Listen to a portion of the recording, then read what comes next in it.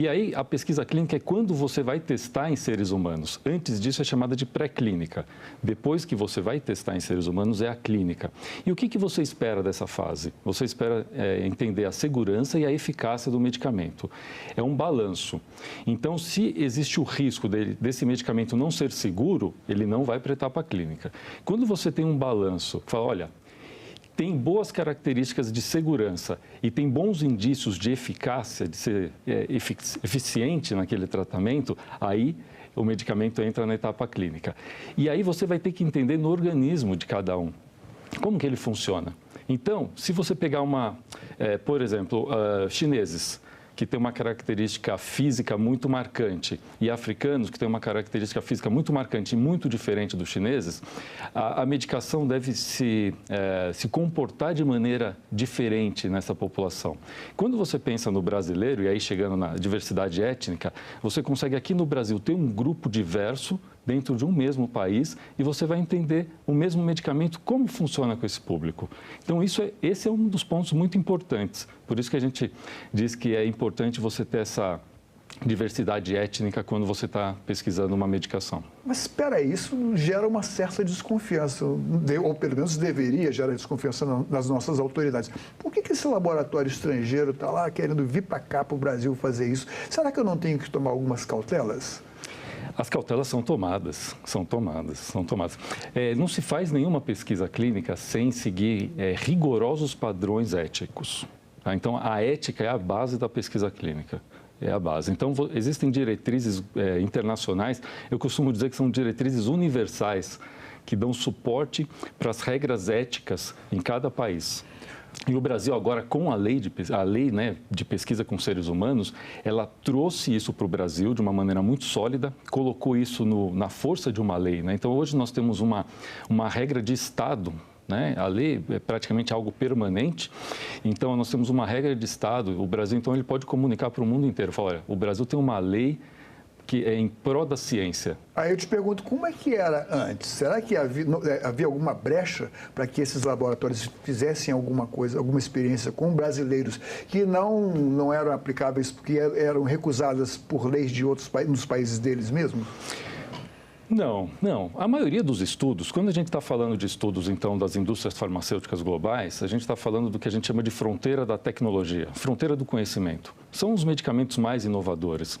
Esses medicamentos, eles não são testados exclusivamente aqui no Brasil. Aí a gente está falando de outro tipo de medicamento, né? Que é as doenças raras, pesquisas digamos assim, na fronteira da tecnologia, não é isso? Isso. São essas tecnologias, esses tratamentos, geralmente é um tratamento que, para alguma doença que ainda não tem nenhum tratamento, ou algum tratamento inovador para um tipo de câncer em que os resultados não são tão bons quanto esperados. Essas medicações, elas não são testadas só no Brasil.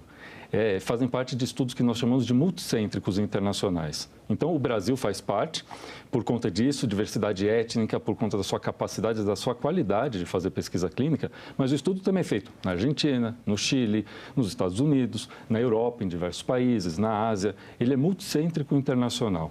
Depois, os resultados são somados, aí do ponto de vista estatístico, há uma soma desses resultados para entender esse medicamento foi eficaz, esse medicamento foi seguro. Se você, depois, no final desse protocolo, entender que tem dados suficientes, aí você começa o registro do medicamento. Aí você vai registrar na Anvisa, no FDA, na autoridade europeia, enfim, aí cada país tem a sua regra própria. Como é que era antes da lei? E o que mudou em termos de segurança para os cidadãos brasileiros que são objeto dessas pesquisas e dos nossos laboratórios e tal, enfim, nossa reserva também tecnológica, que nosso conteúdo, da nossa ciência. O que mudou antes e agora com essa lei? Mudou muita coisa, mas assim, indo direto ao ponto, em alguns pontos principais, a gente fazia pesquisa ética. O Brasil já fazia pesquisa com bastante ética, então o rigor ético já existia aqui. O que não funcionava bem? O processo. Nós tínhamos 2 análises éticas para um mesmo estudo, nós tínhamos prazos de análise muitas vezes muito longos, ultimamente eles estavam mais curtos, mas esse processo que o Brasil fazia era um processo que não era adequado do ponto de vista competitivo. Como eu comentei, os estudos multicêntricos, se eu sou uma indústria farmacêutica, eu vou fazer o estudo em 20 países diferentes. Se o Brasil demora muito, no seu processo, por que eu vou manter o Brasil? Aí começa a não trazer pesquisas clínicas para cá. Né? E a gente tem um potencial muito grande. Quem faz essa análise prévia se interessa ao Brasil ou não? É a Anvisa? Não. Assim, primeiro cabe a quem desenvolve. Né? Essas tecnologias, geralmente, elas vêm de fontes privadas. Então, é uma indústria farmacêutica, geralmente, que detém essa tecnologia e ela que decide. Fala, olha, onde que a gente pode estudar? E entendo que o Brasil tem que fazer parte desse pool, né? desse grupo de países. Então, eles submetem aqui no Brasil. Quem representa o Estado nessa análise prévia de se pode vir ou não? Isso, aí eles submetem aqui no Brasil, aí eles vão submeter em 2 caminhos. A Anvisa, sim, do ponto de vista da vigilância sanitária, então sim, e do ponto de vista ético, você vai para a instância ética, né? Isso que a lei veio mudar. Antigamente tinha uma comissão de ética, uma Comissão Nacional de Ética em Pesquisa, né? E hoje nós estamos vivendo um momento de transição. Agora vai ter uma instância nacional de ética em pesquisa vinculada diretamente ao Ministério da Saúde. Então, a essa instância cabe analisar, é ético que isso seja feito no Brasil? Isso precisa ser muito rigoroso. Isso não havia antes? Isso havia. Mas não era lei, né? Não era lei. Aí a base eram normas, resoluções. E aí, quando a gente pensa no ponto de vista do participante de pesquisa, ele não tinha uma base legal. Então, o fato de você ter uma lei, isso dá mais segurança jurídica para aquele participante, porque você tem uma lei que dita as regras daquele setor, que é um setor bastante delicado, né? Vamos combinar que você testar um medicamento, ainda que nunca foi testado, que ninguém sabe se ele vai ser seguro, se ele vai ser eficaz, então é importante que você tenha uma lei para proteger esse participante. Nós temos cientistas que representam, dentro do corpo de servidores do Estado, capacitados para fazer essa análise? Nós temos muitos cientistas. O Brasil se destaca no mundo por ter cientistas assim de primeiro escalão, nesse sentido. O Brasil faz pesquisas clínicas de alto nível desde a década de 80. Então, a gente sempre teve gerações e gerações aí de profissionais, não só médicos, farmacêuticos, biomédicos, enfermeiros, toda a equipe médica envolvida no estudo, sempre muito de alta qualidade. E a pesquisa clínica, ela só faz sentido, ela só precisa ser feita se ela tiver ética e qualidade. Porque ela pode ser ética do ponto de vista, eu não vou fazer nenhum mal, nenhum dano àquele participante, mas se ela não tiver qualidade, o resultado daquilo não vai servir para nada. Essa lei acrescentou algum item que proteja de uma forma mais abrangente quem está sendo voluntário dessa pesquisa, quem está sendo objeto, participando da pesquisa aqui no Brasil? Ou não melhorou, não mudou nada nisso? Não, melhorou. Melhorou sim. Por quê? Um dos exemplos que eu dou. Bom, a lei por si só, né, essa segurança jurídica é importante, mas ela também cria agora, você tem a obrigação de, antes de começar um estudo, você submete ao Comitê de Ética em Pesquisa um plano de acesso pós-estudo. Então, eu vou ter que informar, né, para o investigador, para o comitê de ética e para o participante, o que vai acontecer ao final do estudo. Então, se ele está participando daquele estudo, vamos supor, ele tem um caso grave oncológico e ele está recebendo uma medicação, ele está melhorando, quando o estudo acaba, o médico vai avaliar e falar, olha, isso aqui está sendo seguro para ele, ele está respondendo bem essa medicação e ele está melhorando. A gente não pode interromper o tratamento. Então, do ponto de vista ético, eu não posso interromper aquilo. Esse tratamento vai continuar. Então, existe um plano que é submetido antes do estudo começar, o Comitê de Ética analisa e aprova, né? E isso vai gerar depois um programa de acesso pós-estudo. Antes, nós tínhamos sim uma resolução da Anvisa, que ainda é vigente, ainda existe, mas as coisas eram um pouco soltas. Hoje isso está dentro da lei, está instituído que dentro do próprio protocolo do estudo, que é a regra geral do estudo, isso está muito bem definido. Então, isso traz muito mais segurança para o participante. Então, o fato de ter uma lei, de ter o plano pós-estudo, o programa pós-estudo, de você ter o alinhamento das regras aqui do Brasil com as regras internacionais, também dá muito mais segurança para que esse paciente olhe para o estudo e fale assim, olha, eu quero participar desse estudo. Né? E eles são, de alguma forma, compensados, recebem algum tipo de vantagem por participarem do estudo? Não existe nenhum pagamento direto. Mas, por exemplo, ter direito ao uso desse medicamento para qual por qual substância ele foi testado, ou se ele tem direito a uma vacina. Então, ele tem direito a ser tratado. O que a gente não pode é Por exemplo, assim, vamos imaginar que tem um paciente com uma doença rara e hoje ele é atendido no SUS com alguma medicação que já existe e chega uma indústria farmacêutica que fala, olha, eu quero testar um medicamento específico para essa doença rara. Apresenta isso para o paciente. E o paciente ele vai olhar, ele recebe um documento, que esse é o grande contrato da pesquisa clínica, que é o documento que é o TCLE, Termo de Consentimento Livre e Esclarecido. Nesse documento você tem que contar com uma linguagem coloquial, uma linguagem simples para esse participante, o que é o estudo, como ele vai funcionar, como funciona a medicação, isso tudo é contado ali. Ao assinar esse documento, ele está concedendo, ele está falando, olha, eu quero participar do estudo.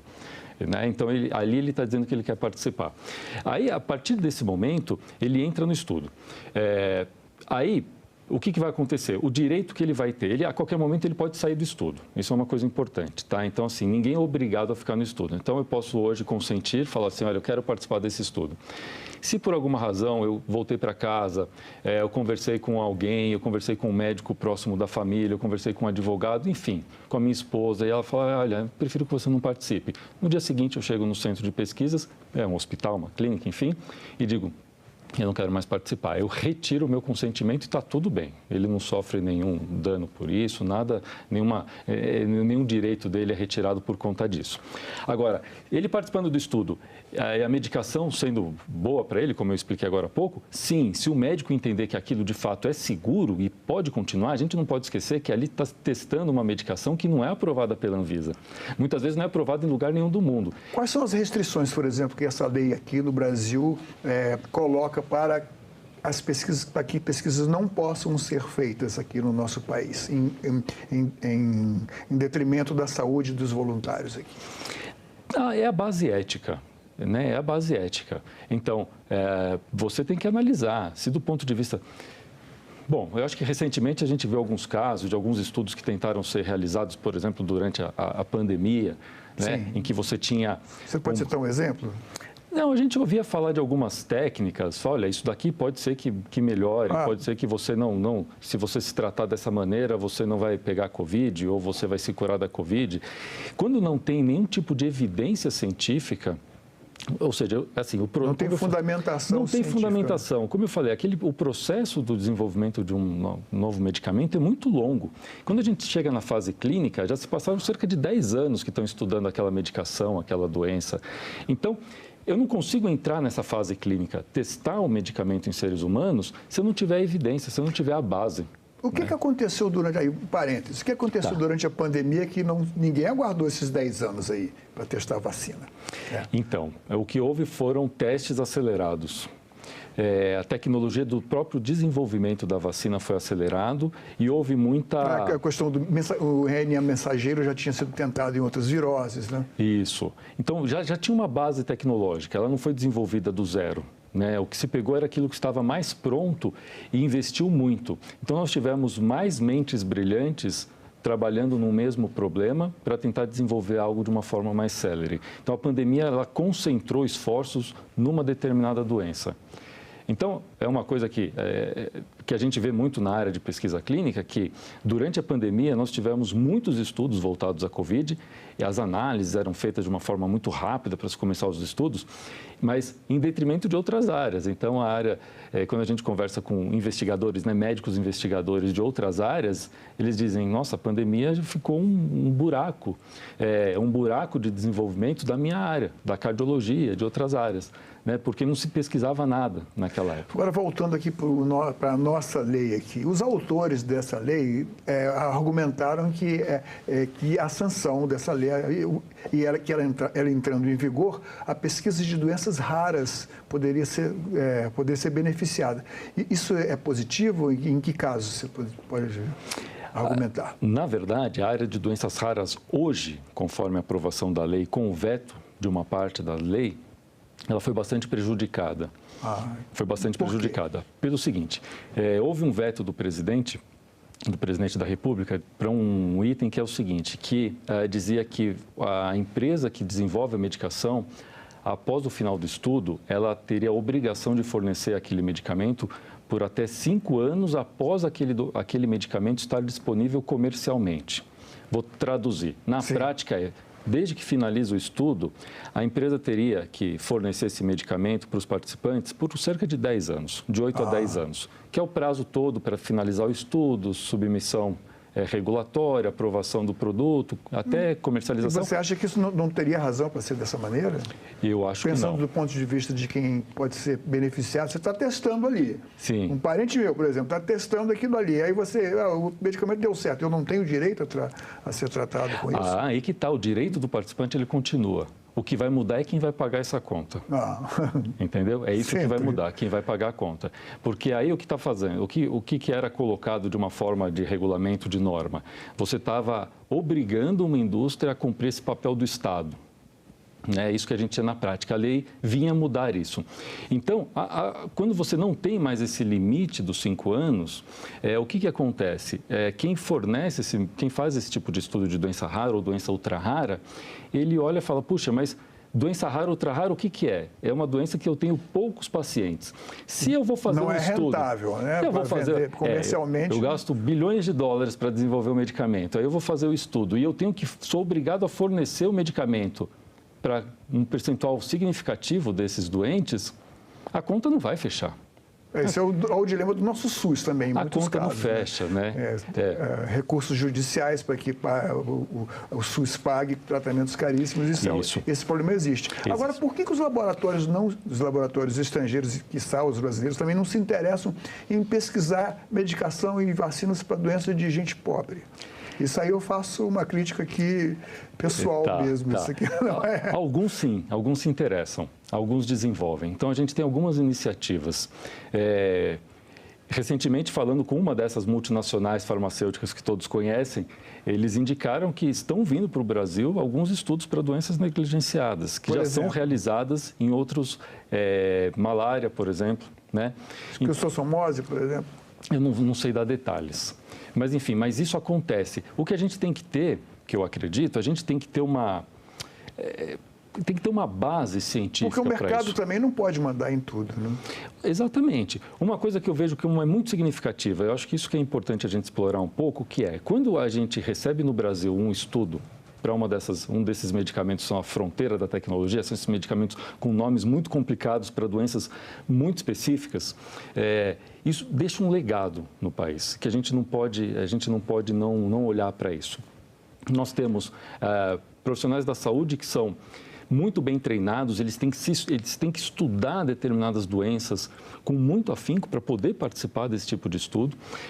Há investimento nessas clínicas, né, que são centros de pesquisa, podem ser privadas ou públicas, podem ser hospitais, clínicas, enfim, você tem um investimento ali, né?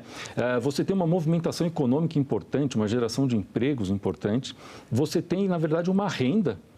Até recentemente, eu estive participando de um evento com uma representante da Santa Casa de Porto Alegre e eu fiquei, assim, muito bem impressionado a quantidade de recursos financeiros que a Santa Casa de Porto Alegre recebe, lucro, de fato, e até pela característica da Santa Casa, ela reverte isso para assistência. Então, a área de pesquisa clínica deles gera muito lucro. Eu estou falando de alguns milhões e milhões de reais mensais que são revertidos diretamente para assistência. Então, tem um legado financeiro direto.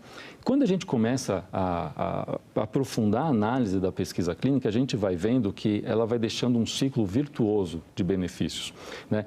E isso já é um legado. Agora, esses pesquisadores, essas equipes que fazem esses estudos, elas estão prontas para realizar qualquer tipo de estudo.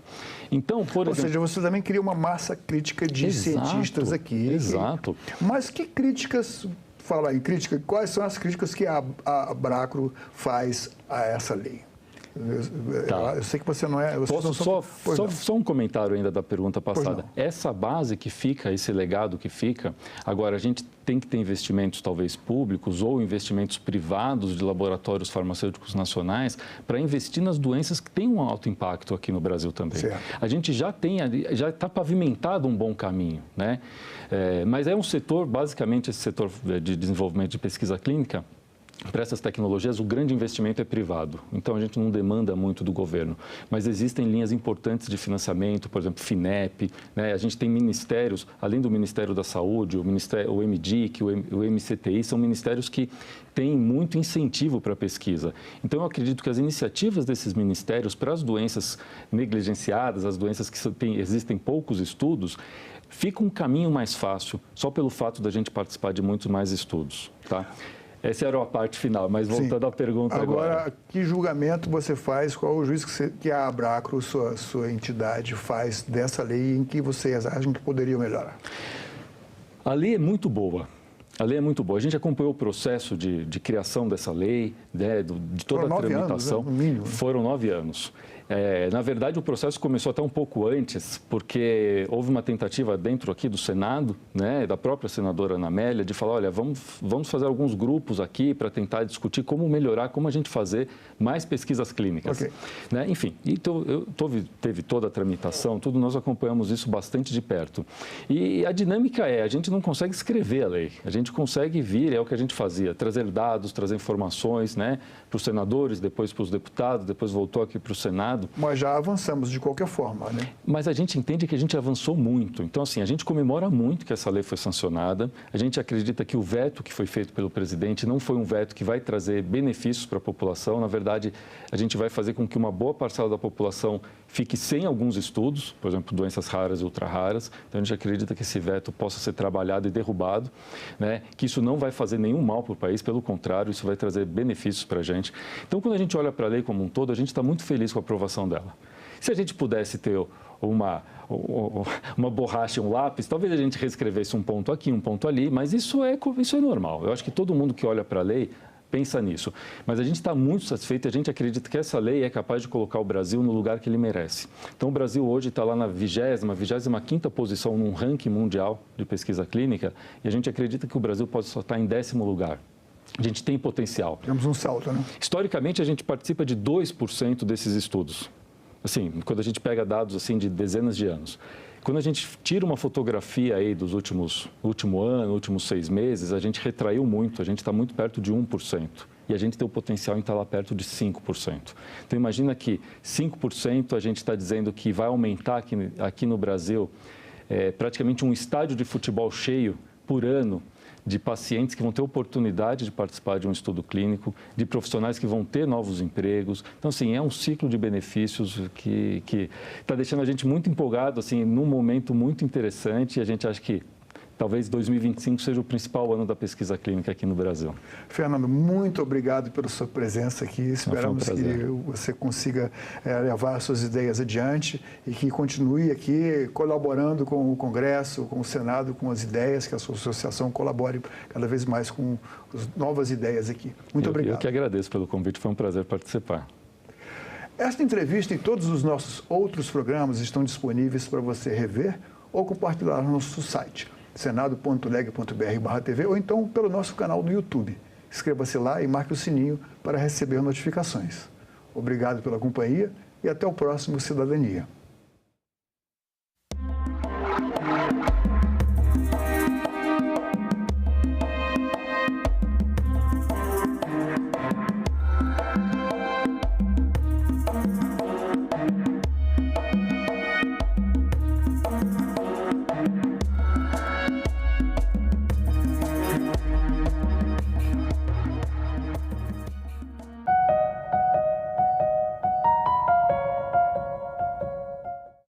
A escala 6x1 deve acabar? Quais os impactos para as empresas? Geraria mais empregos ou causaria demissões?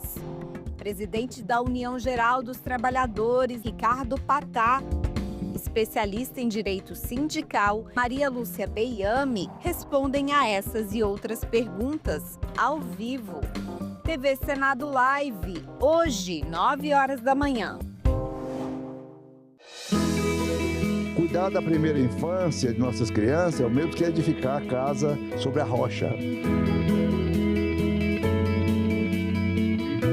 Novas crianças que nascem são novas pessoas que precisam de assistência à sua saúde, de assistência social e de assistência à educação. Que o melhor interesse da criança e do adolescente prevaleça no final. 3 milhões de crianças são 3 milhões de vitórias, né? Cada uma delas é uma esperança para a gente.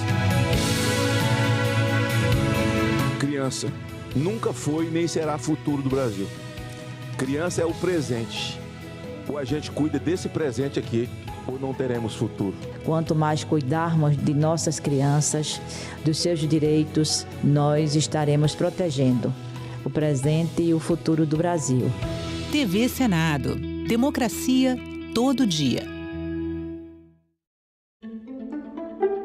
Cria-se um cadastro nacional de pedófilos e predadores sexuais, baseado nos dados do Cadastro Nacional de Pessoas Condenadas por Crime de Estupro, para permitir a consulta pública do nome completo e cadastro de pessoa física das pessoas condenadas por esse crime.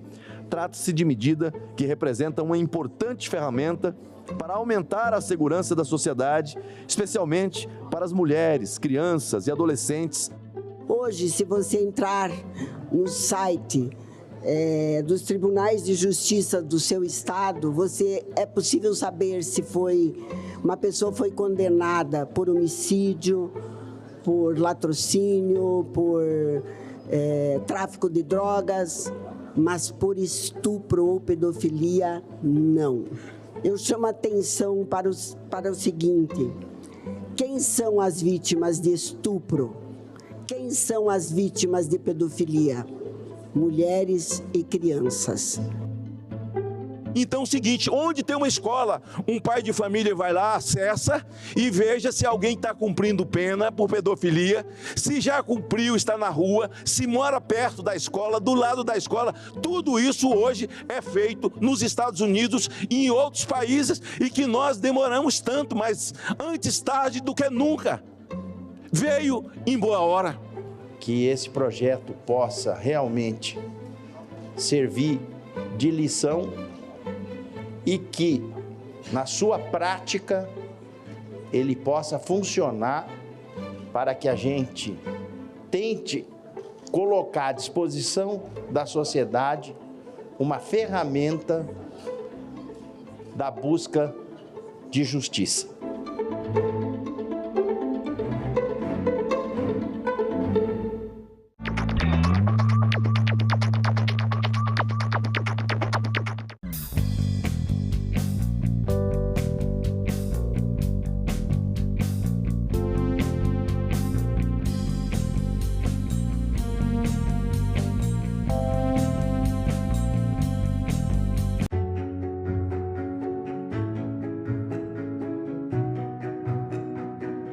O trabalhador brasileiro possui hoje o seu Código de Direitos, a sua Carta de Emancipação Econômica. Os direitos trabalhistas serão, a partir de agora, de todos. É o enterro de mais um preconceito, de mais uma intolerável discriminação. Foram necessários muitos anos para que o direito à previdência, o direito básico ao descanso na velhice, após uma vida inteira de trabalho, se estabelecesse de forma ampla no nosso país. Colegas profissionais da enfermagem, esse é o tempo de vocês, esse é o tempo da valorização da enfermagem do Brasil. Prevalece a sensação de que ainda nos resta muito chão a marchar em nome dos trabalhadores brasileiros. TV Senado. Democracia todo dia.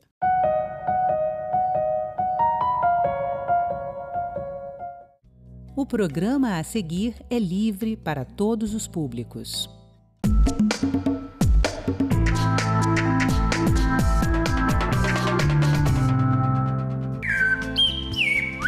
Conheça a fantástica fábrica de Pios no Espírito Santo, que exporta cantos de aves brasileiras para todo o mundo.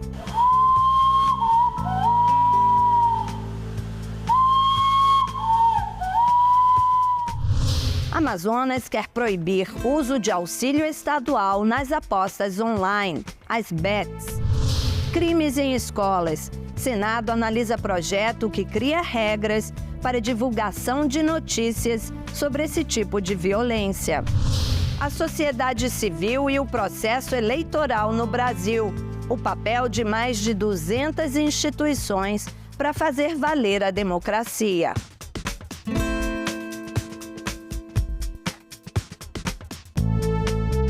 Oi, pessoal! Que tal saber o que parlamentos como este têm feito país afora?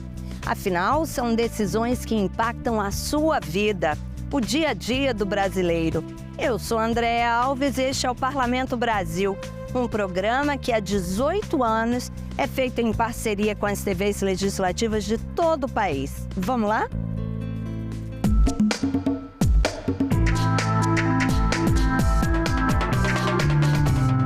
Você já ouviu falar na fábrica de Pios? Diferente, né? É uma fábrica no Espírito Santo que há 121 anos produz instrumentos que imitam o canto de aves do Brasil. Até a rainha da Inglaterra já recebeu um kit de presente. Um projeto de lei que está em análise na Assembleia Legislativa do Estado quer tornar essa fábrica patrimônio cultural imaterial capixaba. Veja nessa bela reportagem da TV Alice. Sabiá, bem-te-vi, maritaca, periquito. Parece até que a gente está no meio de uma mata, mas não. Aqui é a Fábrica de Pios de Cachoeiro de Itapemirim. Fundada em 1903, é a pioneira do gênero na América Latina. É também uma das mais antigas fábricas em funcionamento no estado. Tudo começou com Maurílio Coelho, um lavrador vindo de Muqui que tinha muita criatividade com engenhocas, como conta o bisneto dele. Ele veio para trabalhar na companhia Force Lewis, né, para ajudar os engenheiros ingleses que estavam chegando. E Maurílio, como ele montava máquinas, né, a gente tinha fazia moinho de fubá, máquinas pesadas, os tornos aqui todos foram montados por ele. Ele era o cara da vez. E ele foi convidado pelo Bernardo Horta para ajudar os engenheiros que chegaram aqui para trazer energia elétrica, né, para montar aqui uma estação na Ilha da Luz, que era chamada de Ilha da Esperança à época. Esse inventor de cantos, ou melhor, de pios, aprendeu a imitar o som dos pássaros com comunidades indígenas. Imagina quantos testes para criar um som assim. E que ouvido! Capaz de captar o canto de uma ave e imitar o som produzido por ela, usando um pedaço de madeira. Cada pio é uma obra de arte feita à mão em várias etapas de produção. Como ele era um caçador esportivo, ele aprendeu um pouco desse ofício com os índios, só que ele era um cara fora da curva, ele era um cara que montava máquina, ele era um artesão, um marceneiro de mão cheia. Ele começou a melhorar aqueles poucos instrumentos rudimentares que existiam à época, começou a fabricar pios para melhorar e fabricar outros para outros pássaros. E aí o nome dele virou um sinônimo de qualidade. Maurílio colocou em uma só caixa, depois de conhecer todos os biomas do Brasil, a beleza da biodiversidade brasileira. E foi premiado por isso, com o grande prêmio na exposição do centenário da independência do Brasil. Ganhou prêmios de melhor artesão do século. O instrumento não era só vendido para caçador, era vendido para personalidades públicas que chegavam na nossa cidade. Até a rainha da Inglaterra ganhou pio, então ganhou coleção, né? Então, assim, ele começou a exportar pios, Tom Jobim, Dedé Sampaio, acho que o Naná Vasconcelos.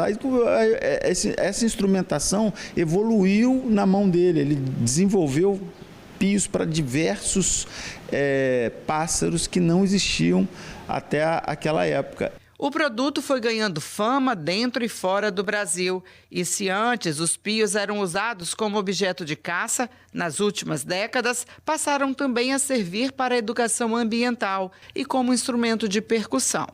Se tornou aliado de artistas renomados.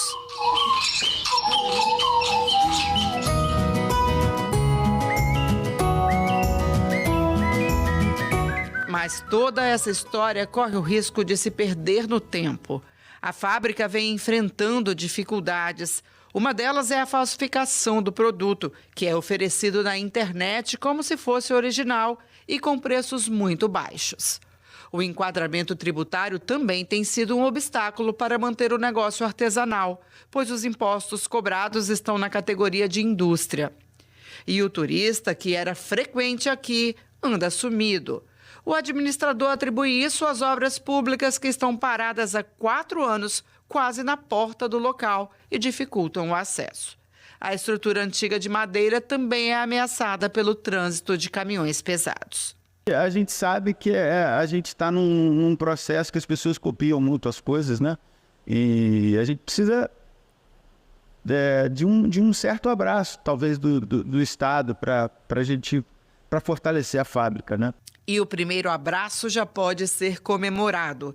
É que o deputado Bruno Rezende, que é cachoeirense, anunciou um projeto de lei para transformar a fábrica de Pios em patrimônio de relevante interesse cultural, histórico e turístico do estado. E hoje, uma fábrica que exporta pio não apenas para a América Latina, mas para o mundo. Países como os Estados Unidos e a Alemanha recebem os pios cachoeirenses, que são utilizados com o objetivo franco de preservação ambiental, a observação de pássaros, e hoje é um orgulho para Cachoeiro ter uma fábrica centenária como essa. O nosso projeto de lei tem o objetivo de preservar a cultura e estimular o turismo em Cachoeiro de Itapemirim e em cada cantinho do nosso Espírito Santo. Isso aqui é o poeiro ouru ou uruba.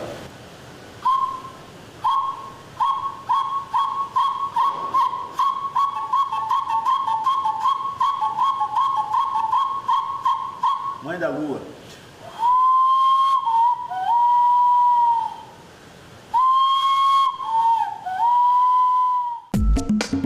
Amazonas quer proibir o uso de auxílio estadual em apostas online, as bets. Paraná oferece visita virtual de 360 graus pela Assembleia do Estado. Veja o que foi notícia nas casas legislativas do país. A Assembleia Legislativa do Amazonas discute proibir o uso do auxílio estadual em jogos de apostas virtuais. A medida é para proteger a saúde financeira das famílias amazonenses. A proposta em discussão é de iniciativa do deputado João Luiz do Republicanos. O parlamentar disse ter acompanhado o impacto do mercado de apostas virtuais pelo Brasil. Segundo o Banco Central, só no mês de agosto, 5 milhões de beneficiários do Bolsa Família gastaram 3 bilhões em jogos de apostas virtuais. Aqui na Alean, os deputados querem impedir que esse cenário se repita entre as famílias amazonenses que recebem o auxílio estadual. O projeto de lei discutido nas comissões vai proibir que o recurso financeiro seja utilizado em jogos de apostas online, as chamadas bets. O beneficiário que descumprir a determinação perderá o auxílio estadual. A matéria ainda obriga as empresas que exploram esse tipo de mercado no Amazonas a enviar mensalmente relatório à Secretaria de Estado de Assistência Social, SEAS, com a identificação dos apostadores por meio do CPF e os valores apostados.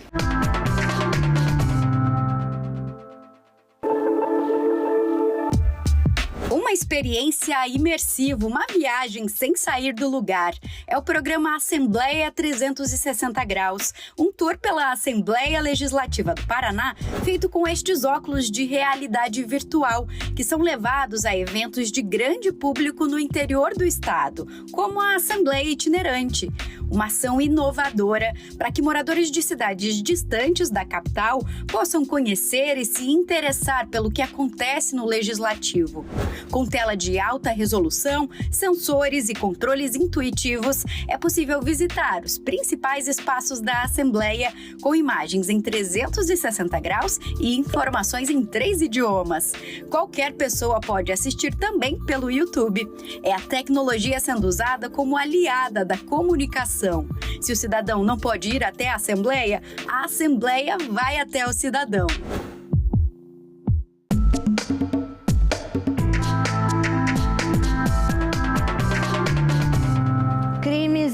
escolas. Um estudo revela que 20% das ocorrências são influenciadas por notícias que saem na mídia.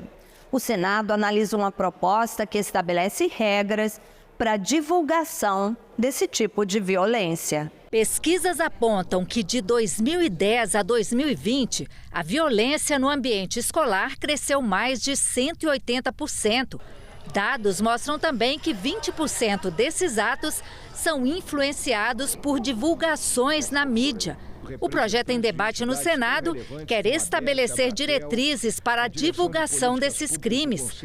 Na audiência pública, representantes de empresas de comunicação alertaram para a necessidade de não afrontar o direito constitucional à informação e alegaram que as empresas já têm protocolos para a divulgação de atos violentos em escolas. Foi divulgado, por exemplo, em abril de 2023, quando teve uma outra audiência pública, que os veículos do Grupo Globo, já tinham há anos como política publicar apenas uma única vez o nome e a foto de autores de massacres, como aquele ocorrido em Blumenau, sempre com o objetivo de evitar glorificar essas pessoas e esses atos, e que hoje a política ela é ainda mais restritiva.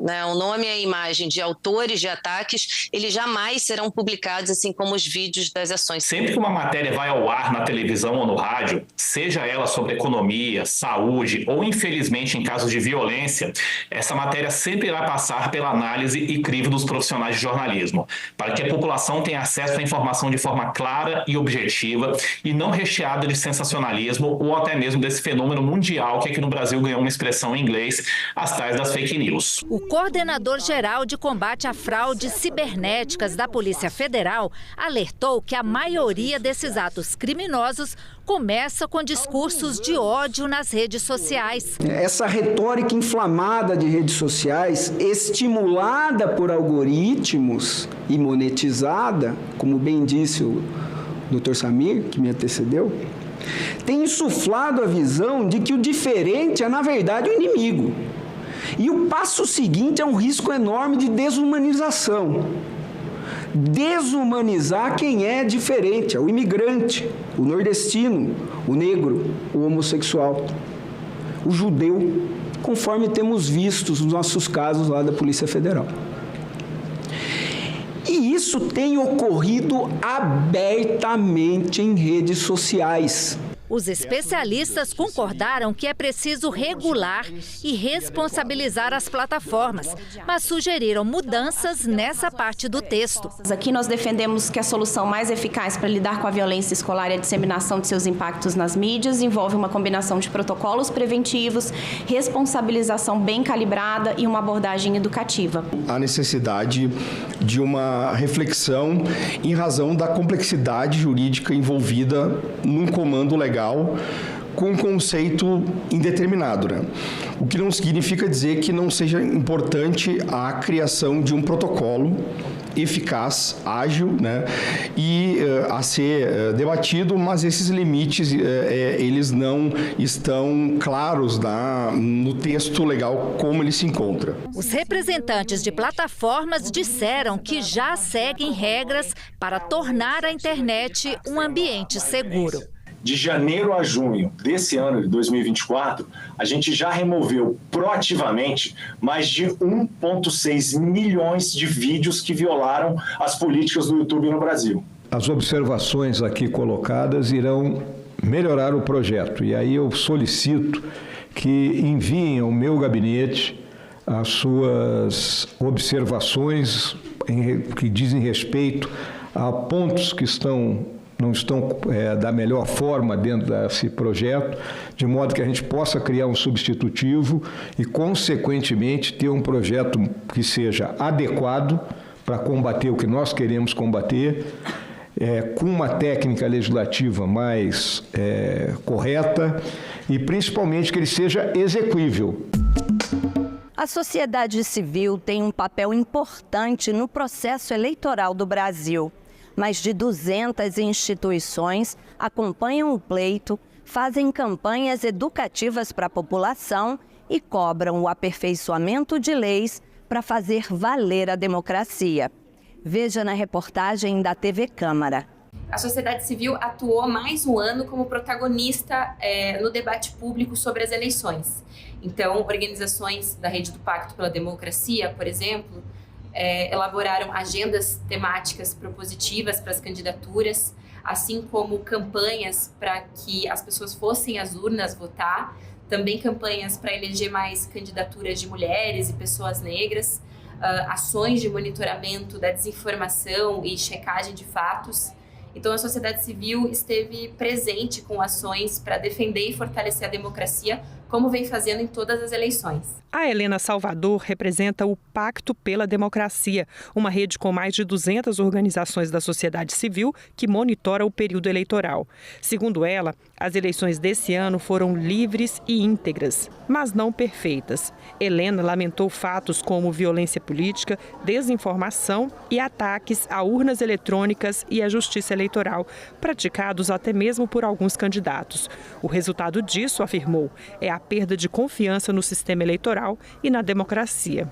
Entre as iniciativas da sociedade civil, há também o Observatório das Eleições, fundado em 2018 por meio da cooperação de cientistas políticos e entidades de pesquisa de alguns estados do país. E a Transparência Eleitoral Brasil, ONG conhecida pela vigilância das contas públicas, mas que também acompanha as eleições.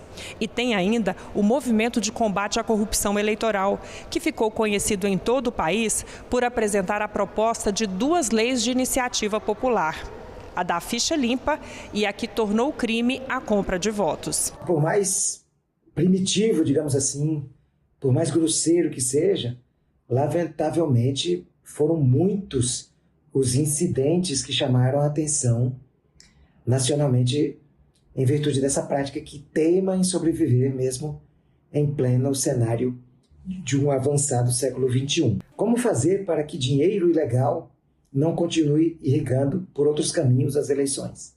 Temos aí algumas notícias, informações sobre a possibilidade até de presença de dinheiro proveniente do crime organizado, financiando algumas candidaturas. Isso é muito grave.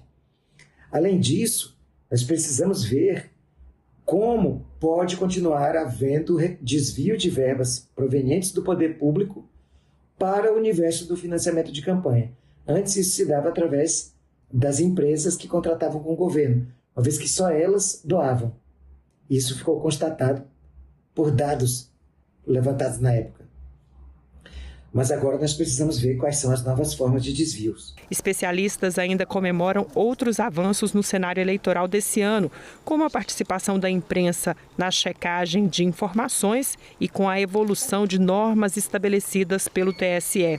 Ana Cláudia Santano, diretora executiva da Transparência Eleitoral, defendeu que é preciso educar os eleitores para a escolha consciente. A gente faz uma campanha, né, de não vender o voto, de não adotar a violência política como estratégia de campanha e também de olhar para aquela candidatura que você está pensando em votar, se essa candidatura está respeitando as leis das eleições, as leis de financiamento e tal, porque afinal de contas são 4 anos que aquela pessoa vai representar você na prefeitura, na Câmara de Vereadores. E já pode ser um indício, né, de que se a pessoa não cumpre as regras do jogo já na campanha, talvez no exercício do mandato ela fique ainda mais complicada nesse sentido. Então a democracia avança, mas cabe a nós fazê-la avançar mais.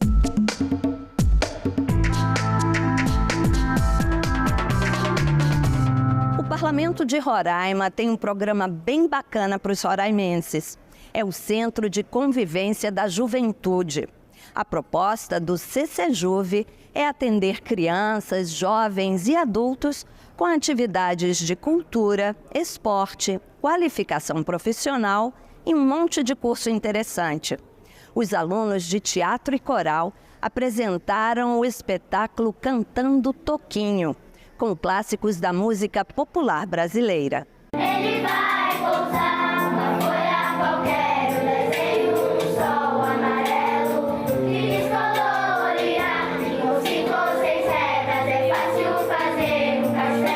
Um espetáculo de teatro, música, coral. E juntar todas essas artes tem seus desafios. É uma integração bem complicada no início, né? Porque são partes diferentes, querendo ou não, né? O teatro e o coral. Mas assim, a gente aprende a trabalhar com eles, vendo o tempo de cada um, né? O tempo das músicas, as entradas, as deixas de falas dos alunos de teatro, né?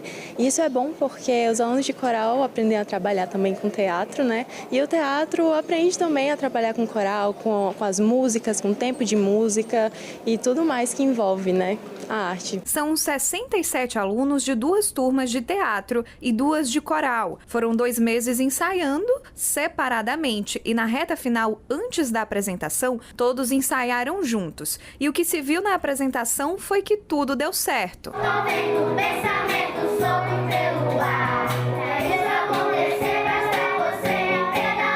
As canções imortalizadas na interpretação de Toquinho relembram várias parcerias com o poeta, músico e compositor Vinícius de Moraes. Para as famílias, a emoção é ainda maior. Renzo é pai da Ashley, de 9 anos. Ela está há 1 ano no CC Juve e faz balé, ginástica rítmica e gosta muito de cantar. Na casa da gente tem uma caixinha de som, aí eu compro um microfone, aí eu também gosto, entendeu?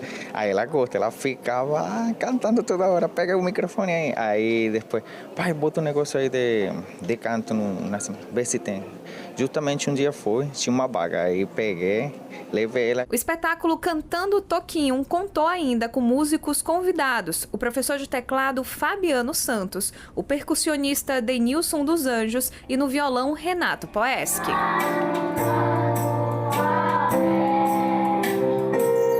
Para a Daniela e o Antônio, pais do Anthony, de 14 anos, aluno do teatro do CC Juve do Polo Buritis, foi tudo, só emoção. Foi um sentimento assim de realização, na verdade, né? Ele se saiu muito bem e superou as expectativas. E você, Anthony, o que você aprendeu nesse tempo todo de CC Juve, né? Do teatro, né? Que você faz. O que você aprendeu lá?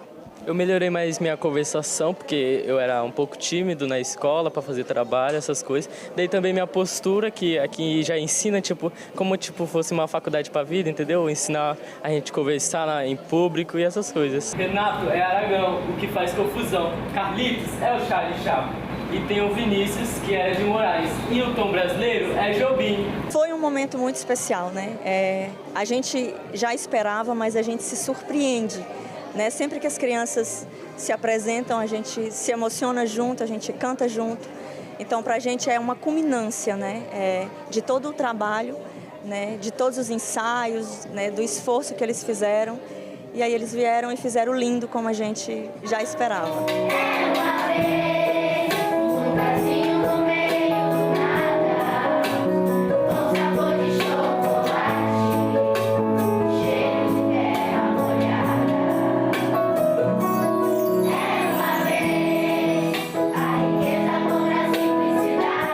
Esse programa é bem bacana para a sociedade roraimense, hein? Parabéns! Bom, você fica agora com os visitantes do Congresso Nacional. Sabia que são mais de 3.000 todas as semanas? A visitação é super legal. Você sabe que se quiser rever este ou qualquer outro programa da TV Senado, tem tudo na internet, no site da TV ou no YouTube. Até semana que vem, pessoal. Tchau! Eu fiquei muito fascinada em vir aqui, foi para conhecer mais a história do Brasil mesmo, né? Porque a gente aprende na escola, só que de fato a gente vem conhecer, como eu posso dizer, dar nome às coisas, dar uma visão às coisas vindo aqui mesmo. Achei muito legal, muito interessante. E a coisa que mais me chamou a atenção foi a última obra, a de 8 de janeiro, porque vocês pegaram, né, a artista pegou uma coisa ruim que aconteceu e transformou isso num movimento artístico. Achei muito interessante. Então, quando a gente vem aqui na prática, a gente tem aquela sensação de pertencimento, né? E aqui que as coisas são mais representadas, né? Os projetos da comunidade vêm para cá, são votados. Não, achei muito interessante. Foi sempre um sonho que eu tive de conhecer aqui os 3 poderes, né? Aí, tendo a oportunidade, eu conciliei o útil ao agradável também e conhecer um pouco mais da nossa história. Faz a gente se sentir mais parte da nação, conhecer como é feita as leis, desenvolvido, a complexidade entre os poderes, a interligação entre eles também, isso é bastante motivador e dá uma sensação maior de patriotismo também. Minha terceira vez aqui hoje eu trouxe meu sócio, gostei muito, né, na primeira vez, na segunda vez, aí eu vim agora na terceira vez para trazer ele, e assim, foi muito esclarecedor e muito bom. Olha, a sensação, eu como advogado, de realização, porque aqui estão concentrados os maiores poderes, então pra gente, nós que somos advogados, pra gente é uma realização. Foi uma surpresa saber que foi aqui que aconteceu aquele entrevero do dia 8 de janeiro. E o Vitor nos deu assim, muitas informações, a mim principalmente, que era a primeira vez em Brasília e não conhecia. E as obras de arte foram as coisas que mais me chamaram a atenção. E os espaços muito grandes. É um sentimento de inclusão, porque apesar de eu não ser política e não estar votando, eu estou frequentando o espaço, né, onde isso acontece. Então me dá assim, um certo empoderamento, fico me sentindo que a gente pode. Fiquei encantada com a estrutura e realmente quando a gente visualiza na nossa casa, né, a gente não tem a noção da grandiosidade que é a estrutura que a gente encontra aqui. Então, gostei muito e realmente é você entender o processo democrático, né? Você entender essa construção, então fortalece, traz um sentimento de cidadania muito forte. E é muito importante para a população brasileira ela ser mais participativa, para dessa maneira a gente consiga mudar a nossa cidade, o nosso estado e o nosso país.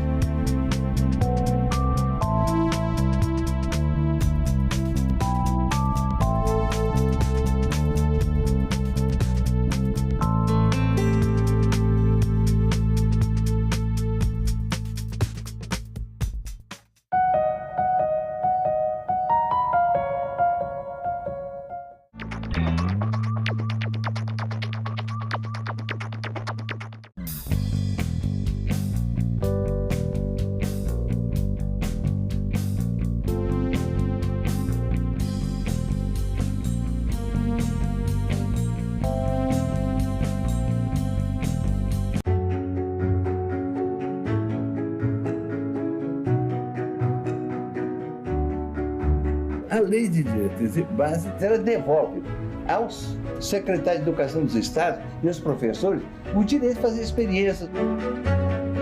Aprovamos uma segunda libertação para negros e negras.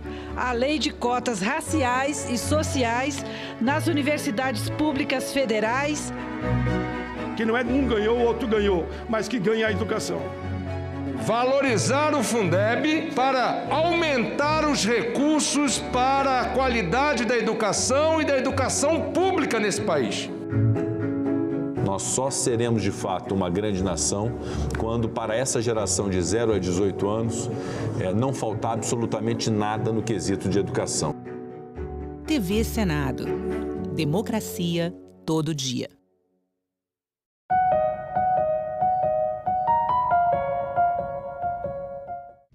O programa a seguir é livre para todos os públicos. Bom dia, 9 horas da manhã em Brasília e a gente está começando mais uma live aqui no perfil da TV Senado. Você conhece alguém que trabalha 6 dias e tem 1 dia de folga? A proposta de acabar com a escala 6x1 deu o que falar nas redes sociais e repercutiu aqui no Congresso também. Você está por dentro desse assunto? Aproveite para tirar todas as suas dúvidas com os nossos convidados. Estamos ao vivo no YouTube, Facebook, TikTok, Kawaii e também no X.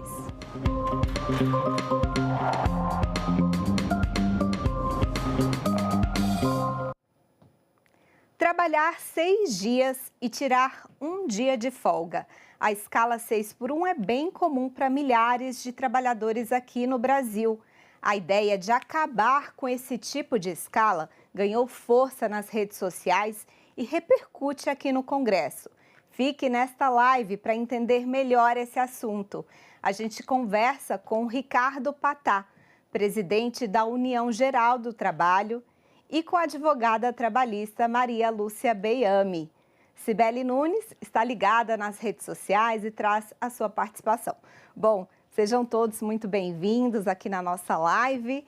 Obrigada por estarem aqui. porque é um assunto que está dando o que falar e a gente quer, né, poder, assim, explicar um pouquinho o que está acontecendo e quais são os caminhos dessa discussão.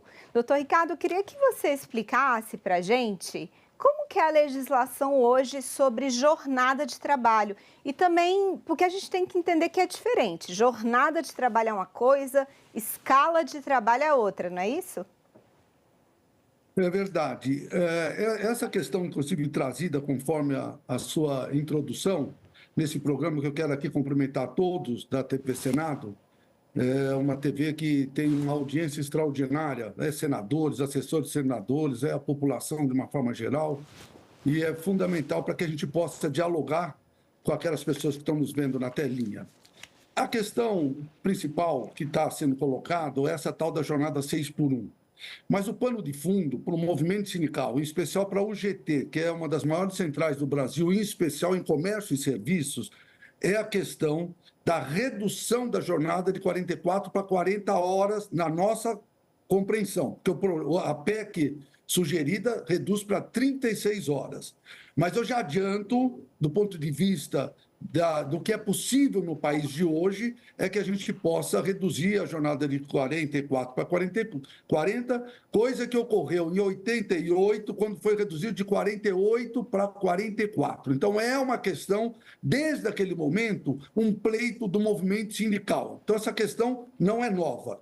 A jornada 6x1 é uma jornada, muitas vezes, estipulada através da negociação coletiva, que, a meu ver, é um dos instrumentos mais poderosos para que se possa equilibrar capital e trabalho e possibilidades efetivas, tanto na ótica do trabalhador e na necessidade do empregador. Só que chegou o momento, pelo cenário que nós estamos vivendo hoje, pela tecnologia, pelas mudanças que ocorrem no mundo, pelas reduções que estão ocorrendo em vários países, que temos que debater e discutir essa questão. Porque quem trabalha, que foi a pergunta que você fez, 6x1, vamos analisar uma mulher, porque normalmente a maior parte dos trabalhadores em comércio e serviços são mulheres. Ela trabalha de segunda a sábado. Em capitais como São Paulo, 2 horas de trânsito para chegar no trabalho e voltar para a tua casa. Chega arrebentada em casa, ainda tem que fazer um monte de coisa na sua casa. Sobra o domingo. O domingo que sobra para ela é para lavar louça, para se dedicar à casa. Ou seja, essa pessoa não tem vida. Por isso, a nossa sugestão, já antecipo, é que ao invés de ter 6x1 e termos um equilíbrio, fazer 5x2. Iniciar um processo de negociação, e o Senado é um dos principais instrumentos do nosso país para fazer esse trabalho, é fazer com que as pessoas tenham vida. Tá certo. Porque essa jornada 6x1, ela está trazendo depressão nas pessoas. Tá bom. Esse é o primeiro.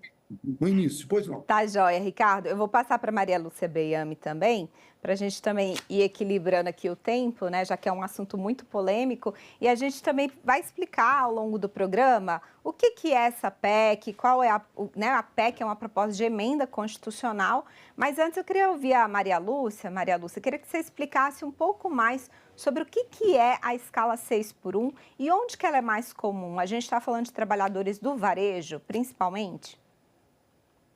Bom dia para todo mundo, bom dia, Patá, bom dia. Na realidade, ela é mais comum na área de comércio e na área de serviço, né? Mas, como você falou no começo, escala é uma coisa, jornada é outra coisa. Então, eu posso ter uma jornada diária com uma escala 5x1 ou uma escala 5x2, né? Eu posso ter compensação de jornada, então a jornada normalmente, a gente, quando se refere a ela, acaba se referindo um pouco à somatória de horas no dia ou na semana, por exemplo. E isso pode ser dividido em diferentes escalas, tá? Por exemplo, a França tem 35 horas de trabalho em 5 dias e não em 4 dias, por exemplo, né? São 7 horas. Então, a gente tem essa diferenciação entre escala, que é o como eu divido a minha jornada semanalmente, ou mensalmente, ou anualmente. O que essa PEC quer, na realidade, ela é reduzir para 32 horas semanais, apesar de estar escrito 36, se você fizer a conta, 4 dias na semana com 8 horas dá 32, tá? De uma maneira abrupta, então acho que esse que é o grande problema. a gente tem questões que devem ser analisadas para essa redução de jornada. Existem outras PECs, uma delas é a 148 de 2015, que ela prevê se chegar a 36 horas, mas com uma redução gradual. Então, se passaria de 44 para 40, depois a cada ano vai se reduzindo. O porquê é necessário essa redução e o porquê não é necessário hoje para eu acabar com uma escala 6x1, tá? Que eu preciso de uma emenda constitucional. Porque, bem como o Patá falou, o movimento sindical poderia negociar com a categoria econômica uma alteração da jornada. Então, nada impede que eu tenha um trabalho de 5x2, como, por exemplo, acontecem nos escritórios, fazer escalas de 5 dias de trabalho por 2, seja por um acordo coletivo, reduzindo para 40 horas, seja com um acordo coletivo, eventualmente, por exemplo, dividindo essas 44 horas, que normalmente acaba dando 8 horas e 48 minutos nesses 5 dias, ou às vezes um dia com menos horas. Então, não há necessidade de uma PEC para que isso aconteça, né? O acordo sindical, ele pode sempre melhorar as condições do trabalhador. O grande problema e aí quando você vai para uma PEC, é você fazer isso de uma maneira linear, para todas as empresas, mesmo as que não têm condições de fazer hoje isso, como são as micro e pequenas empresas, que teriam um aumento aí de uns 30% de custo na sua mão de obra, né? E a própria alteração em 1988 na Constituição Federal, quando baixou de 48 para 44, existem vários estudos mostrando que não houve um incremento de número de emprego. Então, a ideia aqui é a gente discutir, na realidade, a questão de como dividir melhor o tempo de trabalho daquele empregado, para que ele possa trabalhar com equilíbrio, né? Mas que seja viável do ponto de vista econômico. E, para mim, a melhor coisa seriam os instrumentos coletivos que poderiam já, desde 1988, estar negociando, como algumas categorias têm, convenções coletivas estabelecendo jornadas menores. Tá certo, a gente vai detalhar melhor esses pontos, mas antes eu vou chamar a Cibele, né, Cibele, que ela tem novidades aí das nossas redes sociais. Olá, Sara, Maria Lúcia, Ricardo. Bom, durante a semana nós perguntamos para as pessoas nas nossas redes sociais se elas são contra ou a favor do fim da escala 6x1. E a gente teve até um resultado relativamente equilibrado, 40% das pessoas votaram contra e 60% das pessoas votaram a favor do fim da escala 6x1. Eu tenho uma pergunta aqui para o Ricardo, da Lara de Sergipe. Ela quer saber o seguinte, Ricardo, os setores que trabalham de forma ininterrupta, principalmente saúde, o comércio, como a Sara já citou, como é que ficariam esses setores? Eles estão participando desse debate? Já existe alguma proposta de adequação? Olha, nós já temos, como disse anteriormente, essa questão da redução da jornada de 44 para 40, que são duas coisas. A PEC é necessária para reduzir a jornada que constitucionalmente hoje são 44 horas. A questão da adequação da jornada, isso é um instrumento utilizado que é a negociação coletiva.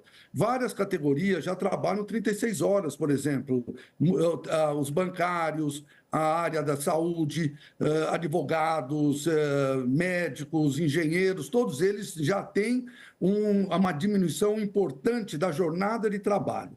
Agora, o que é fundamental nesse debate que nós estamos fazendo do 6x1 é colocar de forma muito clara que no momento que estamos vivendo hoje, com a tecnologia ampliada, com as formas tão diferenciadas que estão ocorrendo ultimamente no mundo, principalmente pós-pandemia, é o momento de nós adequarmos ao trabalho, à saúde do trabalhador. E, além disso, tem uma outra questão que é necessária. No Brasil, um dos elementos mais graves que o trabalhador vivencia é a falta de qualificação e capacitação pelos novos instrumentos de trabalho. Então, a nossa ideia, enquanto GT, representando a maior parte de comércio e serviço do Brasil, é que haja essa diminuição através de PEC, mesmo que a PEC manda reduzir para 36 horas e possa ser 32 por matemática, é fundamental que tenha o debate, porque a PEC entra de um jeito e sai de outro. A sociedade é importante que debata, o movimento sindical vai estar dentro, mas é fundamental a gente pensar na saúde do trabalhador. Não dá para trabalhar 6x1. E, por último, nesse tema, é importante dizer, quando reduziu de 48 para 44, ela mesma grita da área empresarial, vai quebrar a empresa, vai acontecer isso, vai acontecer aquilo. Não aconteceu absolutamente nada.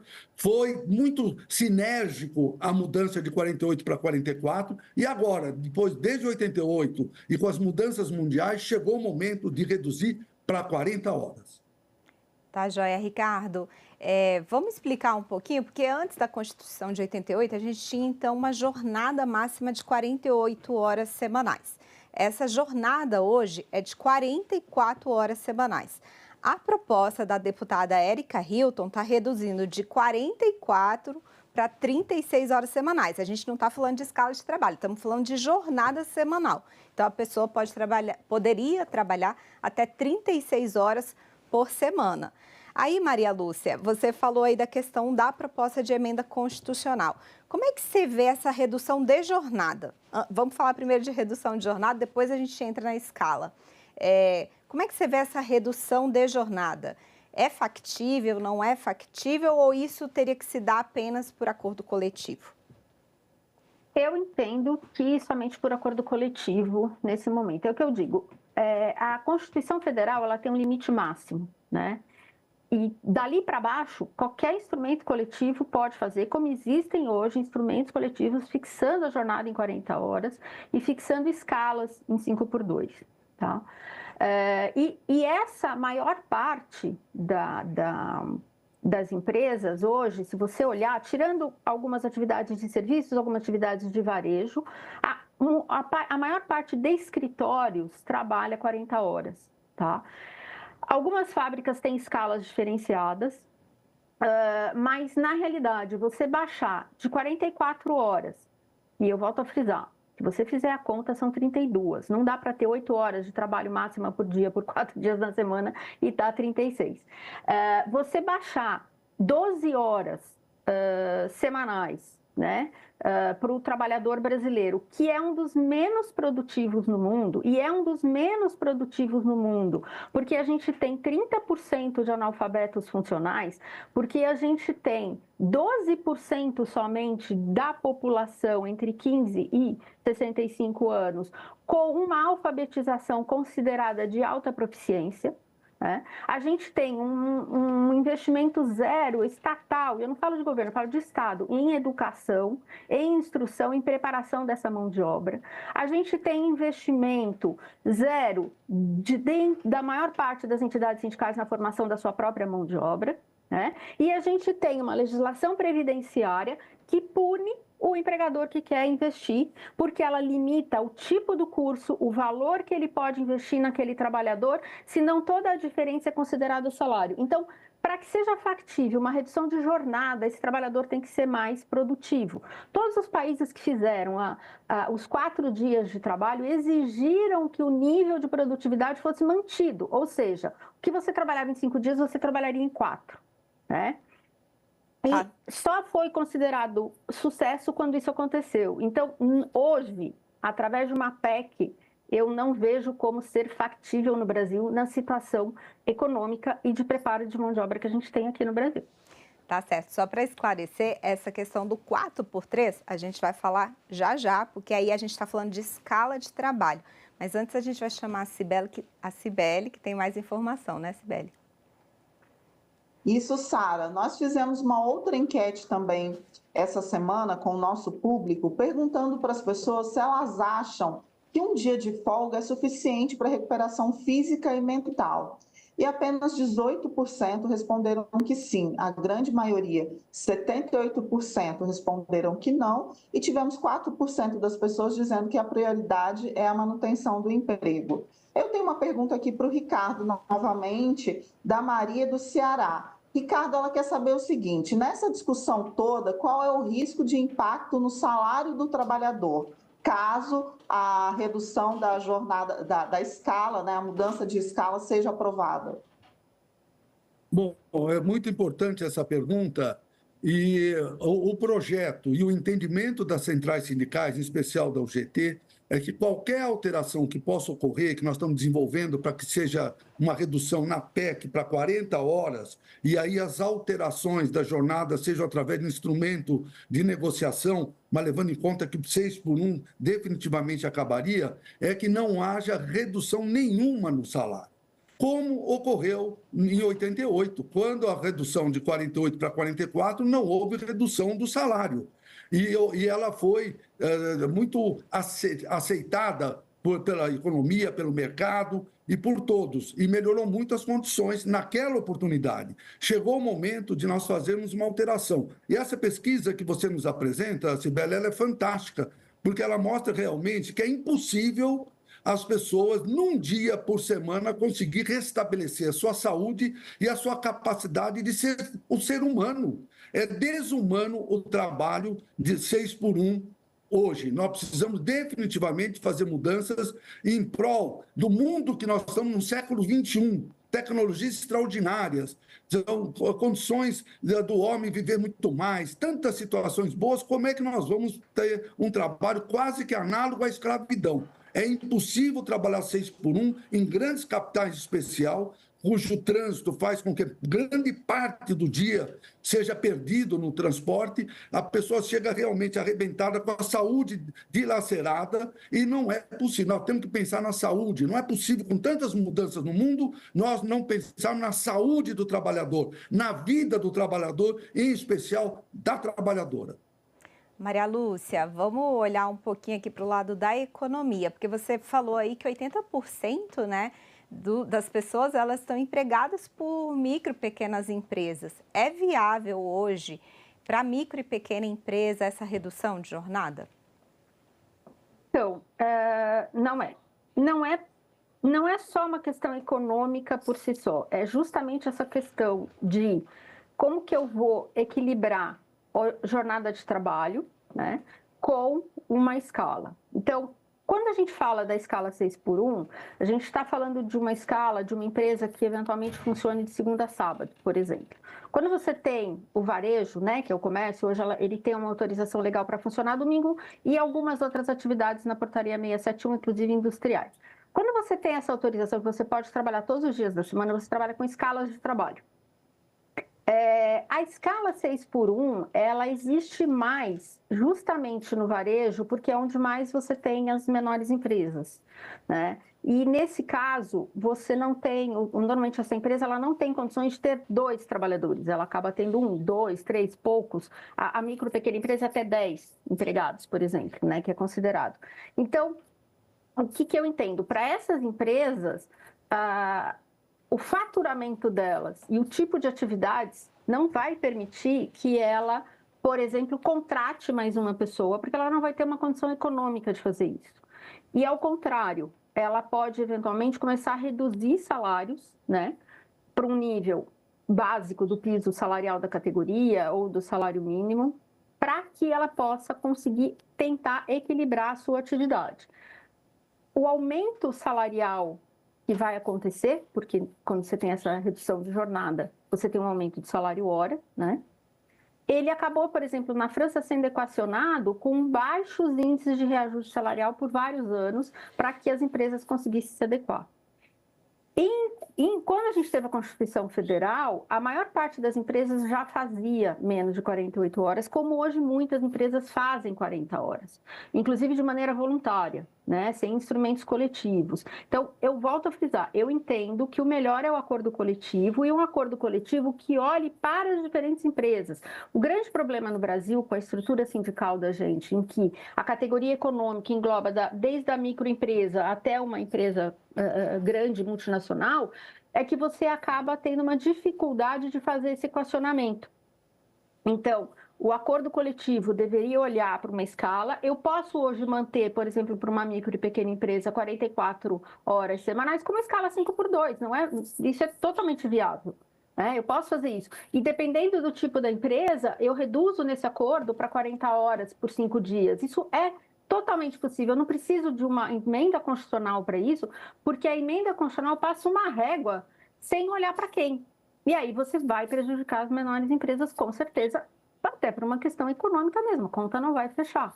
Então, por isso que eu acho que é algo que deve ser discutido de maneira profunda. Por exemplo, eu volto a frisar, a PEC 148, que já está na Comissão de Constituição e Justiça, ela prevê um escalonamento, eventualmente o escalonamento poderia ser maior. A França levou mais de 50 anos para baixar de 45 para 35, né? Não foi de uma hora para outra.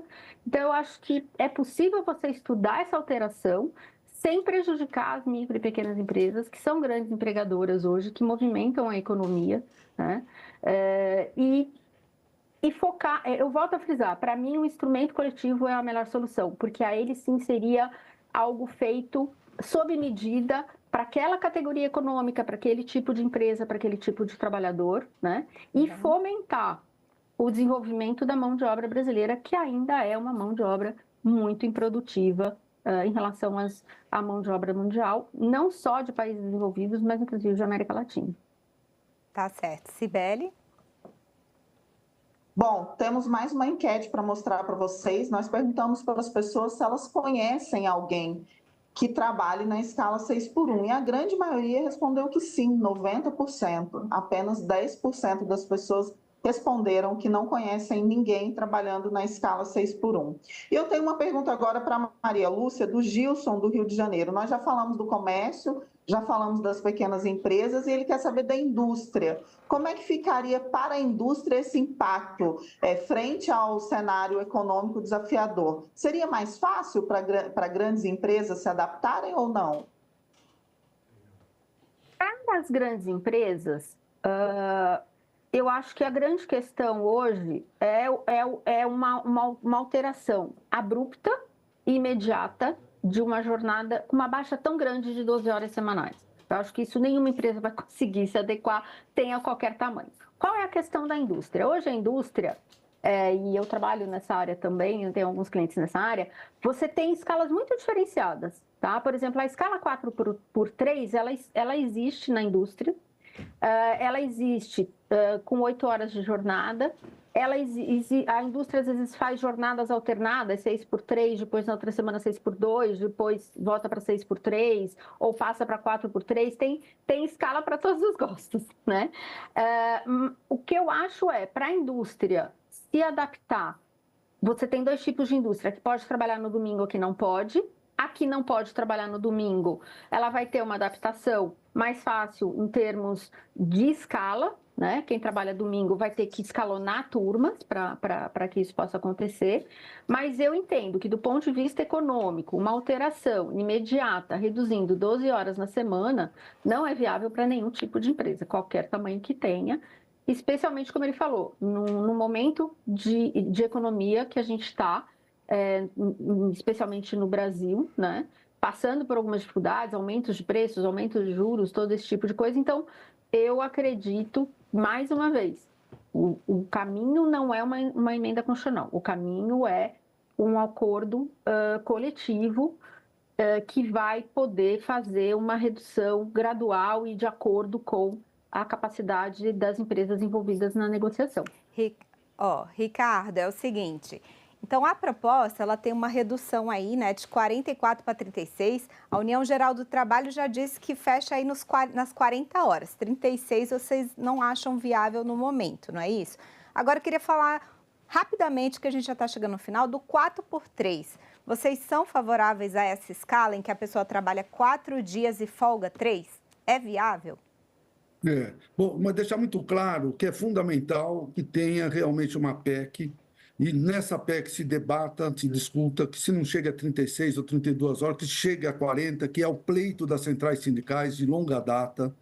E não há dúvida que as negociações coletivas, elas são fundamentais, só que o movimento sindical, a partir de 2017, com a reforma que desestruturou todo o formato do movimento sindical e da CLT, trouxe para a maior parte dos sindicatos dificuldade muito grande na negociação coletiva. Então, nós estamos numa situação muito diferente de antes de 2017.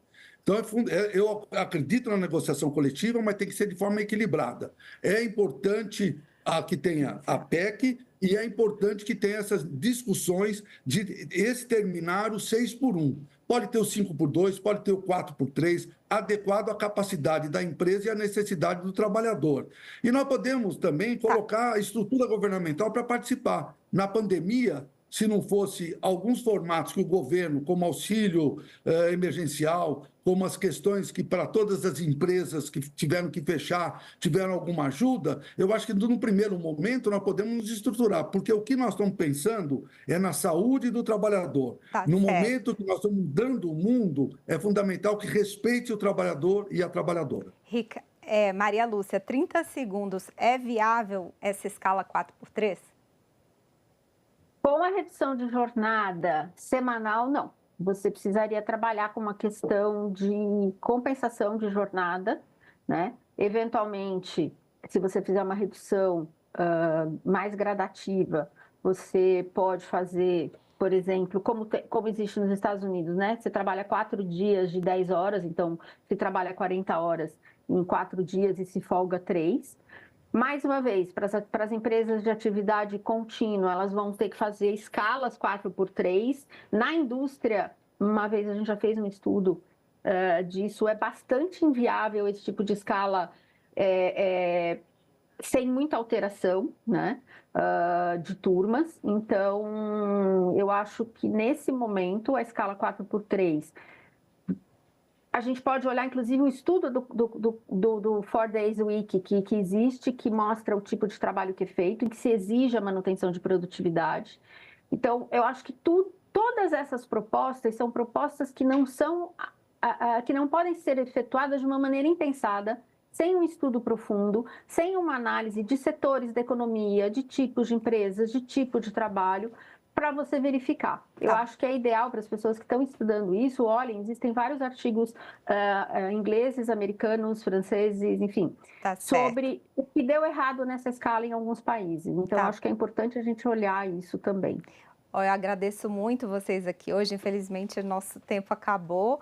E você que está aí em casa também, se quiser saber mais, ainda é uma proposta de emenda à Constituição que acabou de ter as assinaturas suficientes, mas ainda tem que ser acolhida na Comissão de Constituição e Justiça da Câmara. Então, ainda tem muita coisa pela frente, muita discussão, mas qualquer coisa é só acompanhar aqui pela TV Senado. A gente vai estar acompanhando essa discussão aqui no Congresso, tá bom? O TV Senado Live é o espaço para você interagir com a TV Senado. Até a próxima sexta-feira. Tchau.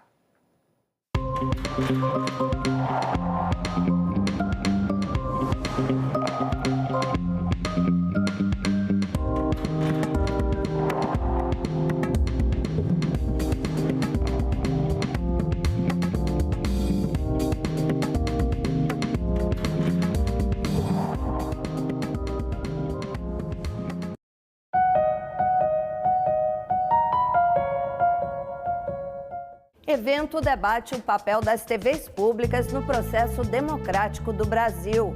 Brasília recebe o P20, líderes dos parlamentos dos países que compõem o G20. Sergipe enfrenta a redução da área de cultivo da mangaba, fruta que é patrimônio do Estado. Tudo isso você vê no Parlamento Brasil. Parlamento Brasil. Hoje, 20h, aqui na TV Senado.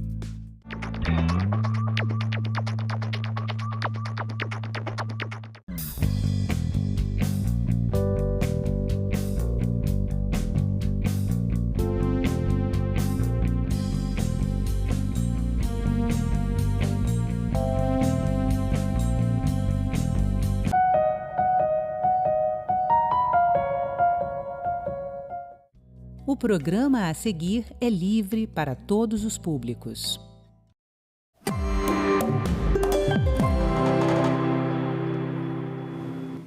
Na última reunião da cúpula dos BRICS, o Brasil defendeu a proposta de substituir o dólar por outra moeda nas transações comerciais realizadas entre os integrantes do grupo.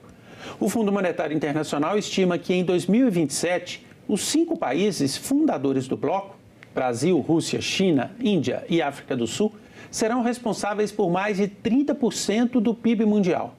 A eliminação do dólar no comércio de países com economias tão fortes produziria um grande impacto.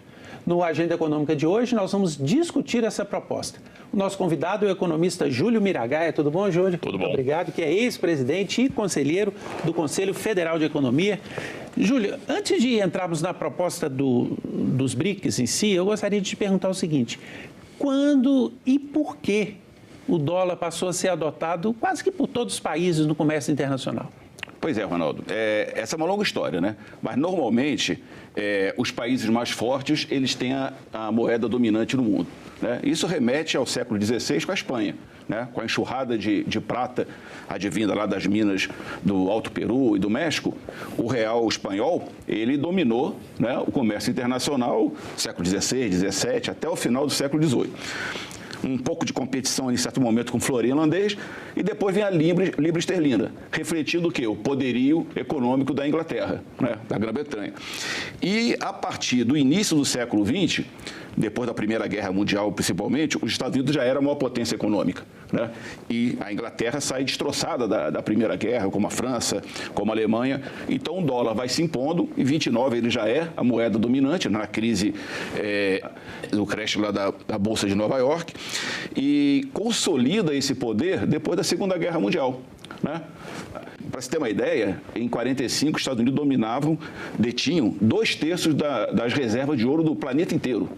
Isso é uma coisa absurda, né? Uma coisa espantosa. Eles financiaram a reconstrução da Europa e do Japão, né, com o Plano Marshall. E aí o que acontece? Em 46, essa situação ela é reconhecida, entre aspas, né, institucionalizada no Acordo de Bretton Woods, quando o dólar padrão ouro-dólar, passa a ser a referência no comércio internacional e também norteando os investimentos do mundo inteiro. Nós tivemos a criação de um bloco muito forte da Europa, né, que adotou uma moeda única, que é uma experiência também única no mundo. Entretanto, mesmo na zona do euro, na Europa, hoje o comércio, 50% dele é feito em euro, e você tem um percentual muito grande de comércio entre os países da Europa ainda em dólar. Por que mesmo uma região tão forte, tendo a sua moeda própria, não consegue abrir mão do dólar nas suas relações comerciais internas? Só voltar um pouquinho, né, nessa história. A partir da década de 50, 60, o dólar se fortalece. Em 71 tem a quebra, né, do padrão ouro-dólar. E mesmo assim, o dólar, de alguma forma, o comércio internacional, o mundo precisava de uma moeda referência. E o dólar continua com essa referência, né? Tanto é que em 74, quando 73 tem a crise do petróleo, né, 74, a cotação do petróleo no mundo inteiro, que era a principal commodity, se dá em dólar. Na década de 80 e 90, né, com a expansão, né, da globalização, do pensamento neoliberal, esse domínio ele se consolida mais ainda, né? Então o dólar predomina nas relações comerciais e também nos investimentos. De tal forma que, quando o euro surge, já na virada do século, ele não consegue fazer frente, mesmo na Europa, fazer frente ao dólar.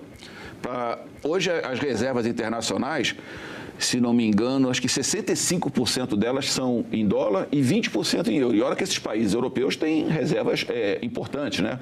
Como o Japão. A China, por exemplo, tem as maiores reservas, praticamente a totalidade em dólar, né? O que explica isso, né? Eu diria que, por um lado, reflete a pujança econômica dos Estados Unidos, né? O maior PIB do mundo, mesmo assim sendo ultrapassado pela China, e isso é importante, né? O que está acontecendo, sendo ultrapassado pela China, tinha o maior fluxo comercial do mundo, já foi ultrapassado pela China, mas ele tem a moeda mais confiável, né? Aquela que apresenta maior estabilidade. Então, é o ativo financeiro que todos, de alguma forma, querem. Então, ele mantém essa força, né? Mesmo em relação ao euro, mesmo em relação à moeda chinesa. Não poderiam dois países, vou fazer uma pergunta bem de leigo aqui, por exemplo, Brasil e China, no seu comércio bilateral, abrir mão do dólar? Porque nós vemos hoje que países que não usam dólar como sua moeda, no seu comércio bilateral, o fazem com dólar. Seria difícil essa relação bilateral ser feita assim, sem o dólar? Isso é a partir da perspectiva, veja bem, o dólar é interessante para a maioria dos países? Talvez não, esse amplo domínio. Para as empresas para as empresas, ele se torna, primeiro, que ele é a moeda mais confiável, segundo, que de alguma forma esse mercado global ele precisa de uma moeda que possa precificar, né, os preços e, de alguma forma, dar liquidez para esse comércio e para esses investimentos. E o dólar executa bem esse papel. Tem problemas? Tem muitos. Mas outra moeda, se entrasse no lugar do dólar, também traria esses problemas.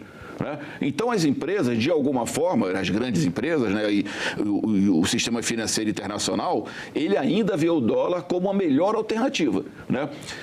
Os países que sofrem, né, esse domínio do dólar, com certeza, do ponto de vista da economia nacional, né, seria interessante para eles substituir, mesmo que parcialmente, o dólar.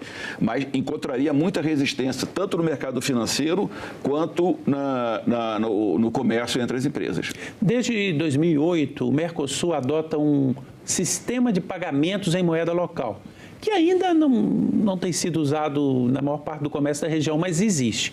Queria que você explicasse qual que é a diferença de se adotar uma nova moeda, uma moeda comum, como o euro tem, por exemplo, ou um sistema apenas para comércio? Nesse caso, tem que ter um entendimento. Aqui o Mercosul é um bloco, né? Da mesma forma, muito mais embrionário do que o bloco europeu, mas é um bloco e que permite, de alguma forma, que o comércio do Brasil com a Argentina, principalmente, é muito intenso, né? Permite que esses países eles possam estabelecer determinados parâmetros, né, em termos de cotação das suas moedas, que permite essa transição comercial nas moedas locais, né? Referenciada numa referência no real e no peso argentino, né? Agora, isso se dá numa escala, do ponto de vista mundial, numa escala muito micro, né? Muito micro e embrionária, e eu imagino que as transações que envolvam as grandes corporações, mesmo nesses países, né, elas encontrem muita resistência em adotar esse sistema, né? Porque diante da volatilidade que essas moedas, de alguma forma, apresentam, né, e que o dólar acaba sendo menos volátil. Não é que o dólar não seja volátil, é volátil também, né? Mas ele é menos volátil. É importante frisar, Ronaldo, que esse poder norte-americano, ele é imenso, né, ao ter o dólar como referência mundial, porque o Federal Reserve, que é o Banco Central americano, ele tem dois objetivos, né? O controle da inflação e o estímulo ao emprego. Quando a inflação está elevada, como agora foi recentemente, né, ele reduz, né, a taxa, aumenta a taxa de juros, né, para controlar os preços. Quando há necessidade de gerar emprego, ele reduz a taxa de juros para estimular a economia. E isso provoca, né, e entendendo que a taxa de juros vai incidir diretamente nos títulos de tesouro norte-americano, né, que o Brasil tem suas reservas internacionais, essencialmente em dólar, a China, e em vários países do mundo. Então, isso impacta diretamente todos os países, né? E isso vai impactar o fluxo. Se tem uma demanda muito grande por título tesouro americano, vai reduzir, né, a procura por títulos brasileiros. Isso vai fazer o quê? Impactar a taxa de juros aqui, né? Isso vai, de alguma forma, impactar na cotação da moeda brasileira, né, vis-à-vis o dólar, e vai ter um impacto na inflação. Então, a política monetária norte-americana e essa dependência extrema do dólar, ela afeta a economia do mundo inteiro. Mesmo que você não queira, você vai estar sendo afetado. Sem falar naquilo que já foi mencionado, de aplicações de sanções, que é um absurdo, né? Porque os Estados Unidos, eles têm o poder de sancionar o país e retirar aquele país da rede global de pagamentos, o próprio o mercado financeiro desse país.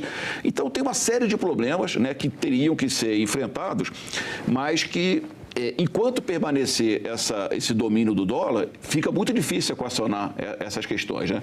Eu diria que eu não acredito muito numa cesta de moedas ou coisa parecida. Eu acho que a tendência, até pela necessidade de uma referência, é o dólar vir, no médio ou longo prazo, ser substituído pela moeda chinesa. Em função, né, da expansão da economia chinesa, aí até o final dessa década ela deve superar os Estados Unidos como a maior economia do mundo, tem quase que 80% acima do fluxo comercial dos Estados Unidos, também investimentos. Então, o que aconteceu no passado, né, da Espanha superada pela Holanda, depois superada pela Grã-Bretanha, depois pelos Estados Unidos, eu imagino que a China venha a ser essa nova referência futura. Antes de se discutir nos BRICS essa moeda comum ou esse sistema comum, o Brasil discutiu isso no Mercosul e não foi muito para frente. Qual que seria a diferença entre os dois blocos? Você acha que hoje é mais viável se implantar um sistema desse nos BRICS do que no Mercosul? Sim, pelo poder da China. Pelo poder da China. É muito difícil pensar numa relação igual entre o real e o yuan, a moeda chinesa, né? O fluxo comercial da China é 10 vezes maior que o do Brasil, né? Os investimentos chineses espalhados no mundo inteiro, tem agora a nova Rota da Seda e tal, infinitamente maior que os investimentos que o Brasil realiza no exterior. Então, e também em relação à Rússia, à Índia, né, em menor proporção, né, e à África do Sul. Então, eu imagino que a China faz um pouco aquele jogo, né, não, vamos todo mundo junto aqui e tal, mas, no fundo, o projeto da China, né, é se transformar na potência econômica dominante do planeta, né?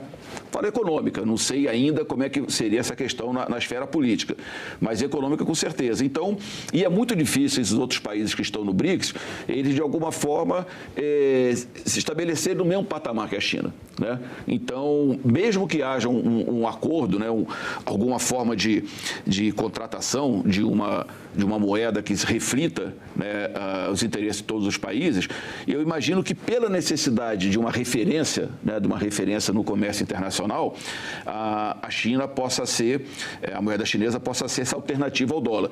Ela vai ter o mesmo impacto que o dólar tem hoje no mundo inteiro? Não. No primeiro momento, não, né? Até porque vai ter uma resistência muito grande dos Estados Unidos, né, da própria União Europeia.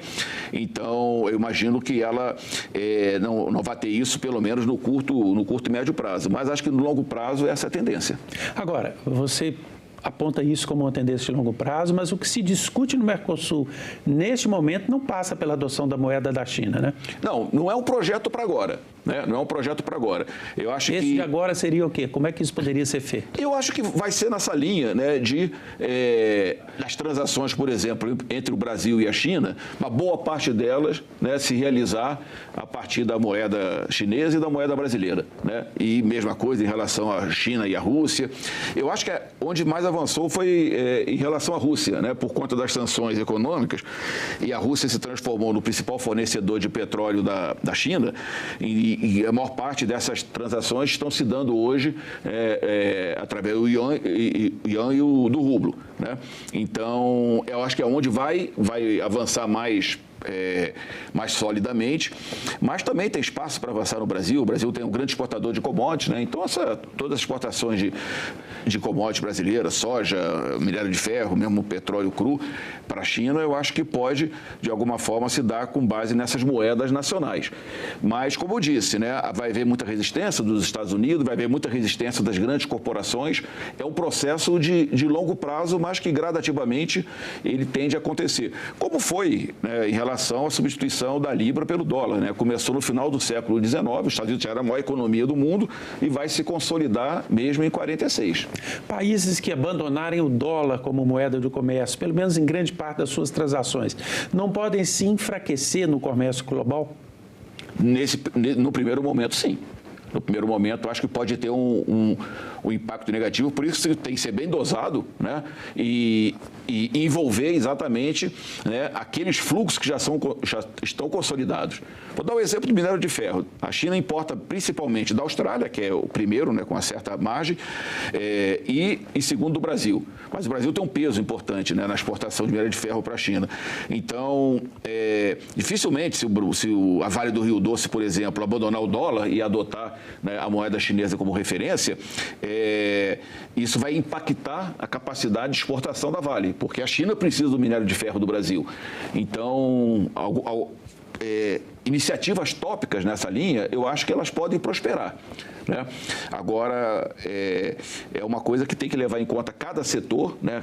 Setor que pode vir a perder competitividade, né? Em alguns setores, o setor automobilístico, por exemplo, no Brasil, onde o Brasil já em determinado momento exportou 1 milhão de automóveis, né?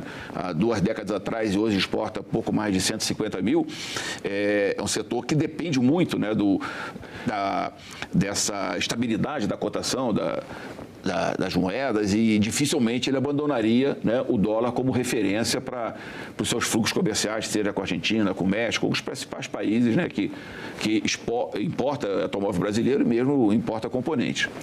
Os governos estão falando, né, estão discutindo essa possibilidade de trocar a moeda do comércio, mas isso funcionaria sem adesão das grandes empresas importadoras e exportadoras? Esse é o problema. Não é uma decisão só de governo, né? Não é do governo. E aí é difícil o governo impor, né? Muito difícil o governo impor, porque isso pode ter um impacto no desempenho das empresas e isso vai afetar a economia nacional. Tá certo? E nenhum país hoje está numa situação, né? O Brasil, por exemplo, não está numa situação, por exemplo, de tentar impor, como eu falei, no setor automotivo, uma medida dessa natureza, e isso, né, vai impactar um setor que tem um peso enorme no PIB nacional. Então, seria uma loucura, né, enveredar por esse caminho. Tem que ser algo acordado com as corporações. As corporações vão colocar os seus argumentos. Olha, isso aí vai impactar de tal forma que vai reduzir a capacidade exportadora, que já está baixa, né? Então, mas talvez num segmento como os minérios de ferro, isso já seja possível, né? A partir de... Acho que a China hoje responde por 80% das exportações brasileiras de minério de ferro. Então, né, um peso muito grande. Pode afetar as exportações para a Europa, né, um pouco para o Japão, mas é uma parcela mínima.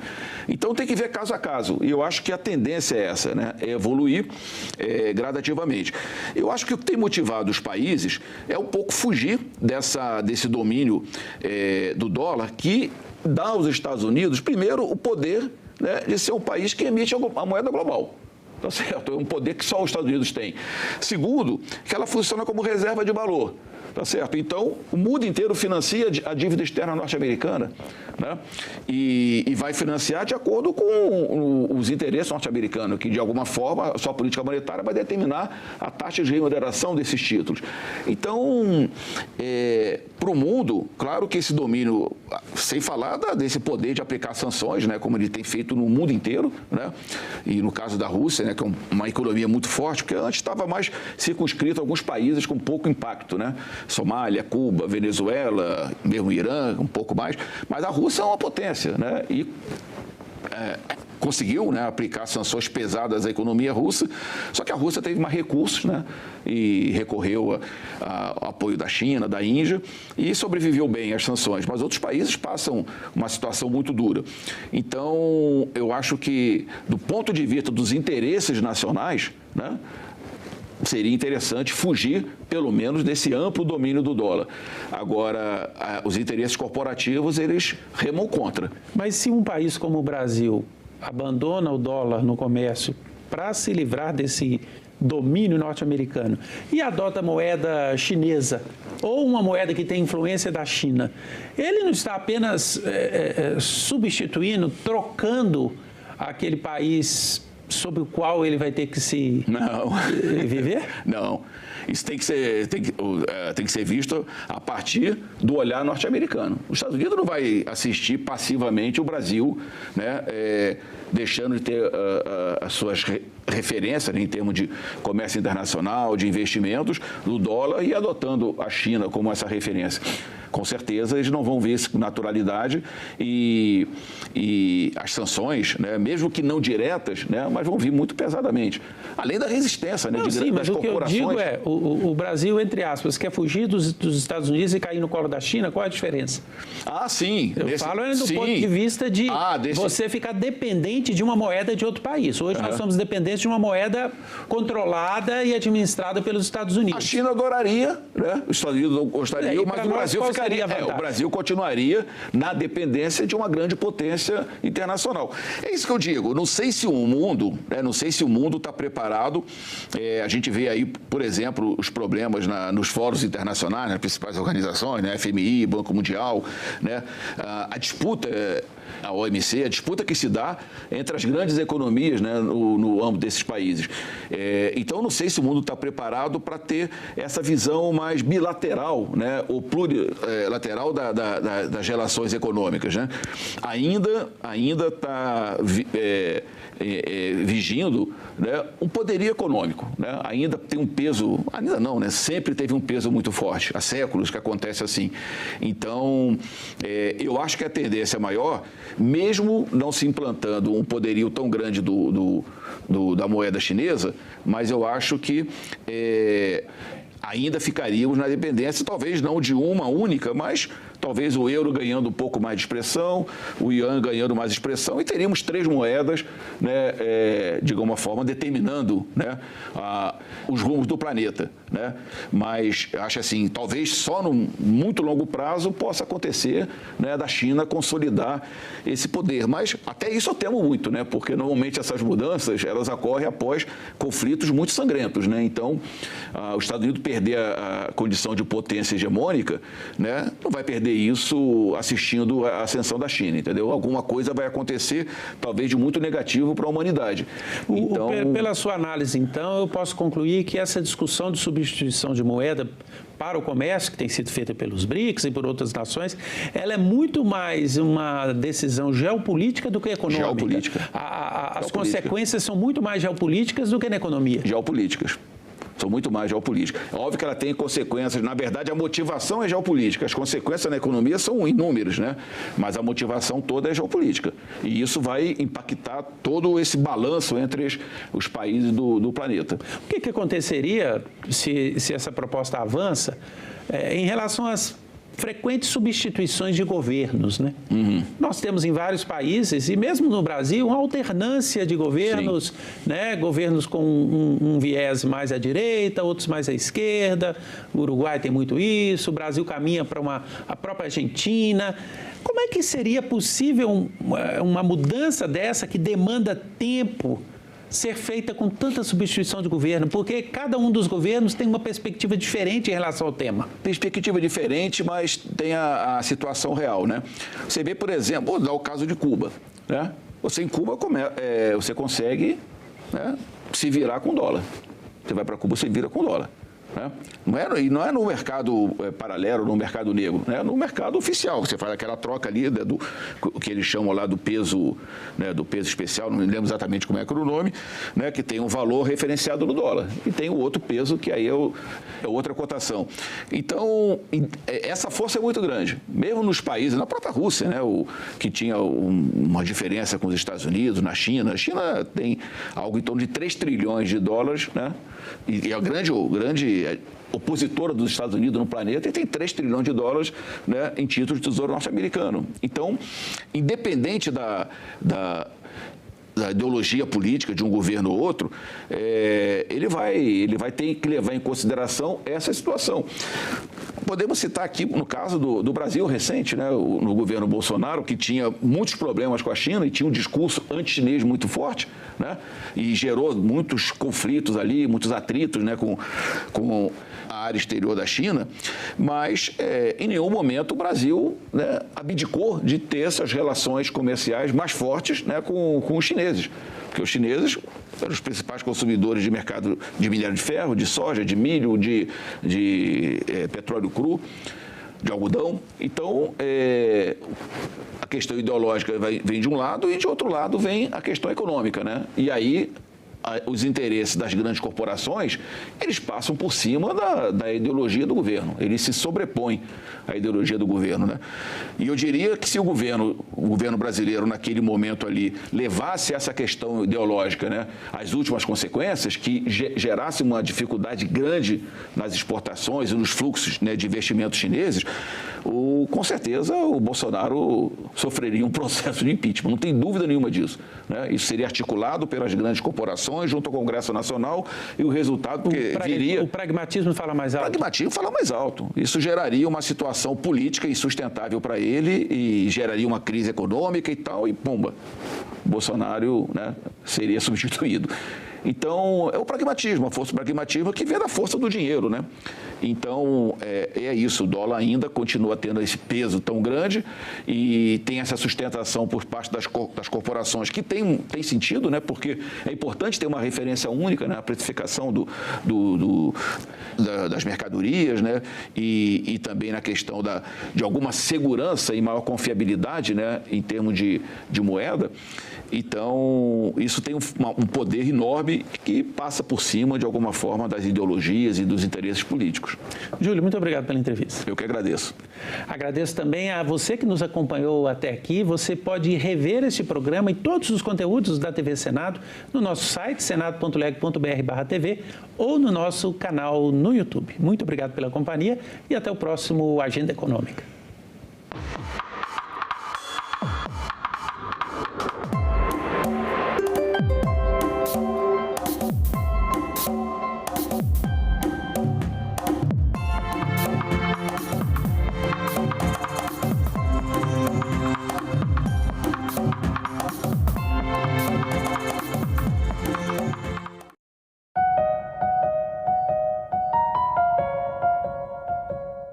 Evento debate o papel das TVs públicas no processo democrático do Brasil. Brasília recebe o P20, líderes dos parlamentos dos países que compõem o G20. Sergipe enfrenta a redução da área de cultivo da mangaba, fruta que é patrimônio do Estado. Tudo isso você vê no Parlamento Brasil. Parlamento Brasil.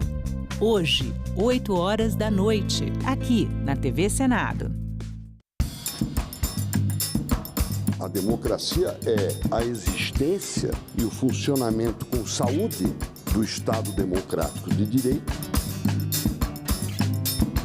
A democracia é, sim, sinônimo de convívio de diferentes, ideias antagônicas, visões contrárias, opiniões conflitantes. A democracia se constrói também com as divergências e divergir no campo das ideias com respeito ao outro. A democracia e os direitos humanos são fundamentais para combater injustiças, discriminações e promover o respeito. Atentar contra a democracia e contra o Estado Democrático de Direito é crime. Aliás, um dos poucos crimes inafiançáveis e imprescritíveis. O Brasil vai continuar e a luta pela democracia é eterna. TV Senado. Democracia todo dia. Nessas mesas e cadeiras foi analisado e debatido o projeto da Lei Áurea, a pedido da Princesa Isabel pelos senadores. Em um artigo ela acabou com a escravidão, faltaram todos os outros artigos. Os negros não são inferiores, os indígenas não são inferiores, nós somos todos iguais. Então por que a gente não está entrando? Por que a gente só é 5% dessas universidades? Quem apresentou essa primeira proposta da política de cotas no parlamento foi Abdias. Promover a igualdade de oportunidades no emprego, na educação. Apenas 26% dos senadores são pardos ou negros, apesar de sermos quase 55% da população. A minha presença mudou muita coisa no Senado.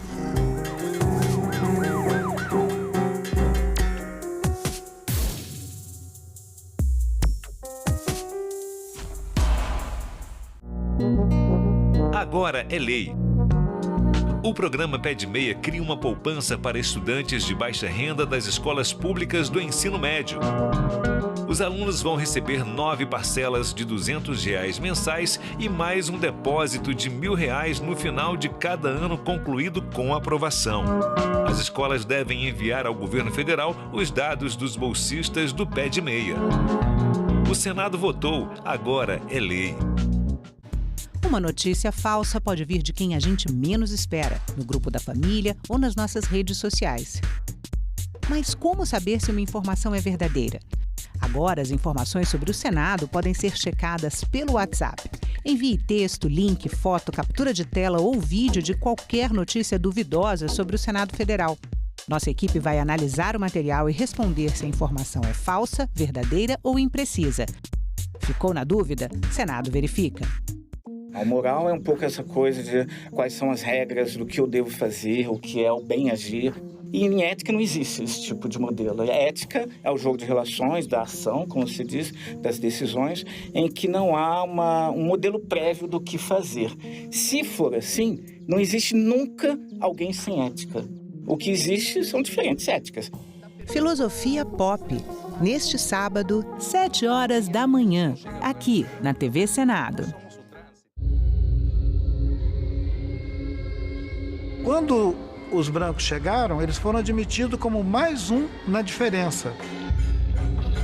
Quer dizer, demorou para os índios interpretarem que os brancos estavam aqui para ficar e para tomar a terra e, se possível, escravizar os donos da terra. A história da colonização é a história da conquista contínua, da guerra contínua, para ocupar o território e dominar os povos. A falsificação ideológica que sugere que nós temos paz é para a gente continuar mantendo a coisa funcionando. Não tem paz em lugar nenhum. É guerra em todos os lugares o tempo todo.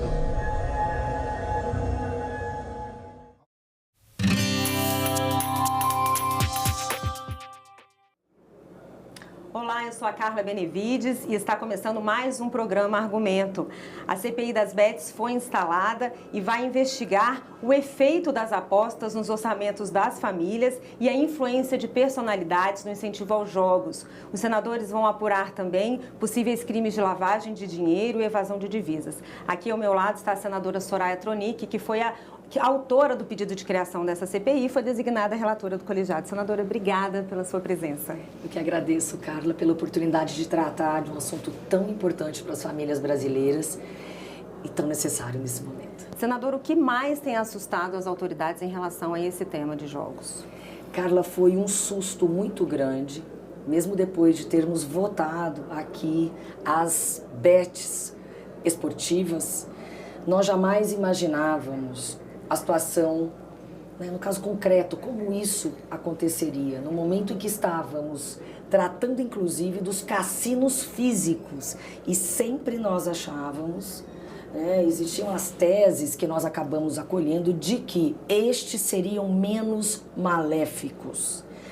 E nós nos deparamos com números absurdos, como no ano passado, 123 bilhões saíram, inclusive, do comércio nacional para ir para apostas, para jogos de azar. Ou seja, simplesmente os brasileiros rasgaram 123 bilhões de reais. No último mês de agosto, foi detectado a utilização dos cartões de Bolsa Família no montante de 5 bilhões de reais. Então, são questões que nos assustam sobremaneira, considerando ainda que é um caso de saúde pública. Por quê? Porque é um vício. E pior do que qualquer vício de álcool ou droga, que você consegue entender nitidamente que a pessoa está sob efeito de alguma substância, este vício é silencioso e, em tese, novo para a sociedade brasileira. A senhora já apresentou um plano de trabalho que foi aprovado, ele tem, se não me engano, acho que 8 eixos. Eu queria que a senhora falasse um pouquinho sobre essas linhas que a CPI deve atuar. Bom, nós vamos atuar na investigação do crime organizado, né? Parece-nos, a princípio, que existe uma complexidade de eixos ali. São empresas, são pessoas, é lavagem de dinheiro.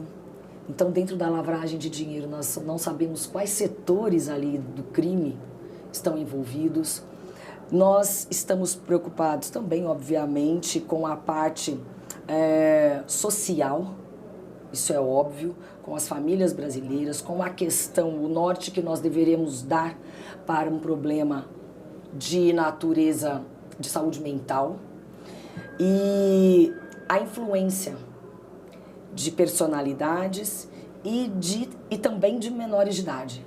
Isso nos preocupa sobremaneira. As agências estão fazendo essas contratações, usando menores para praticarem, na verdade, vamos ali, muitas vezes, um estelionato. Outro eixo que nós vamos trabalhar é a questão dos próprios programas em si.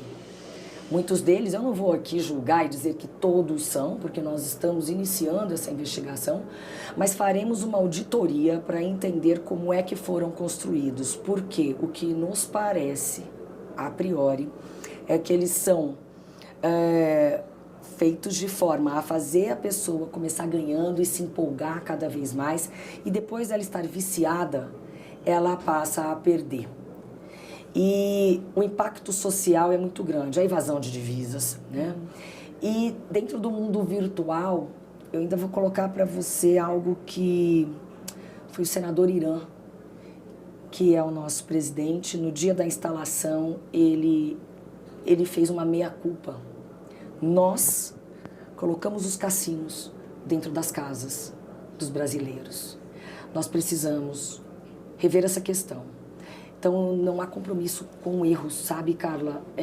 E nós não imaginávamos, quando tudo acontece, né?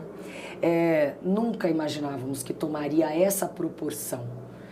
Então, esses eixos são os principais e vamos sim investigar as empresas, porque já há empresas brasileiras e há empresas, inclusive, trabalhando exclusivamente no desenvolvimento desses programas. Então, bets estão surgindo dia a dia e atrapalhando, principalmente, viciando as classes mais vulneráveis da nossa sociedade. A senhora já sinalizou que não quer dizer quem que vai ser convocado inicialmente, até para evitar que isso atrapalhe, que eles se movimentem. Mas o que a senhora... quem que a CPI, assim, que linha a CPI deve seguir de primeira? Assim? O senador Alessandro Vieira falou que é importante começar pela lavagem de dinheiro. É por aí, senadora? Nós sabemos do crime organizado envolvido. Nós vamos também, acredito que um dos primeiros convites, no sentido de nos dar sustentação, é o COAF. O COAF é muito importante para que a gente possa mapear.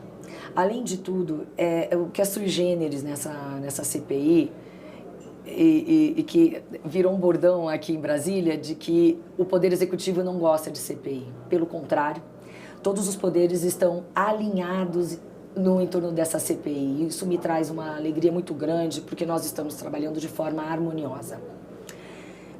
Há investigações em curso na Polícia Federal, algumas já estão tramitando, já foram para o MP, denúncias já foram aceitas, enfim. Nós teremos o respaldo da Polícia Federal, teremos agentes da Polícia Federal trabalhando conosco nas investigações, mas sim, Alessandro tem razão, nós vamos começar pela lavagem de dinheiro, que é o que nos preocupa demais, porque é dali que é o maior crime ali dentro, é o maior. Dali nós vamos conseguir mapear se houve só uma influência, um crime de estelionato e conseguir pesar ali, sopesar a responsabilidade de cada agente nessa trama toda, porque é muito complexa. Senadora, a CPI, além de investigar, ela também tem a prerrogativa de propor soluções, né? Sim.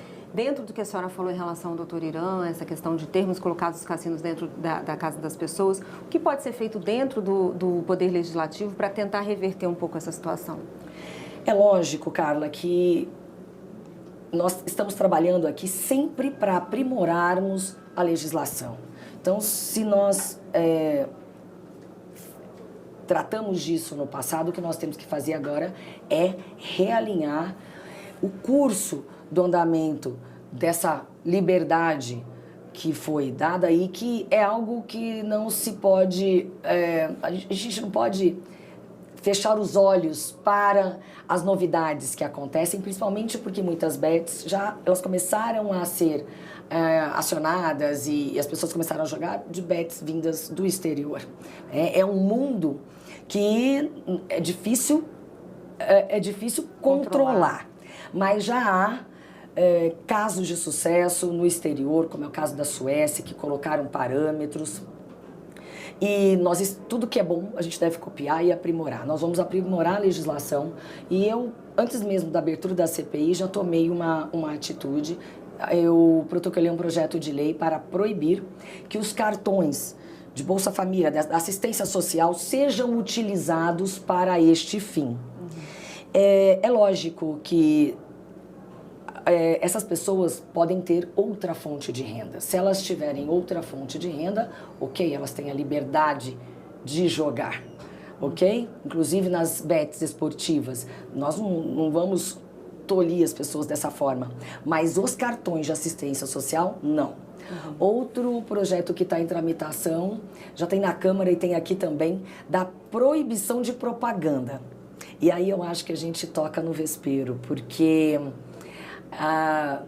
quem está fazendo a propaganda das bets está ganhando muito dinheiro. As bets, elas conseguem esse alcance por conta dos influenciadores, mas nós precisamos coibir como se coíbe com qualquer vício. É cigarro, álcool. Foi proibido e nós conseguimos controlar de certa maneira. Mas as propostas legislativas serão no sentido de trazermos segurança para as famílias brasileiras, evitarmos a evasão de divisas, como é o caso do que tem ocorrido. Nós estamos rasgando dinheiro, tirando dinheiro do mercado formal, do mercado legal e colocando no mercado absolutamente ilegal e fechando os olhos para isso. Nós não podemos. A questão também de desenvolvermos um projeto em relação a esse vício. Acredito que muitos profissionais da saúde mental, não estavam tão focados nessa espécie de vício. E isso simplesmente virou uma epidemia, se assim a gente pode chamar. Afora, temos que responsabilizar. E algo que precisa ser separado. Nós sabemos que estão tramitando resoluções dentro do Poder Executivo que entrarão em vigor a partir do dia 1º de janeiro de 2025. Eu conversei com o secretário de Jogos e Apostas do Ministério da Fazenda, o Regis Dudena, e ele me disse que estão analisando tudo isso, porém, essas normativas não entram na nossa alçada. Aqui nós vamos legislar sobre as questões criminais, nós vamos conseguir avançar mais. Então, essa união do Poder Executivo, do Poder Legislativo e do Judiciário, em plena harmonia, nós vamos conseguir coibir, pelo menos travar esse tipo de crime que é o que está acontecendo no nosso país. Senadora, agradeço muito a sua presença e desejo sucesso no trabalho aí durante esse período da CPI. E nós esperamos que vocês, como sempre, cubram os nossos trabalhos e vai ser sempre um prazer trazer para vocês as novidades, o andamento, os próximos passos e contem sempre conosco lá. Estaremos lá, com certeza. Obrigada, senadora. E eu agradeço a você também que nos assistiu. Se você quiser rever esse programa, é só acessar o nosso site, senado.leg.br/tv ou acessar o nosso canal no YouTube. Obrigada pela sua companhia e até o próximo argumento.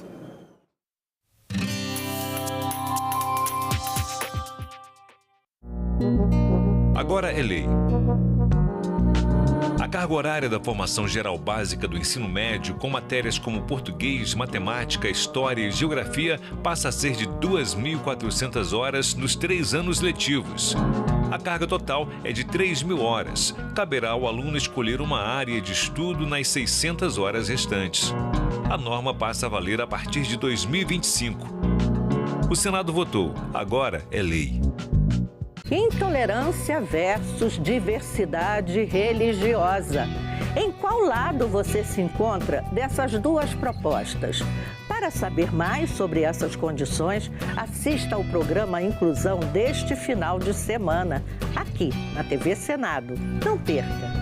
Inclusão, sábado, 8 horas da manhã, aqui na TV Senado.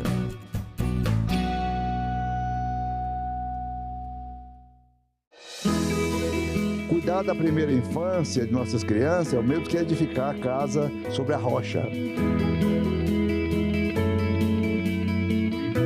Novas crianças que nascem são novas pessoas que precisam de assistência à sua saúde, de assistência social e de assistência à educação. Que o melhor interesse da criança e do adolescente prevaleça no final. 3 milhões de crianças são 3 milhões de vitórias, né? Cada uma delas é uma esperança para a gente. Criança nunca foi nem será futuro do Brasil. Criança é o presente. Ou a gente cuida desse presente aqui, ou não teremos futuro. Quanto mais cuidarmos de nossas crianças, dos seus direitos, nós estaremos protegendo o presente e o futuro do Brasil. TV Senado. Democracia todo dia. É muito interessante a gente lembrar que esses palmaristas, eles não estavam totalmente isolados. Quando havia uma expedição contra Palmares, muitas vezes, antes dessa expedição sair, os palmaristas eles já tinham sido avisados de que havia uma expedição para destruir alguns quilombos. Tela Brasil, neste sábado, 19h30, aqui na TV Senado.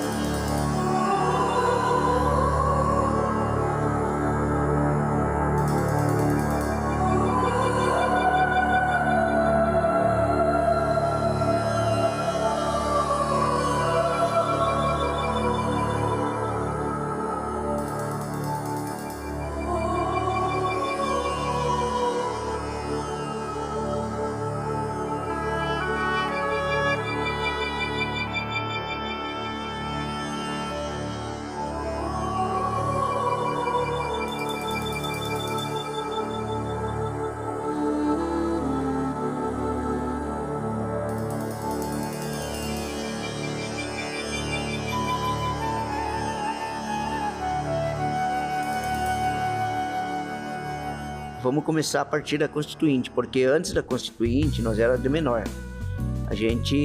Nós não podia tomar decisão, inclusive até para me dar uma entrevista como essa agora, eu teria que ter uma autorização do SPI, né, que era o Serviço de Proteção ao Índio, ou pela FUNAI. Índio, sai dessa mata, senão a lata pode cortar.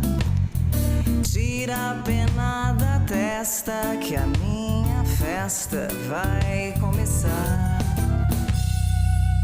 O Império Brasileiro foi o início, o marco inicial da nossa cidadania, da construção da nossa cidadania. De um lado, você tem um projeto vitorioso da independência, que é o que vai manter a centralização, e nesse caso, comparado com a América do Sul, é o diferencial, porque ele mantém a centralização, então um projeto centralizador, mantém a monarquia, mantém a escravidão e garante uma sociedade desigual.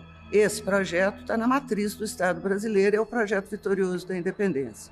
E a gente, para falar sobre direitos da população negra, começa a pensar mais nesse marco da Constituição Cidadã do que precisamente a independência do Brasil.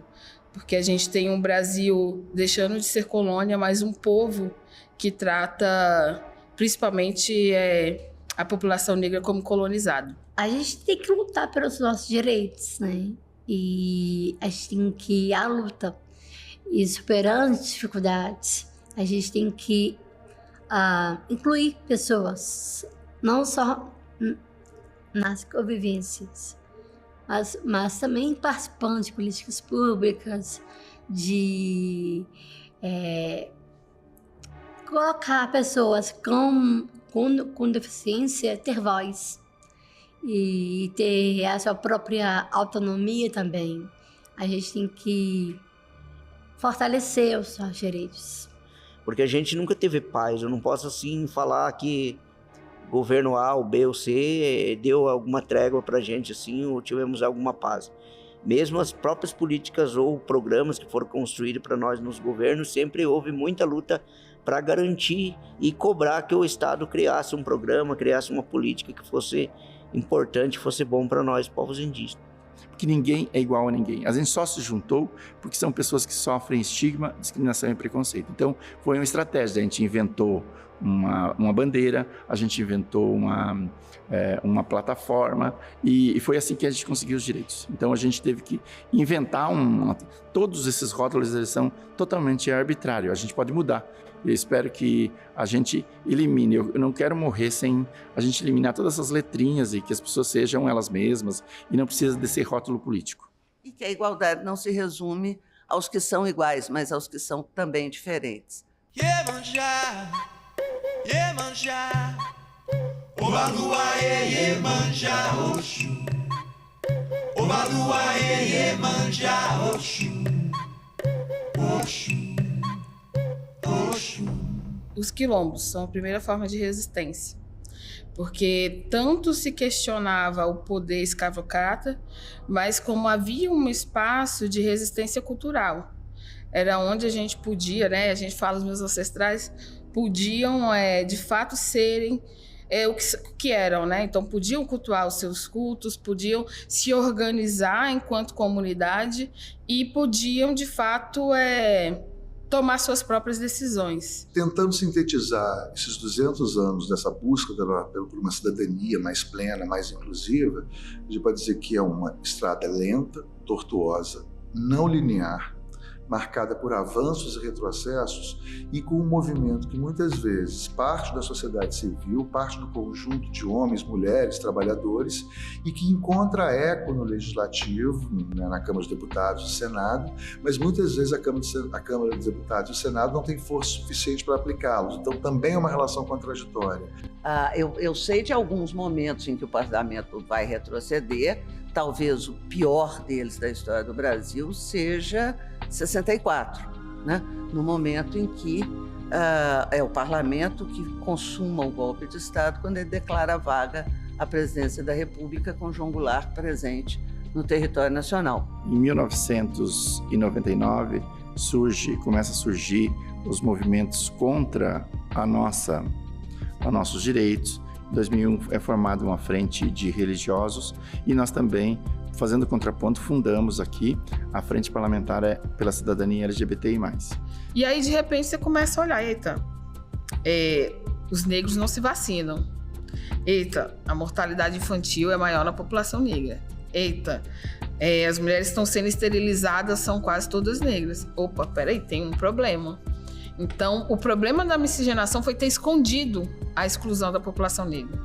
Mas, infelizmente, existe ainda preconceito, rejeição também. O papel do Legislativo em relação ao avanço ou os retrocessos da cidadania no Brasil é exatamente contraditório. Porque se nós tínhamos 2 projetos de independência, tem um brasileiro republicano, libertário, revolucionário, que está com mulheres instalando a República no meio da praça. Esse é o brasileiro que nós poderíamos ter sido, né? E tem o brasileiro que nós fomos, e que também se mobilizou, e que enfrentou a guerra de independência, e que montou um projeto de uma monarquia constitucional, pensou uma Constituição. Então, se você juntar as duas coisas, tem algumas perguntas. Então, esse brasileiro que nós fomos e que nós poderíamos ter sido, trazem para nós as questões centrais que estão lá. O Dom Pedro dizendo que democracia no Brasil nem pensar, e o jornal, né, saindo no dia seguinte, o jornal dizendo só a santa democracia poderá nos salvar. A questão das riquezas que tem nos territórios indígenas, eles para nós, ele não é o que interessa para nós, o que tiver abaixo das terras indígenas. O que interessa para nós é o que está em cima, é a terra que tem em cima, é a floresta, é os animais, é os encantados que a gente chama, os invisíveis que estão lá dentro e nós, os povos indígenas que estamos ali também.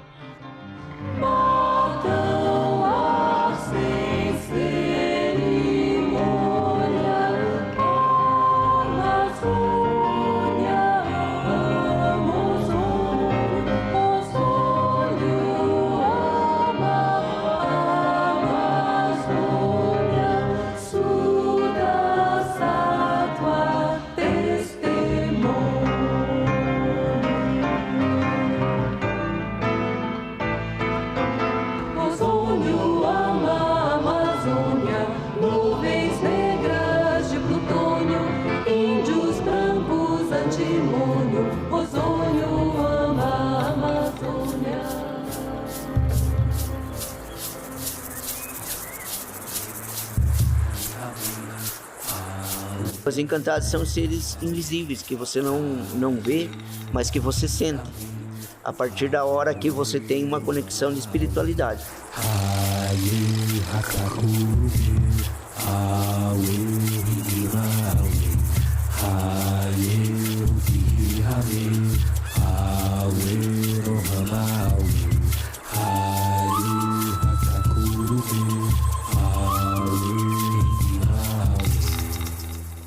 Que as pessoas com deficiência possam ter voz em todos os espaços, não só nas políticas públicas também, né? E também exercer os seus próprios direitos e deveres. Nós estamos em 8º lugar no âmbito internacional em termos de direitos conquistados. Nós temos uma série de desafios, nós temos muitas mortes, nós temos uma discriminação muito grande das pessoas trans, nós temos muitos desafios, mas a gente, em termos de direitos garantidos, nós estamos bem na figura. De um lado, você tem movimentos que o Senado, pelos deputados, tentou garantir esses direitos e chegou até a ser fechado, a sofrer sanções por conta dessa luta. E teve momentos que essas instituições impediram, ou dificultaram, ou não ouviram fortemente os ecos da sociedade. Mas é o espaço, por definição, onde esses direitos são consolidados.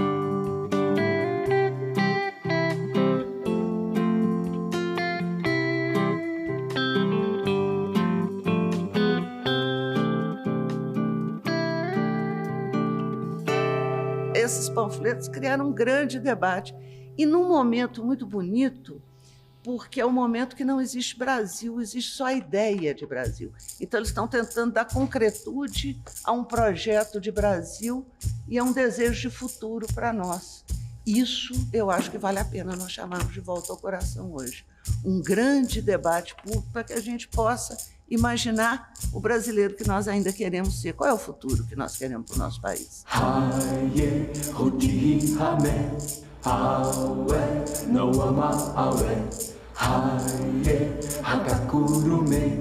Awe, Rimima Awe, Haye, Hutihi Hame, Awe, Noama Awe, Haye, Hakakurume, Awe, Rimima Awe, Haye, Hutihi Hame, Awe, Noama Awe, Haye, Hakakurume,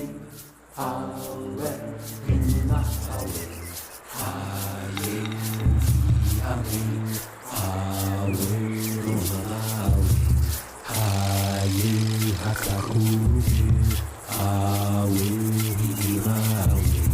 Haye Hutihi Hame, Awe Rohama Awe, Haye Hakakurume, Awe Hidima Awe, Haye Hutihi Hame, Awe Rohama Awe, Haye Hakakurume, Awe Hidima Awe.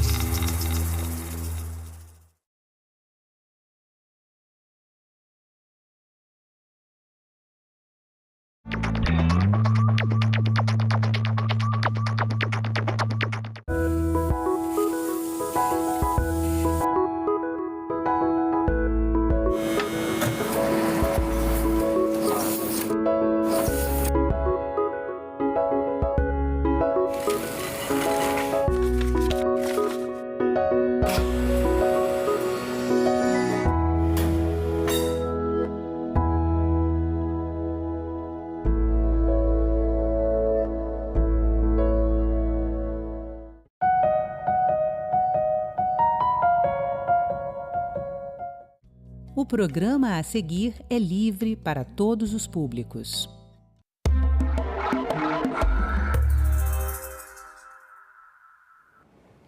Conciliar a preservação da Amazônia com a atividade da mineração parece algo impossível. Mas as novas tecnologias e estudos de impacto ambiental colocam em dúvida a ideia de que as atividades sejam incompatíveis. Preservação da Amazônia e mineração são assuntos de cidadania. E é sobre isso que eu converso agora com o ex-ministro de Estado, ex-deputado federal, ex-presidente do IBAMA e atual presidente do Instituto Brasileiro de Mineração, o senhor Raul Jungmann. Senhor Raul Jungmann, muito bem-vindo ao Estúdio do Cidadania. Obrigado pela sua participação em nosso programa. Imagina, é um prazer e uma honra estar aqui com você discutindo um tema tão atual e tão importante para todos nós. Então, vamos começar a partir dessa pergunta. Né? A gente conversava aqui um pouco antes de começar a entrevista. É difícil trazer para a opinião pública a ideia de que mineração e preservação da Amazônia são atividades compatíveis, conciliatórias.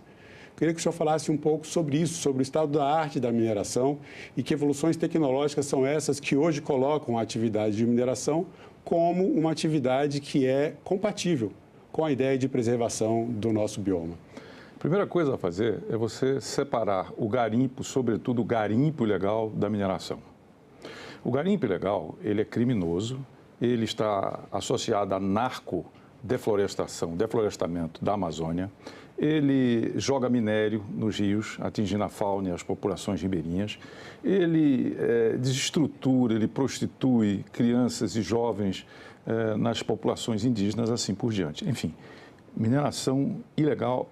garimpo ilegal é uma atividade criminosa que tem que ser combatido pela polícia. E nós somos radicais a esse respeito.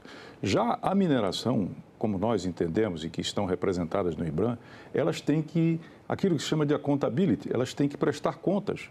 Elas têm que prestar contas não só internamente ao seu compliance, à sua governança, mas também externamente aos órgãos de controle, ao IBAMA, à ANM, enfim, à opinião pública e à sociedade. Então, mesmo que você tenha impactos e toda atividade econômica tem impacto, efetivamente, a mineração ela hoje caminha na direção da sustentabilidade. E vou lhe dar um número que eu acho que nos ajuda a entender essa questão. Toda a mineração brasileira ocupa 0,52% do território nacional. É como se você tivesse, sabe o corner, onde você cobra o escanteio? Tá certo? Esse é o espaço que nós ocuparíamos se o Brasil fosse um campo de futebol. E olha, a gente não se desloca de um lado para o outro. A gente fica ali o tempo inteiro. Então, concluindo, mineração sustentável é algo que, inclusive, na Amazônia... Você fala aqui comigo de um seminário que nós tivemos com o Fernando Henrique. Né? O Tasso Azevedo, que é o criador e o grande promotor da MAP Biomas, que tem, digamos assim, dos últimos 25 anos, tudo que acontece na Amazônia, ele tem através de imagens de satélite, ele diz que a relação da mineração, obviamente da mineração sustentável, da mineração empresarial, com a Amazônia é positiva. Mas, evidentemente, que o garimpo não é. Então, o nosso entendimento é esse. E mais, a gente tem por norma que nós queremos a floresta em pé, nós queremos o respeito e o empoderamento das populações originárias, tá certo? E nós queremos o respeito à natureza e à Amazônia. Este é algo que está escrito, inclusive, nas nossas políticas públicas. Então, eu sei que existe essa imagem, mas eu acredito que a gente pode demonstrar na prática que ela não representa a realidade que nós temos hoje na mineração brasileira. E do ponto de vista da legislação brasileira, ela hoje, o que temos em termos de legislação ambiental, uma legislação bastante avançada, reconhecida internacionalmente pelos avanços que tem. Mas a legislação estaria sendo incapaz de coibir, por exemplo, a atividade ilegal do garimpo. É preciso regulamentar essa atividade que está prevista na Constituição, especialmente em terras indígenas? Olha, eu diria que, sobretudo, trabalhando com cooperativas. Nós entendemos que não dá para resolver o problema do garimpo ilegal só com repressão, tá certo? Não, é preciso ter um projeto para um garimpo sustentável e, sobretudo, através de cooperativa. Infelizmente, nós não temos esse estímulo como gostaríamos de ter. Mas é fundamental entender isso, que existe, sim, um garimpo através de cooperativas que tem preocupações com sustentabilidade, tá certo? Mas nós temos, sobretudo, essa grande chaga que é o garimpo ilegal que destrói a floresta, as populações indígenas. E outra coisa, está associado ao crime organizado. Como você sabe, eu fui ministro da Segurança. E eu sei que esse garimpo está associado ao PCC, ao Comando Vermelho e às outras facções criminosas que ocupam, infelizmente, uma boa parte da Amazônia. O senhor tem uma trajetória que parece que foi desenhada para que o senhor chegasse exatamente onde chegou hoje na presidência do Instituto Brasileiro de Mineração. O senhor passou pelo Ministério do Desenvolvimento Agrário, o senhor passou pelo Ministério da Defesa, presidência do IBAMA. Então, quer dizer, o senhor tem aqui meio ambiente, regularização fundiária e defesa. E segurança. E segurança pública. Também, então, são questões que dizem respeito, são diretamente relacionadas a essa chaga, né, como o senhor colocou, que causa prejuízos à imagem da mineração da Amazônia. Agora, dentro do Instituto Brasileiro de Mineração, o senhor o Instituto tem promovido uma série de diálogos, né, o Instituto vai promover agora em novembro, nós estamos gravando essa entrevista em final de outubro, uma conferência, a Conferência Internacional Amazônia e Novas Economias. Um dos objetivos dessa conferência é justamente fazer uma concertação, trazer vários atores envolvidos nessa questão, desde as comunidades tradicionais, povos indígenas, ambientalistas, as empresas interessadas na mineração, setor público, setor privado. Como começou o desenho dessas conferências e em que situação que se encontra esse diálogo com todos esses atores? Começou com a reflexão. O que é a Amazônia para nós e para o mundo? Para o Brasil, é um grande desafio que nós temos. Da maneira como nós vamos enfrentar e solucionar a questão do desenvolvimento sustentável da Amazônia, o Brasil vai se encaminhar para o futuro ou, enfim, ele vai permanecer no passado.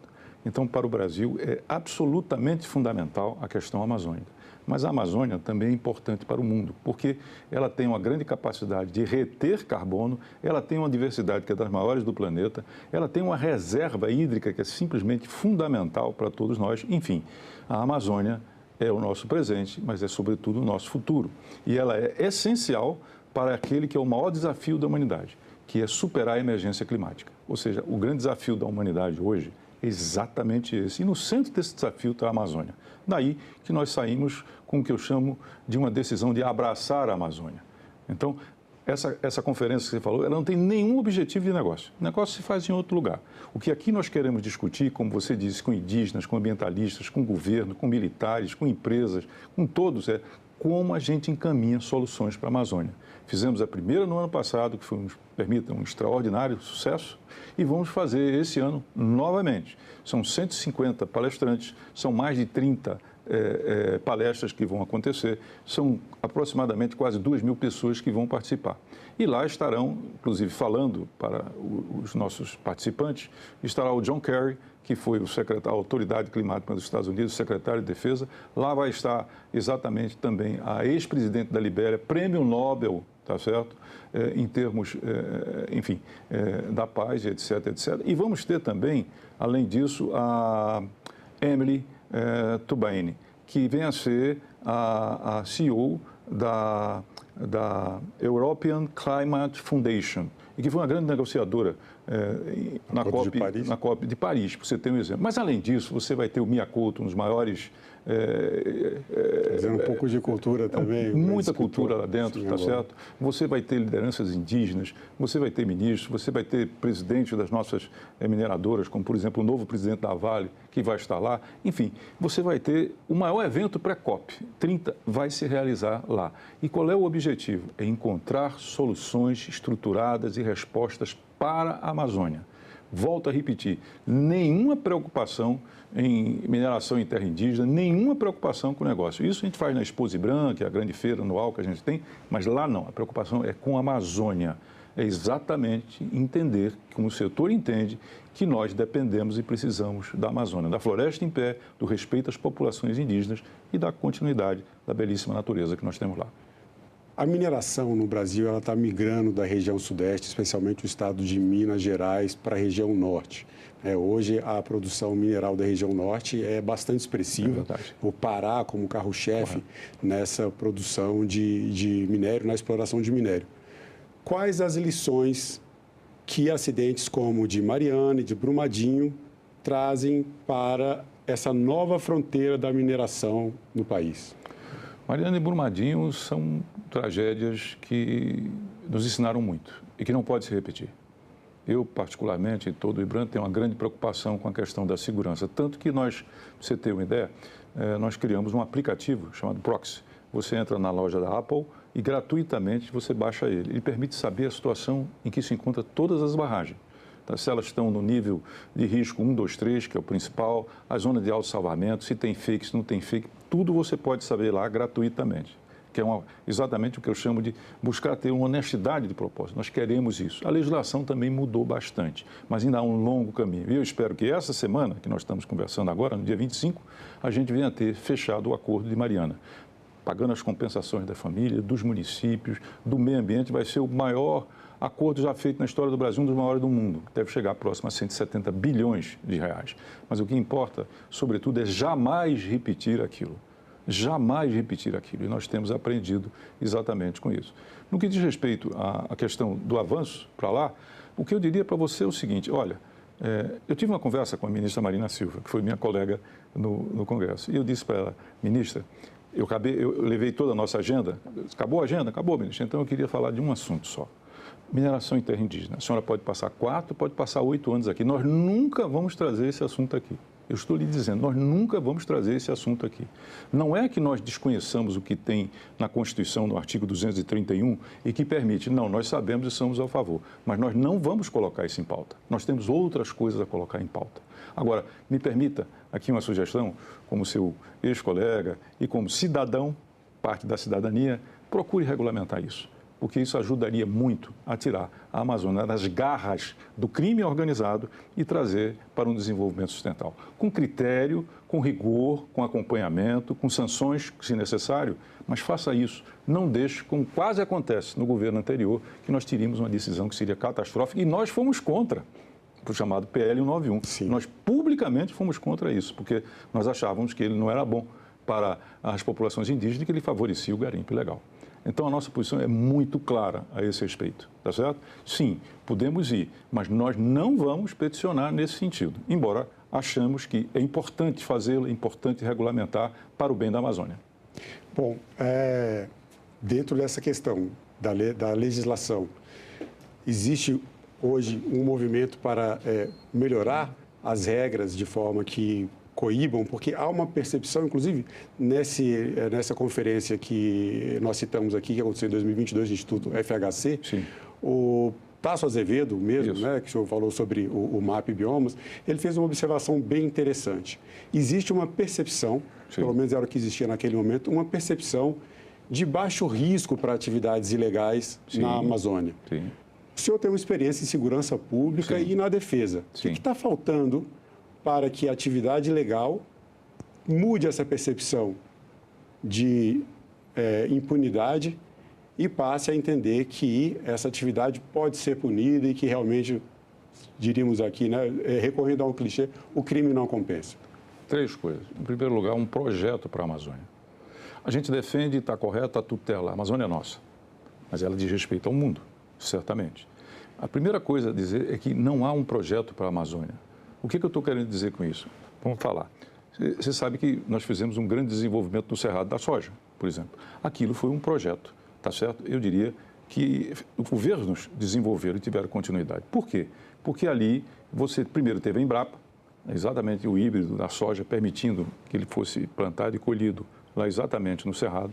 Depois você teve o investimento para o crédito e as empresas entraram porque elas sabiam que tinha uma taxa de retorno produtiva. E nós hoje alimentamos 1 bilhão, não só da soja, mas 1 bilhão, 1 bilhão e 200 bilhões de pessoas mundo afora. Tá certo? Então, ali é isso que eu chamo a atenção. Há um projeto e ele deu resultados. Qual é o projeto que nós temos para a Amazônia? Nós só ficamos falando e temos que falar e temos que realmente reagir em desmatamento zero, em reduzir o desmatamento. Mas isso não resolve a pobreza. Nós temos 29 milhões de amazônidas que estão vivendo lá. Aquelas pessoas precisam de ter condições de vida, porque senão elas são atraídas, elas ficam vulneráveis, elas vão para o crime. Então, primeiro que tudo, o Brasil precisa ter um projeto crível, viável para a Amazônia. O Brasil não tem esse projeto. Em segundo lugar, nós precisamos, sem a menor sombra de dúvida, de conseguir convergir e articular, coordenar as forças de segurança na região, inclusive com os países vizinhos. Por que os países vizinhos? Porque 4 dos maiores produtores de droga do mundo estão exatamente na fronteira da Amazônia. Quais são eles? É o Paraguai, é a Bolívia, é o Peru e a Colômbia. Então, veja, nós precisamos de coordenar tudo isso no bojo de um projeto. E terceiro e último lugar, nós temos que ter, sem a menor e qualquer sombra de dúvida, nós precisamos de investimentos. Investimentos que sejam viáveis, investimentos voltados na produção de alimentos sustentáveis, investimentos que sejam sustentáveis em termos, por exemplo, do mercado de carbono, que a gente tem uma grande possibilidade lá dentro. Nós precisamos de empregos gerados para aquelas populações que estão lá, para que elas não caiam na vulnerabilidade e daí elas caiam exatamente na situação do crime organizado. Então, isso é urgente. E eu diria que essa reunião que nós fizemos no ano passado e esse ano, ela tem exatamente isso por mira. Como a gente vai ter um projeto para a Amazônia? Porque o Brasil não tem um projeto para a Amazônia. E sem um projeto que una a sociedade, o Estado e o setor empresarial, as coisas não vão andar.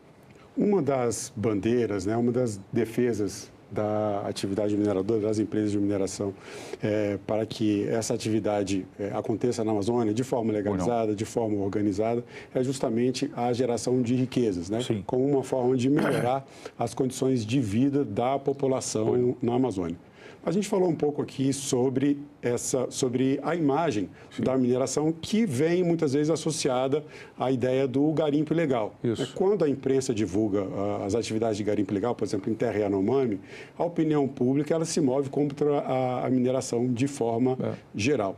E uma das questões que nós trazemos aqui é justamente isso, como mudar a percepção da população em relação à atividade mineradora com uma atividade até menos destrutiva para a Amazônia e com a possibilidade de conciliação dessa atividade mineradora com a preservação ambiental. E dentro desse pensamento, dentro dessa reflexão, vem uma preocupação que também vem sendo trazida nesses debates que têm sido realizados, inclusive pelo IBRAM, de que é preciso mudar a imagem da mineração e que, para isso, as empresas mineradoras precisariam avançar para além dos seus territórios, das suas atividades, no sentido de preservar a floresta. Como as empresas podem trazer esse tipo de imagem, por exemplo, na questão da geração da riqueza, que foi o começo dessa fala, A geração de riqueza parece que as empresas estão chegando, mas a realidade da população ainda não está sentindo de fato, esses impactos. Eu conversava com o senhor aqui, por exemplo, o estado do Pará é o estado que mais produz minério hoje, na região norte, mas é o estado que tem o município com o pior IDH do Brasil. Ao mesmo tempo, o município de Tucumã, também no Pará, embora isso não seja relacionado, é preciso colocar, não seja relacionado à atividade da mineração, e sim a outras atividades, é um município que tem apenas 16% da sua cobertura vegetal preservada, menos do que a cidade de Belo Horizonte. Como a mineração pode atuar, como o IBRAM, enquanto um instituto que reúne as empresas mineradoras, pode atuar no sentido de minimizar esses impactos e gerar riquezas, diminuindo essa situação, por exemplo, de pobreza para a região norte? Primeira imagem, o que é isso aqui? É um copo d'água. Pois é, um mineral dentro de outro mineral. Ou seja, como a mineração ela é uma atividade de empresas para empresas, ela não tem consumidor final. Portanto, ela é invisível. Mas eu quero lhe dizer que não existe sequer civilização sem a mineração. Seus pés estão sob minérios. Em cima da sua cabeça existem minérios. No celular, aí, nesse laptop que você tem pelo menos 14 minérios. Não existe saúde sem minérios. Não há segurança alimentar sem minérios. Fosfato, potássio, que nós somos grandes importadores. E, sobretudo, não tem como você superar a emergência climática que ameaça nós. Está aí o que aconteceu esse ano em termos de incêndio, está aí o que aconteceu no nosso Rio Grande do Sul, tão sofrido, sem minérios. Por quê? Porque não tem bateria, não tem eletrificação, não tem aerogeradores, por exemplo, não tem placas volcaicas. Ou seja, aqui é o nosso drama. Nós estamos em tudo, não somos percebidos em nada. Então, a tendência é que a percepção, e eu não estou discutindo ela, se foque nas tragédias. E Mariana e Brumadinho foi uma ruptura que nós tivemos com a opinião pública brasileira. Nós sabemos disso, nós aprendemos com relação a isso, tá certo? Agora, no que diz respeito à questão de como você procurar essa compatibilização, nós estamos fazendo um levantamento de todos os municípios. O IPS, que é um instituto muito bacana do Bélgico Veríssimo, ele está levantando a situação social e econômica em 12 indicadores em todos os municípios mineradores brasileiros, para que a gente possa orientar exatamente o que fazer, né, com relação a essa coisa. Mas vou lhe dar um dado também de município. Conhece Paraupebas, onde fica Carajás? Eu conheço de nome, nunca estive lá pessoalmente. Sabe quanto ela recebe de royalties, ou seja, CEFEM? 2 bilhões e 100. Sabe que ela não tem saneamento? Enquanto isso, uma prefeitura de lá participa ano após ano, fazendo churrasco para 25 mil pessoas, disputando um lugar no Guinness. Esse é um problema que acontece também no Rio, acontecia no Rio de Janeiro, com a distribuição de royalties do petróleo. Exatamente. E o que a cidade via como o resultado dos recursos era a festa. Exatamente. Então, é um problema de gestão. No geral, aonde você tem mineração, as informações que nós temos, a qualidade de vida é melhor. O que não quer dizer que precise melhorar, e muito. É preciso ter aquilo que a gente chama de licença social. A população tem que participar, você tem que contribuir com saúde, com educação e tudo mais. Mas nós temos uma questão no Congresso Nacional, é que a lei dos royalties, que eu me referi ainda há pouco, ela permite, por ser frouxa, que você desvie para contratar terceirizados em época política, para que você faça disputa em termos de churrasco, para que você use para fontes, sei lá, para o que você quiser. Não, ela tem que ser aplicada, a CEFEM, totalmente, os royalties, em atividades produtivas para o futuro, para quando a mineração acabar, porque ela acaba e a cidade não pode virar uma cidade fantasma. Então, nós lutamos, inclusive, contra isso, tá certo? Contra isso. E eu posso lhe dizer que hoje há uma consciência muito arraigada de que a mineração, sem licença sócio e ambiental, ela não vai para frente. Eu diria que, inclusive, citando Paul Coleman, que é um grande papa, né, da administração, hoje não é você ir do lucro para a sustentabilidade, hoje é da sustentabilidade o lucro. O seu lucro tem que ser sustentável. E quem não aceitar isso e quem não quiser isso, vai ficar no passado. Não vai ter lugar no futuro. Nós falamos aqui da mineração associada ao tripé do ESG, é uma sigla em inglês, mas fala justamente de responsabilidade ambiental, responsabilidade social e governança. Pois não. Dentro dessa parte de governança, seria também papel das empresas mineradoras, por exemplo, em advocacy, procurar canalizar esses recursos, por exemplo, do CEFEM, para que eles não sejam gastos em churrascos e sim em benefícios para a população? Óbvio que tem que ser. E por isso mesmo que a gente está fazendo um levantamento com 12 indicadores para poder chegar para cada minerador e dizer, olha, o que está faltando aqui na sua cidade é isso. E também chegar para os prefeitos e dizer, olha, prefeito, uma cidade igual a sua, que tem a mesma arrecadação que a sua, que tem a mesma população que a sua, ela vai muito bem em saúde e educação, o senhor não vai. Por quê? O que está acontecendo? Exatamente para criar essa consciência, essa discussão. E lhe digo mais, nós somos o único setor hoje na economia brasileira que já levantou a sua pegada de carbono. Nós sabemos que é fundamental. Nós fizemos um trabalho com o Reino Unido e empresas que levantaram a pegada de carbono no escopo 1, 2 e 3 da mineração brasileira. E agora nós vamos exatamente fixar as nossas metas em função disso. Nós temos hoje um conselho socioambiental, né? Conselho socioambiental formado só de pessoas, a maior parte, que são exatamente de fora da mineração, para nos ajudar a discutir as nossas metas. Nós reunimos esse conselho, tá certo? Que, por exemplo, conta com figuras como a ex-ministra Isabela Teixeira, que, aliás, Isabela Teixeira é a curadora do evento lá, com Marília Marreco, que, como eu, fui presidente nacional do IBAMA. Então, eu diria, sem querer aqui dizer, não, está tudo bem, está tudo ótimo, mas nós estamos, o que me parece mais importante, no caminho certo de procurar dotar a mineração brasileira cada vez mais de responsabilidade social e ambiental. Esse é o nosso propósito e eu acredito que estamos dando passos firmes nessa direção. Senhor Raul, eu comentei aqui no começo da entrevista, nós estamos falando de preservação da floresta, preservação ambiental e mineração. Preservação da floresta e mineração são assuntos de cidadania. Sem dúvida. Eu gostaria de saber, nas suas palavras, o que é cidadania. Cidadania é uma via de mão dupla.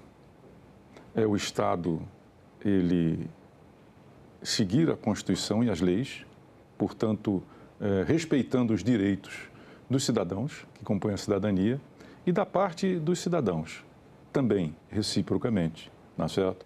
Respeitando a Constituição e as leis do nosso país. E no que diz respeito à cidadania, ser uma cidadania ativa. Uma cidadania que se associa, que se organiza e que defende o avanço da nossa democracia. Porque fora da democracia não há absolutamente nenhuma saída para nenhum povo, nenhuma nação, nenhum país. Para mim, cidadania é isso. Senhor Raul, muito obrigado mais uma vez pela sua presença e pela sua entrevista. Eu que agradeço muitíssimo. Foi ótimo. Obrigado. E eu agradeço também a você que acompanha a programação da TV Senado. Assine o canal da TV Senado no YouTube, ative as notificações e acompanhe toda a produção do Poder Legislativo diretamente da fonte. Na TV Senado, democracia é todo dia.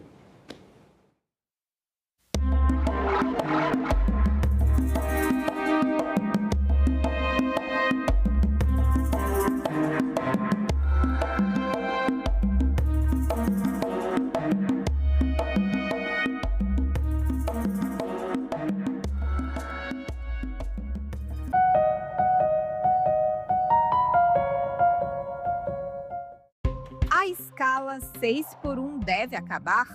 Quais os impactos para as empresas?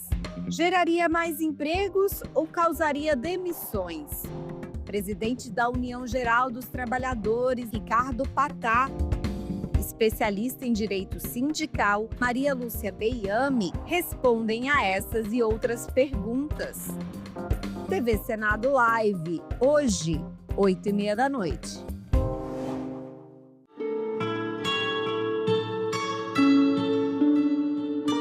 Ao contrário do que muita gente diz, de que os empreendimentos portugueses tiveram que trazer negros da África para cá, porque os índios não quiseram ser escravos, isso é uma tremenda de uma mentira. Os índios foram escravizados à exaustão, foram mortos aos milhares, sendo explorados pelo trabalho escravo. Os escravos indígenas foram utilizados durante todo o período da colonização. E essa escravização se deu com um fundamento da guerra justa. Grosso modo, se os indígenas se recusam à fé, são contrários à fé, portanto, é justo guerreá-los. Como é justo guerreá-los, então significa que é justo matá-los, é justo ocupar os seus territórios e é justo escravizá-los. Eu escravizo o indígena para salvar a alma dele.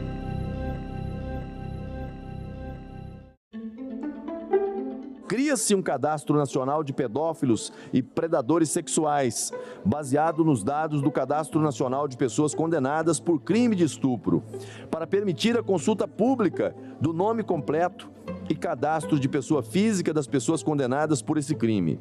Trata-se de medida que representa uma importante ferramenta para aumentar a segurança da sociedade, especialmente para as mulheres, crianças e adolescentes.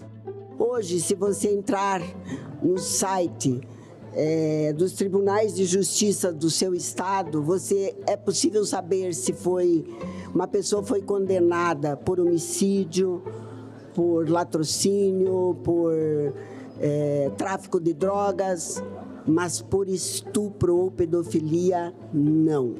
Eu chamo a atenção para o seguinte: quem são as vítimas de estupro? Quem são as vítimas de pedofilia? Mulheres e crianças.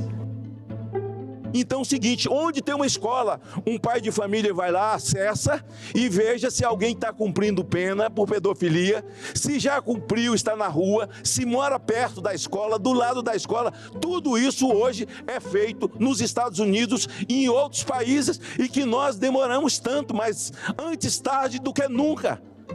Veio em boa hora. Que esse projeto possa realmente servir de lição e que, na sua prática, ele possa funcionar para que a gente tente colocar à disposição da sociedade uma ferramenta da busca de justiça.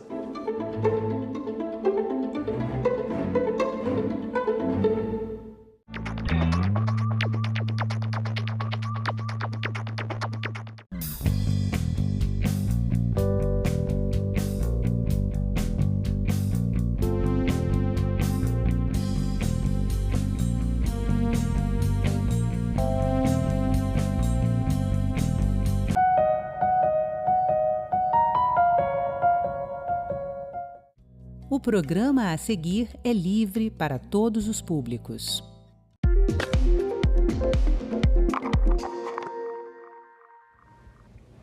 Olá, começa agora mais um Assunto de Estado. E hoje a gente vai falar aqui no programa sobre logística, segurança pública, reforma tributária, entre outros temas. E para conversar comigo, o nosso convidado de hoje é o senador Beto Martins, do PL de Santa Catarina. Bem-vindo, senador. Eu te agradeço por esse convite, por essa oportunidade. Fiquei muito feliz de saber, Sérgio, que você também é catarinense como eu. Isso mesmo. Senador, no seu primeiro pronunciamento aqui na casa, em agosto desse ano, o senhor comentou que a sua principal bandeira de atuação será a logística, o setor de logística. E para iniciar o nosso programa de hoje, a gente traz uma pergunta de uma colega lá da ALESC, Assembleia Legislativa. Vamos colocar na tela. Olá a todos que estão acompanhando o Assunto de Estado. Eu me chamo Giovana Alencar e sou repórter aqui na Assembleia Legislativa de Santa Catarina. Senador Beto Martins, a ALESC sediou em fevereiro desse ano o Encontro Regional Sul, que foi uma oportunidade de debater as principais demandas e também oportunidades de investimento em infraestrutura e logística nos 3 estados da região. Nesse contexto, quais que são os principais desafios para garantir melhorias na infraestrutura de Santa Catarina e também quais que são as prioridades? Muito legal. Bom, Sérgio, eu posso falar muito sobre logística, especialmente dos 3 modais que são portos, aeroportos e ferrovias, porque o estado de Santa Catarina foi o primeiro estado do Brasil a criar uma secretaria de portos, aeroportos e ferrovias para dar protagonismo e prioridade para uma área que é muito importante. E especialmente Santa Catarina, ela tem peso fundamental, porque Santa Catarina é um estado diferenciado nessa logística. Nós temos 5 portos pujantes, nós temos hoje 4 aeroportos já privatizados e que atendem a aviação comercial e uma rede de 21 aeroportos que atende muito a aviação executiva. E temos também projetos na área de ferrovia. Enfim, colocando rapidamente aqui, na área de portos, os nossos 2 principais complexos portuários são Itajaí e São Francisco do Sul. Ao lado do Porto Público de Itajaí, você tem uma TUP, um terminal de uso privativo, que é a Portonave Navegantes. Em São Francisco, ao lado do Porto Público de São Francisco, você tem outra TUP, que é Itapoá, o Porto de Itapoá. Esses 2 portos, hoje, juntos, representam a 2ª maior força em movimentação de contêineres do Brasil. Só perdemos para o Porto de Santos, mas estamos crescendo a passos largos. Porém, esses 2 complexos hoje não conseguem receber os novos navios, com 360 e 400 metros de comprimento. Os canais de acesso precisam passar por alargamento e precisam passar por um novo processo de dragagem e de aumento do nosso calado. O estado de Santa Catarina vem trabalhando em cima disso nos últimos 1 ano e meio e nós vamos conseguir, na Baía da Babitonga, em São Francisco, um case único para o Brasil.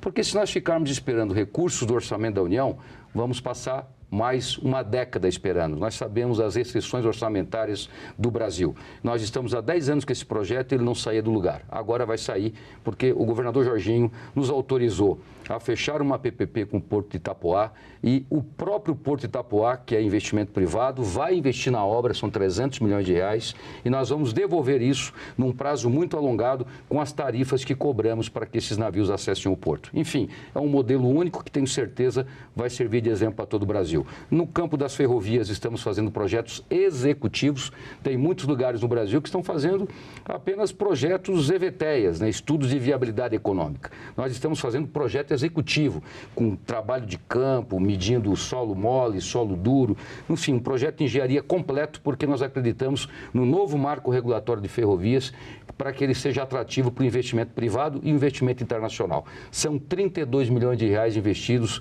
em menos de 2 anos no estado de Santa Catarina.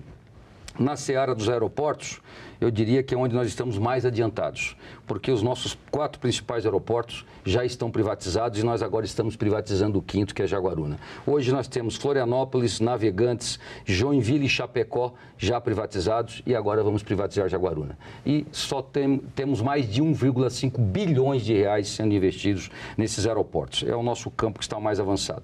E na questão das ferrovias, evidentemente, ainda temos muito a fazer. Santa Catarina sabe disso. Temos aí várias rodovias federais que precisam ter suas obras concluídas, como 101, como a 470, a 280, mas nesse aspecto o Estado está fazendo o quê? A todo momento cobrando, através de seus parlamentares trazendo emendas. O que é concreto é que Santa Catarina sabe da importância da logística para o seu desenvolvimento econômico e, por isso, dá esse protagonismo e essa prioridade, criando uma secretaria específica para cuidar de sistemas. O senhor comentou de algumas áreas da logística. Eu gostaria de avançar no assunto dessas 3 áreas, aeroportos, portos e ferrovias. Primeiramente, agora, por último, o senhor comentou dos aeroportos. Em setembro, houve o lançamento do edital para a privatização do aeroporto de Jaguaruna, certo? Isso. O que o senhor agora, na condição de senador, antes era secretário de Estado dessa área, agora como senador, quais as ações que o senhor pretende adotar aqui no Senado Federal para contribuir com o crescimento desse setor aeroportuário?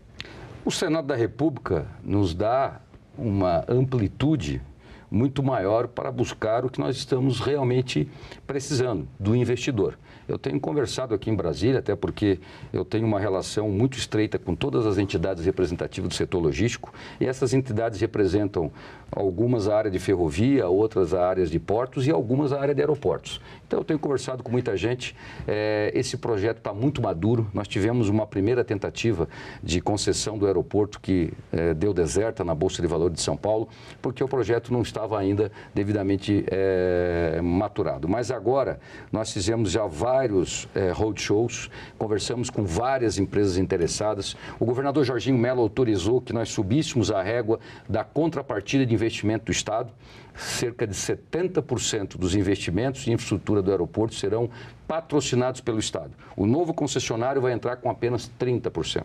Ou seja, eu tenho plena convicção que ainda ao final desse ano nós vamos ter na Bolsa de Valores de São Paulo um novo edital de concessão e vamos, se Deus quiser, junto com o governador Jorginho, bater esse martelo e ter o nosso 5º aeroporto privatizado. Porque o sucesso dos outros 4 já servem de exemplo e nos dão a certeza que esse é o caminho certo.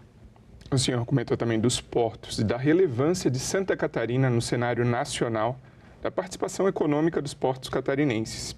E o senhor comentou também, no início do seu mandato aqui na casa, que é importante pensar em desburocratizar os portos.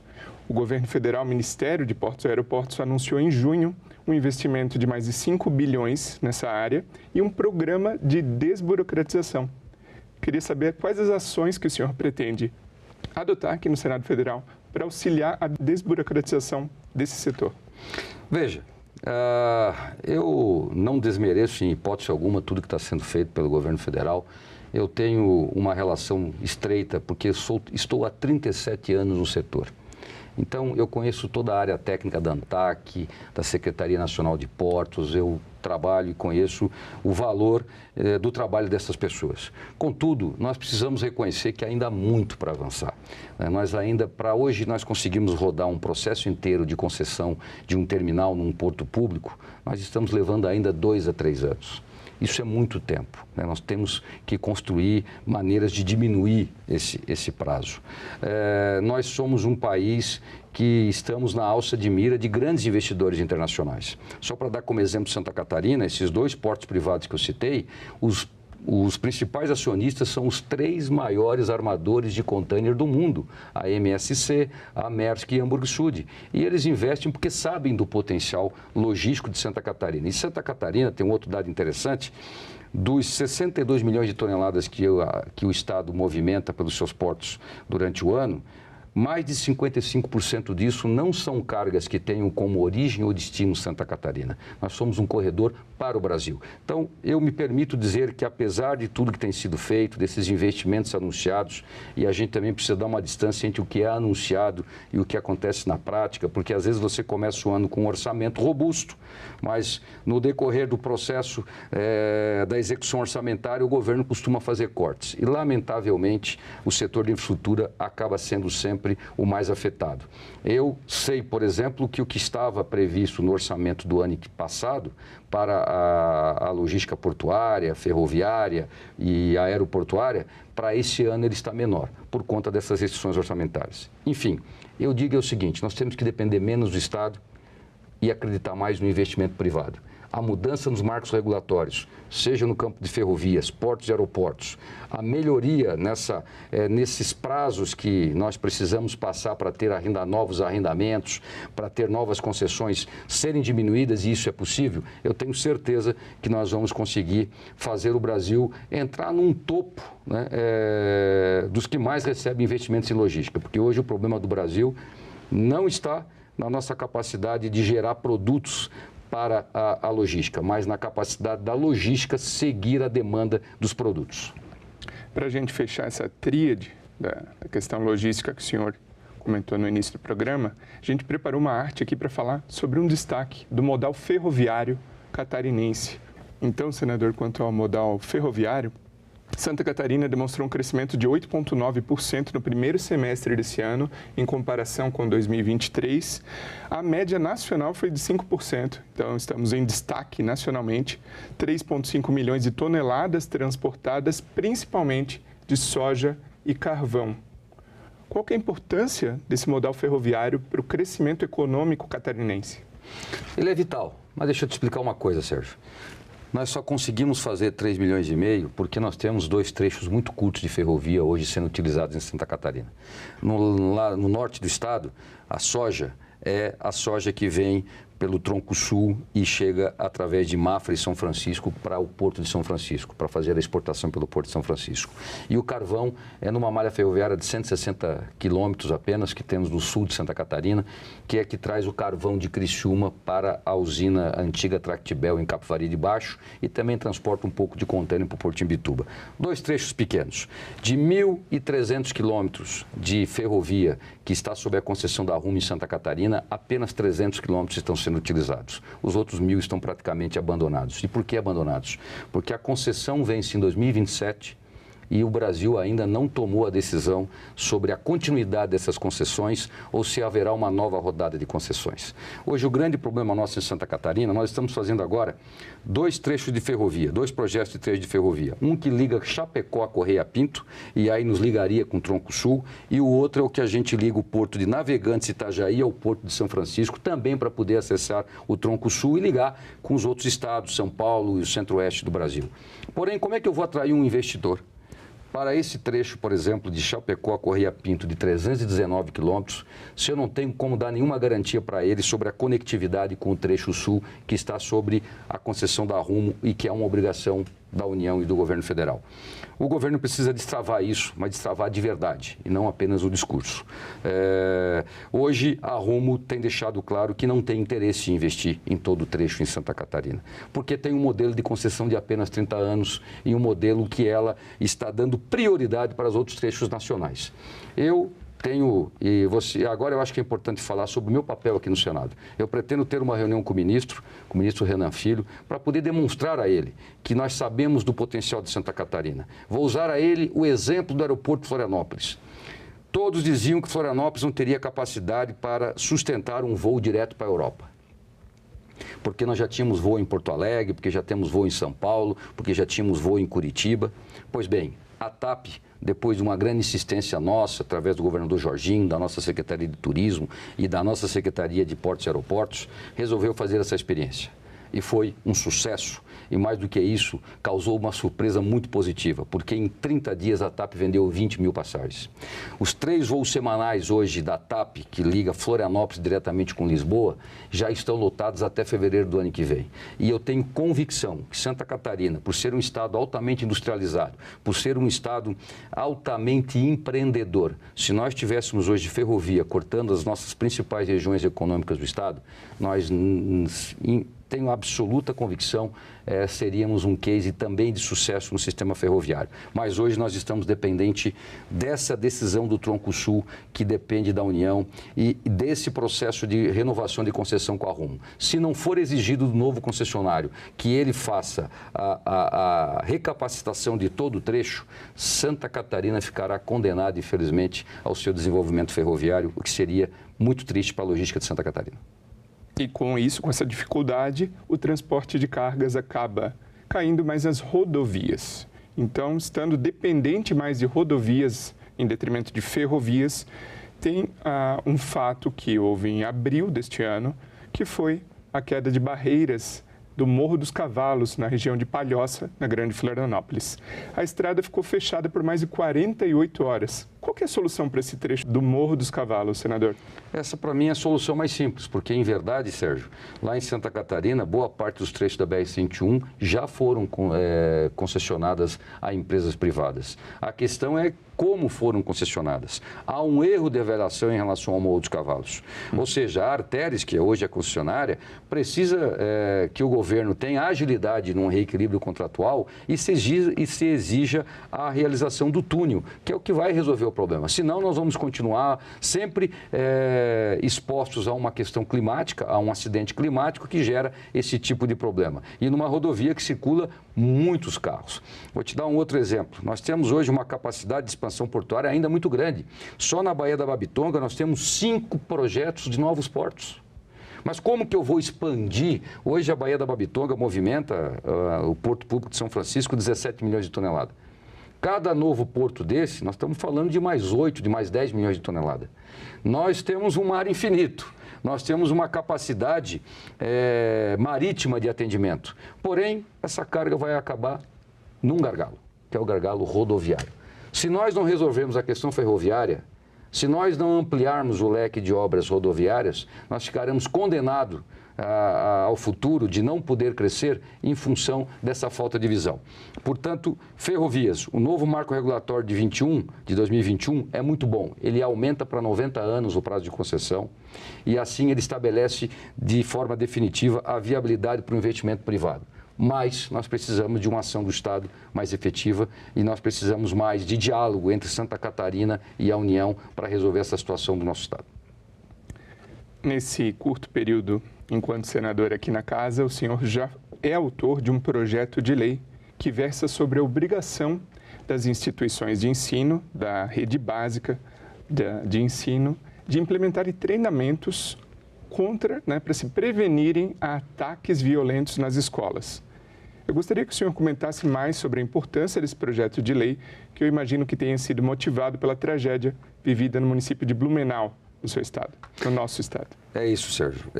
Foi uma tragédia que certamente comoveu a todos, não apenas em Santa Catarina e no Brasil. E talvez, em algum momento, os catarinenses possam ter pensado que, por sermos um estado mais avançado economicamente, por sermos um estado de uma melhor distribuição de renda, nós não estivéssemos tão suscetíveis a isso. Mas nós estamos, porque a psicopatia, ela não escolhe classe social, ela não escolhe circunstância e não escolhe locais. E aconteceu. O governador Jorginho Melo teve uma reação muito rápida ao colocar um policial na porta de cada escola pública de Santa Catarina. Isso, sem dúvida alguma, foi um ato da parte dele louvável, mas nós entendemos, ouvindo as pessoas do setor, que isso não é suficiente. Nós precisamos trabalhar a cultura de paz dentro das escolas. Nós precisamos de treinamentos, simulados, conferências, palestras com os funcionários, com os professores e com as crianças, para que elas estejam preparadas para esse momento, se ele acontecer. Nós temos o histórico disso nos Estados Unidos, nós temos o histórico disso em países de primeiro mundo no continente europeu, que esse tipo de ação pode resultar, sem sombra de dúvida, numa diminuição dos impactos desses ataques violentos. Então, eu estou muito feliz de dizer que já aprovamos na Comissão de Segurança Pública, vai agora para a Comissão de Educação. Eu acredito que no máximo em mais 30 dias nós podemos aprovar isso. Esse projeto é de ordem terminativa, ele não precisa ir para plenário. Portanto, ainda esse ano nós vamos remeter à Câmara Federal. E é possível até que ainda este ano a Câmara possa homologar isso e a gente possa ter essa lei valendo já a partir do ano que vem. Obrigando não apenas as escolas públicas, mas também as escolas privadas a construir essa cultura de paz dentro das escolas. E haverá algum tipo de oferta de treinamento por parte do governo ou ficará a cargo das escolas terem esse custo, esse investimento, as escolas privadas? Eu penso que cada estado tem a sua própria natureza para lidar com esse tipo de situação. Em Santa Catarina, nós temos um trabalho muito valoroso feito pelo Corpo de Bombeiros, feito pela Polícia Militar. Eu tenho certeza que muitos desses treinamentos não terão grandes custos para as escolas, especialmente para as públicas, porque o próprio estado vai absorver essa demanda e esse custo, se necessário. As escolas privadas, esse custo não é substancial. Fazer treinamento, fazer simulado, fazer palestras, fazer conferências, não é um custo que se possa dizer que vai inviabilizar o processo ou que vai gerar um aumento das mensalidades. Mas ele é fundamental, porque trata de segurança, nós estamos falando de criança. Nós estamos falando de ensino, exatamente de ensino de adultos, estamos falando de criança. Então, eu acredito que esse investimento é importante, é necessário e não terá um peso substancial que possa tornar difícil. E é importante também dizer que a lei prevê multa para aquelas escolas que não realizarem esse investimento, que eu reputo como muito importante. Na época da tragédia no ano passado, acabou assustando várias famílias, vários pais, que até ficaram sem levar suas crianças, seus filhos para a escola, com medo de novos ataques. Aí eu pergunto ao senhor, esse treinamento envolve a participação da comunidade, das famílias, há previsão para essa participação familiar? Obrigado, Sérgio. Você contribui muito para a discussão, sem sombra de dúvidas. Nós estamos querendo criar uma cultura de paz na comunidade escolar. E também dá um pouco mais de tranquilidade para este pai. Saber que está havendo esse treinamento, saber que a escola está preparada para isso. Se isso acontece num ambiente como o que aconteceu em Blumenau, onde você tem uma sociedade com baixíssimo índice de insegurança, você imagina se reportarmos isso para o Brasil. Em regiões onde tem um número muito alto de violência, onde os índices de segurança não são tão bons como são em Santa Catarina. Portanto, eu tenho certeza absoluta que isso vai ter, sim, o respaldo da sociedade, especialmente dos pais e mães que todos os dias mandam seus filhos pequenos para a escola e ficam sempre à mercê dessa preocupação com a segurança. Em um pronunciamento recente aqui na casa, o senhor criticou o texto da reforma tributária. O senhor falou que ela pode provocar, da maneira como se encontra, desinvestimento na economia nacional. Quais os possíveis impactos para Santa Catarina? Vamos falar, assim, de alguns pontos específicos por conta do tempo. Vou te dar, por exemplo, o setor imobiliário. Nós estamos falando, o setor de serviços está sendo muito penalizado por essa reforma. Eu não estou vendo tanta reclamação no setor industrial. Mas o Brasil não é um país altamente industrializado. O Brasil, mais de 70% da cadeia econômica vem do setor de serviços. Então, vou dar um exemplo, setor imobiliário. Há uma perspectiva de aumento da carga tributária de até 20% para o locador. Quem vai ficar com esse custo é o locador? Não. Ele vai repassar para o locatário. Ele vai repassar para aquele cidadão que não pode ter casa própria e que tem que pagar aluguel. Isso vai gerar corrente inflacionária. Aonde que eu falo de desinvestimento? Porque isso vai atingir também a construção civil. Um investidor hoje de imóvel, ele calcula quanto que vai ser a taxa de retorno dele. Se a carga tributária for muito alta, ele vai deixar de investir no setor imobiliário. Ele vai preferir colocar o dinheiro dele em fundos de investimento. Isso gera um desaquecimento da economia, da construção civil e, consequentemente, um desinvestimento no país. O setor logístico. Eu disse outro dia para a senadora Tereza Cristina, que ela representa o agro aqui no Senado. Quem vai ser penalizado é o agro, porque o setor logístico, hoje eu ainda tive com o Bernardo Api, né, o doutor Bernardo Api, aparentemente ele foi sensível à situação, porque nós temos uma coisa hoje chamada exportação de serviço, que é isenta de imposto, de PIS e COFINS.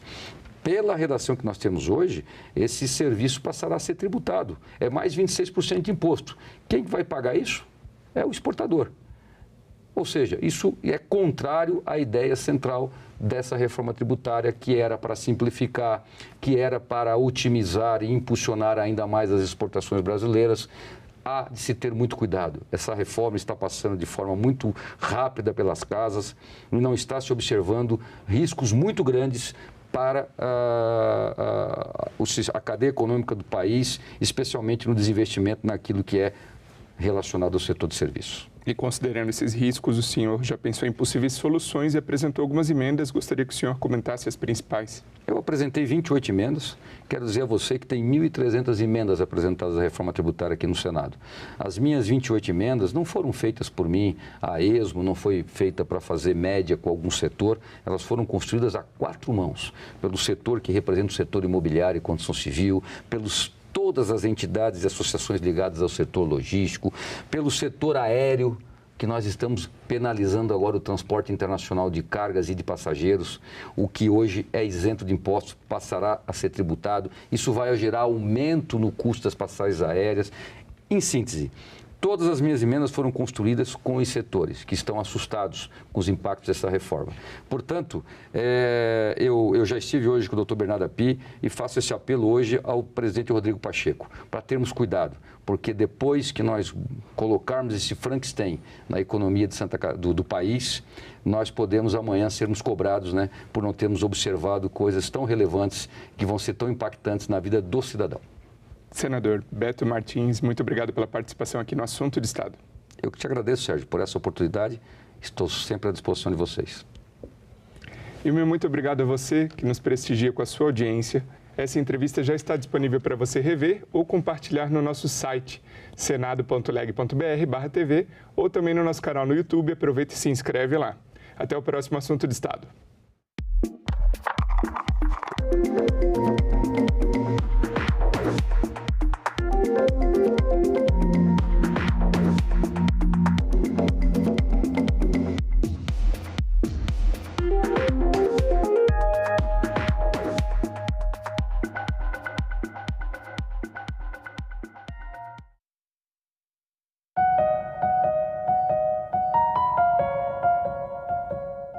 Evento debate o papel das TVs públicas no processo democrático do Brasil.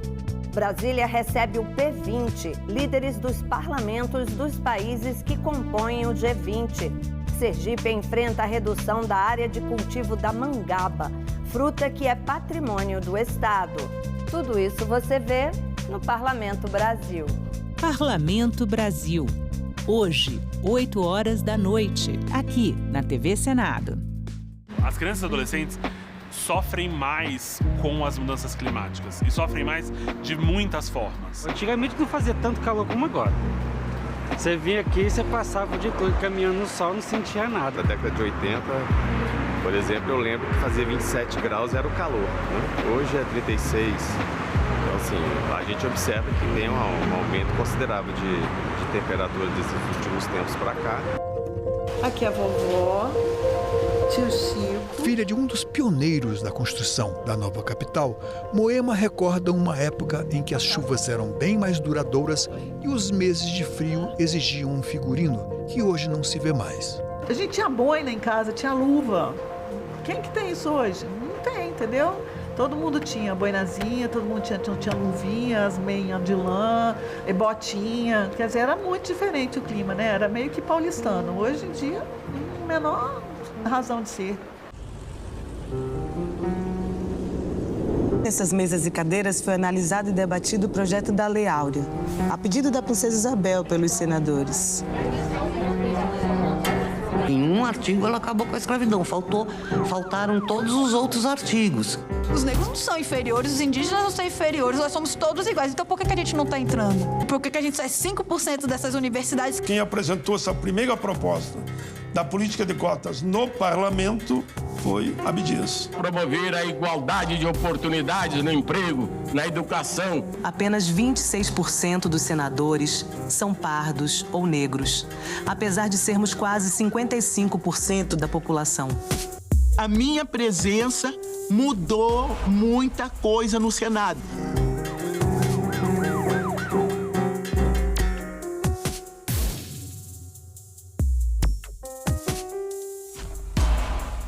Bueno, a mí me interesaba mucho como un discurso, como un voltear hacia la cocina y ver qué es lo que sucedía dentro de ella. Eu não estou a escrever romance, estou a contar histórias.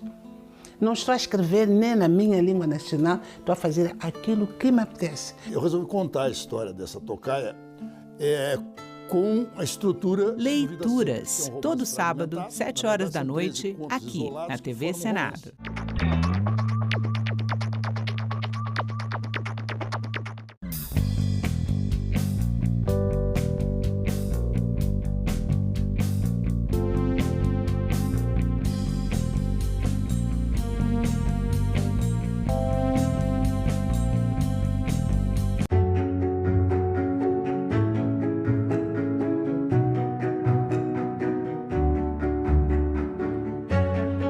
Poucas mulheres se aventuravam na carreira política, não era considerado de bom tom.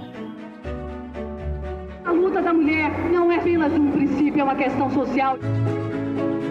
temos os mesmos direitos, devemos também ocupar os mesmos espaços. Nós estamos chegando à conclusão que não basta reivindicar os nossos direitos, que é preciso gritar. Nós somos 52% da população e temos uma representatividade no Senado de 13%. Nós estamos falando abertamente que nós queremos sim espaços de poder. Liderança no Senado Federal, não há dúvida nenhuma, é uma grande conquista, nós conseguimos avançar. A gente não quer privilégio, a gente quer justiça, né? TV Senado. Democracia todo dia.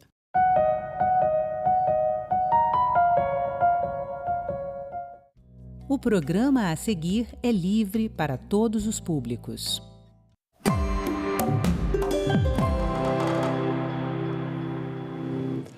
A Pesquisa Nacional por Amostra de Domicílios, do IBGE, comprova que o Brasil é um país muito desigual. Os mais ricos têm uma renda quase 40 vezes maior que os mais pobres. Essa desigualdade é uma das causas do desenvolvimento social desequilibrado. No programa de hoje, nós vamos conversar sobre distribuição de renda com a Alejandra Leonor Pascoal, professora de Direito da UNB. Muito obrigado, professora. Obrigada. Eu que agradeço pelo convite. Professora é doutora em Direito, pós-doutora em Filosofia Política, especialista em Direitos Humanos. Eu queria começar perguntando para a senhora o seguinte. Nós vivemos no Brasil, um país que é um dos mais ricos do mundo. Sim. No entanto, um dos mais desiguais. Sim. De modo geral, o que explica essa desigualdade? O que há na nossa estrutura social e política que explica isso? Bom, é algo que está muito sob nossos olhos, mas que o Brasil nega. Não está invisível, mas o Brasil nega. É a herança da escravidão. O Brasil teve milhões de escravos, mas foi o último país no mundo, nas Américas, em abolir a escravidão. Mas, lamentavelmente, a esses milhões de pessoas escravas, ex-escravas, uma vez libertas, não lhes foi dada nenhuma oportunidade para poder reiniciar suas vidas. Entanto que o Brasil, naquela época, a partir de 1878, quando foi abolida a escravidão, começou um processo de imigração, de aceitar a imigração europeia, especialmente de italianos, também de espanhóis. Então, essa mão de obra, naquela época já, essa mão de obra, não vou falar especializada, mas aquela mão de obra que tinha melhores recursos e uma autoestima maior que as pessoas negras que tinham sido escravizadas, ocuparam os espaços que as pessoas negras podiam ter ocupado. Então, as pessoas negras escravizadas no Brasil, mais de quase 5 milhões de pessoas, uma vez liberadas, não tinham nenhuma oportunidade. Pior ainda, porque a eles lhes tinha sido negada a educação, tinha sido negadas a eles o próprio nome, seus costumes, sua religião. E essa negação e esse preconceito do Brasil em relação a eles continuou. E continua até hoje. Interessante. Daqui a pouco eu quero aprofundar mais esse componente racial da desigualdade, mas vamos ver alguns dados da última pesquisa do IBGE, a última PNAD, que mostra que quando nós pegamos ali 1% mais ricos do Brasil e comparamos com os 40% mais pobres, a renda dos mais ricos é 39,2 vezes maior, ou seja, quase 40 vezes mais. Vamos para o outro gráfico, onde a gente aumenta um pouco o percentual aqui. Em vez de analisarmos 1% mais ricos, vamos analisar os 10% mais ricos. A renda 14,4 vezes maior. Diminui um pouco, mas ainda é muito grande. Esses dados são recentes, ou seja, vêm desde o passado. Com esses dados, nós poderíamos dizer que o Brasil continua sendo um dos países mais desiguais do mundo? Sem dúvida, sem dúvida. Porque países chamados ricos ou chamados do primeiro mundo, especialmente países europeus, eles implementaram políticas públicas para tentar acabar com grandes desigualdades sociais e econômicas nos seus países. Mas o Brasil nunca implementou essas políticas. Só podemos falar que recentemente começou a implementar algumas dessas políticas para dar oportunidade à população pobre para melhorar sua renda, melhorar sua educação, que é fundamental. A educação é um meio de poder aceder a melhores condições de vida.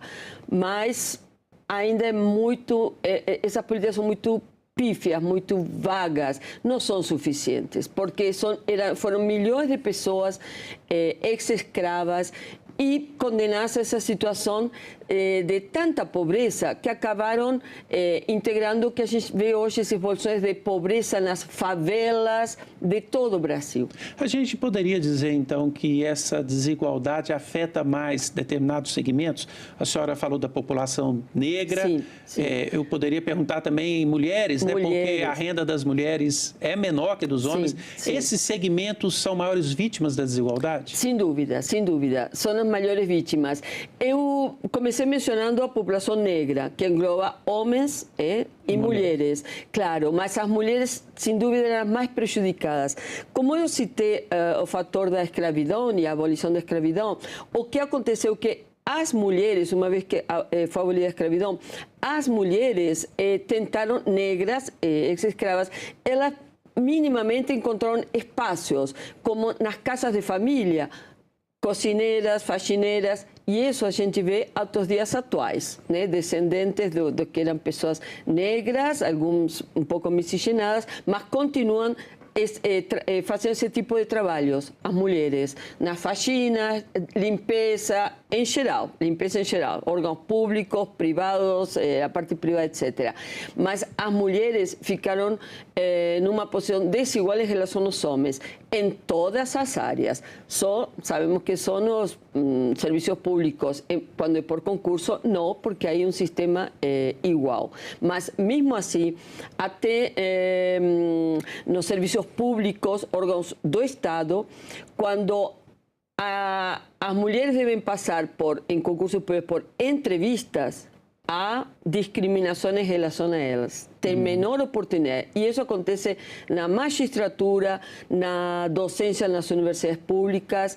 Isso acontece em todos os lugares. É um segmento onde o número de mulheres é bem menor na diplomacia. Sem dúvida, sem dúvida. Muito mais diplomatas homens que mulheres. Sem dúvida. E isso vem inclusive da herança que a gente teve no Brasil, como em outros países da América Latina, da colonização europeia, onde as mulheres já eram muito discriminadas e continua aquela desigualdade até naqueles países, mas no Brasil continua isso muito acentuado, muito acentuado. Nós vimos, né, por esses dados, que a desigualdade de renda ainda é muito acentuada. Eu perguntaria o seguinte para a senhora: essa desigualdade de renda está diretamente ligada à pobreza? Quer dizer, quanto mais desigual, mais pobre, qual que é a relação entre renda e pobreza? Claro, é uma relação direta, né? Sim. Mas eu digo do ponto de vista do sistema que perpetua a desigualdade, é mais difícil para as pessoas ascenderem? Totalmente, totalmente. Eu, como docente de universidade pública federal, a UNB, com todo orgulho que eu tenho, que foi a primeira em instaurar o sistema de cotas para negros, para negras e vagas para a população indígena, que é outra população muito afetada nessa desigualdade de renda, muito excluída. Não há assim mulheres, porque as mulheres nas universidades federais têm mais ou menos o mesmo acesso. Portanto, ao entrar no chamado mercado de trabalho, tem as mesmas condições e mais ou menos são a mesma quantidade que homens, proporcionalmente. Mas em relação à população negra, nas universidades, com a implementação das cotas ajudou bastante. E temos cotas para negros e negras também nos concursos públicos, para acessar serviços públicos, né, no Brasil. Parece haver um sentimento de certas parcelas da população, quando a gente fala de renda, de que se eu estou numa classe mais alta, políticas que favoreçam aqueles que estão na classe mais baixa podem me prejudicar. Sim. Porque se eu aumento a renda de quem está abaixo de mim, eu posso ter dificuldades no futuro. A senhora concorda que esse sentimento existe de um modo geral na sociedade? Existe. existe. Eu, como pesquisadora, por um lado, e por outro lado, eu vivenciei isso diretamente a partir da implementação de cotas para negros e negras nas universidades públicas. Totalmente. Esse preconceito acirrou o ódio, vou falar ódio, o preconceito, o ódio da população rica, branca, contra a população mais pobre e contra as pessoas negras que tinham acesso à universidade. Ou seja, as pessoas brancas, descendentes dessa colonização europeia, descendentes de europeus, em geral, né, descendentes europeus, tem muito, viu seu lugar que sentia que era por natureza, que não é por natureza, que era deles, sentiu que tinha sido prejudicado e resistiram muito a essa entrada de pessoas, eu colocaria de pessoas negras, que são as que estavam no espaço mais desigual da sociedade. Mas aí eu acho que é um efeito cascata, né? Porque o rico pode ter esse sentimento, mas muitas vezes a pessoa de uma classe média, ou até de uma classe média baixa, se preocupa quando há políticas para aqueles que são pobres. Isso mesmo. É uma garantia de espaço? Sim, isso mesmo temos observado. Mas o que acontece? A mídia contribui muito na reprodução dessa visão preconceituosa. Então, a mídia, por exemplo, TV, tem seus donos, seus proprietários, e eles querem manter aquele, chamemos, status quo, esse privilégio dos brancos. A mídia chega a todos, e aquela mídia muitas vezes passa em programas de TV situações em que tem aqueles programas em que passam situações em que mostram pessoas pobres, em que roubam, assaltam, ou seja, é como se o delinquente, o mal estivesse no pobre, na população mais embaixo. Então, a população branca, classe média, assiste TV ou hoje em dia tem mais através dos diferentes meios que chamaria eu de celulares. Redes sociais. Redes sociais, sim, redes sociais. Acaba se reproduzindo para eles esse preconceito contra quem está mais para baixo. E um medo de que esse que está embaixo possa subir, tirar seu espaço. Vamos ver mais alguns dados da pesquisa do IBGE, da PNAD, em relação a crescimento de renda, que embora haja uma concentração, nós verificamos em 2023 que os mais pobres tiveram uma alta de renda maior, né? Então, entre os 10% e os 20% mais pobres, tiveram um aumento de 13,4% na renda, entre 5% e 10% mais pobres, a alta foi de 16%, e entre os 5% mais pobres, a alta foi de 38,5%. Já os mais ricos, entre 10% e 5%, alta de 11,6%, entre 5% e 2%, alta de 12,6%, 1% mais ricos, alta de 13,2%. O que esses dados estão mostrando? Né? Que no último ano, mesmo a concentração sendo muito grande, a desigualdade muito grande, por um motivo ou por outro, os mais pobres tiveram um crescimento de renda maior. Isso seria resultado de políticas sociais, sobretudo da pandemia, a gente teve um aumento de investimento em políticas como o Bolsa Família. Isso é que estaria gerando um certo crescimento maior da renda dos mais pobres?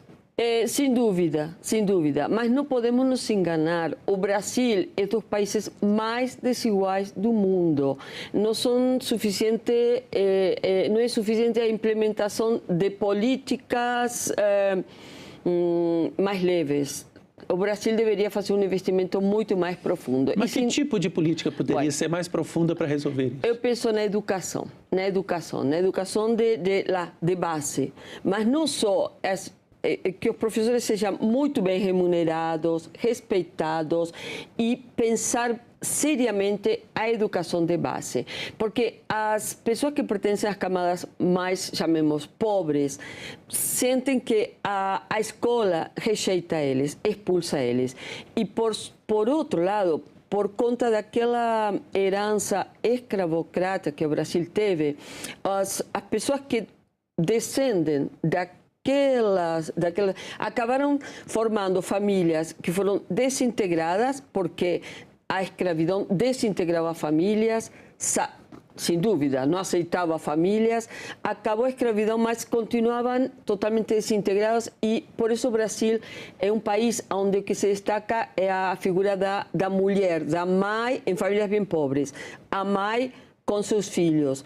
Os homens, não, em geral, estão fora da família, vou falar assim, ou seja, estão desintegradas, não integram a família. Então, essas famílias desintegradas são muito diferentes da camada mais popular, da classe média, onde a noção de família, a integração de família é muito mais forte. Isso cria um núcleo mais forte, mais coeso e mais orgulho de si. As mulheres mais pobres são aquelas que normalmente lideram sozinhas as famílias. Sim, e a própria pessoa é muito triste, mas a própria pessoa negra ou com essa miscigenação mais prevalecentemente negra, com prevalência das mães de família com eles, tem uma autoestima muito, muito baixa. Então, sentem que a escola não é para eles, não serve para eles.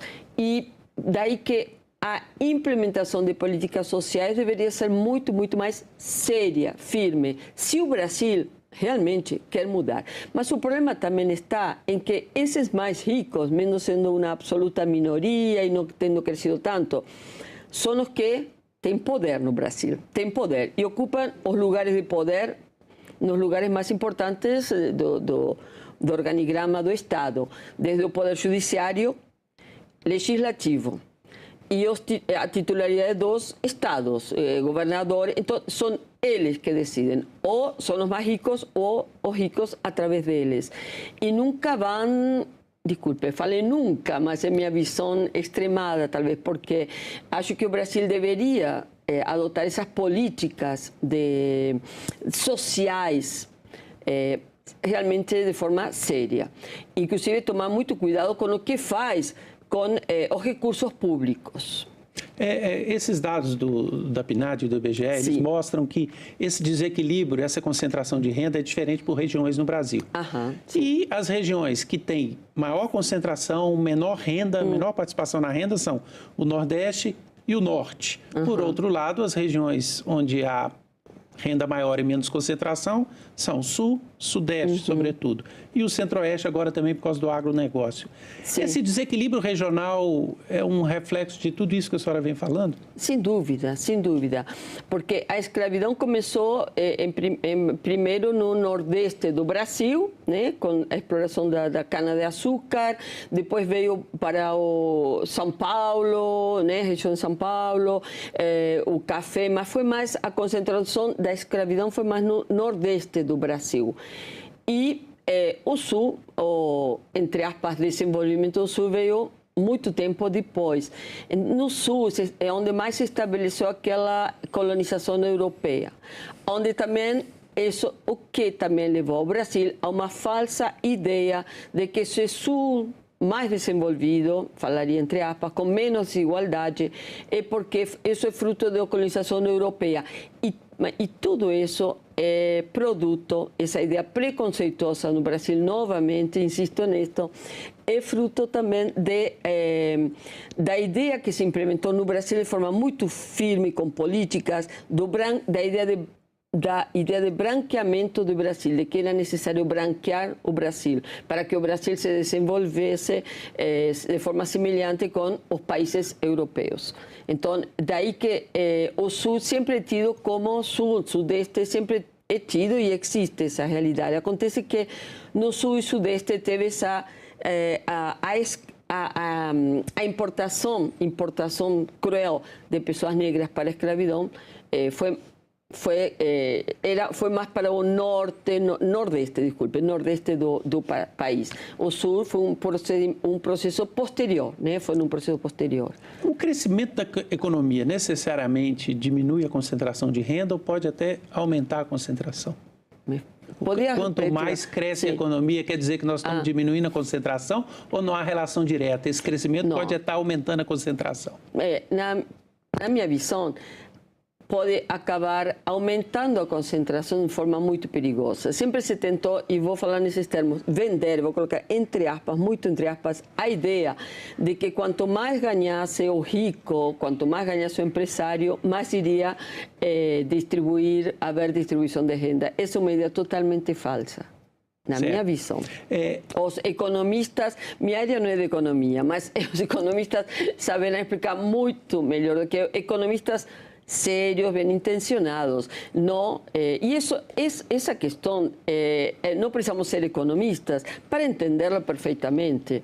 Cada uno de nosotros podemos enriquecer mucho y esse enriquecimento não significa que vai levar a uma distribuição de rendas. Eu posso enriquecer muito, não vai significar que vai ter distribuição de renda.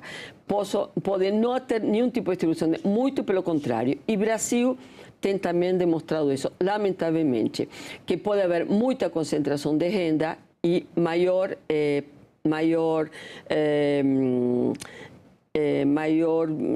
exploração em relação às pessoas. Aí deveria intervir o Estado de forma firme, com leis severas para evitar exploração de seres humanos. Estou falando isto e estou lembrando dos atuais sistemas de escravidão que existem, né?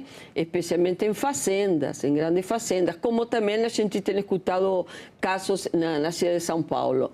Então, aqueles muito ricos, os muito ricos, não quer dizer por isso, ou não quer dizer que o muito enriquecimento de determinadas pessoas leve a enriquecimento daqueles que dependem dele. Não.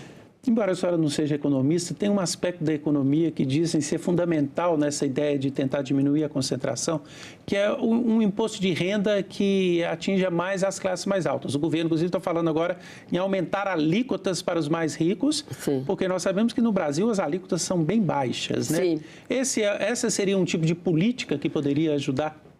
Funcionando, poderia sim, porque sabemos que hoje em dia até o imposto de renda para os mais ricos, pelo que eu leio, estou informada, não funciona. Eles não são efetivamente cobrados. Ou seja, há muitos sistemas, inclusive existe às vezes uma legislação que pode ser muito boa, propícia, mas os meios para fiscalizar o real cumprimento não funcionam. Então, o que o senhor acabou de funcionar na ideia e na criação de uma lei pode funcionar, mas na implementação, se isso não é fiscalizado, controlado, pode não funcionar. A senhora conhece bem a América Latina, eu lhe perguntaria, comparando o Brasil com outros países da América Latina, o que nós teríamos de experiências positivas, negativas, contrastes entre o Brasil e aquelas nações da América Latina? Sim, só queria colocar isto para, lembrando do que estávamos falando há pouquinho também, estou me lembrando de países europeus que têm um desenvolvimento excelente, muito alto, como os países chamados nórdicos, de Finlândia, Suécia, Noruega. São países onde não há quase desigualdade social, econômica entre as pessoas. Então, estava me lembrando um pouco isto que que estávamos falando agora, essa enorme desigualdade no Brasil faz com que o Brasil dificilmente consiga se desenvolver em forma humanamente adequada. E a comparação com a América Latina? Perfeito. Com a América Latina, a América Latina é muito diversa, tem passado por situações que, às vezes, eu sinto a América Latina, a situação da América Latina é como um pêndulo, que às vezes vai por governos mais progressistas, que eu apoio, e por governos mais repressores. Então, a América Latina sempre funciona como um pêndulo, e os outros países vão acompanhando, porque nenhum país da América Latina, especialmente, consegue estar sozinho. Eu sou oriunda da Argentina, né? Brasileira naturalizada, oriunda da Argentina. A Argentina teve épocas, e eu vivenciei isso, especialmente na minha infância, em que, pese a que a Argentina nunca tinha conseguido culminar um governo constitucional, legitimamente eleito, sempre passou por golpes de Estado, mas tinha uma classe média muito forte e muito maioritária. E os bolsões de pobreza eram bem reduzidos.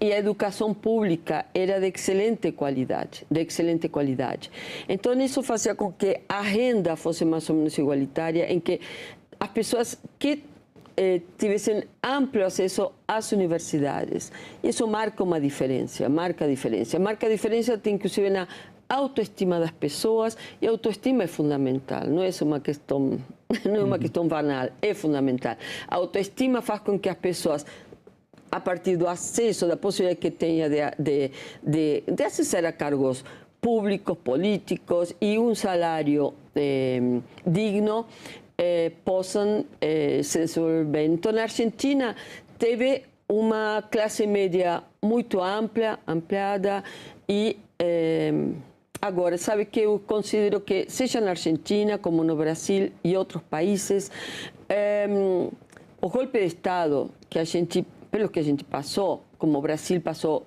quase 30 anos de regime militar, a Argentina passou por uma ditadura militar muito terrível,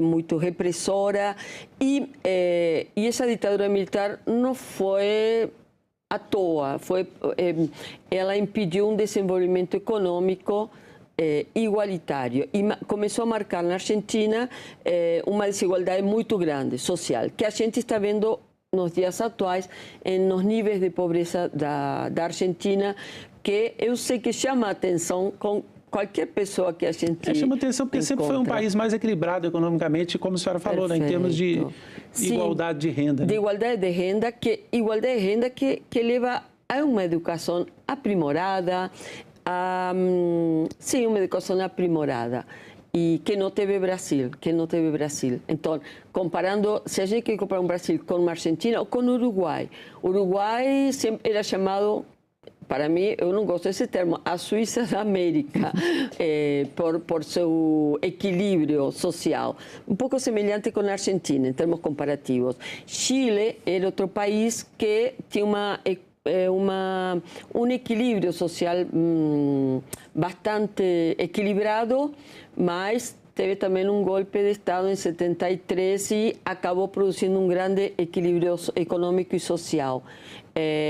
E podemos ir pelo resto da América Latina, mas em geral, então eu comparei por países com, também, do outro lado, países com, bem chamaríamos em termos genéricos, pobres, Equador, Bolívia, Paraguai, que onde a população em geral é empobrecida e, de forma excepcional, alguns muito poucos ricos. Mas a Argentina, como o senhor bem falou, sempre se caracterizava por uma base social equilibrada e que aí socialmente mais equilibrada, uma educação mais aprimorada, né? E daí que as pessoas, isso leva a que as pessoas tenham mais o que a gente chama de consciência política, mais possibilidades de discutir, mesmo na diversidade, mais possibilidades de discutir, ter consciência, boas leituras e culturalmente, cinema, literatura, arte, o bem-estar econômico leva a pessoa a procurar outras coisas melhores, né, na vida. Professora, muito obrigado pela entrevista. De nada. Agradecendo também a você que nos acompanhou até aqui. Este programa já está disponível no site da TV Senado, senado.leg.br/TV, ou no nosso canal do YouTube. Até o próximo Agenda Econômica.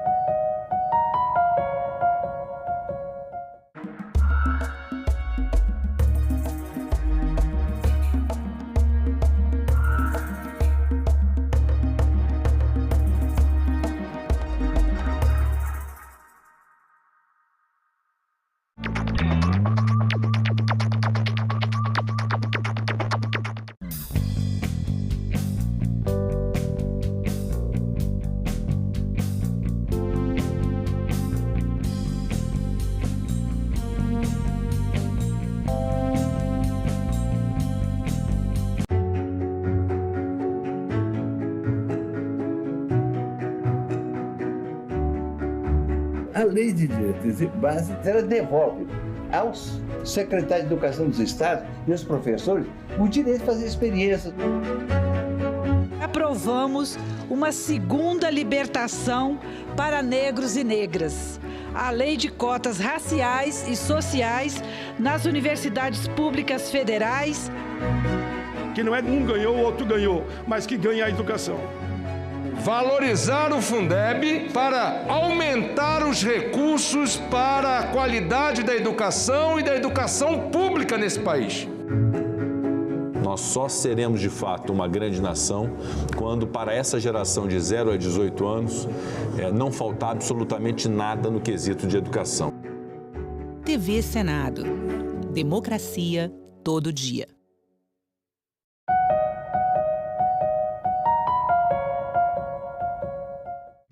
O programa a seguir é livre para todos os públicos. Eu, a minha esposa e meu filho, saindo de Rio Branco, indo até Buenos Aires. Eu pagaria em torno de R$36 mil. Peguei um voo numa cidade boliviana, Cobija, eu paguei R$3.800. Qual o diagnóstico que o senhor faz hoje? Nós temos um grave problema de precificação do querosene de aviação, mas nós temos também uma questão. As empresas aéreas têm modelos de cobrança de preço muito elevado.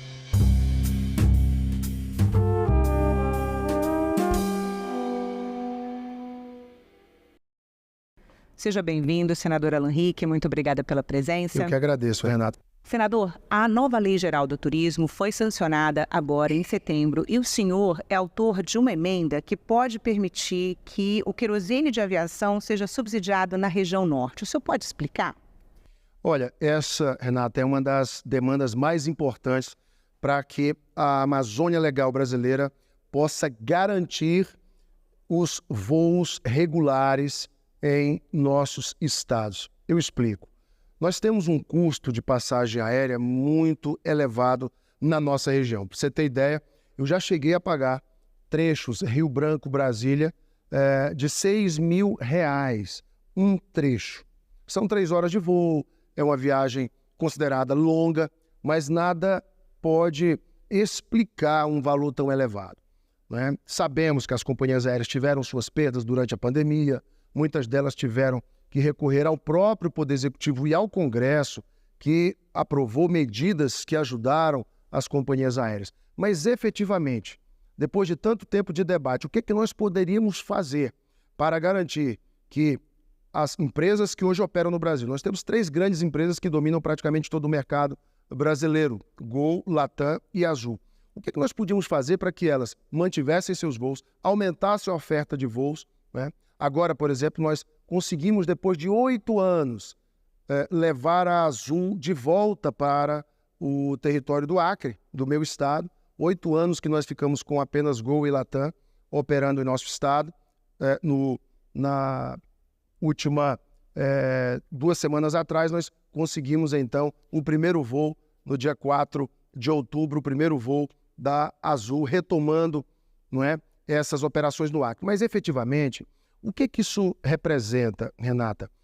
O subsídio sobre o querosene de aviação vai permitir que, na Amazônia Legal, as empresas que assim se dispuserem ter um abatimento no preço pago hoje sobre esse querosene, que chega na nossa região já muito onerado, bem mais caro do que em outras regiões, em que pese praticamente todos os estados da Amazônia Legal já terem reduzido a carga do ICMS.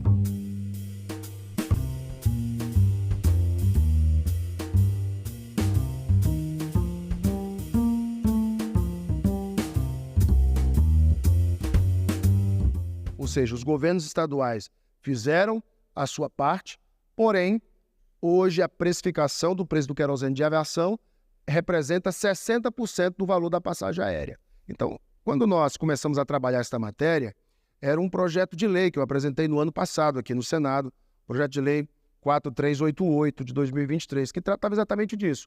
Usarmos parte dos recursos do FENAC, que é o Fundo Nacional da Aviação Civil, para, na Amazônia Legal, que enfrenta hoje um grave hiato, não é, de companhias aéreas em alguns dos seus estados, pudesse realmente esse valor ser utilizado para subsidiar o preço do querosene de aviação. E desta forma, nós corremos com a matéria no Senado, mas durante a tramitação do projeto da nova Lei Geral do Turismo, nós apresentamos esta emenda, ela foi aprovada nos relatórios do senador Flávio Bolsonaro e do senador Davi Alcolumbre, e na Câmara dos Deputados também mantida pelo relator Paulo Aze, deputado Paulo Aze. E desta forma conseguimos uma grande vitória para a nossa região, que a partir de agora vai depender da regulamentação junto ao Ministério de Portos e Aeroportos. O querosene de aviação, ele é em média 7,5% mais caro na região norte,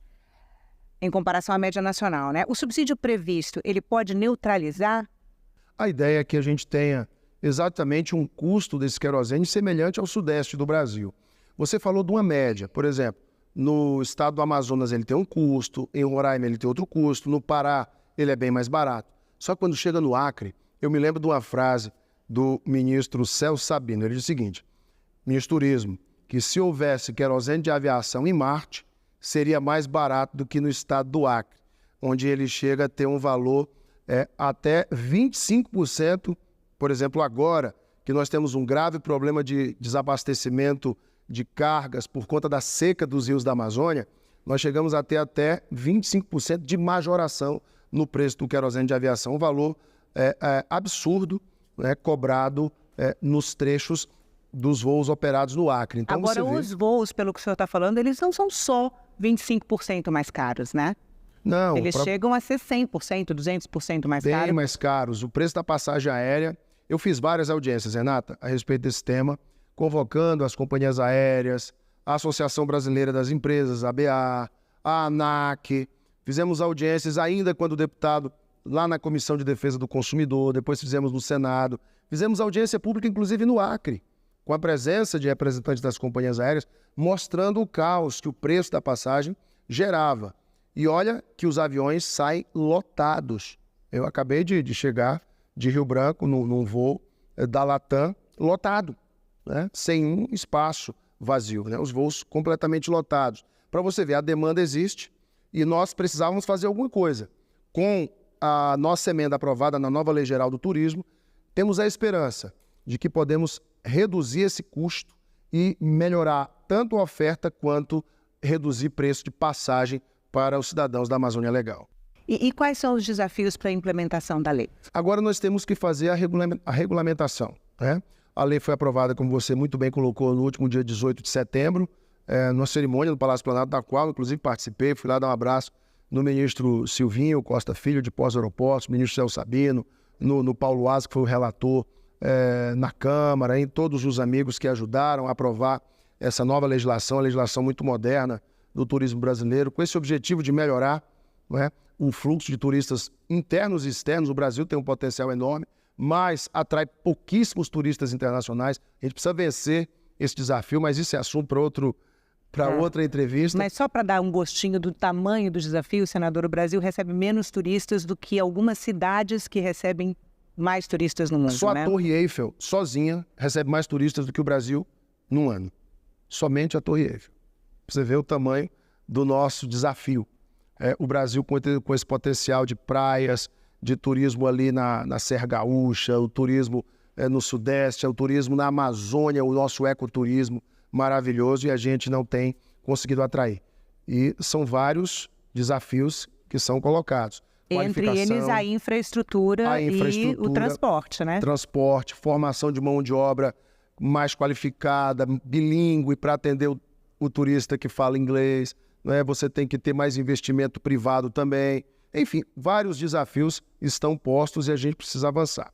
Mas no que tange a regulamentação, eu inclusive liguei para o ministro Silvinho, vamos conversar pessoalmente a respeito disso e tratarmos de uma regulamentação que obrigue também as companhias aéreas a ofertarem com mais qualidade voos na Amazônia Legal. Porque não adianta você dar o desconto, você ter um querosene de aviação subsidiado, portanto mais barato, e as companhias aéreas não terem nenhuma contrapartida. A contrapartida é exatamente melhorar a oferta de voos. Mas tem uma coisa bacana também, Renata, vai trazer um pouco mais de alívio às empresas regionais, aos táxis aéreos, né? Às pequenas empresas que operam nos estados da Amazônia, porque elas terão também seu custo de compra desse querosene de aviação reduzido. O objetivo, minha amiga, é um só: integrar a nossa Amazônia, melhorar o fluxo de turistas, o fluxo do turismo de eventos, de negócios, o dia a dia das pessoas que precisam viajar para fazer um tratamento de saúde. Lá no Acre nós temos o TFD, tratamento fora do domicílio. São muitos pacientes que precisam viajar para se tratar em grandes centros do sul e sudeste do nosso país. Eu, por exemplo, tenho um convênio, né, que nós celebramos com a Secretaria de Saúde do Estado, onde pacientes do Acre vão ser cirurgiados, né, em situações complexas, né, cirurgias de alta complexidade, em São José do Rio Preto, São Paulo. Portanto, precisam do transporte aéreo para chegar em São Paulo. E o custo é muito elevado. Então, com isso, nós vamos atender toda a população e uma série de outras demandas também de serviços que são ofertados. Senador, o setor da aviação civil, ele se beneficiou de medidas legislativas como a abertura da participação para capital estrangeiro, a permissão de cobrança de bagagem, e o viajante percebeu muito pouco esse impacto dos benefícios legislativos que as companhias aéreas tiveram. Que esperança a gente pode ter que agora pode ser diferente? Na regulamentação, nós temos que amarrar bem amarradinho esse desconto. Como eu te falei, só fará jus ao desconto, só terá o desconto a empresa aérea que apresentar um plano, né? Olha, nós vamos operar tantos voos nas cidades da Amazônia, nós vamos melhorar os horários dos voos, ou seja, tem que amarrar isso bonitinho, porque não adianta, como você bem disse, Renata. Eu mesmo votei várias matérias, né? Redução de imposto para aquisição de aeronaves, redução de imposto sobre o leasing, não é? Uma série de medidas que o Congresso adotou e o governo federal, por exemplo, durante a pandemia, para ajudar as companhias aéreas. E as passagens de janeiro a março tiveram os maiores valores da história até hoje. Gente, está muito caro. E outra coisa, nós precisamos avaliar, porque a medida do subsídio do querosene de aviação, no meu entendimento, é uma medida paliativa. Existem outras medidas. Por exemplo, nós temos que avaliar essa questão da precificação exatamente do combustível de aviação atrelado ao dólar. Será que a gente não pode ter um outro modelo junto à Petrobras? Será que não é importante a gente levantar o diálogo sobre isso? Porque a aviação, ninguém viaja todos os dias, ou ninguém usa um meio de transporte caro que é hoje, né, somente porque eu quero viajar. Hoje viajar está ficando muito caro. Viajar deveria ser mais democrático. Para você ter ideia, eu peguei um voo numa cidade boliviana, Cobija, que é fronteira ali no Acre com os municípios de Brasileiro e Taçolândia. E ali eu peguei um voo de uma empresa aérea boliviana para outro país, para a Argentina, e eu paguei 10 vezes menos que se eu fosse fazer o voo numa empresa brasileira. 10 vezes. Pra você ter ideia, eu fiz uma cotação do preço para mim, para minha esposa e meu filho de 3 anos, né, saindo de Rio Branco, indo até Buenos Aires. Se eu fosse fazer esse trecho no Brasil, à época, quando eu fiz essa cotação, eu pagaria em torno de R$36 mil. Eu, a minha esposa e meu filho, saindo de Rio Branco, fazendo escala em Brasília, depois Guarulhos, depois Buenos Aires. O mesmo trecho, só que saindo de uma cidade ali vizinha, de Cobija, parando em Cochabamba e seguindo para Buenos Aires, eu paguei R$3.800, eu, minha esposa e meu filho. Então tem alguma coisa errada, a gente tem que avaliar o que está acontecendo. Não é possível que a diferença de tributação e de preço... Qual o diagnóstico que o senhor faz hoje? Nós temos um grave problema de precificação do querosene de aviação, mas nós temos também uma questão. As empresas aéreas têm modelos de cobrança, elas têm ali seus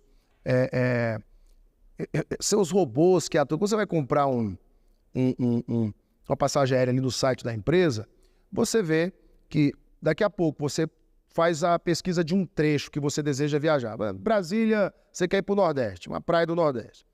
Aí você pesquisa aquele trecho, dá uma pesquisada e tal. Daqui a pouco, quando você volta, os algoritmos ali daquele site, eles já vão ter elevado o preço. Não sei se você já percebeu isso. Quando um trecho é muito pesquisado, os próprios algoritmos que as empresas utilizam também elevam o preço. Né? Quanto mais próximo da viagem, o preço vai aumentando. As empresas falam, né, que tem uma série de justificativas. Mas, pessoal, é importante, hoje mesmo, eu estava falando com o diretor de uma das companhias aéreas do preço cobrado num dos trechos lá entre Rio Branco e Porto Velho, né? Um preço muito elevado. Gente, é preciso ter bom senso. A gente sabe que as companhias oferem lucro. Rio Branco e Porto Velho é quase Rio-São Paulo, né? É muito uma ponte perto, aérea. então. Rio Branco e Porto Velho são 50 minutos de voo, 560 quilômetros. Então, eu estava vendo um preço de uma passagem comprada para daqui a um mês. Estava entre R$ 1.200 e R$ 1.600. Se fosse comprada para daqui a 4 dias, R$ 3.200. Não tem cabimento, sabe, Renata? Então, eu vejo que as companhias aéreas também têm que reavaliar a precificação das suas passagens aéreas. Não só colocar esse peso sobre o consumidor. Senador, eu queria falar sobre o posicionamento do senhor em relação aos vetos à Lei Geral do Turismo, né? O senhor criticou a responsabilização, o veto à responsabilização solidária de agências de turismo e hotéis. O senhor pode explicar? Veja só, quando um cidadão compra um pacote turístico de uma agência de viagens, ele vai lá, olha, eu quero comprar esse pacote. Inclui tudo, né? Passagem aérea, hospedagem, passeios e tal. Aquele cliente passageiro comprou. Por algum motivo, a empresa aérea cancelou o voo. Cancelou. A agência de viagem tem culpa? Renata, não tem. A culpa é da empresa aérea. Ou o passageiro, a agência de viagens, fez a reserva no hotel, né? E chega lá, o hotel, por alguma falha do sistema do hotel, ele não é atendido. O passageiro não é atendido porque o hotel falhou. E da mesma forma, se a agência de viagem vende um pacote ao passageiro, ao cliente, e esquece, por exemplo, de fazer a reserva no hotel, de fazer a contratação do serviço, ela deve ser responsabilidade. E não o hotel.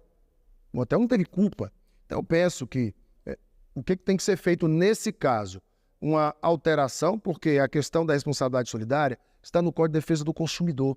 Então, o governo ficou de apresentar uma medida provisória para equalizar esse problema. Eu não acho justo que a empresa, a agência de viagens, seja cobrada por um erro que ela não cometeu. E da mesma forma, a empresa aérea ou o hotel sejam punidos por um erro que não cometeu.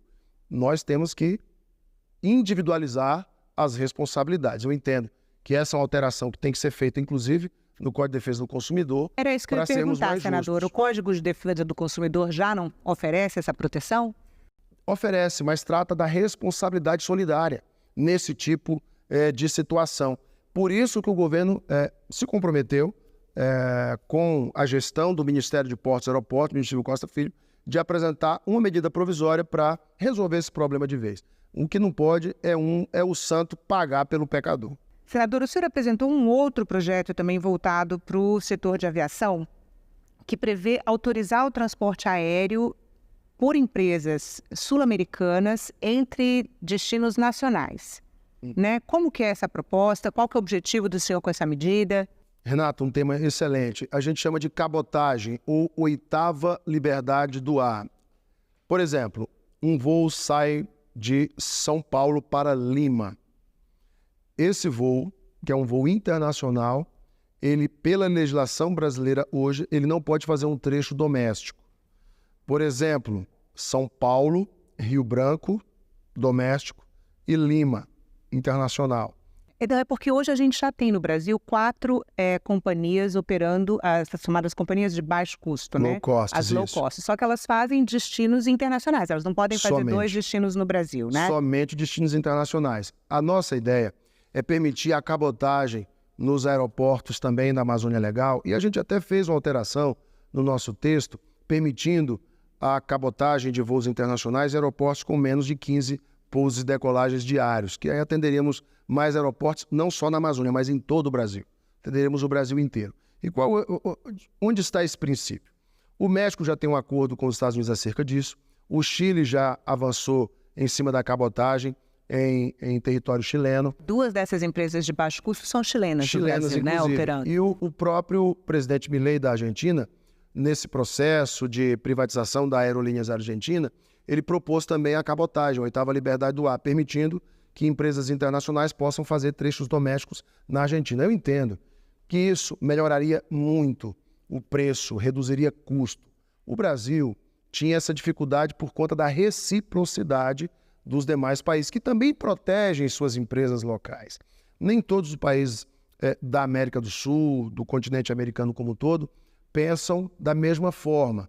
Então, alguns países, a maioria dos países tem legislações que protegem suas empresas locais, proibindo a cabotagem em voos internacionais, mas outras já estão abrindo o mercado. Então, eu penso que o Brasil poderia dar um passo adiante e toda a América do Sul ser afetada, né? Os países do Mercosul iniciarem um grande acordo para permitir a cabotagem de trechos domésticos em voos internacionais. Nós reduziríamos drasticamente o valor das passagens em todo o Brasil. Senador, e por que apenas companhias da América do Sul? A gente melhorou o nosso projeto. Inicialmente era assim, apenas na Amazônia Legal e empresas sul-americanas, para que a gente pudesse buscar a integração regional, pensando no Mercosul, pensando na integração entre os países sul-americanos. Mas depois nós melhoramos o projeto e colocamos empresas internacionais e também aumentamos o escopo para aeroportos com até 15 pousos e decolagens diários. A matéria já foi aprovada no Senado, agora vai para a Câmara e nós vamos acompanhar a tramitação dela. Senador, e que estratégia pode convencer essas companhias a atender destinos remotos que não são atraentes para as companhias brasileiras, por exemplo? Esse do querosene de aviação, por exemplo, é uma boa saída para que as empresas possam ofertar voos. Vou dar um exemplo para você. Hoje, a Gol faz o trecho Rio Branco, Cruzeiro do Sul, do Acre. Cruzeiro do Sul é a nossa segunda maior cidade, né? Tem cerca de 100 mil habitantes. A peso de uma ação civil pública do Ministério Público. Porque se não fosse uma ação civil pública, certamente a empresa já teria abandonado esse trecho, né? E o custo é elevadíssimo, o preço da passagem altíssimo. Mesmo você comprando com meses de antecedência, você paga aí um preço muito elevado.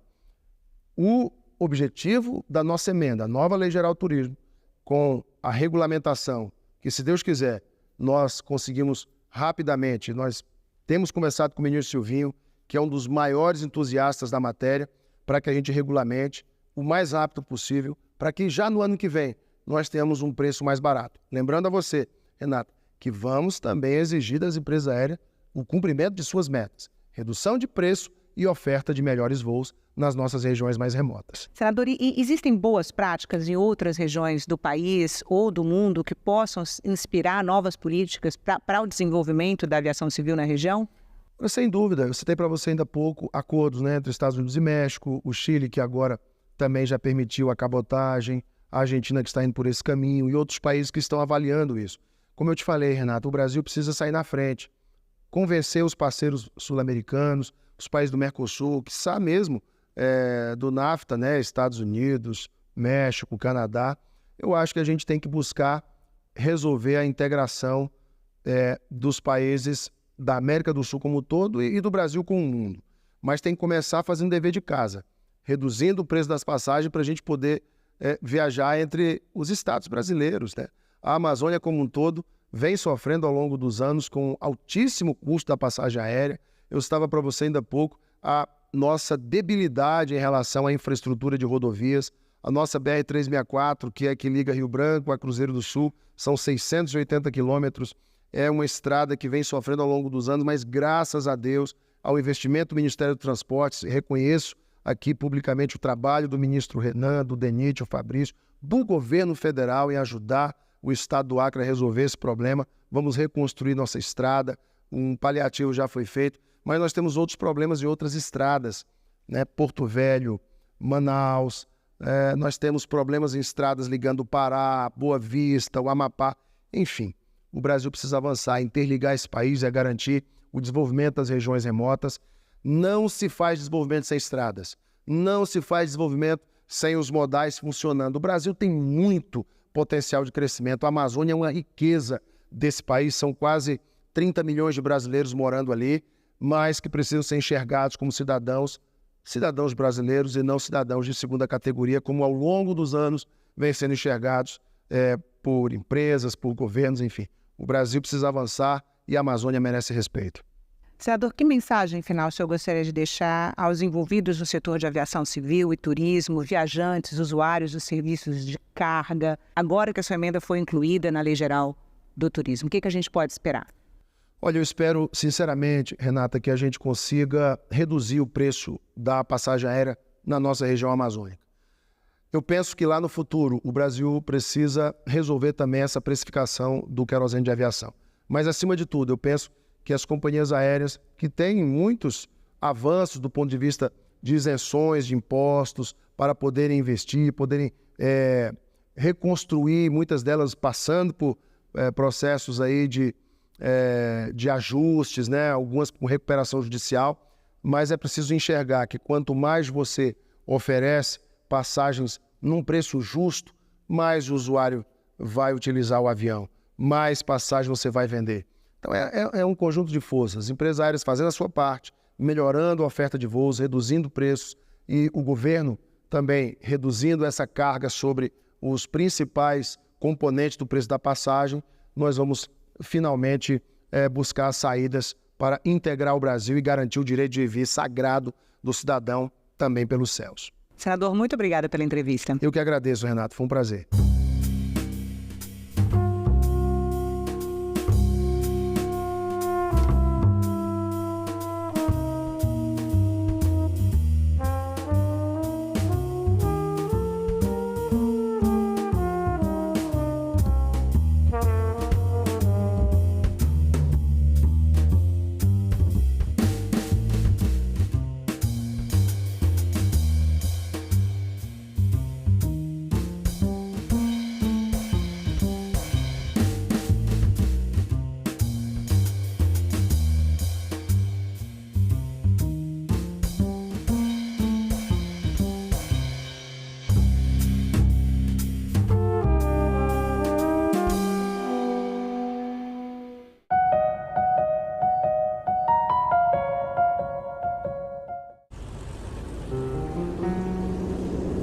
Nessas mesas e cadeiras foi analisado e debatido o projeto da Lei Áurea, a pedido da princesa Isabel pelos senadores. Em um artigo ela acabou com a escravidão, faltaram todos os outros artigos. Os negros não são inferiores, os indígenas não são inferiores, nós somos todos iguais. Então por que a gente não está entrando? Por que a gente sai 5% dessas universidades? Quem apresentou essa primeira proposta da política de cotas no parlamento foi Abdias. Promover a igualdade de oportunidades no emprego, na educação. Apenas 26% dos senadores são pardos ou negros, apesar de sermos quase 55% da população. A minha presença mudou muita coisa no Senado.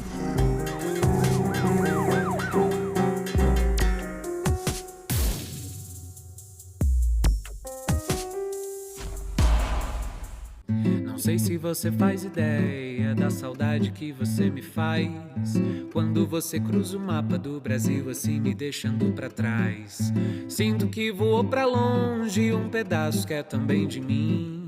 Volte logo, meu amor, essa distância já tá me custando. Bandas de diferentes gêneros, tipo toquei em grupo de samba e pagode. Isso evoluiu muito minha mão direita de violão, que depois, hoje em dia, quem ouve meu violão não vai direto pro samba e pro pagode, mas percebe a interferência de mão direita, a marcação de baixos, dedilhados, os acordes, as tensões. No Recife ou em João Pessoa, diga logo que eu vou te buscar. Meu amor, vem cá, que minha sede é muita. A vontade já tá pela tampa de cobrir você inteira de amor. Olhar nos teus olhos naquele...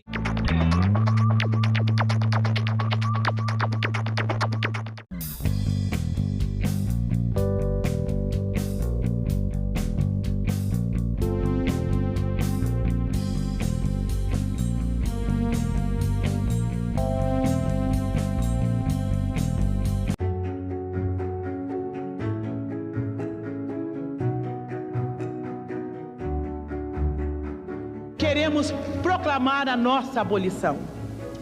Não é ódio, nem rancor, apenas um grito de liberdade. A luta não vai parar! Os exploradores do negro não vão ter descanso enquanto toda a nossa nação negro-africana não for definitivamente livre. O Estatuto da Igualdade Racial significa um avanço, passos à frente na defesa daqueles que são discriminados. O Estado, infelizmente, criminaliza a cor da pele. Não há sonho impossível. Seremos o que queremos ser. TV Senado. Democracia todo dia.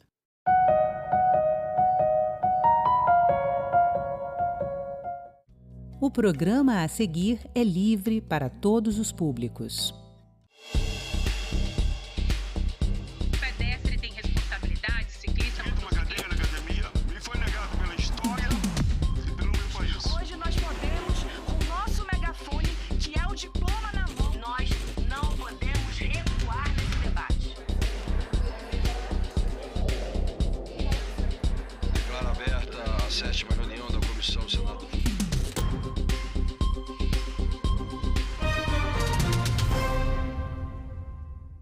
Olá, você está bem com o seu próprio corpo e a saúde mental? O quanto você é influenciado pelas redes sociais quando falamos em alimentação? Como identificar na família o problema, a doença chamada transtorno alimentar? Bulimia, anorexia, compulsão. Obesidade não é transtorno alimentar, mas tem tudo a ver com o tema. Os especialistas se reuniram no Senado para falar de prevenção, tratamento e alertas. Muitos alertas.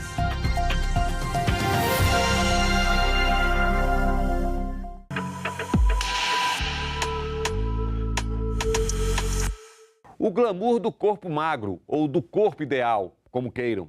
E aí temos o transtorno alimentar, que mata. Pacientes com transtorno alimentar precisam de tratamento ambulatorial, tratamento em hospital dia, mas necessitamos sim de leitos em hospitais especializados. Por quê? Porque 15 a 20% dos nossos pacientes com anorexia nervosa grave morrem em função da sua doença. O paciente com transtorno alimentar é um paciente que está em sofrimento. Mesmo que ele não tenha recebido o diagnóstico, mesmo que ele ainda esteja dentro das famílias, esteja longe propriamente da área de saúde, do atendimento, mas ele está em sofrimento, antes mesmo do diagnóstico, e por anos.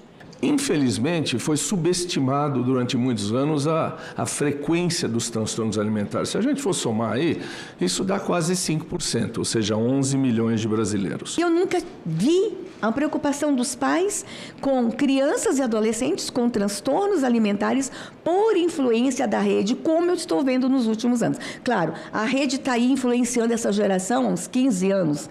E claro que o problema só aumenta. Então, o que é o transtorno alimentar? Segundo a Associação Brasileira de Psiquiatria, são comportamentos alimentares anormais, uma perturbação no comportamento relacionado à alimentação. Os transtornos mais conhecidos: anorexia, bulimia e o TCA, o transtorno de compulsão alimentar. É muito frequente nós pegarmos aqui casos de crianças que tinham obesidade infantil ou sobrepeso, né? E essas crianças acabaram sofrendo bullying na escola e desenvolveram ou bulimia ou anorexia nervosa. Obesidade não é um transtorno alimentar. Obesidade não é uma doença psiquiátrica. Não obstante, cerca de 20% das pessoas com obesidade têm um transtorno psiquiátrico. E a partir daí passam a ser estudados também dentro da psiquiatria, que é o que a gente chama de compulsão alimentar. Quando falamos de transtorno alimentar, estamos falando de anorexia, de bulimia e de compulsão alimentar em obesos, além de outros quadros. Mas agora vamos entender um pouco sobre esses transtornos. Na anorexia nervosa, a pessoa resiste à ingestão de alimentos calóricos. Ela tem medo intenso de ganhar peso. Na bulimia, a compulsão alimentar é associada a comportamentos para impedir o ganho de peso, como indução ao vômito e uso de laxantes. Já no TCA, a compulsão alimentar é recorrente. Ingere-se uma quantidade de alimentos maior do que a maioria das pessoas consumiria no mesmo período. Nós temos relatos aqui de pacientes que sofrem bullying na escola, não só dos colegas, mas também de professores e até às vezes da diretora da escola, né, que tem essa dificuldade de entender que o transtorno alimentar é uma doença. Tem a classificação, vimos os conceitos e agora os motivos, as causas, multicausalidades. Como disse o especialista e destacou, não há um culpado. O transtorno alimentar tem uma multicausalidade. Não existe, na nossa área da saúde mental, uma relação causa e efeito como existe na física. Tá? Então não há um culpado. Há uma interação de fatores hereditários, genéticos, a existência de depressão, de ansiedade, a existência de padrões familiares, a existência de alterações neuroquímicas e a existência, sim, e aonde podemos atuar, da questão da mídia e das redes sociais. Retomando a questão da moda da magreza dos anos 2000, está voltando, o que junta com a moda coreana e nos traz todos esses riscos, transtornos alimentares, de vir de uma obesidade, entrar um transtorno alimentar no meio, precipitar uma anorexia nervosa, as coisas são transdiagnóstico, elas vão de um lado para o outro. Então, muito me preocupa por eu ter um olhar duplo, né, da obesidade e também do transtorno alimentar da pessoa com a desnutrição. Nossos adolescentes e crianças cada vez mais jovens, mas também adultos, estão submetidos a uma coisa massacrante de que existe um corpo ideal, seja lá o que for um corpo ideal. E isto pega exatamente adolescentes que estão num momento muito frágil da vida. Tem a influência das redes sociais, vamos falar delas daqui a pouco. Mas antes, a relação entre o corpo e a comida, o prazer e o sofrimento. Para que serve o nosso alimento? Por que a gente come? Primeiro, a gente come para se nutrir. Biologicamente, para a nossa vida é necessário. 2, para ter prazer. A comida nos dá prazer. 3, a comida é uma ponte entre eu e as pessoas. A comida serve como um objeto de afeto entre a gente. Quando esta situação está quebrada, ou seja, o indivíduo para de comer sob risco de vida, não tem prazer na comida, a comida afasta-o das pessoas e não o aproxima, eu provavelmente estou diante de um transtorno alimentar. Então vamos lá, porque quando se fala em transtornos alimentares, as redes sociais ganham um destaque especial. Acompanhe. Eu acho que também na escola colocar a responsabilidade das redes sociais. Aí não é só sobre obesidade, não é só sobre transtornos alimentares, é a responsabilidade sobre o que é dito nas redes sociais. Por que eu estou fazendo esse post? Para que eu estou fazendo? Quem eu quero atingir? Qual o objetivo disso? A cada post colocado. Então, isso acho que é mais amplo, né, do que propriamente para o nosso tema. As redes sociais são poços sem fundo de desgraça, né, para a nossa sociedade, no que diz respeito a transtornos alimentares, porque a gente não apenas tem a glamorização dos corpos ultramagros, né?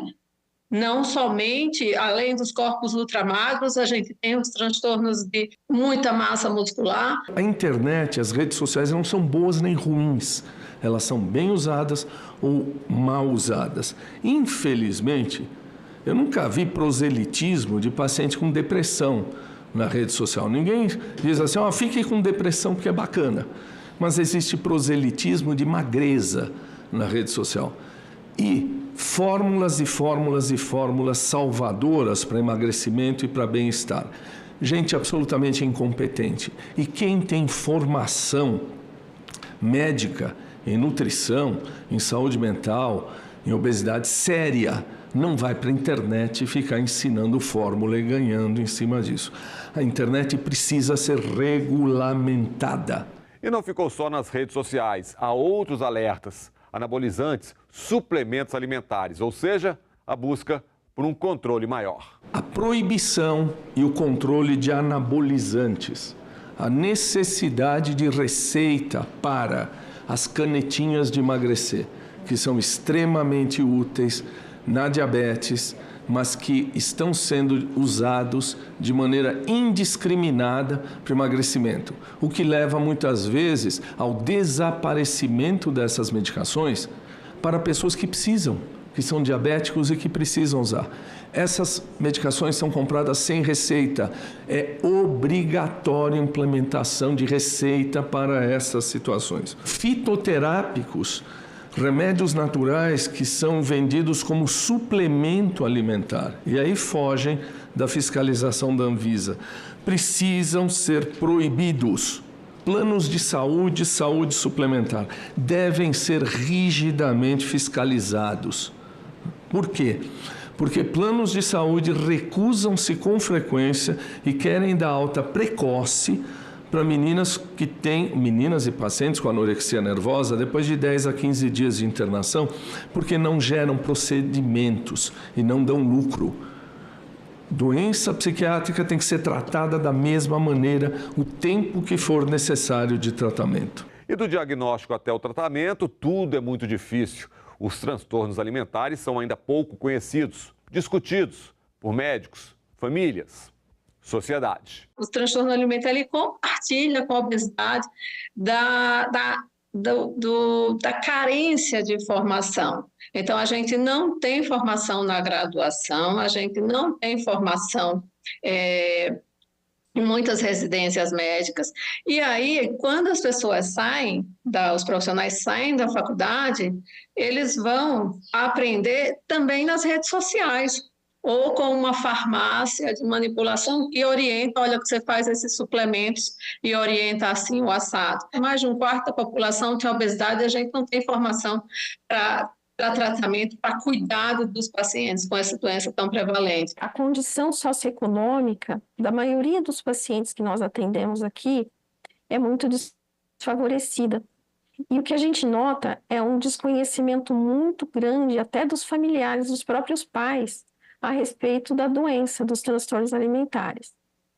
Então, já tivemos casos, e isso ocorre com frequência, das próprias mães ou pais tratarem isso como se fosse uma frescura.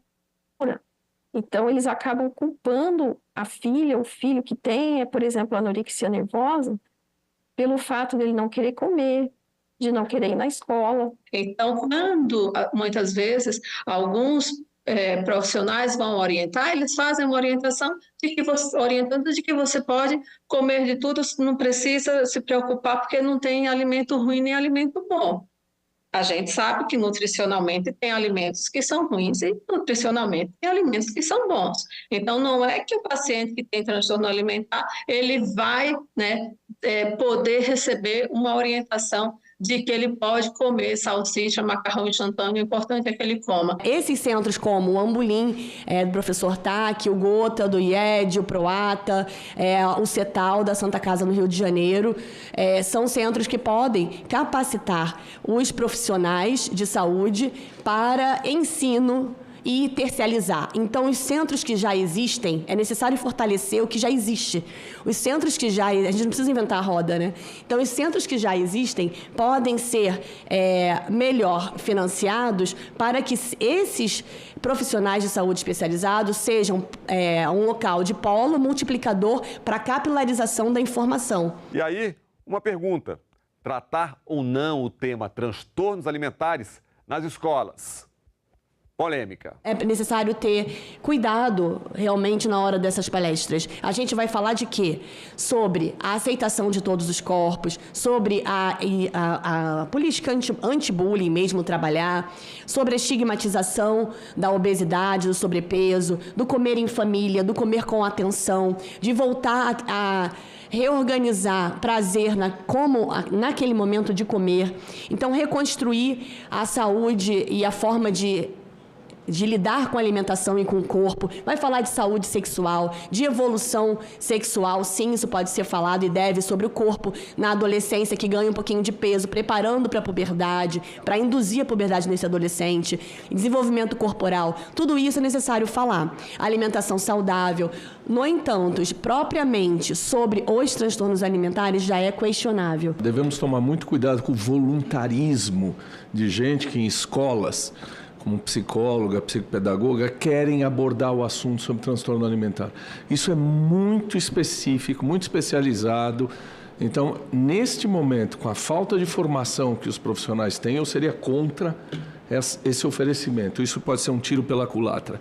Durante muitos anos, fora do país, programas de prevenção de transtorno alimentar era ir para a escola e falar o que é anorexia, o que é bulimia, etc. Isto era contraproducente. Você aumentava o número de casos de crianças nas escolas. Então, não há ainda exatamente uma definição de qual é a melhor forma de prevenção, mas tem que se falar de saúde, não se falar de doença, porque senão você treina essas crianças. É uma abordagem que vamos ter que fazer de uma forma mais aprofundada com os nossos parlamentares, porque eu tenho visto, doutora, movimentos no sentido, vamos ao MEC, vamos falar para os professores estarem falando sobre isso. E vocês trouxeram uma abordagem muito, muito diferente e que, de fato, vamos precisar conversar. E a realidade do tratamento no Brasil? Temos ambulatórios e leitos suficientes? E as chamadas equipes multidisciplinares? O cenário é preocupante. Tratamento de transtorno alimentar é caro. Exige uma equipe multidisciplinar.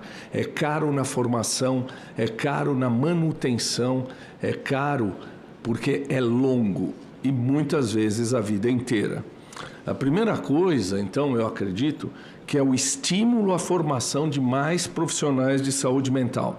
Criação de programas de transtorno alimentar específicos em ambulatórios, hospitais dia e enfermarias hospitalizadas. O Brasil tinha, até algum tempo, 120 mil leitos psiquiátricos. Claro, muitos deles mereciam ser fechados porque não mereciam título de hospital. Eram verdadeiras pocilgas. Mas hoje nós temos 10 mil leitos e um número cada vez mais crescente. 15 centros públicos para tratamento de transtorno alimentar no Brasil inteiro. 3 de pesquisa apenas, portanto 12 oferecendo algum tipo de assistência. Assistência precisa ter enfermaria, ambulatório, hospital dia, minimamente, psiquiatra, um clínico, um pediatra, endocrinologista, psicólogo, nutrição. Quando nós recebemos pacientes com indicação de internação e até o momento as internações que nós realizamos foi por risco iminente de morte devido ao grave estado nutricional, peso muito baixo, essas internações ocorrem na enfermaria da nutrologia, que é uma enfermaria que não é especializada em transtornos alimentares. A gente precisa de verbas específicas para pesquisa em transtornos alimentares, já que é uma área que fica sempre, o que a senhora falou, secundária. Tem outras coisas mais importantes e nunca acabam sendo aprovadas as verbas específicas para essa área. Eu acho que a gente pode oferecer um certo norte para o próprio sistema de saúde lidar com essas situações e tanto aproveitando isso, treinando as pessoas, como também desenvolvendo centros novos, mais distribuídos no território nacional e não tão concentrados na região sudeste, né? Que a gente vê isso muito frequentemente, né? Então, outra coisa, não adianta só desenvolver e treinar as pessoas. Se a gente quer treinar, os casos novos vão aparecer e a gente tem que ter uma rede de suporte para tratar de casos mais graves. Então, nós temos que ter desenvolvimento de unidades especializadas e também de estruturas para, eventualmente, casos gravíssimos. A criança com obesidade que está em tratamento, ela não vai desenvolver uma modificação, ela não vai desenvolver um comer transtornado, ela tende a ter um comportamento alimentar melhor, ela tende a comer melhor. Então, o atendimento adequado dos pacientes com obesidade, principalmente na infância e adolescência, vai promover uma alimentação mais saudável para esses pacientes. E não dá para falar de acolhimento, diagnóstico e tratamento sem fazer referência ao SUS, o nosso Sistema Único de Saúde. Todas as dificuldades que a gente vê na rede privada, na rede militar, no SUS, ela é multiplicada em exponencial, realmente. E a dificuldade realmente é de todas as áreas, na hora da internação de um paciente com transtorno alimentar, por exemplo, ou mesmo no paciente não internado. Os centros capacitam os profissionais, eles não vão para a rede pública, porque não existe valorização. né? E médico, nutricionista, psicólogo, ele também tem conta para pagar. Então, ele acaba ficando no setor privado. Então, é necessário que ocorra a valorização dos profissionais de saúde pública do SUS, né? Isso não só os com vínculo federal, mas também para o estadual, para o municipal. Você sabe onde levar, onde você ir com o pé quebrado. Se você tem uma dor no peito, você sabe onde ir também, qual hospital você vai procurar. Já, se você tem um filho, que está uma filha na sua casa, com 30 quilos, 28 quilos, 25 quilos, morrendo, você primeiro não sabe onde levar. E quando você leva para esse lugar, os profissionais que estão lá não sabem como agir. Eles vão internar, fazer uma hidratação e vão dar alta. O seu filho de 27 vai passar para 28 quilos e vai ter alta.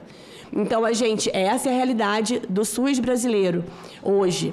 E a gente precisa ampliar esses centros para internação, como o Ambulim, como o IED, ampliar a verba dos centros que já têm propriamente execução e são capazes de multiplicar essas ações e contratar mais profissionais com planos de carreiras para poderem trabalhar nesses locais e atender esses pacientes que estão em tão grande sofrimento. E no Congresso, o que se pode esperar em termos de legislação? Na audiência pública, um projeto de lei foi destacado.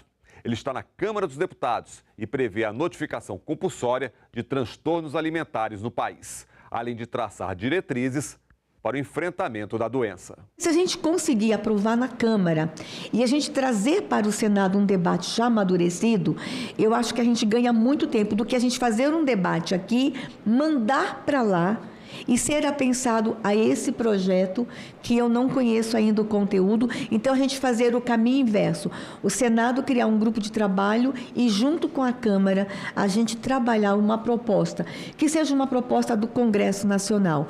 Já falamos da influência ou má influência das redes sociais, mas sobrou também para a mídia tradicional. Na mídia tradicional, a gente tem uma tendência, existe um discurso, existe uma busca pela diversidade dos corpos, mas na hora de escolher os apresentadores, na hora de escolher os candidatos, os convidados, na hora de escolher quem vai mostrar a cara, quem vai ser exposto, né? Seja numa novela, seja num programa de auditório, o que se escolhe, o que define a participação é a magreza, né? A magreza, ela impera. E eu não estou falando, né? Eu estou falando magreza mesmo. IMC no limite inferior da normalidade ou, se puder, até abaixo dele. Não é a eutrofia, não é o peso normal. O acolhimento da família que faz a diferença. A união que fortalece a causa. Responsabilidade social.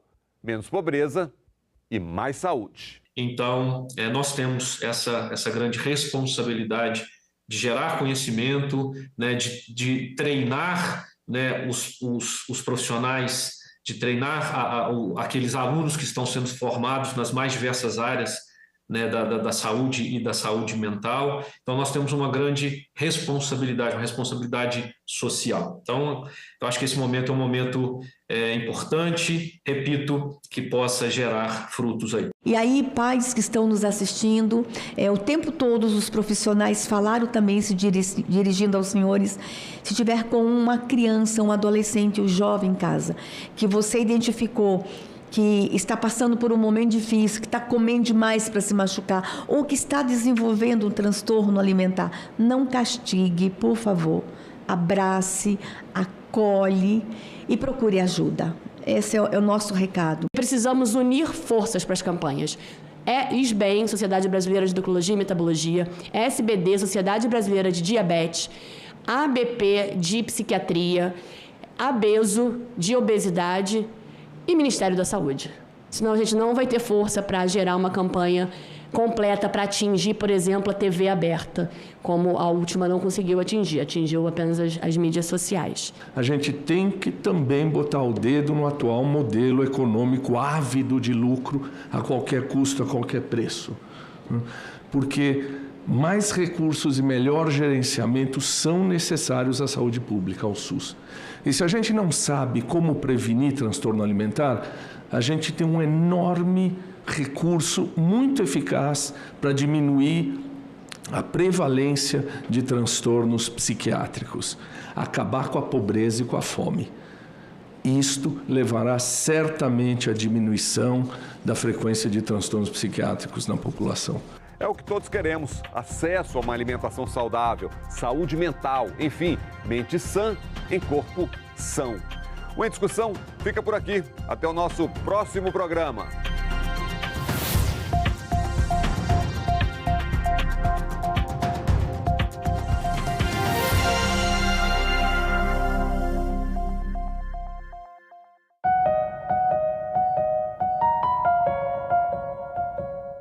Evento debate o papel das TVs públicas no processo democrático do Brasil.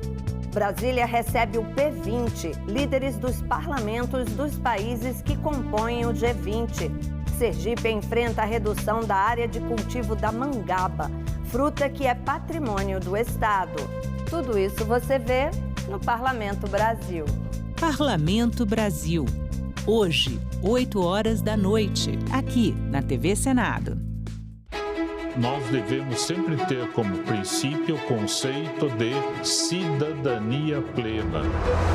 Cidadania e direitos humanos não apenas melhora a qualidade de vida, mas também fortalece a democracia, a justiça social em todo o país. A cooperação e o respeito ao próximo nos unem e são fundamentais para ampliar o capital humano e permitir a plena cidadania.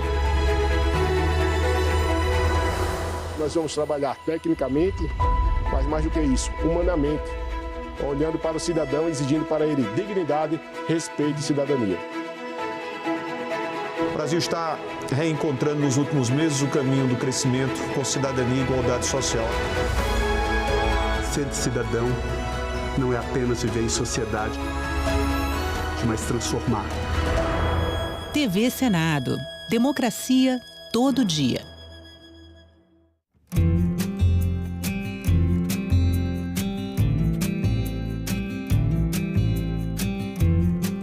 Estar aqui nesse momento, poder estar presidindo esse projeto tão lindo, tão gratificante.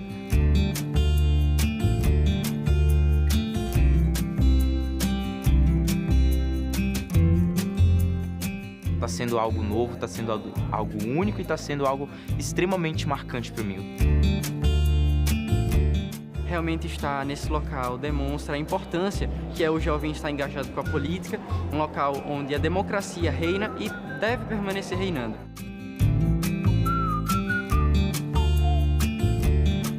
Cada passeio aqui, cada momento é uma janela que abre na nossa mente. Tivemos acesso às constituições, além de, o mais interessante, a versão original da Lei Áurea.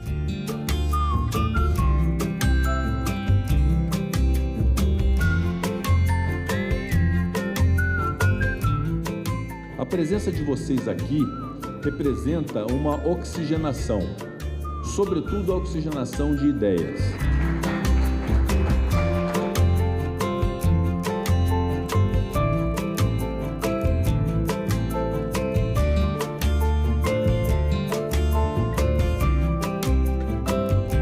As comissões mostraram a importância do diálogo. Todas as ideias foram aprimoradas ali e todo mundo discutindo, concordou até que a gente montou o nosso projeto de lei.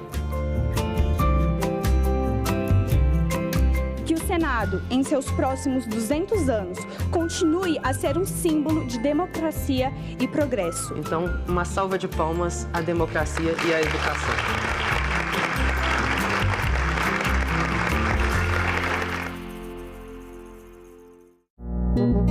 Agora é lei. Já está em vigor a Política Nacional de Manejo Integrado do Fogo. São diretrizes para as queimadas controladas e prescritas, visando a proteção das pessoas e da biodiversidade. O manejo é vital para evitar incêndios florestais de grandes proporções que causam danos à natureza e prejuízos à economia.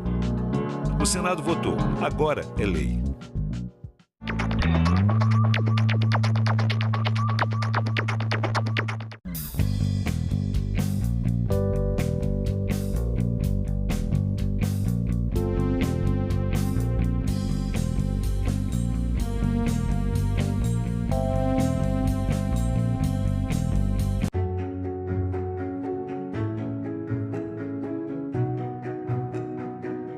O trabalhador brasileiro possui hoje o seu Código de Direitos, a sua Carta de Emancipação Econômica.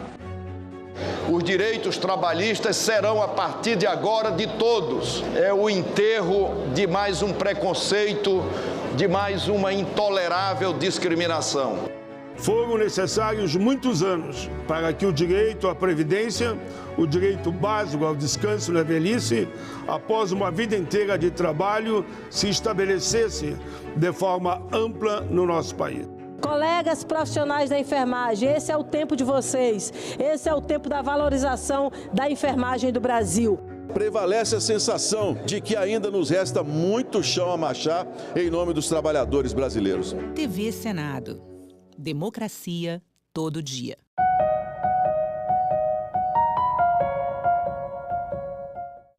O programa a seguir é livre para todos os públicos.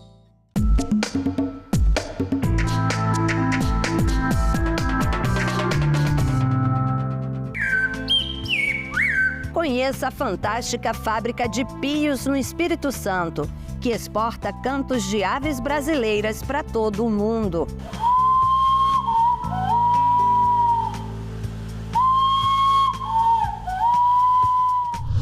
Amazonas quer proibir uso de auxílio estadual nas apostas online, as bets. Crimes em escolas. Senado analisa projeto que cria regras para divulgação de notícias sobre esse tipo de violência. A sociedade civil e o processo eleitoral no Brasil. O papel de mais de 200 instituições para fazer valer a democracia.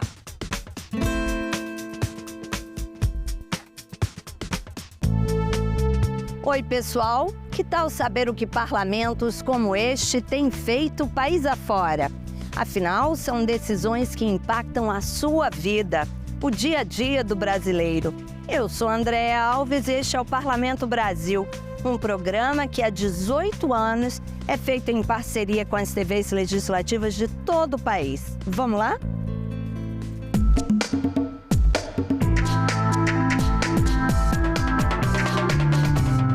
Você já ouviu falar na fábrica de Pios? Diferente, né? É uma fábrica no Espírito Santo que há 121 anos produz instrumentos que imitam o canto de aves do Brasil. Até a rainha da Inglaterra já recebeu um kit de presente. Um projeto de lei que está em análise na Assembleia Legislativa do Estado quer tornar essa fábrica patrimônio cultural imaterial capixaba. Veja nessa bela reportagem da TV Alice. Sabiá, bem-te-vi, maritaca, periquito. Parece até que a gente está no meio de uma mata, mas não. Aqui é a Fábrica de Pios de Cachoeiro de Itapemirim. Fundada em 1903, é a pioneira do gênero na América Latina. É também uma das mais antigas fábricas em funcionamento no estado. Tudo começou com Maurílio Coelho, um lavrador vindo de Muqui que tinha muita criatividade com engenhocas, como conta o bisneto dele. Ele veio para trabalhar na companhia Force Lewis, né, para ajudar os engenheiros ingleses que estavam chegando. E Maurílio, como ele montava máquinas, né, a gente tinha fazia moinho de fubá, máquinas pesadas, os tornos aqui todos foram montados por ele. Ele era o cara da vez. E ele foi convidado pelo Bernardo Horta para ajudar os engenheiros que chegaram aqui para trazer energia elétrica, né, para montar aqui uma estação na Ilha da Luz, que era chamada de Ilha da Esperança à época. Esse inventor de cantos, ou melhor, de pios, aprendeu a imitar o som dos pássaros com comunidades indígenas. Imagina quantos testes para criar um som assim. E que ouvido! Capaz de captar o canto de uma ave e imitar o som produzido por ela, usando um pedaço de madeira. Cada pio é uma obra de arte feita à mão em várias etapas de produção. Como ele era um caçador esportivo, ele aprendeu um pouco desse ofício com os índios, só que ele era um cara fora da curva, ele era um cara que montava máquina, ele era um artesão, um marceneiro de mão cheia. Ele começou a melhorar aqueles poucos instrumentos rudimentares que existiam à época, começou a fabricar pios para melhorar e fabricar outros para outros pássaros. E aí o nome dele virou um sinônimo de qualidade. Maurílio colocou em uma só caixa, depois de conhecer todos os biomas do Brasil, a beleza da biodiversidade brasileira. E foi premiado por isso, com o grande prêmio na exposição do centenário da independência do Brasil. Ganhou prêmios de melhor artesão do século. O instrumento não era só vendido para caçador, era vendido para personalidades públicas que chegavam na nossa cidade. Até a rainha da Inglaterra ganhou pio, então ganhou coleção, né? Então, assim, ele começou a exportar pios, Tom Jobim, Dedé Sampaio, acho que o Naná Vasconcelos. Essa instrumentação evoluiu na mão dele, ele desenvolveu pios para diversos pássaros que não existiam até aquela época. O produto foi ganhando fama dentro e fora do Brasil. E se antes os pios eram usados como objeto de caça, nas últimas décadas passaram também a servir para a educação ambiental e como instrumento de percussão. Se tornou aliado de artistas renomados.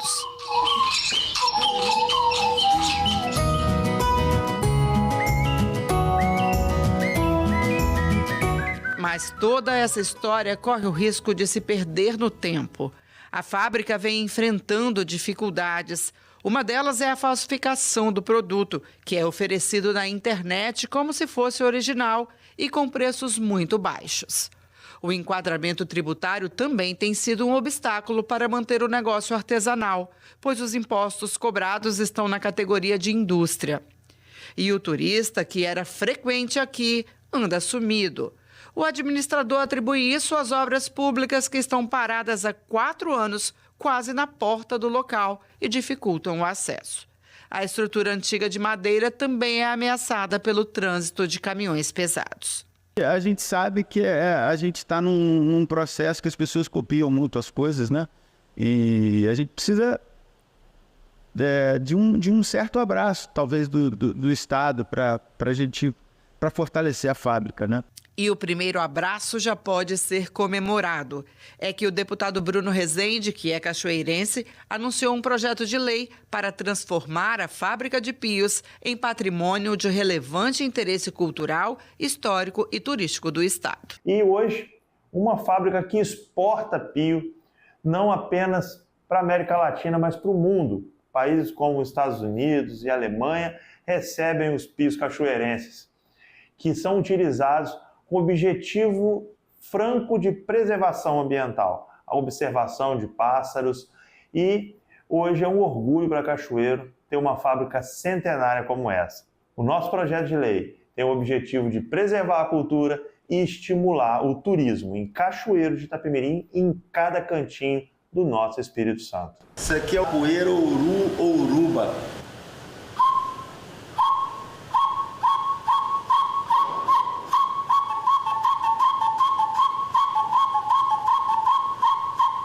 Mãe da Lua.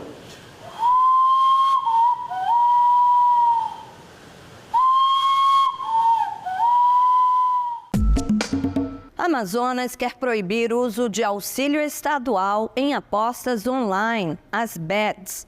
Paraná oferece visita virtual de 360 graus pela Assembleia do Estado. Veja o que foi notícia nas casas legislativas do país. A Assembleia Legislativa do Amazonas discute proibir o uso do auxílio estadual em jogos de apostas virtuais.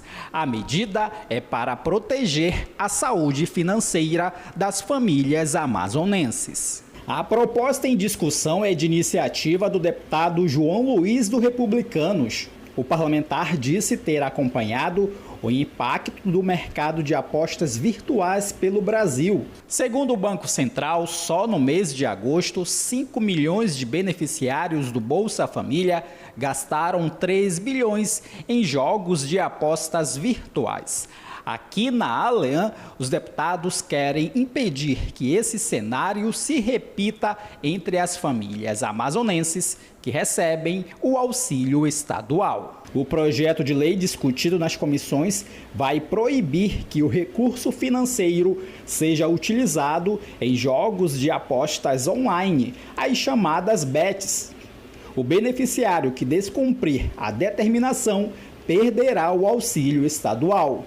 A matéria ainda obriga as empresas que exploram esse tipo de mercado no Amazonas a enviar mensalmente relatório à Secretaria de Estado de Assistência Social, SEAS, com a identificação dos apostadores por meio do CPF e os valores apostados.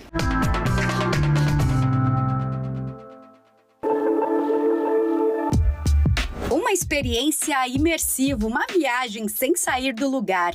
É o programa Assembleia 360 Graus, um tour pela Assembleia Legislativa do Paraná, feito com estes óculos de realidade virtual, que são levados a eventos de grande público no interior do estado, como a Assembleia Itinerante. Uma ação inovadora para que moradores de cidades distantes da capital possam conhecer e se interessar pelo que acontece no Legislativo.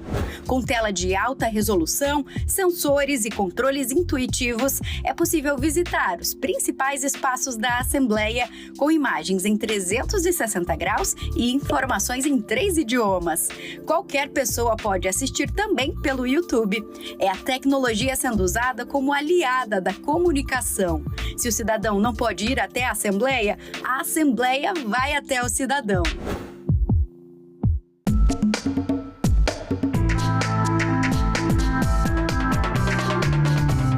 Crimes em escolas. Um estudo revela que 20% das ocorrências são influenciadas por notícias que saem na mídia.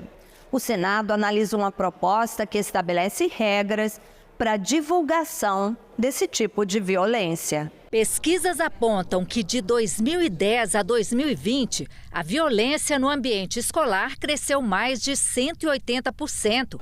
Dados mostram também que 20% desses atos são influenciados por divulgações na mídia. O projeto em debate no Senado quer estabelecer diretrizes para a divulgação desses crimes. Na audiência pública, representantes de empresas de comunicação alertaram para a necessidade de não afrontar o direito constitucional à informação e alegaram que as empresas já têm protocolos para a divulgação de atos violentos em escolas. Foi divulgado, por exemplo, em abril de 2023, quando teve uma outra audiência pública, que os veículos do Grupo Globo, já tinham há anos como política publicar apenas uma única vez o nome e a foto de autores de massacres, como aquele ocorrido em Blumenau, sempre com o objetivo de evitar glorificar essas pessoas e esses atos, e que hoje a política ela é ainda mais restritiva. O nome e a imagem de autores de ataques, eles jamais serão publicados, assim como os vídeos das ações. Sempre que uma matéria vai ao ar na televisão ou no rádio, seja ela sobre economia, saúde ou infelizmente em casos de violência, essa matéria sempre irá passar pela análise e crivo dos profissionais de jornalismo, para que a população tenha acesso à informação de forma clara e objetiva e não recheada de sensacionalismo ou até mesmo desse fenômeno mundial que aqui no Brasil ganhou uma expressão em inglês, as tais das fake news. O coordenador-geral de combate a fraudes cibernéticas da Polícia Federal alertou que a maioria desses atos criminosos começa com discursos de ódio nas redes sociais. Essa retórica inflamada de redes sociais, estimulada por algoritmos e monetizada, como bem disse o Dr. Samir, que me antecedeu, tem insuflado a visão de que o diferente é, na verdade, o inimigo. E o passo seguinte é um risco enorme de desumanização. Desumanizar quem é diferente, é o imigrante, o nordestino, o negro, o homossexual, o judeu, conforme temos visto os nossos casos lá da Polícia Federal. E isso tem ocorrido abertamente em redes sociais. Os especialistas concordaram que é preciso regular e responsabilizar as plataformas, mas sugeriram mudanças nessa parte do texto. Aqui nós defendemos que a solução mais eficaz para lidar com a violência escolar e a disseminação de seus impactos nas mídias envolve uma combinação de protocolos preventivos, responsabilização bem calibrada e uma abordagem educativa. A necessidade de uma reflexão em razão da complexidade jurídica envolvida num comando legal com um conceito indeterminado, né? O que não significa dizer que não seja importante a criação de um protocolo eficaz, ágil, né? E a ser debatido, mas esses limites eles não estão claros no texto legal como ele se encontra. Os representantes de plataformas disseram que já seguem regras para tornar a internet um ambiente seguro. De janeiro a junho desse ano de 2024, a gente já removeu proativamente mais de 1,6 milhões de vídeos que violaram as políticas do YouTube no Brasil. As observações aqui colocadas irão melhorar o projeto. E aí eu solicito que enviem ao meu gabinete as suas observações que dizem respeito a pontos que não estão da melhor forma dentro desse projeto, de modo que a gente possa criar um substitutivo e, consequentemente, ter um projeto que seja adequado para combater o que nós queremos combater, com uma técnica legislativa mais correta e, principalmente, que ele seja execuível. A sociedade civil tem um papel importante no processo eleitoral do Brasil. Mais de 200 instituições acompanham o pleito, fazem campanhas educativas para a população e cobram o aperfeiçoamento de leis para fazer valer a democracia. Veja na reportagem da TV Câmara. A sociedade civil atuou mais um ano como protagonista no debate público sobre as eleições. Então, organizações da Rede do Pacto pela Democracia, por exemplo, elaboraram agendas temáticas propositivas para as candidaturas, assim como campanhas para que as pessoas fossem às urnas votar, também campanhas para eleger mais candidaturas de mulheres e pessoas negras, ações de monitoramento da desinformação e checagem de fatos. Então, a sociedade civil esteve presente com ações para defender e fortalecer a democracia, como vem fazendo em todas as eleições. A Helena Salvador representa o Pacto pela Democracia, uma rede com mais de 200 organizações da sociedade civil que monitora o período eleitoral. Segundo ela, as eleições desse ano foram livres e íntegras, mas não perfeitas. Helena lamentou fatos como violência política, desinformação e ataques a urnas eletrônicas e à justiça eleitoral, praticados até mesmo por alguns candidatos. O resultado disso, afirmou, é a perda de confiança no sistema eleitoral e na democracia. Entre as iniciativas da sociedade civil, há também o Observatório das Eleições, fundado em 2018 por meio da cooperação de cientistas políticos e entidades de pesquisa de alguns estados do país. E a Transparência Eleitoral Brasil, ONG conhecida pela vigilância das contas públicas, mas que também acompanha as eleições. E tem ainda o Movimento de Combate à Corrupção Eleitoral, que ficou conhecido em todo o país por apresentar a proposta de duas leis de iniciativa popular: a da ficha limpa e a que tornou crime a compra de votos. Por mais primitivo, digamos assim, por mais grosseiro que seja, lamentavelmente foram muitos os incidentes que chamaram a atenção nacionalmente em virtude dessa prática que teima em sobreviver mesmo em pleno cenário de um avançado século XXI. Como fazer para que dinheiro ilegal não continue irrigando por outros caminhos as eleições? Temos aí algumas notícias, informações sobre a possibilidade até de presença de dinheiro proveniente do crime organizado, financiando algumas candidaturas. Isso é muito grave. Além disso, nós precisamos ver como pode continuar havendo desvio de verbas provenientes do poder público para o universo do financiamento de campanha. Antes isso se dava através das empresas que contratavam com o governo, uma vez que só elas doavam. Isso ficou constatado por dados levantados na época. Mas agora nós precisamos ver quais são as novas formas de desvios. Especialistas ainda comemoram outros avanços no cenário eleitoral desse ano, como a participação da imprensa na checagem de informações e com a evolução de normas estabelecidas pelo TSE. Ana Cláudia Santano, diretora executiva da Transparência Eleitoral, defendeu que é preciso educar os eleitores para a escolha consciente. A gente faz uma campanha, né, de não vender o voto, de não adotar a violência política como estratégia de campanha e também de olhar para aquela candidatura que você está pensando em votar, se essa candidatura está respeitando as leis das eleições, as leis de financiamento e tal, porque afinal de contas são 4 anos que aquela pessoa vai representar você na prefeitura, na Câmara de Vereadores. E já pode ser um indício, né, de que se a pessoa não cumpre as regras do jogo já na campanha, talvez no exercício do mandato ela fique ainda mais complicada nesse sentido. Então a democracia avança, mas cabe a nós fazê-la avançar mais.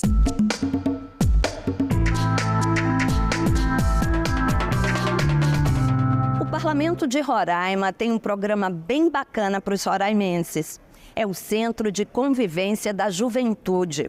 A proposta do CCJuve é atender crianças, jovens e adultos com atividades de cultura, esporte, qualificação profissional e um monte de curso interessante. Os alunos de teatro e coral apresentaram o espetáculo Cantando Toquinho, com clássicos da música popular brasileira. Ele vai pousar uma folha qualquer, o desenho do sol amarelo que descolorirá. Com 5 ou 6 regras é fácil fazer um castelo. Um espetáculo de teatro, música, coral. E juntar todas essas artes tem seus desafios. É uma integração bem complicada no início, né? Porque são partes diferentes, querendo ou não, né? O teatro e o coral. Mas assim, a gente aprende a trabalhar com eles, vendo o tempo de cada um, né? O tempo das músicas, as entradas, as deixas de falas dos alunos de teatro, né? E isso é bom porque os alunos de coral aprendem a trabalhar também com teatro, né? E o teatro aprende também a trabalhar com coral, com as músicas, com o tempo de música e tudo mais que envolve, né, a arte. São 67 alunos de 2 turmas de teatro e 2 de coral. Foram 2 meses ensaiando separadamente e na reta final, antes da apresentação, todos ensaiaram juntos. E o que se viu na apresentação foi que tudo deu certo. Tô vendo pensamento solto pelo ar. É isso acontecer, basta você pedalar. As canções imortalizadas na interpretação de Toquinho relembram várias parcerias com o poeta, músico e compositor Vinícius de Moraes. Para as famílias, a emoção é ainda maior. Renzo é pai da Ashley, de 9 anos. Ela está há 1 ano no CCJuve e faz balé, ginástica rítmica e gosta muito de cantar. Na casa da gente tem uma caixinha de som, aí eu compro um microfone, aí eu também gosto, entendeu? Aí ela gosta, ela ficava cantando toda hora, pega o microfone aí depois, pai, bota um negócio aí de canto, vê se tem. Justamente um dia tinha uma baga, aí peguei, levei ela. O espetáculo Cantando Toquinho contou ainda com músicos convidados, o professor de teclado Fabiano Santos, o percussionista Denilson dos Anjos e no violão Renato Poeschi.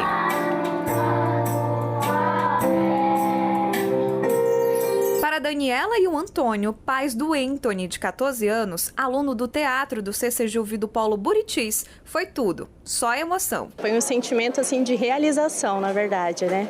Ele se saiu muito bem e superou as expectativas.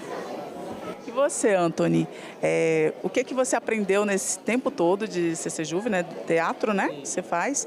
O que você aprendeu lá? Eu melhorei mais minha conversação, porque eu era um pouco tímido na escola para fazer trabalho, essas coisas. Daí também minha postura, que aqui já ensina, como fosse uma faculdade para a vida, entendeu? Ensinar a gente conversar em público e essas coisas. Renato é Aragão, o que faz confusão. Carlitos é o Charlie Chaplin. E tem o Vinícius, que era de Moraes. E o tom brasileiro é Jobim. Foi um momento muito especial, né? A gente já esperava, mas a gente se surpreende. né? Sempre que as crianças se apresentam, a gente se emociona junto, a gente canta junto. Então, para a gente é uma culminância, né? De todo o trabalho, né? De todos os ensaios, né? Do esforço que eles fizeram. E aí eles vieram e fizeram lindo como a gente já esperava.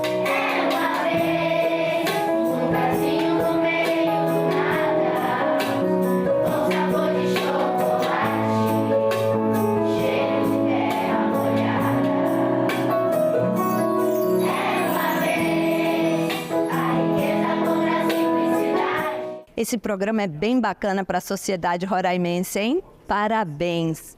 Bom, você fica agora com os visitantes do Congresso Nacional. Sabia que são mais de 3.000 todas as semanas? A visitação é super legal.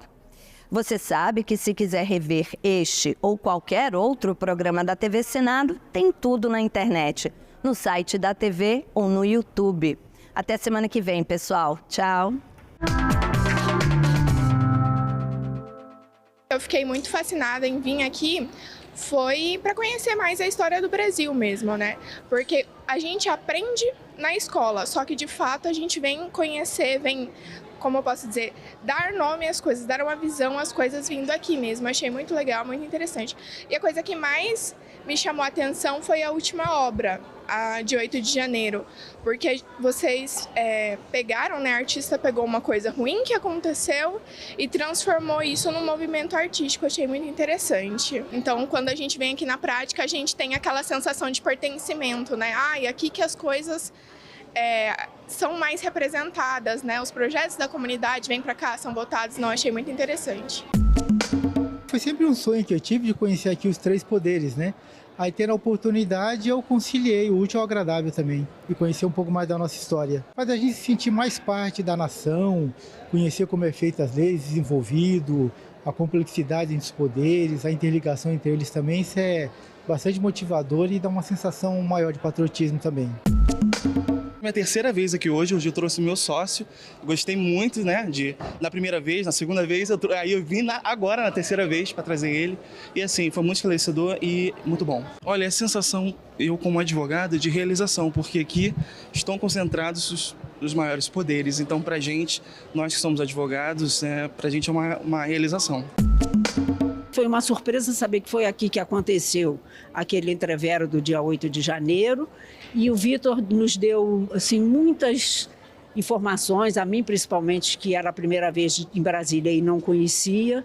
E as obras de arte foram as coisas que mais me chamaram a atenção. E os espaços muito grandes. É um sentimento de inclusão, porque apesar de eu não ser política e não estar votando, eu estou frequentando o espaço, né, onde isso acontece.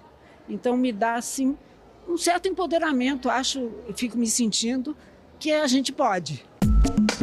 Fiquei encantada com a estrutura e realmente quando a gente visualiza na nossa casa, né, a gente não tem a noção da grandiosidade que é a estrutura que a gente encontra aqui.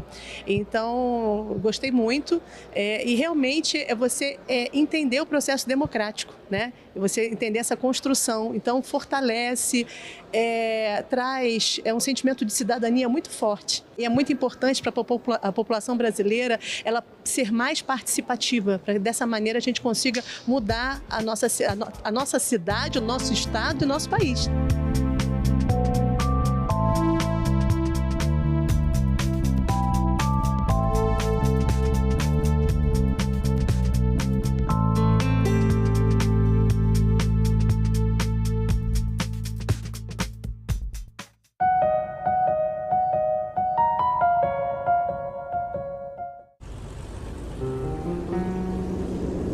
Nessas mesas e cadeiras foi analisado e debatido o projeto da Lei Áurea, a pedido da Princesa Isabel pelos senadores. Em um artigo ela acabou com a escravidão, faltaram todos os outros artigos. Os negros não são inferiores, os indígenas não são inferiores, nós somos todos iguais. Então por que a gente não está entrando? Por que a gente só é 5% dessas universidades? Quem apresentou essa primeira proposta da política de cotas no parlamento foi Abdias. Promover a igualdade de oportunidades no emprego, na educação. Apenas 26% dos senadores são pardos ou negros, apesar de sermos quase 55% da população. a minha presença mudou muita coisa no Senado.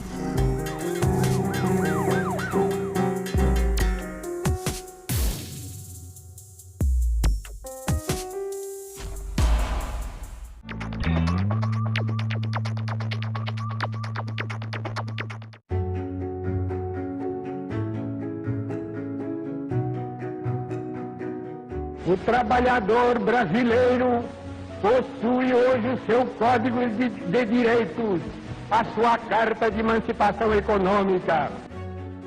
Os direitos trabalhistas serão, a partir de agora, de todos. É o enterro de mais um preconceito, de mais uma intolerável discriminação. Foram necessários muitos anos para que o direito à previdência, o direito básico ao descanso na velhice, após uma vida inteira de trabalho, se estabelecesse de forma ampla no nosso país. Colegas profissionais da enfermagem, esse é o tempo de vocês, esse é o tempo da valorização da enfermagem do Brasil. Prevalece a sensação de que ainda nos resta muito chão a marchar em nome dos trabalhadores brasileiros. TV Senado. Democracia todo dia.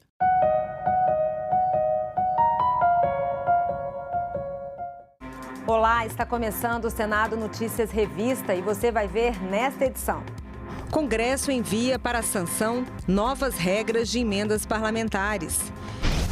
Dia da Consciência Negra motiva sessão especial no Senado e filme 3D sobre Abdias Nascimento. E CPI das Bets vai ouvir Wesley Safadão, Deolane Bezerra, Jojo Todinho e dono do jogo do Tigrinho. Confira comigo esses e outros assuntos que são destaque aqui no Senado Federal.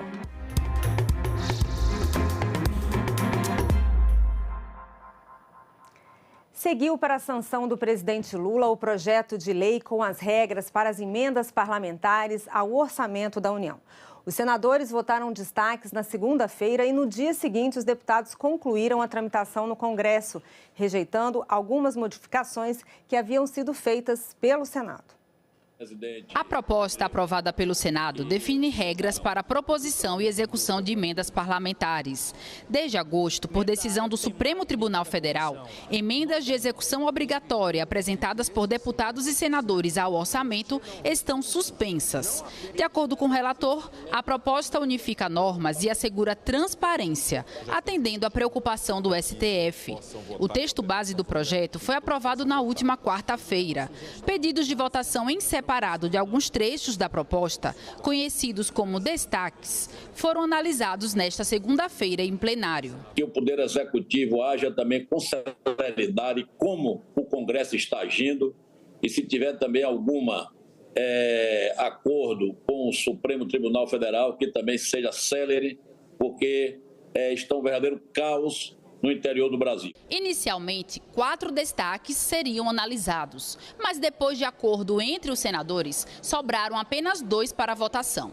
Um deles foi apresentado pelo PL e pedia para retirar do texto a possibilidade de bloqueio pelo Executivo dos recursos na execução das emendas. O bloqueio não estava no texto encaminhado pela Câmara dos Deputados e foi inserido pelo relator. Por 47 votos a 14, ficou decidida a retirada da possibilidade de bloqueio. É evidente que todos nós temos responsabilidades, e quando falo todos nós, dos poderes, de darmos a nossa parcela de contribuição para o equilíbrio fiscal do país. Ocorre que existem mecanismos e mecanismos. O que o governo nos propõe através desse artigo, o bloqueio, é uma situação praticamente de confisco do recurso orçamentário. A não aprovação significa que as emendas parlamentares ficam num patamar que não serão, das quais não será possível o contingenciamento e o bloqueio, e as despesas discricionárias da União, todas as demais, será possível o contingenciamento e o bloqueio. Está rejeitada a expressão "e o bloqueio". O outro destaque foi apresentado pelo União Brasil. Retira a obrigatoriedade da aplicação de 50% das emendas de comissão em saúde. O texto sugerido pelo partido também foi acatado, com 25 votos contrários e 39 favoráveis. Quando nós reservamos 50% apenas para uma comissão, são 20 outras áreas temáticas que irão ficar restritas apenas ao bolo orçamentário de 50%. A educação tem recursos vinculados e acrescentados, inclusive, como agora o fez o presidente Lula no programa Pé de Meia. Portanto, fará falta sim, se for retirado da saúde, o percentual de 50%. O importante é que mantenhamos a independência da CMO, para que com isso os parlamentares possam colocar emendas ou fazer até mudanças de rubrica.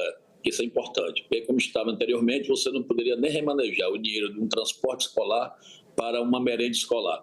Pelo menos restabelecemos uma boa parte para, com isso, dar a proteção mais aos municípios do Brasil. Um dos itens rejeitados pelos deputados foi o fim da destinação de 50% das emendas de comissão para ações e serviço de saúde, que, como vimos aí na reportagem, tinha sido proposto pelos senadores. O presidente do Senado, Rodrigo Pacheco, emitiu uma nota à imprensa sobre a operação da Polícia Federal que prendeu militares do Exército acusados de planejarem assassinatos do presidente Lula, do vice-presidente Geraldo Alckmin e do ministro do STF, Alexandre de Moraes. Extremamente preocupante as suspeitas que pesam sobre militares e um policial federal alvos de operação da Polícia Federal na manhã desta terça-feira. O grupo, segundo as investigações, tramava contra a democracia em uma clara ação com viés ideológico. E o mais grave, conforme a polícia, esses militares e o policial federal tinham um plano para assassinar o presidente da República e o seu vice, além de um ministro do Supremo. Não há espaço no Brasil para ações que atentam contra o regime democrático e menos ainda para quem planeja tirar a vida de quem quer que seja. Que a investigação alcance todos os envolvidos para que sejam julgados sob o rigor da lei. Essa semana foi marcada pelas celebrações do Dia Nacional de Zumbi e da Consciência Negra, 20 de novembro. Esse dia já era feriado em alguns municípios e estados. E neste ano, pela primeira vez, foi feriado nacional.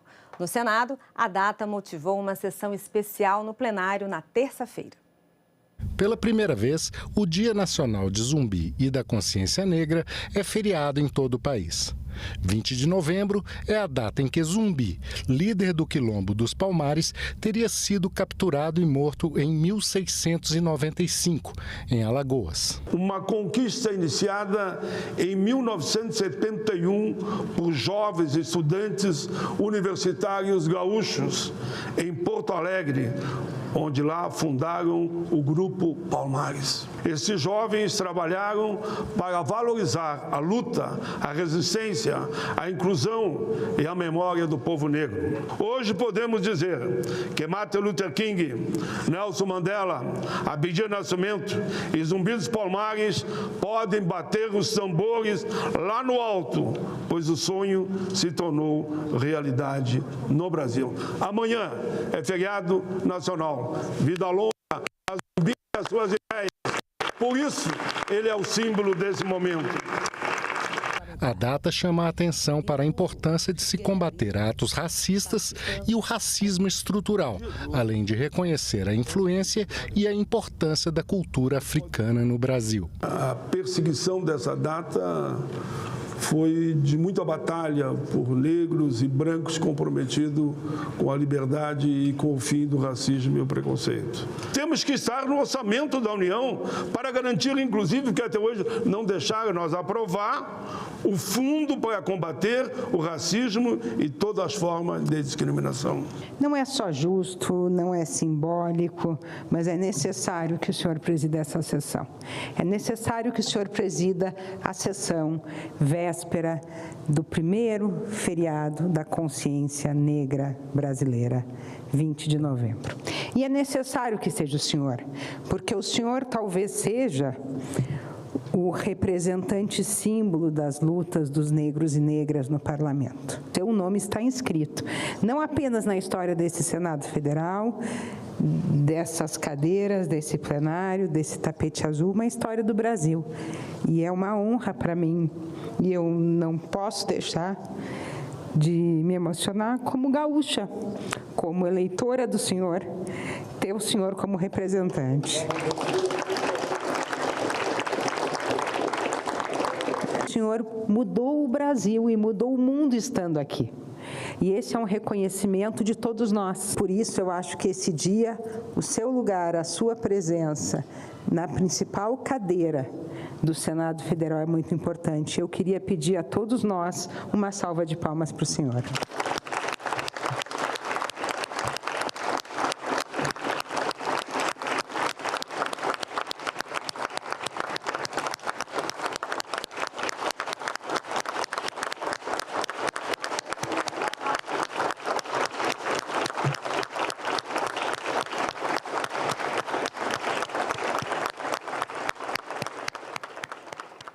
Ainda sobre o Dia da Consciência Negra, quarta-feira, o Senado lançou um filme em 3D que simula uma visita imersiva com a participação virtual de Abdias Nascimento, que foi senador de 1991 a 92 e de 97 a 99.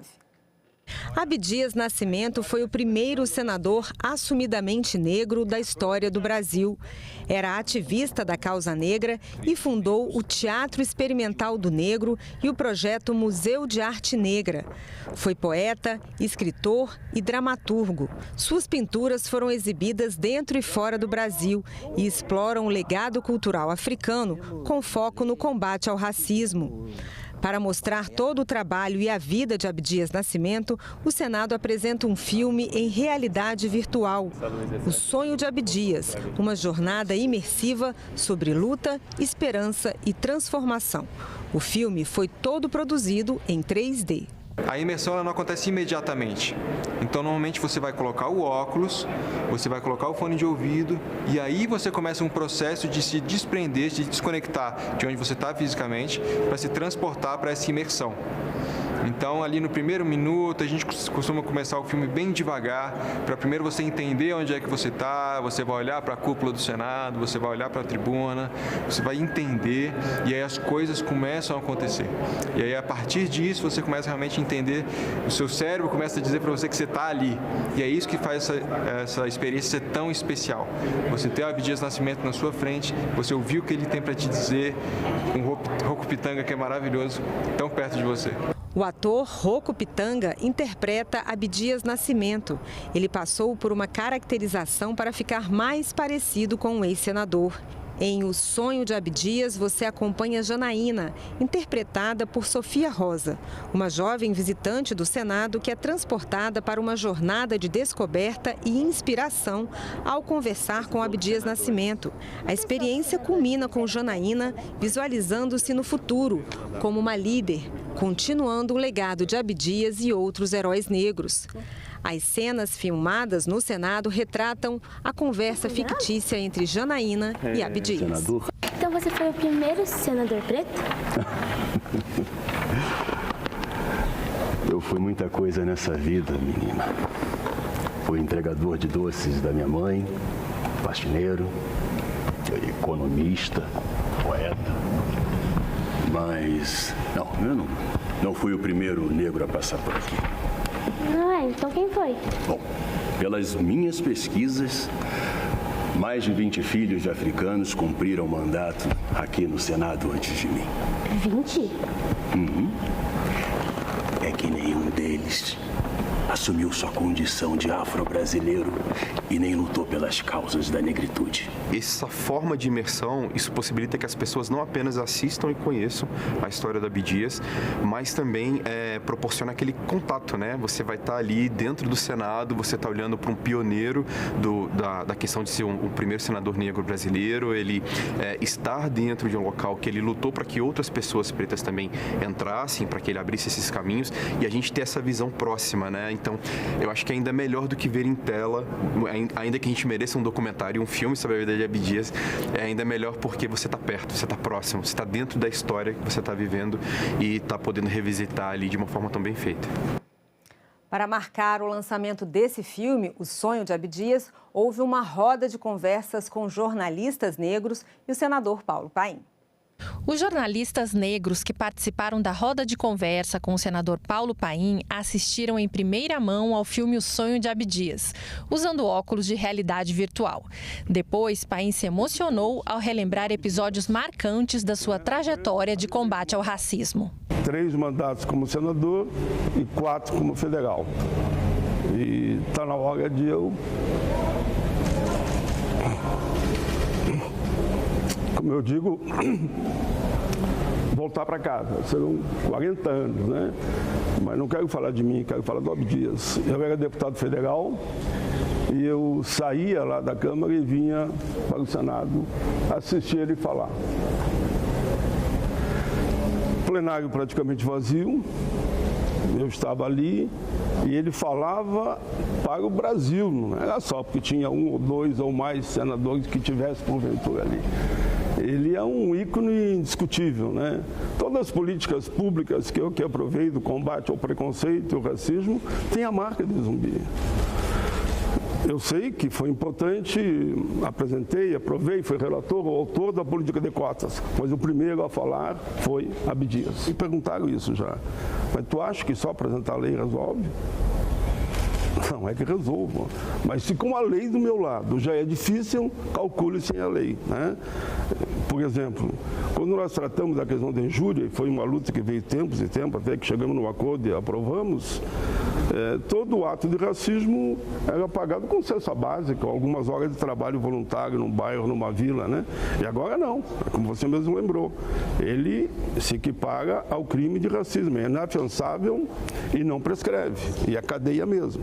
O meu momento mais bonito da minha vida, que eu vou confessar para vocês, nessa peleia e no bom combate contra o racismo e o preconceito, foi quando o presidente Lula me indicou, e o Congresso também me indicou, para mim ir representar o parlamento e na figura também do governo, no Itamaraty, uma homenagem internacional que o Abdias estava recebendo. Ele de cadeira de roda, mas com aquela força que ele passava, né? Com a energia que ele passava. Foi um momento para mim muito rico, de muito acolhimento dele e eu poder... Ele na cadeira de roda, estava sendo grande homenageado, então ele faz sinal, eu vou lá e abraço ele. A CPI das Bets fez nesta semana a primeira reunião de trabalho e aprovou a convocação de um dos donos do Tigrinho, o empresário Fernando Oliveira Lima, além do cantor Wesley Safadão e das influenciadoras Deolane Bezerra e Jojo Todinho, entre outros famosos. O primeiro a ser ouvido deve ser o dono do Tigrinho, o empresário Fernando Oliveira Lima, conhecido como Fernandinho OIG. Nós escolhemos o Tigrinho primeiro porque ele é o mais conhecido. Se eu for dar o nome de outras bets, que são inúmeras, as pessoas não vão se ligar. Então é importante, mas o Brasil inteiro conhece o Tigrinho. Então eu acho importante começar pelo Tigrinho, justamente pela projeção que tem, para que a população brasileira compreenda e entenda do que nós estamos falando. Também serão ouvidos pela CPI os influencers Jojo Todinho, Deolane Bezerra, o comediante Tiro Lipa e o cantor Wesley Safadão, além de vários representantes de empresas de apostas. Ao todo, foram aprovados 170 requerimentos entre convites e convocações. Os requerimentos envolvendo integrantes da equipe econômica do governo, de ministérios, da AGU, da Polícia Federal e da Polícia Civil de alguns estados foram transformados de convocação para convite. A posição do governo é de colaborar para que nós possamos nos aprofundar num tema que hoje é do interesse de toda a sociedade brasileira. Essa CPI não é contra governo, não é a favor de governo. Essa CPI, meu querido senador Humberto Costa, é a favor da sociedade. Nós que somos médicos, nós estamos sentindo que a sociedade está adoecendo por conta de uma falta de regulamentação nessa atividade, que é uma atividade que ela existe em todos os países, mas que, infelizmente, nós precisamos regulamentá-la com muita responsabilidade para proteger a sociedade. Foi aprovado também um procedimento na CPI que vai facultar aos depoentes o direito ao silêncio para os questionamentos que possam incriminá-los e assim evitar que sejam impetrados pedidos de habeas corpus no Supremo Tribunal Federal. Isso aqui nós já asseguramos aquilo que sempre se pede nas impetrações de habeas corpus. Já é assegurado a todos. As perguntas objetivas devem ser respondidas, como tramita, como caminha dentro do judiciário, e aquelas que possam incriminar o depoente, ele não precisa falar. Então, só para deixar bem claro o nosso respeito às prerrogativas de quem está sendo investigado, de quem está sendo ouvido. O depoimento do dono do Tigrinho está marcado para a próxima terça-feira, dia 26. Representantes do setor de infraestrutura disseram em audiência pública na Comissão de Constituição e Justiça que a reforma tributária poderá trazer aumento de tarifas de água e energia. Na 10ª audiência pública de debate sobre a regulamentação da reforma tributária, vários representantes do setor de infraestrutura apresentaram sugestões ao texto que está em análise na Comissão de Constituição e Justiça. O representante das associações do setor elétrico citou os impactos da reforma no setor. Nós temos hoje, na composição do custo do pãozinho nosso de cada dia, 30% é energia elétrica. A hora que você bota um aumento de custo na energia elétrica, imediatamente você aumenta o preço do pão, porque ele vai ser repassado. O presidente da Associação Nacional de Pesquisa da Economia Energética criticou as mudanças previstas na reforma e afirmou que o atual sistema é mais simples e eficiente. A energia elétrica que está iluminando esta sua sala aí agora, ela está sendo nesse momento produzida. Agora, nesse instante. Só que, ao mesmo tempo, ela está iluminando aí o Senado Federal, ela passou por mais ou menos 6 operações de compra e venda. Nesse instante. Bom, o Senado conclui o mês, agora de novembro, vem a conta de energia, ele vai pagar a conta de energia. Com o diferimento, ele já paga todo o imposto da cadeia. Né? Ou seja, há até uma antecipação de receita para o governo. É só fazer como hoje é. Difere o pagamento para o consumidor final. Já o presidente do Instituto Brasileiro de Petróleo e Gás elogiou a proposta, mas criticou o imposto seletivo, que é chamado de imposto do pecado, com o objetivo de reduzir o consumo de produtos prejudiciais à saúde. Se a gente onerar o setor de óleo e gás com o imposto seletivo, nos parece meramente uma decisão que vai gerar uma pressão inflacionária em toda a economia brasileira, por esse aspecto que o setor tem de que nós somos, na verdade, um insumo industrial em praticamente todas as cadeias produtivas. A presidente da Associação Brasileira de Biogás sugeriu a redução da alíquota de IBS e CBS do biogás e do biometano para poder torná-los mais competitivos. A gente sugeriu que sejam reduzidas em 60% as alíquotas de IBS e CBS incidentes sobre operações com biogás e biometano em relação às alíquotas de seus respectivos fósseis. O setor de saneamento alerta que haverá um aumento de carga tributária de 18%, que será refletido na tarifa de água do consumidor e que nem o cashback vai neutralizar esse aumento. De acordo com o nosso estudo, mesmo com o cashback, a gente tem um aumento na tarifa de 6,5% para a renda mais baixa que teria direito ao cashback. O setor de telecomunicações sugeriu a equalização das taxas de cashback. Quando a gente olha o quanto que pesa, né, o custo da internet no rendimento mensal da família, a gente observa que a população abaixo de um salário mínimo tem uma participação de 11,5%, ou seja, essa faixa da população gasta proporcionalmente mais com internet do que em relação às demais faixas de renda. Para termos uma justiça tributária, equalize o cashback de telecomunicações, a energia, água e gás, né? Que são, por definição, os setores essenciais da economia. O câncer de próstata é o segundo tipo de câncer mais comum entre os homens no Brasil e deve atingir cerca de 71 mil indivíduos entre 2024 e 2025. A campanha Novembro Azul alerta para a importância da prevenção e do diagnóstico precoce, em que um exame simples e barato pode significar a cura completa da doença. Essas são imagens de uma cirurgia de próstata com tecnologia de última geração. Com o auxílio de um robô, o médico afasta com precisão de milímetros todas as estruturas que cercam a glândula até retirar o tumor, sem afetar as terminações nervosas, evitando sequelas e devolvendo ao paciente todas as funções dentro da normalidade. Mas a cirurgia robótica ainda é um procedimento caro e não está disponível nos hospitais da rede de atendimento do SUS de todo o país. O Novembro Azul existe para aumentar a consciência dos homens da prevenção do câncer de próstata. Por que isso? Porque o câncer de próstata, ele não dá nenhum sintoma no paciente. Se ele não fizer o exame preventivo, pode chegar num estágio da doença em que ele não é mais curável. Ao passo que, quando você faz o exame preventivo e você descobre o câncer na fase inicial, a chance de cura desse tumor passa de 95%. A boa notícia é que o exame considerado mais eficiente pode ser realizado em um simples consultório por um especialista, somando-se a um simples exame de sangue.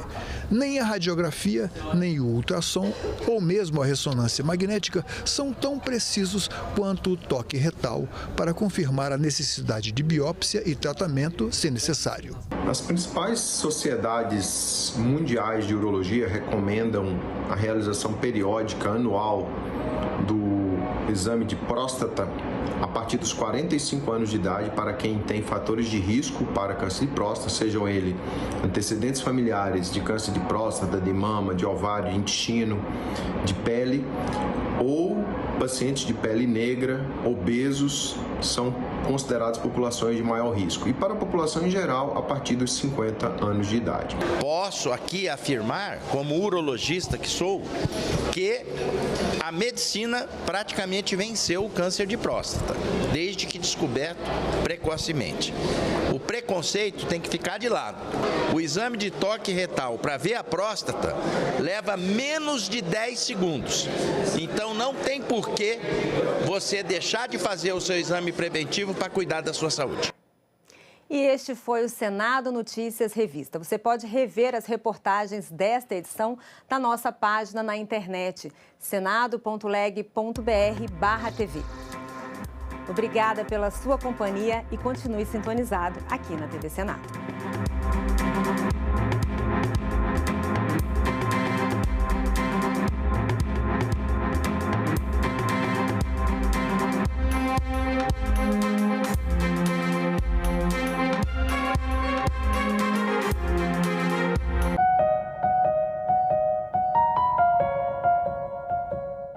Evento debate o papel das TVs públicas no processo democrático do Brasil. Brasília recebe o P20, líderes dos parlamentos dos países que compõem o G20.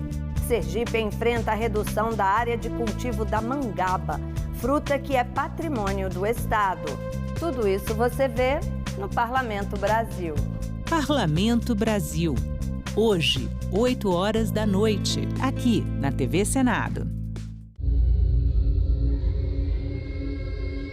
Quando os brancos chegaram, eles foram admitidos como mais um na diferença.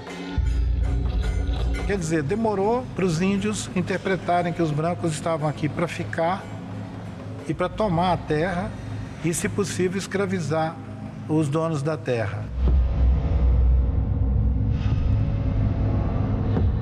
A história da colonização é a história da conquista contínua, da guerra contínua, para ocupar o território e dominar os povos. A falsificação ideológica que sugere que nós temos paz é para a gente continuar mantendo a coisa funcionando. Não tem paz em lugar nenhum. É guerra em todos os lugares o tempo todo.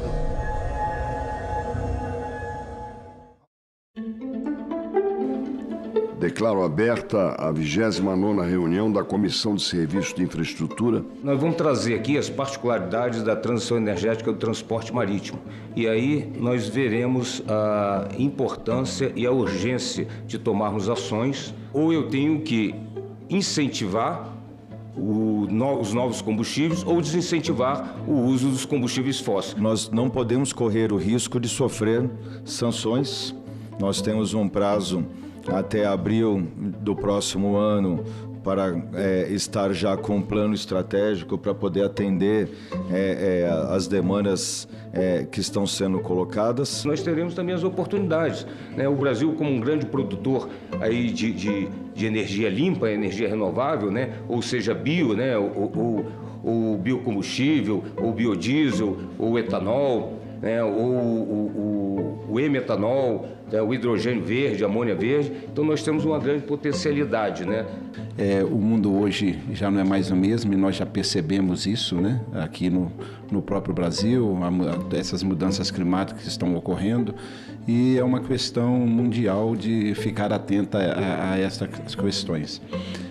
E o setor portuário e da navegação marítima, né, tem muito a contribuir com isso, né, dada a sua relevância. São diversas iniciativas esparsas que não está sendo tocada por cada um dos ministérios, são agendas diversas, mas não tem uma coordenação geral, não tem uma estrutura de governança para a gente criar uma política única nacional para a descarbonização do transporte marítimo.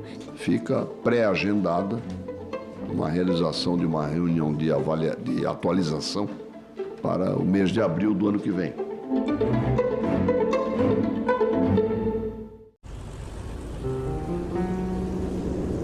Essas mesas e cadeiras.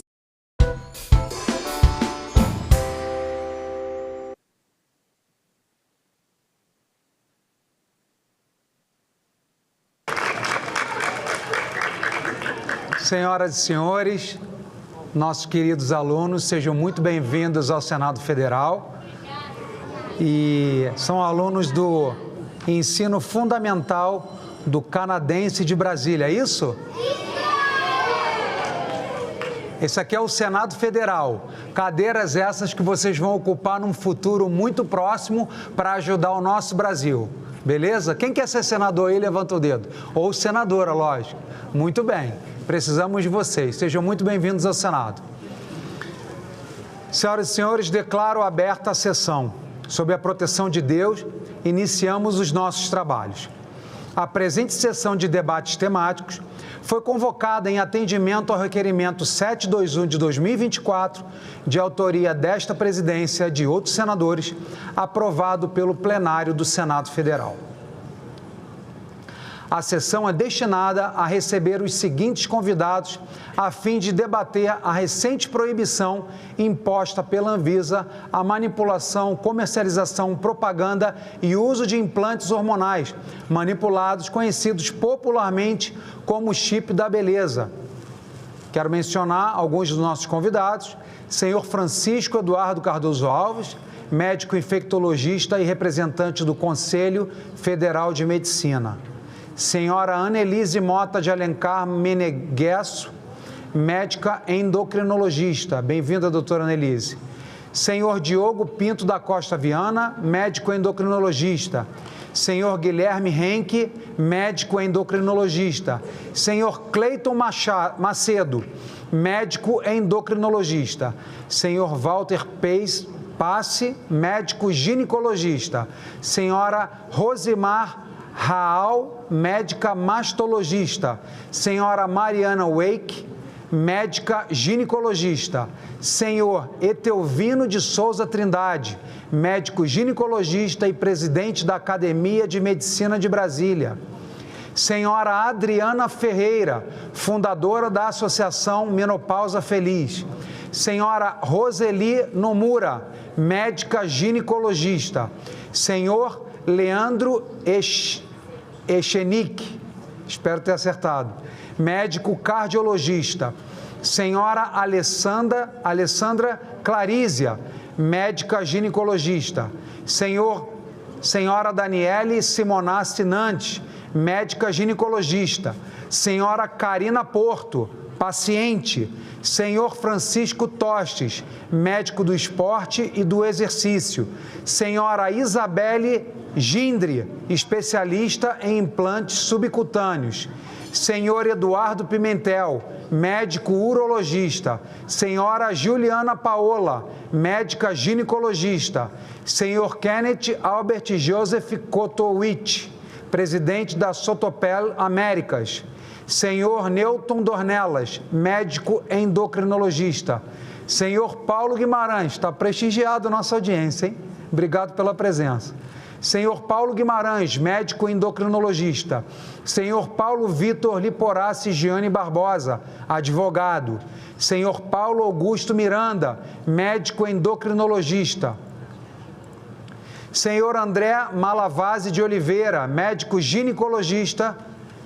Senhor Lucas Caseri Câmara, médico do exercício e do esporte. A presidência informa ao plenário que serão adotados os seguintes procedimentos para andamento da sessão. Será inicialmente dada a palavra aos convidados por até 10 minutos. Após, será aberta a fase de interpelação pelos senadores inscritos, dispondo cada senador de 5 minutos para suas perguntas. Essa presidência informa ainda que os cidadãos podem participar dessa sessão de debates temáticos através do endereço www.senado.leg.br/e-cidadania. Esse serviço que propicia que as pessoas entrem na audiência conosco ou pelo telefone 0800 061 2211.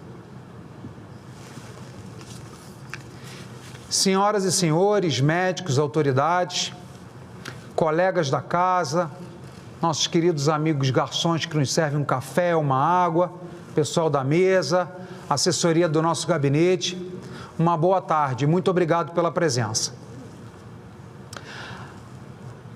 Há pouco mais de um mês, a Agência Nacional de Vigilância Sanitária publicou a Resolução 3.915, de 18 de outubro, que suspende em todo o território nacional a manipulação, a comercialização, a propaganda e o uso de implantes hormonais manipulados. De acordo com a Anvisa, trata-se de medida preventiva respaldada pela Lei 6.360 de 76. Essa lei conferiria à agência o poder de suspender a fabricação e a venda de produtos nocivos à saúde, mas, em contrapartida, exigiria a apresentação de razões fundamentadas para justificar eventuais suspensões. No entanto, a resolução gerou questionamentos importantes sobre insegurança jurídica, pois afeta diretamente profissionais e estabelecimentos que seguiam as normativas anteriores. A falta de clareza e previsibilidade nas decisões regulatórias não apenas compromete a confiança no sistema, mas também coloca em risco a continuidade de tratamentos médicos essenciais. Segundo o texto publicado pela Anvisa no Diário Oficial da União em 18 de outubro do presente ano, haveria evidências de que os implantes hormonais manipulados podem não ser seguros, e tais evidências teriam sido fornecidas pela Febrasgo, Federação Brasileira das Associações de Ginecologia e Obstetrícia. O conceito de segurança deriva de uma resolução do próprio órgão, a RDC número 67/2007, que define o que se chama de boas práticas de manipulação em farmácias. De acordo com o órgão sanitário, as farmácias de manipulação estariam infringindo a resolução por não estarem acompanhando e controlando, abro aspas, todo o processo de manipulação, de modo a garantir ao paciente um produto de qualidade, seguro e eficaz, fecho aspas. Os implantes hormonais, como se sabe, são pequenos dispositivos de silicone ou de materiais alternativos que podem conter hormônios diversos, em doses variadas, a depender da indicação do uso.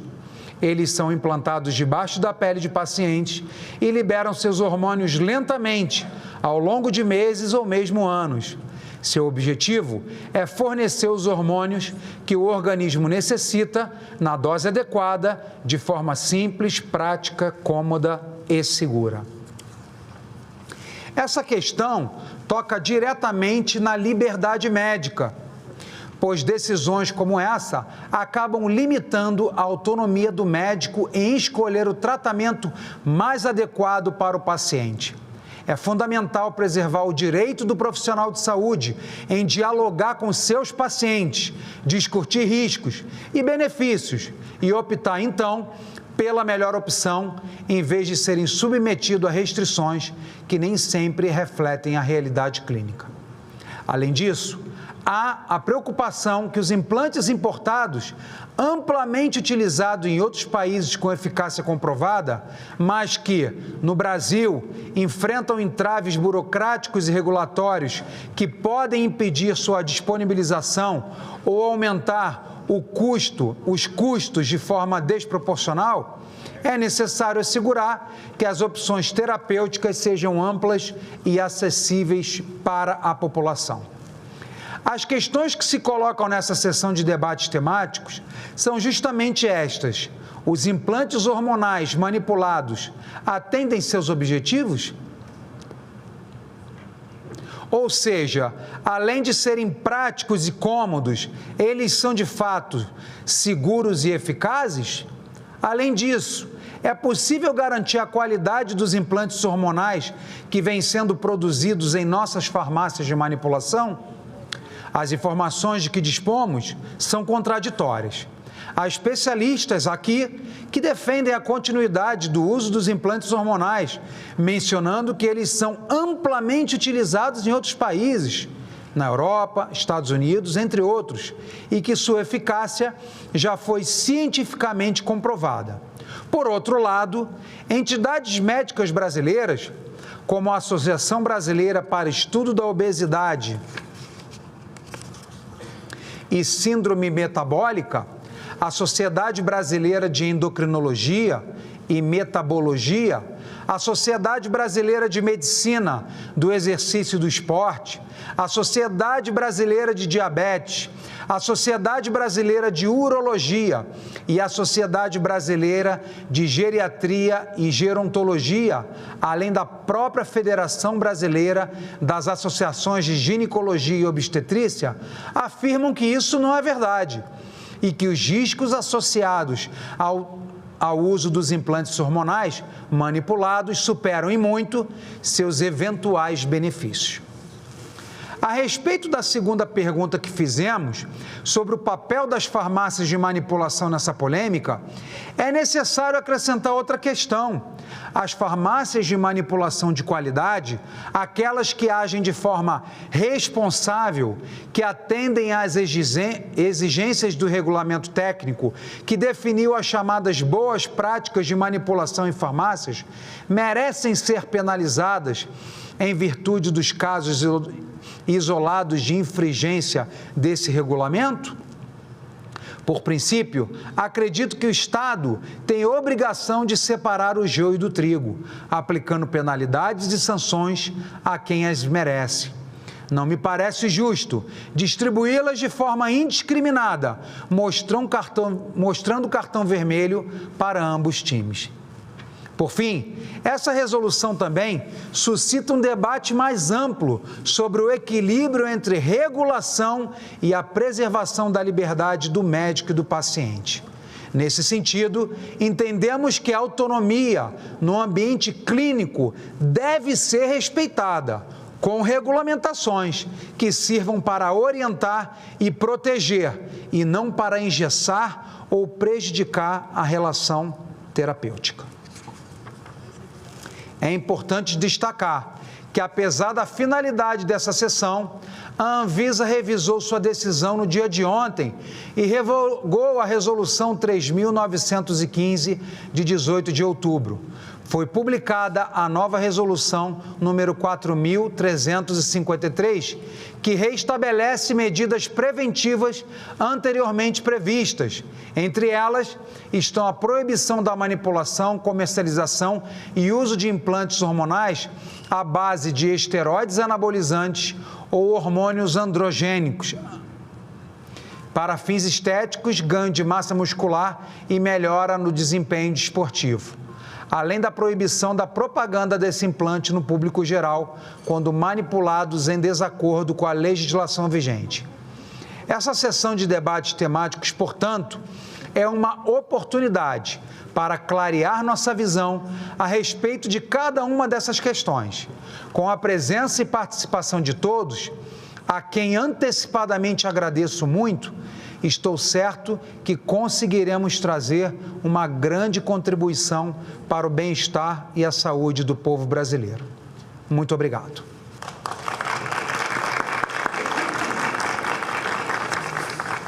Eu quero ainda fazer aqui um agradecimento público ao nosso diretor da Anvisa, Antônio Barra, o qual, nos últimos dias, fizemos vários contatos sobre esse tema e que sempre se dispôs ao diálogo, a atender a comunidade médica, para discutir, a conversar com seus técnicos, seus especialistas.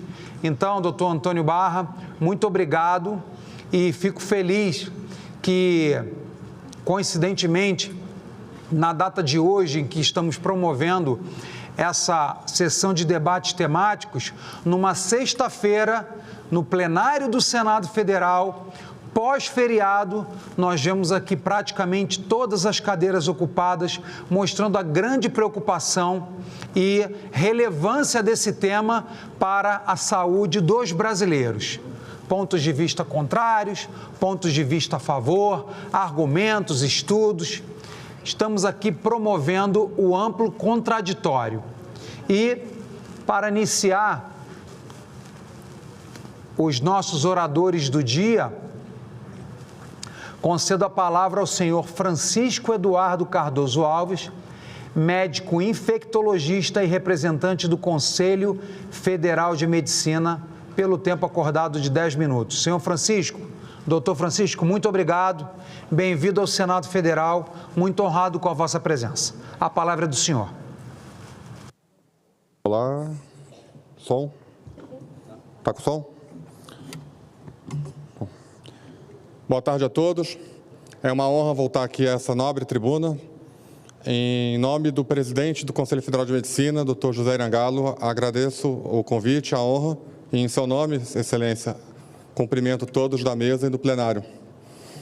O motivo do Conselho Federal de Medicina estar aqui hoje é porque trata-se de um tema de suma importância para a saúde pública e para a medicina e para a sociedade.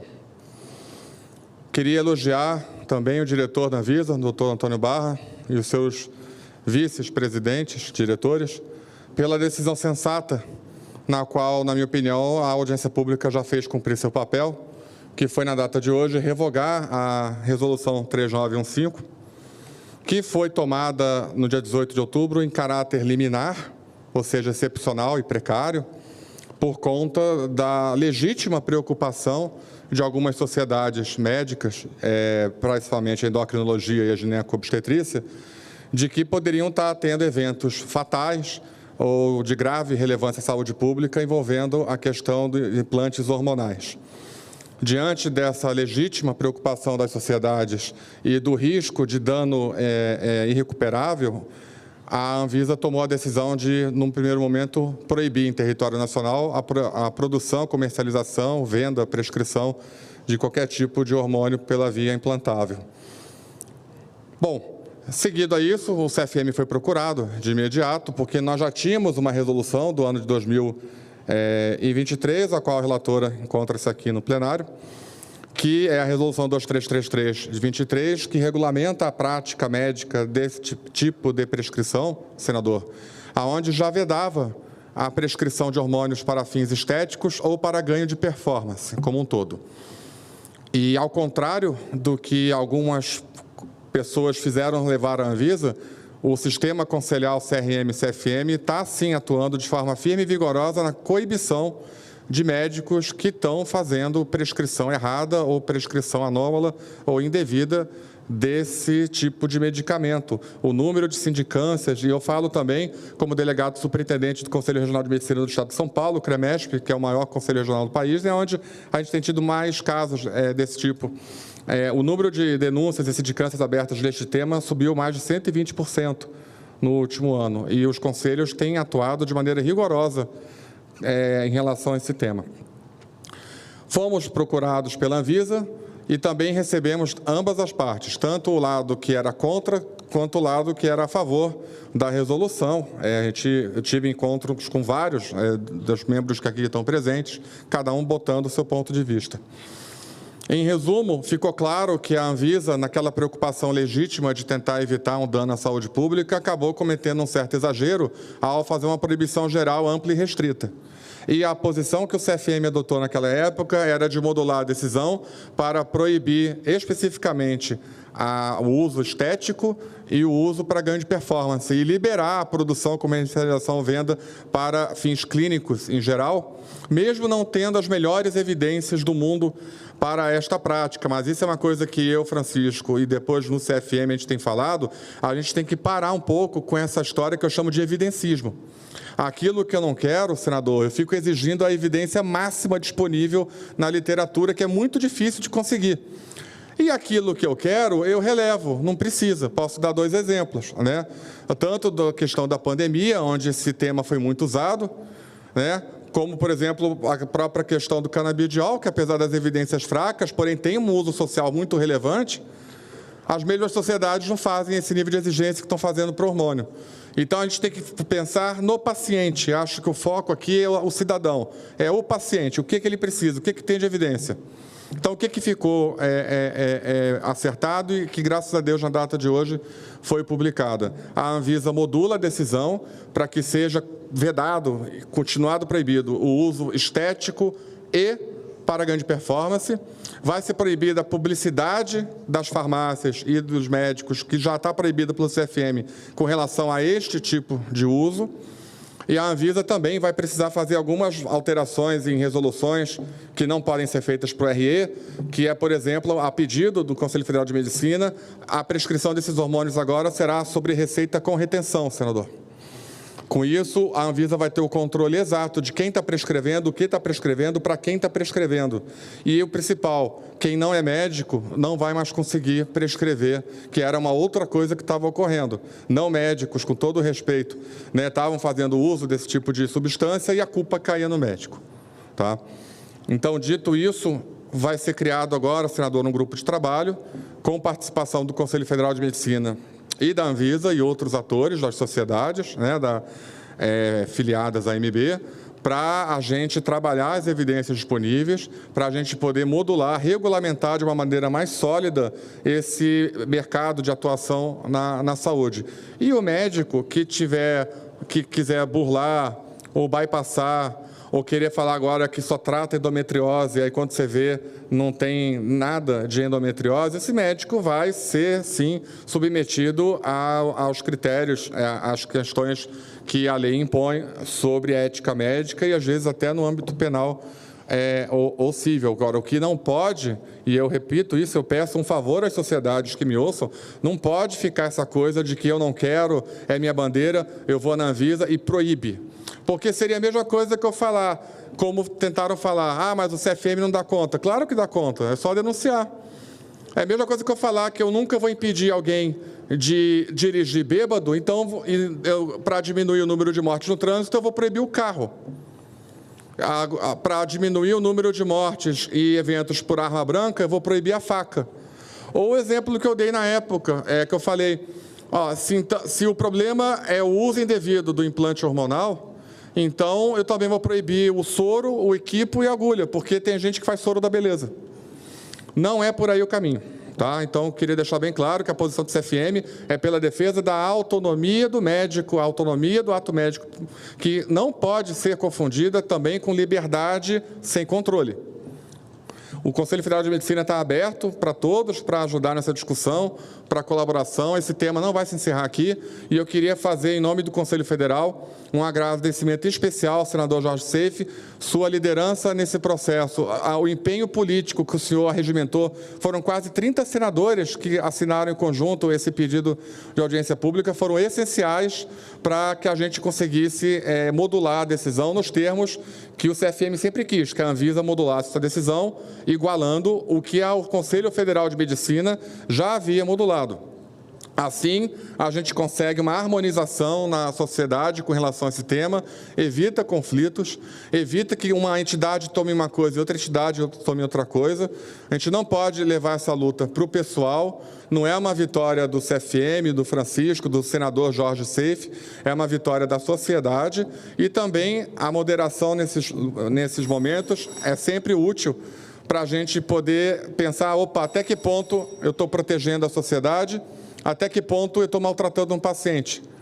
Né? Tem casos que têm que ser investigados? Tem, mas, por exemplo, os casos que foram levados pelas sociedades para a Anvisa, que no início representavam um risco real, não houve comprovação do nexo entre o óbito e o produto em si. Não estou falando que não teve, mas a gente precisa também investigar a fundo esses casos e culpabilizar quem foi o responsável pela prescrição inidônea, pela prescrição errada.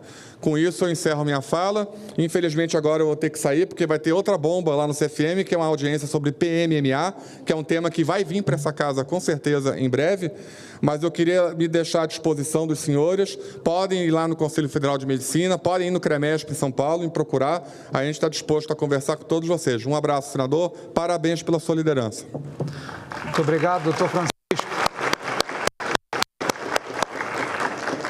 Perfeitas palavras do senhor. É sempre bom quando o órgão de regulamentação regulamenta e não proíbe, não suspende, que respeita a liberdade médica e, logicamente, protege a sociedade. Obrigado pela participação do senhor.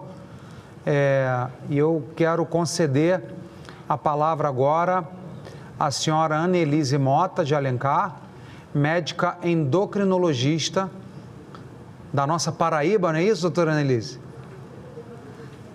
Por até 10 minutos. Obrigado pela presença da senhora e pela participação. A palavra está contigo.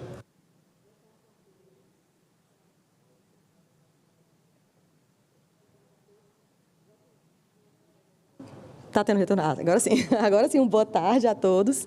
Gostaria de agradecer ao senador Jorge Seife pela iniciativa de fomentar o debate a respeito de um tema que ganhou as manchetes nas últimas semanas, né? Na última madrugada, principalmente, e que precisa, sim, ser melhor elucidado para a população em geral. Para mim é motivo de muita honra estar nesse plenário, mais uma vez, dessa vez a convite do senhor, senador.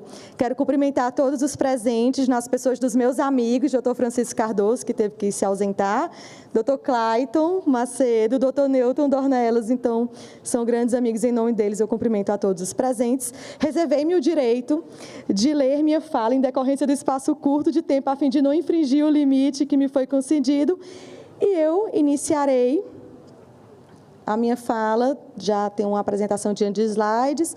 Aqui a minha apresentação, sou ex-conselheira federal de medicina, fundadora da Câmara Técnica de Endocrinologia do CFM, não tenho nenhum conflito de interesse para estar aqui hoje e iniciarei minha fala citando o juramento de Hipócrates. Eu sempre gosto de iniciar, principalmente aqui nessa casa, falando sobre o juramento que até hoje é tão atual, né, do nosso pai da medicina.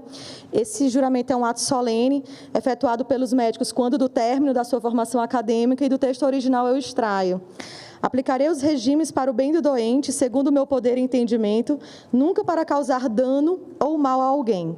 A ninguém darei por comprazer nem remédio mortal, nem um conselho que induz à perda. Do mesmo modo, não darei a nenhuma mulher uma substância abortiva.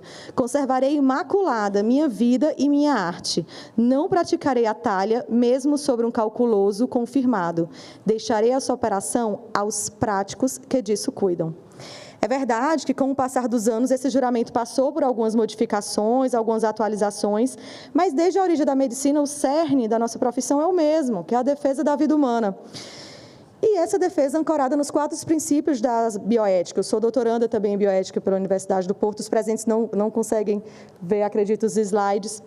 mas eu vou citando tudo que está escrito neles. E quais são esses 4 princípios da bioética, né? Eles buscam o bem-estar do indivíduo e da sociedade, são autonomia, beneficência, não maleficência e justiça.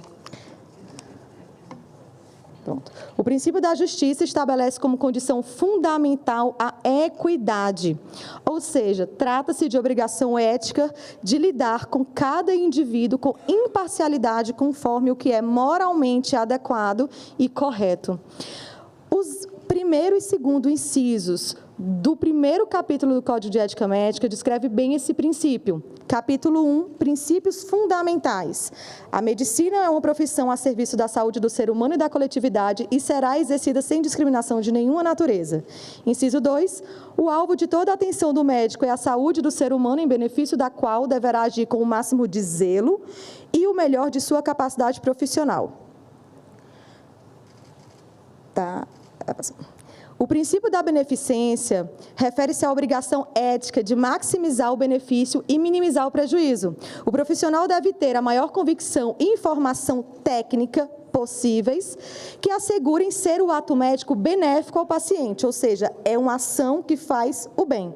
Já o princípio da não maleficência estabelece que a ação do médico sempre deve causar o menor prejuízo ou agravos à saúde do paciente, ou seja, é uma ação que não faz o mal. É universalmente consagrado através do aforismo hipocrático primum non nocere, primeiro não prejudicar, cuja finalidade é reduzir os efeitos adversos ou indesejáveis das ações diagnósticas e terapêuticas do ser humano. O princípio da autonomia requer que os indivíduos capacitados de deliberarem suas próprias escolhas pessoais devam ser tratados com respeito pela sua capacidade de decisão. Entretanto, após a resolução da Anvisa, que é a matéria desse debate, nós temos visto muitos médicos, né, se questionando indícios de interferência da ação, da atuação da Anvisa em sua autonomia.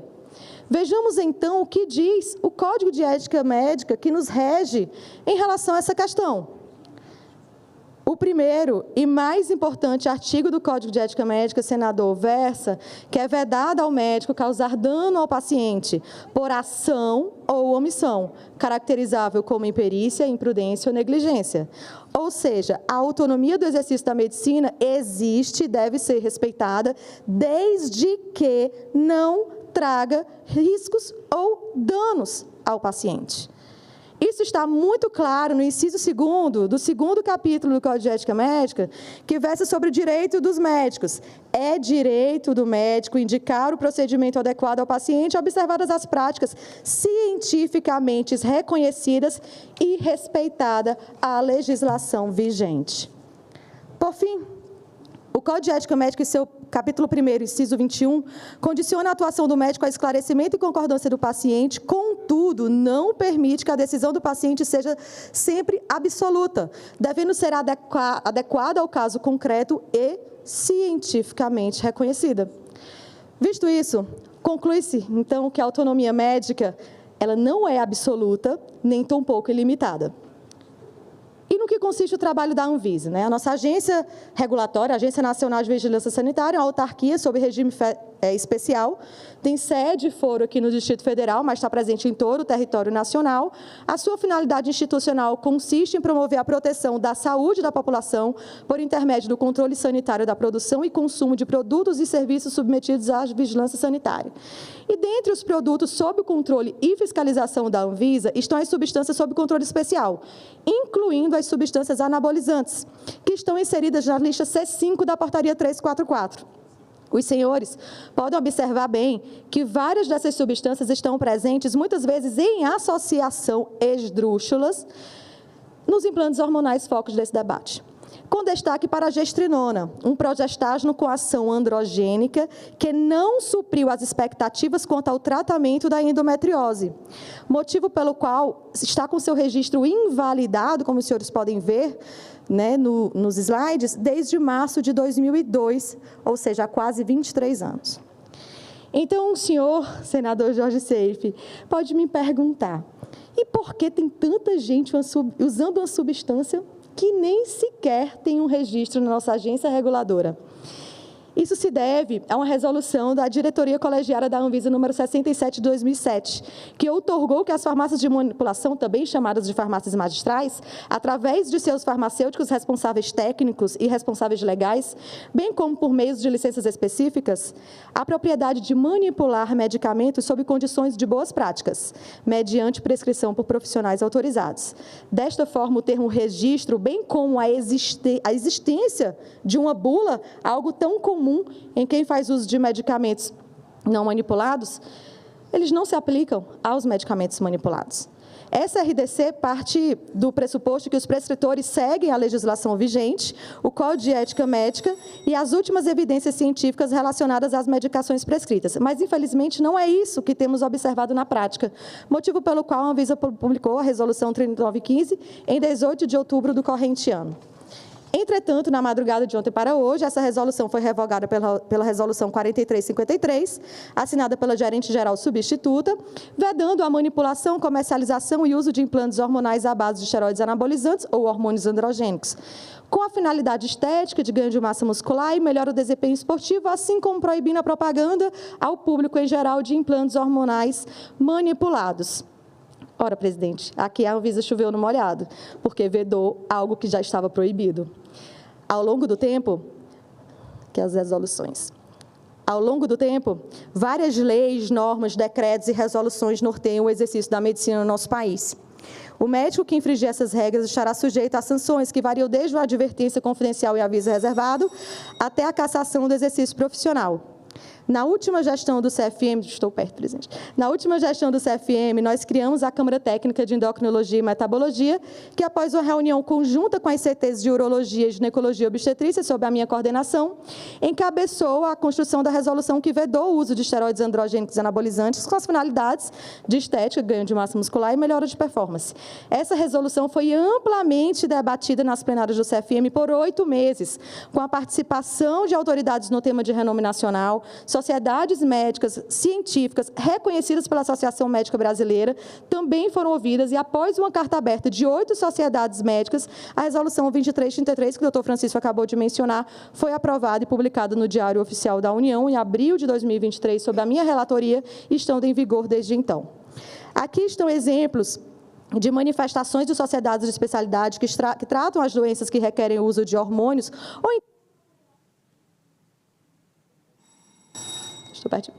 ou então de sociedades de especialidades que lidam diretamente com as sequelas do mau uso dessas substâncias.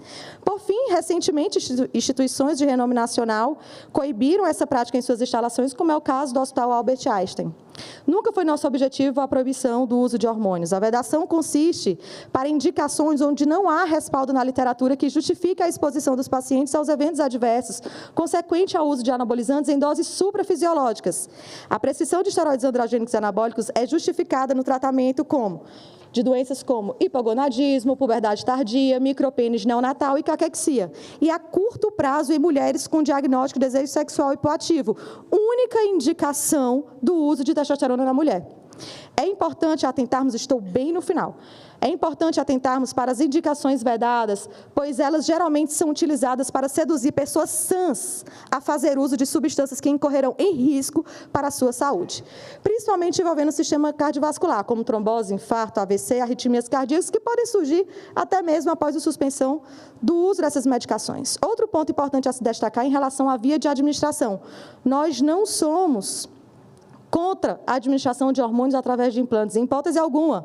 O problema é que não há ainda estudos consistentes, sem vieses, que constatem a segurança do uso de associações de hormônios através de implantes subcutâneos.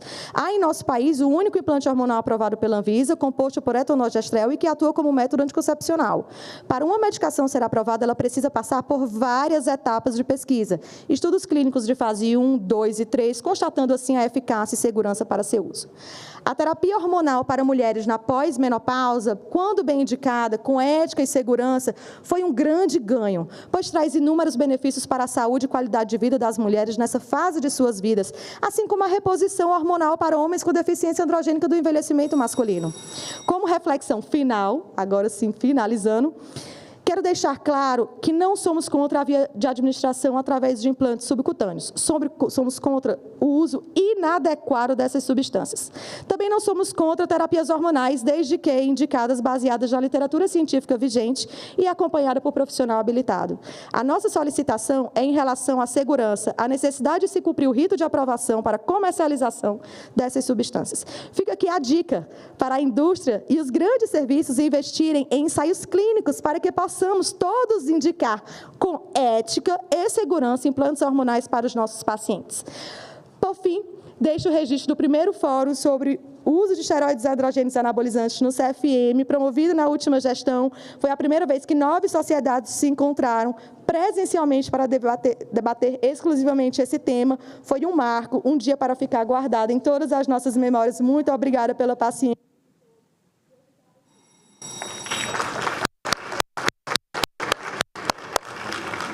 Obrigado, doutora Annelise Mota. Eu passo imediatamente a palavra ao senhor Diogo Pinto da Costa Viana, médico endocrinologista, por até 10 minutos. Quero agradecer também os nossos visitantes estarem aqui na galeria. Obrigado pela visita. Hoje nós estamos fazendo um grande debate sobre alunos do ensino fundamental canadense. De novo? Olha, outra turma. Bem-vindos. Uma salva de palmas para a nossa criançada, para o nosso futuro. Hoje nós estamos debatendo uma proibição do uso de implantes hormonais e aqui nós estamos com bastante médicos, pessoas a favor, pessoas contra, mas que fazendo um amplo debate e direito ao contraditório. Na verdade, a Anvisa, na data de ontem, já publicou uma nova normativa flexibilizando a utilização desses implantes hormonais, o que nos deixou muito felizes, mas o debate segue com muita validade. Doutor Diogo, a palavra é do senhor por 10 minutos. Muito obrigado pela sua presença. Obrigado a todos. Eu trouxe aqui uma apresentação breve para a gente conseguir desconstruir algumas informações e construir informações baseadas em evidências, como todo mundo está aqui, e o nosso grande objetivo. O primeiro ponto é falar que tudo começa com uma construção de uma narrativa, e a gente não desconhece o objetivo dessa narrativa. Essa narrativa ela tem como alguns pilares muito importantes.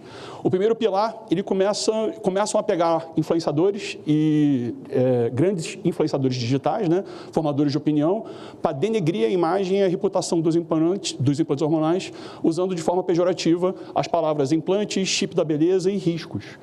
Muitos desses influenciadores acabam sendo levados pela informação passada, sem nenhum tipo de evidência científica e sem nenhum tipo de formação, desconhecendo a diferença entre o que é terapêutico e o que é sensual, o movimento muito sexy. Você é quem? Implante hormonal. Implante hormonal, brasileiro. Desconhecendo a diferença entre o que é evidência e o que é mau uso, que esse é o nosso grande objetivo aqui, é diferenciar o que é uso e o que é abuso. Segundo passo dessa construção da narrativa, está com dificuldade de passar. Para onde eu devo apontar? Para frente? O segundo passo é criar um risco à saúde pública com danos não auditáveis, e isso vem através do sistema Vidicom. A gente vai falar um pouquinho mais lá na frente em relação a isso, e eu compactuo com as sociedades médicas em relação a esse grande problema de saúde pública, que é o mau uso dos implantes hormonais e os riscos. Todos aqui são contra o uso estético ou para chip da beleza. Todo mundo aqui é favorável e defende o uso terapêutico. Essa narrativa é fundamentada principalmente em 5 grandes pilares. O primeiro pilar é o famoso Vidicom. Essa é uma foto de uma tela que eu fiz, onde qualquer um poderia chegar, colocar um CRM verdadeiro ou um CRM falso, dizer que houve um efeito colateral, um evento adverso com o uso de alguma substância hormonal, e isso é linkado e já entra no sistema. A forma como isso é auditado não é clara, e isso é o primeiro grande problema que a gente precisa enfrentar.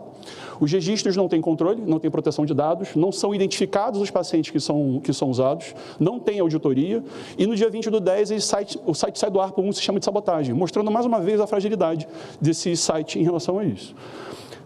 Quarto ponto, uma falha de associação de causalidade, né? Os efeitos adversos relatados são da classe dos esteroides anabolizantes, não na via de utilização, é o abuso e não a via de utilização.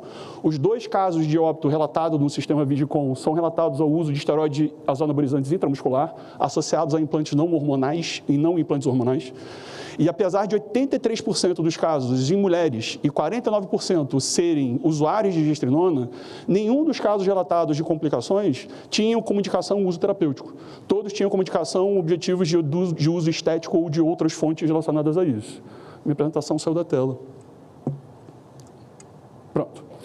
Segundo ponto, não tem bula, né? Como a nossa colega falou, realmente a exigência da bula é uma exigência da Anvisa. Em todos os produtos magistrais não precisam ter bula. A Anvisa faz um processo de fiscalização muito grande em relação às chamadas de manipulação, inclusive maior do que muitos locais no mundo inteiro, exigindo critérios de qualidade da manipulação relacionados aos implantes hormonais especificamente, acima do que o próprio FDA usa para fazer a fiscalização no próprio Estados Unidos. Outro ponto muito importante é diferenciar o que é pellet e o que é elástico, que é tudo dito como sendo a mesma coisa. Pellets são implantes absorvíveis do tamanho de um comprimido que são dissolvidos no organismo com uma taxa de liberação previsível. E os elásticos são tubos de silicone onde os hormônios são colocados dentro. E ao contrário do que muitos dizem, não cabem várias substâncias em um hormônio. Cada implante tem uma substância. Ele é feito de uma única substância.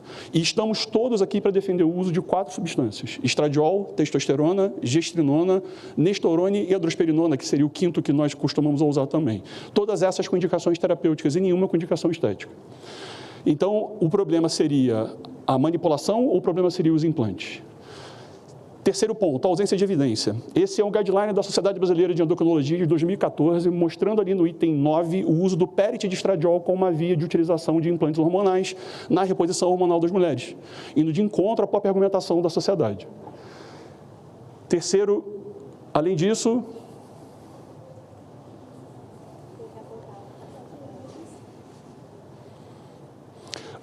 esse aqui é um arquivo dos arquivos de endocrinologia e metabolismo mostrando o uso do implante de testosterona como terapia de reposição hormonal na mulher na menopausa, inclusive botando de 4 a 6 meses a duração e os níveis terapêuticos otimizados relacionados a isso. O projeto Diretrizes da própria ISBEM garante o uso do pellet de testosterona como terapia de reposição hormonal no homem, na insuficiência androgênica e no hipogonadismo masculino. A Sociedade Britânica de Menopausa coloca o pellet de estradiol e testosterona como vias viáveis da reposição hormonal na menopausa, vias que são utilizadas com frequência no Reino Unido. A gente tem trabalho mostrando comparativo a eficácia dos implantes da indústria com os implantes manipulados.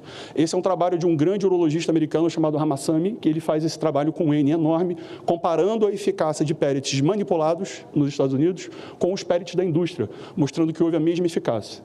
Além de dezenas de trabalhos mostrando farmacologia, estudos farmacológicos, de farmacocinética, inclusive estudos de fase 4, mostrando a qualidade dos implantes hormonais, tanto em homens quanto em mulheres.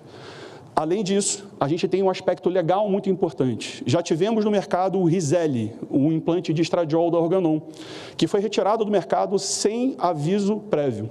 Por conta disso, a Organon está sendo multada pelo nosso sistema de direito, né, em relação a isso, em 300 mil, por conta dessa suspensão não ser incluída um produto de substituição, deixando muitas pacientes que fazem o uso do pellet de estradiol órfãos de um tratamento que é um tratamento superior, em alguns casos é um tratamento de exceção, não é um tratamento para todos. Esse foi levado também no Reino Unido para um debate exatamente no Parlamento Britânico, como nós estamos aqui. O que passou no Reino Unido foi passado, o que passamos no Brasil agora também foi passado lá no Reino Unido. E a conduta no Reino Unido foi exatamente a conduta de liberação dos implantes hormonais, baseado numa conduta de exceção, e isso é feito de forma muito real. Esse é o guideline da Sociedade Britânica de Menopausa, mais uma vez, mostrando o implante de estradiol, mesmo sem licença, os implantes manipulados ou os implantes que são importados, sendo utilizados como terapia de reposição hormonal na mulher. Aqui é um trecho desse mesmo trabalho mostrando que é necessário manter o implante de testosterona e estradiol para a segurança de reposição hormonal da mulher, porque muitas mulheres não têm eficácia na terapêutica tradicional, mostrando a importância da Sociedade Britânica de Menopausa em relação a isso. E o sistema público de saúde do Reino Unido mostra em 3 hospitais, principalmente, o Chelsea e aqui está no site deles, inclusive, o uso dos implantes hormonais. O St. George é um outro hospital. E eles mostram, inclusive, que eles têm 2 tipos de implante de estradiol, testosterona e estradiol, que ambos os implantes de lá também não têm licença, são produtos sem licença, mas são usados com eficácia no tratamento da menopausa de mulheres. Outros hospitais, como o West Birmingham, também fazem a mesma coisa, e esse é um modelo que é um modelo que é dado ao paciente em relação a uma orientação sobre os implantes hormonais, mostrando que isso não é usado de forma rotineira, mas é usado em outros locais do mundo, como a gente usa aqui no Brasil. Gostaria de terminar dizendo que não é chip da beleza. Essa palavra é uma palavra pejorativa que vem sendo usada para denegrir a imagem dos implantes hormonais. Ninguém aqui defende o uso estético, ninguém aqui defende o uso para isso. A palavra chip da beleza veio da Hebe Camargo quando ela começou a usar e foi um uso errôneo que acabou pegando por conta disso, por conta desse efeito que a gestrinona tem. A gestrinona é uma progestina sintética com indicação ginecológica. E discordando da colega, ela tem indicação, inclusive uma revisão Cochrane, mostrando a eficácia da gestrinona em comparação com outros progestágenos, mostrando que ela tem evidência clínica e é usada no mundo inteiro. Presidente, a revisão Cochrane é o nível mais alto de evidência científica que nós temos. Então, a gestrinona ela é comparada com qualquer outra progestina e o motivo da suspensão dela no Brasil foi um motivo comercial, não foi um motivo por insegurança. A própria revisão Cochrane mostra a eficácia da gestrinona comparado a outras drogas, a outros análogos de GNRH e outras substâncias, e esse é o guideline europeu de endometriose, mostrando a eficácia da gestrinona no tratamento de 2022, no tratamento da endometriose, como outras vias de progestinas utilizadas para isso. Essa tentativa de proibir o hormônio no Brasil e não controlar os riscos é o grande problema que a gente está enfrentando hoje. É preciso saber separar o que é feito. A princípio foram tentados proibir os estrógenos anabolizantes para fim estético, todos nós concordamos. Depois eles começaram a tentar proibir a via implante para fazer com que isso aconteça. E como Francisco Cardoso sabiamente usou, a lei seca surgiu para isso. Nós aumentamos os acidentes em relação de tráfego, né, a pessoas alcoolizadas dirigindo. E qual foi o motivo relacionado a isso? O uso do álcool, ao mau uso disso. E o motivo não foi, a resolução não foi proibir os carros de fazer, e sim leis para regulamentar, fiscalizar e fazer com que isso seja feito com uma lei seca. E a lei seca ela teve uma redução em 13 anos de mortalidade absoluta por conta da fiscalização. Então, o caminho não é proibir o carro e muito menos proibir o implante. O caminho é regulamentar e fazer com que tudo seja feito de forma correta. Estou aqui para falar mais uma vez para todos vocês que é muito importante a diferenciação do uso e do abuso.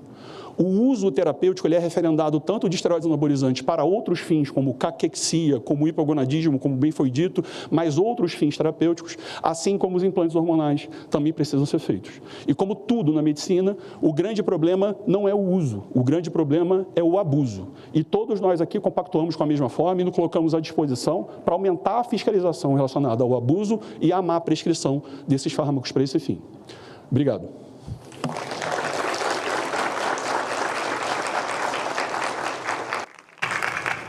Doutor Diogo, muito obrigado por sua apresentação. Eu chamo em seguida o senhor Guilherme Henke, médico endocrinologista, para a sua fala de até 10 minutos. Bem-vindo, doutor Guilherme. Muito obrigado pela sua presença. A palavra está com o senhor.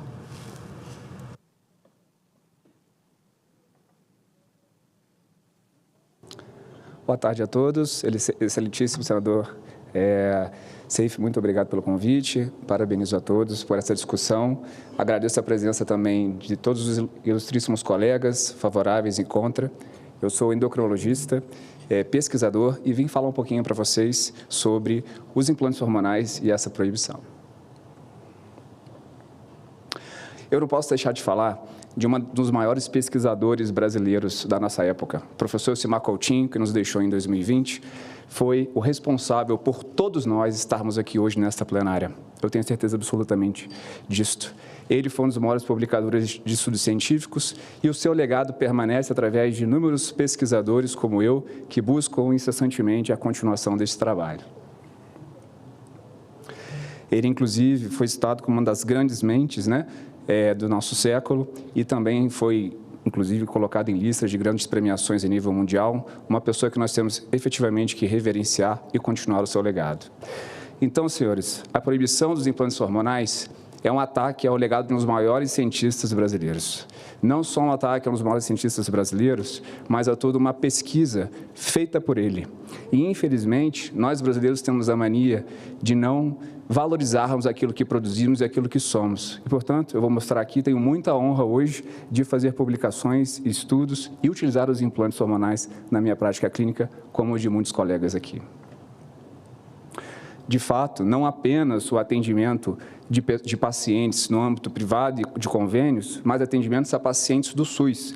Nesses muitos anos de trabalho do professor Ocimar, mais de 40 anos da utilização de implantes, os atendimentos públicos e os investimentos feitos pelo instituto dele, o CEPA, são incalculáveis. E hoje podemos dizer que o estado da Bahia é um estado que possui inúmeras usuárias de implantes através de sistema público. E eu me orgulho muito de dizer isso, que inclusive hoje é o local de condução de muitas das nossas pesquisas.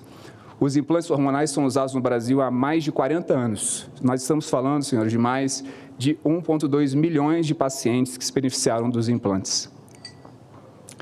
E, de fato, concordo com a Carta das Sociedades, inclusive eu sou endocrinologista, membro da Sociedade Brasileira de Endocrinologia, e concordo que o uso indevido e abusivo é grande no nosso país, não apenas por médicos, mas principalmente por não médicos. E coibirmos este uso para fins estéticos é extremamente importante. E, da mesma forma, também capacitar os médicos da forma correta para a execução e utilização dessas terapias, na minha visão, é extremamente importante e fundamental. Digo também que uma das questões levantadas foi o uso indiscriminado, mas já foi falado aqui, onde a farmácia de manipulação para a produção de um hormônio, de um implante, ela precisa seguir as regras da RDC da Anvisa, na qual este implante só sai da farmácia com receita médica e ainda mais agora com a sugestão que nós teremos do CFM, como foi dito, com o receituário controlado, que dará mais segurança para todos nós e principalmente para as pacientes usuárias. Então, senhores, eu sinceramente não sei o que nós estamos fazendo aqui, porque a verdade é que os hormônios trazem auxílio para dezenas de milhares de mulheres há 40 anos, né? E dizer que não existem estudos que comprovem segurança e eficácia. Eu fiz mestrado, faço doutorado, sei exatamente o que é a medicina baseada em evidências, senhores, mas nós sabemos que a experiência, a prática e o uso clínico de uma medicação por mais de 10 anos traz respaldo, além de todos os estudos que foram feitos anteriores às datas da nossa nova recomendação de estudos clínicos randomizados. E digo também, inclusive, que teremos e temos estudos em andamento, muitos que já estão registrados, inclusive o professor Malavaz também vai falar aqui, nós estamos conduzindo estudos randomizados, seguindo esse preceito, conforme também já foi dito aqui. E o nosso país, o Brasil, é um dos maiores produtores de evidências científicas com implantes hormonais do mundo ainda hoje. Eu me orgulho muito de dizer isso, parabenizo inclusive vários colegas que estão nessa jornada conosco, está aqui o professor Francisco, está também o professor André, pessoas que vêm buscando esse caminho. E nós sabemos, senhores, que para publicar um estudo científico hoje, nós podemos publicar em revistas científicas com facilidade. Agora, publicar em revistas que possuem grau de evidência importante é uma outra história. Então, aqui, senhores, nós sabemos que revistas de qualidade são revistas A1, A2, né? Revistas de alto impacto científico, onde um estudo submetido nessa revista passa por revisores impares, não é qualquer estudo que é publicado, não é qualquer análise feita, não é a ideia de qualquer um que é colocado numa revista dessa. E digo para vocês que nos últimos 2 anos, nosso grupo publicou 3 estudos publicados em revistas A1. O primeiro mostrando a indicação e eficácia do implante de testosterona em mulheres, onde nós revisamos todos os estudos que contemplam quase 6.000 pacientes na indicação do uso, obviamente, para o transtorno sexual hipoativo. E nós, inclusive, sugerimos uma avaliação cardiovascular para que esta reposição de testosterona seja feita, trazendo segurança para a paciente. Nós publicamos também na revista Biomédicis, uma outra revista de alto fator de impacto, onde nós demonstramos a segurança de um implante extremamente importante e que não possui nenhuma biodisponibilidade oral, ou seja, se eu ingerir um comprimido deste hormônio, ele não é absorvido e não tem função. Portanto, ele precisa ser utilizado da via transdérmica, implante, ou inclusive nós temos estudos com anéis vaginais. E nós temos uma publicação, inclusive, do próprio professor Ocimar Coutinho, que data da década de 70, já falando sobre sobre o Nestorone e, após ele, vários estudos também demonstrando eficácia. Nós temos, por exemplo, quase 1.000 pacientes já estudadas com o Nestorone. E, mais recentemente, trazendo luz ao tema mais polêmico, que é o uso da gestrinona, porque nós sabemos que ela é uma progestina, um medicamento, né, uma molécula que possui uma ação semelhante à testosterona e que seu excesso pode trazer danos. E nós aqui trazemos dados de quase 9.000 mulheres estudadas no mundo inteiro, mostrando as reais indicações, doses terapêuticas de segurança. Então, isso é muito importante. Eu me orgulho muito de poder fazer essas pesquisas e continuamos neste caminho.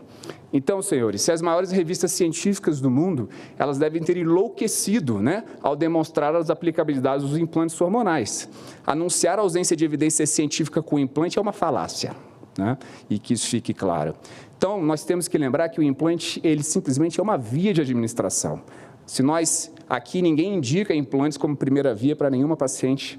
Eu, na minha prática clínica, vou sempre iniciar uma terapia de reposição hormonal conforme manda o guideline, com hormônios transdérmicos, com hormônios orais, mas muitas pacientes não possuem resultado clínico dessa abordagem, ou preferem vias que trazem mais possibilidades, não de ficar colocando todo dia. Então, por exemplo, uma mulher não pode fazer reposição hormonal de testosterona se tem filhos em casa, ela pode contaminar as crianças, isso é extremamente comum, né? Muitas vezes a paciente esquece de tomar o medicamento, o implante traz essa comodidade que nós vemos nos estudos que ultrapassa os 90%. Então, por que não investimos em estudos e usos dos implantes para essas condições? E lembro aqui, não posso deixar de trazer uma foto da minha família, na qual as minhas avós, materna e paterna, até hoje fazem terapia de reposição hormonal. A minha mãe é uma usuária dos implantes por endometriose e eu tenho muito orgulho de poder ver esse resultado nas minhas pacientes na prática clínica também, né? E eu gostaria também de deixar um último recado a todos vocês, que nós devemos lembrar sempre, e eu concordo com o que foi dito, né? Primo non nocere, essa era a frase, né, do professor Ocimar Coutinho, nunca trazer dano ao paciente. O nosso objetivo aqui de todos é trazer segurança para todas as pacientes, mas ao mesmo tempo não impossibilitá-las do uso.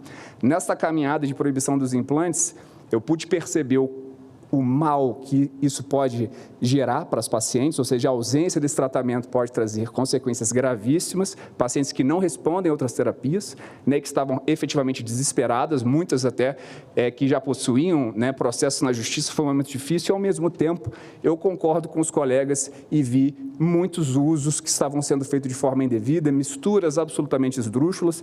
Então, hoje, o meu comprometimento a partir daqui, e falo isso com todos os colegas que são favoráveis aos implantes, é efetivamente nós monitorarmos esses indivíduos e o comprometimento, inclusive, da nossa Sociedade Brasileira de Medicina Personalizada é coibir este uso e investir em estudos clínicos. Então, gostaria de agradecer a presença de todos. Muito obrigado.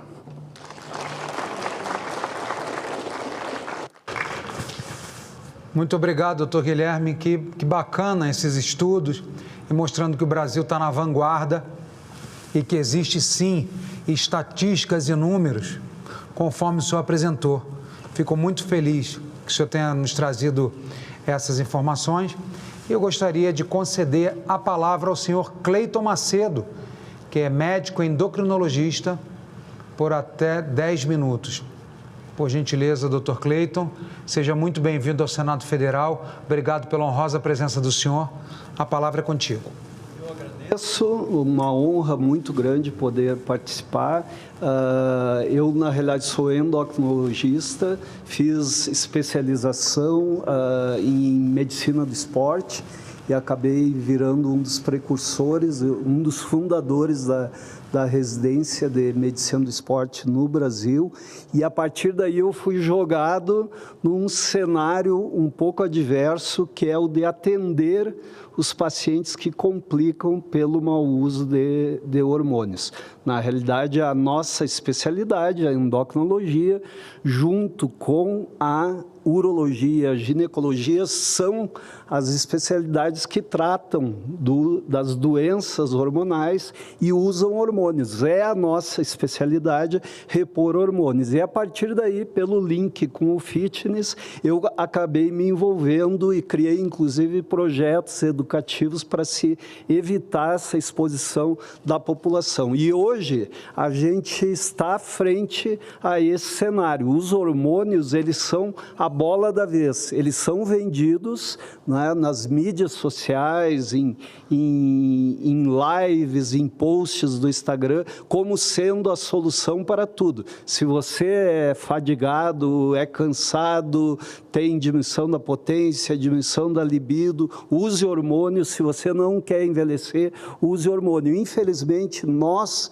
que somos especialistas, nós vemos o outro lado, as complicações desse uso. Então, eu juntei alguns slides aqui, não sei como que eu passaria. E essa questão desse uso, ele se tornou um grande problema de saúde pública. Eu vou mostrar algumas coisas e depois, inclusive, vocês vão ver o que gera esse sistema em termos de gastos para o nosso sistema de saúde. Então, a questão está posta. Hoje o indivíduo ele faz um culto a um corpo que muitas vezes só é atingido com uso exógeno de hormônios. E, pasmem, hoje existem médicos que vendem, que fazem essa apologia para fins estéticos, de novo dizendo, a nossa especialidade, ela trata doença hormonal e o que nós fizemos é repor hormônio para quem realmente precisa, na dose certa, pelas vias estudadas, com segurança e sabendo da eficácia. E o pior, que é algo que fica subliminar, é que esse sistema de apologia ao uso indevido de hormônios, ele movimenta um mercado que é bilionário de cursos de formação de pseudo-especialistas. Se vocês abrirem o Instagram de várias pessoas, vocês vão ver que eles fazem essa promoção em um curso de fim de semana, você vira especialista em hormônios, vira expert em hormônios, existem vários cursos, congressos, sessões de treinamento, inclusive de implantes hormonais, e isso virou um mercado. Esse mercado é tão grande que os estudantes de medicina, eles vêm sendo recrutados já nos bancos escolares. Esses professores desses cursos, eles dão palestras nas ligas acadêmicas, eles oferecem vouchers para os alunos de medicina aprenderem essa filosofia do anabolismo hormonal, e quando eles se formam, em vez de seguir o caminho normal que todos nós seguimos aqui, onde nós temos hoje 35 sociedades de especialidades aqui representadas como signatários da tentativa de melhorar esse cenário, eles fazem um curso de fim de semana e vão para a rede social e viram especialistas em hormônios. Se vocês tiverem o cuidado de avaliar o RQE de boa parte dessas pessoas, vocês vão ver que elas não têm formação nenhuma nessa área. E aí a gente chega a esse grave problema que, nesse cenário, nós geramos um ônus gigantesco para o sistema de saúde público e privado, no sentido de que, nesses cursos, nessas condutas, são feitos inúmeros exames desnecessários, são pilhas de exames. Nós somos endocrinologistas, nós dosamos hormônios, os hormônios indicados. Normalmente, esses indivíduos, eles dosam 3, 4, 5, 6, 10 metabólitos dos hormônios, né? E a partir daí eles tomam condutas, essas condutas geram complicação e essas complicações geram muitos gastos para o sistema de saúde público e privado. Isso está posto no dia a dia do consultório de todos nós, virou rotina. E pasmem, o que acontece é que algumas farmácias magistrais, aqui eu louvo o papel das farmácias magistrais, mas elas inverteram o seu propósito. Em vez delas produzirem os hormônios pela prescrição do médico, esse propósito ele foi invertido. Elas se transformaram em verdadeiras indústrias com plantas de fábrica, produzindo em alta escala esses hormônios e recrutando os médicos para a sua prescrição, dando cursos. Se vocês abrirem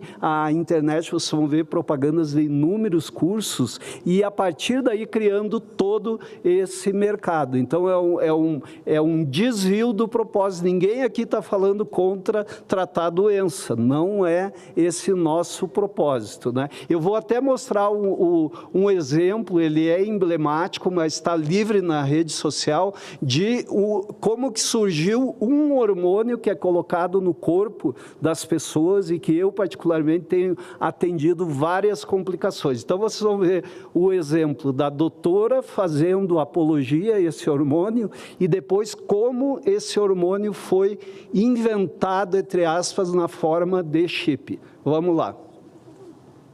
Precisa Doutora Fabi, em quanto tempo eu começo a perceber o efeito da ocitocina? Recebi essa pergunta na minha caixinha e pensei que poderia ser a dúvida de muitas pessoas que passam por aqui. Mas antes de responder, deixa eu contar pra vocês quais são os benefícios de manter o nível da ocitocina equilibrado no nosso corpo. É isso, a ocitocina é um hormônio que também é um neurotransmissor que proporciona uma reconexão emocional, uma superação de traumas e um elo entre os amantes ou parceiros e parceiras. Melhora também, claro, a nossa libido e principalmente regula o nosso estresse, melhorando a nossa ansiedade e o nosso humor deprimido ao longo do dia. Também pode melhorar nossas habilidades sociais. Às vezes a gente tá um pouco com o humor deprimido, tá um pouco nervoso, a gente às vezes não quer falar com ninguém. Ele pode regular um pouco mais a nossa felicidade e automaticamente melhorar a nossa confiança, porque também a molécula da moralidade. Colocado no corpo das mulheres.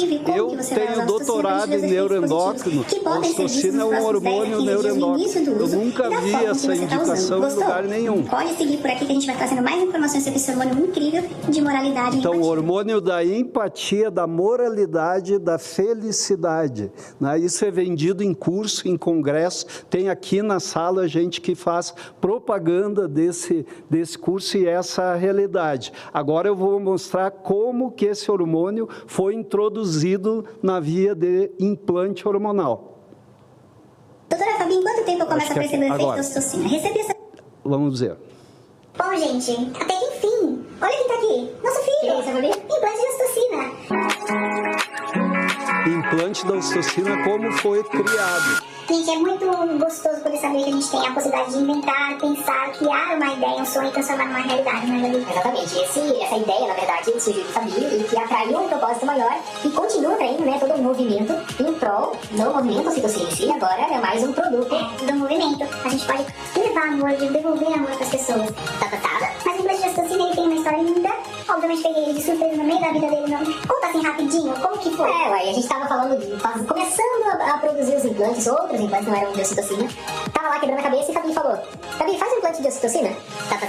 Como se fosse a coisa mais fácil do planeta. Simples assim. Eu falei, eu tô 2 anos estudando a produção dos implantes e ela quer que eu produza um implante de ocitocina, pelo amor de Deus. Complexo, mas deu certo depois de... Tá aqui, quanto tempo? Talvez até um pouquinho mais. Levou realmente tempo, porque não é fácil estabilizar um hormônio desse que não seja através de vias... E nós temos aqui representantes que produzem esse hormônio, e aí vocês viram, inclusive, a carta do ano passado das sociedades pedindo providência da Anvisa. Um dos casos que motivou essa carta foi esse caso aqui, uma paciente que entrou em coma por ocitocina, e eu agora acabei de manejar uma paciente há 2 semanas atrás, que também entrou em coma. Essa paciente, ela autorizou divulgar os dados, mas ela não quis depor ainda, porque ela está fragilizada, e esses hormônios, eles estão por aí sendo vendidos, colocados e sendo implantados. E pasmem, apesar da proibição de propaganda desses implantes hormonais, isso é livre na internet, vendendo felicidade em milímetros. Então, a estratégia de marketing, vocês veem ali vários desses implantes que, para nós, eu vou deixar para os colegas da ginecologia contra-argumentarem essas evidências científicas que foram mostradas aqui, né? Eu vou só contextualizar o cenário, porque eu, infelizmente, eu trato as complicações. Então, vocês olhem aqui. Desculpa. Doutor Cleiton, perdão a interrupção. Na verdade, nós estamos com uma audiência em todo o Brasil. Sim. E visto que a propaganda, que o senhor já fez a sua denúncia, trata de um chip que parece que foi feito no céu, né? Tem tantos benefícios. Sim. Só que eu não entendo, eu sou administrador, não sou médico. Certo. Na verdade, para que serve a ocitocina? Eu acho que tem pessoas aqui que podem responder depois, porque elas participam dos cursos que vendem essa indicação. Depois, no final, o senhor pode dirigir a pergunta. Obrigado. Ok? Então, vamos lá. Isso aqui é das redes sociais. Eu aqui estou sem óculos, não estou conseguindo ver, mas ali, ó, equilíbrio hormonal a partir dos 30 anos. Então, já estou criando uma mulher bonita no Instagram, é propaganda de empresa de implante hormonal, não é? Depois vem estabilidade, bem-estar, isso está tudo livre nas redes sociais. E pasmem, para contra-argumentar esse argumento de que o médico tem autonomia e a farmácia de manipulação segue a ordem do médico, isso eu tenho tudo documentado, obviamente que eu não vou mostrar nada inverídico aqui, como foi mostrado anteriormente pelo sistema de saúde da Grã-Bretanha, que é falso, né? Na Grã-Bretanha não existe implante, ele não é comercializado. Para se comercializar, o médico pode importar, é caríssimo, tem dificuldade de acesso, muito caro, e os próprios pacientes, eles reclamam muito dessa dificuldade de acesso. Bom, mas esse folder aqui, ele na realidade é uma sugestão de um dos laboratórios que produz implante de como prescrever. Ali está formatado se a mulher tem libido alta, libido baixa, tem fogacho, não tem fogacho, tem sugestões, inclusive, de exames absurdos para acompanhar. Isso eu, Clayton, recebi no meu WhatsApp. Todos os colegas recebem todos os dias esse tipo de marketing. E aqui, pasmem, é também de uma dessas empresas vendendo para paciente voluntário, não vendendo, oferecendo, trazer felicidade para quem se voluntariar para os cursos de aplicação de hormônios. Está escrito ali, a fulana de tal traz felicidade a milhares de pacientes. Eu tenho uma aluna de um desses cursos, foi minha aluna, é médica especialista, e ela prescreveu ostocina para um casal em luto, que perdeu o filho em acidente, para a ostocina devolver a felicidade para esse casal. Esse é o cenário que está posto aí, pessoal. Então, o escudo da doença do paciente, vocês têm que fazer um filtro bem grande, porque às vezes ele está sendo usado exatamente para justificar outras condutas. Aqui eu vou mostrar um casinho, o último. Me sentia cansada, procurava melhorar a minha qualidade de vida, então procurei uma médica que analisou meu quadro e disse que eu conseguiria ter uma melhora de qualidade de vida se fizesse um implante hormonal. E assim eu me submeti. Foi colocado gestinona, foi colocado testosterona, oxitocina, mais uma substância. E então, 15 dias após o implante, eu comecei a sentir muitas dores pelo corpo, câimbras, e fui para a emergência do hospital. Na emergência, eu verifiquei que meus exames laboratoriais referentes ao fígado estavam todos alterados, colesterol, tudo relacionado a colesterol também alterado. Verifiquei CPK, que também tinha elevado, e as dores eram horríveis. Então, passei a investigar e foi feita uma biópsia meses depois do filho e consegui se detectar que eu tinha uma hepatite medicamentosa.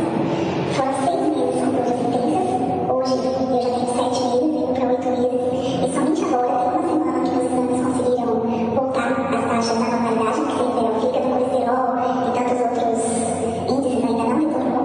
Eu ainda sinto dores e me lamento muito por ter me submetido, por ter acreditado.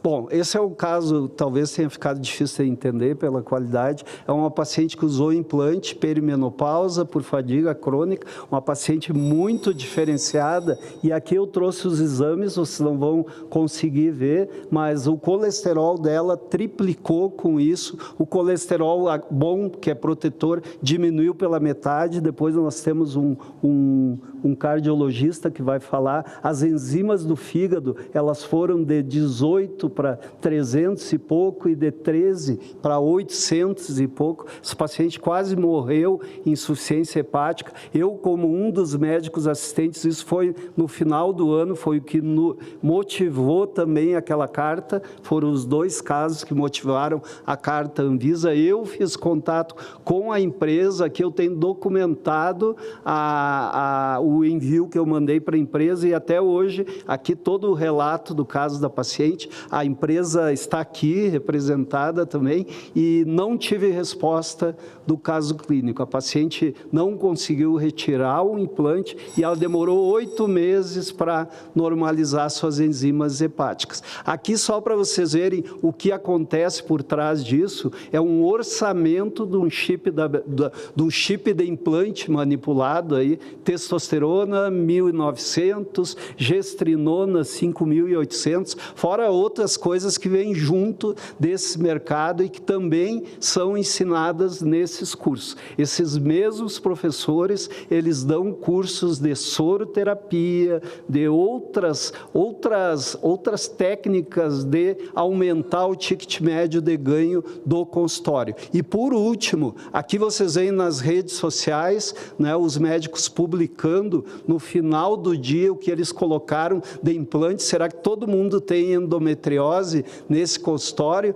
Aqui eu acho que eu coloquei mais um, agora durante a vigência da proibição. Se vocês forem ver a indicação, nenhuma é dessas. E, por último, 1 minuto, teve um colega, nós fizemos um fórum no CRM de Porto Alegre, e um colega ginecologista, ele resumiu tudo isso que nós estamos falando aqui. Se puder dar o som e vocês escutarem, é bem curtinho.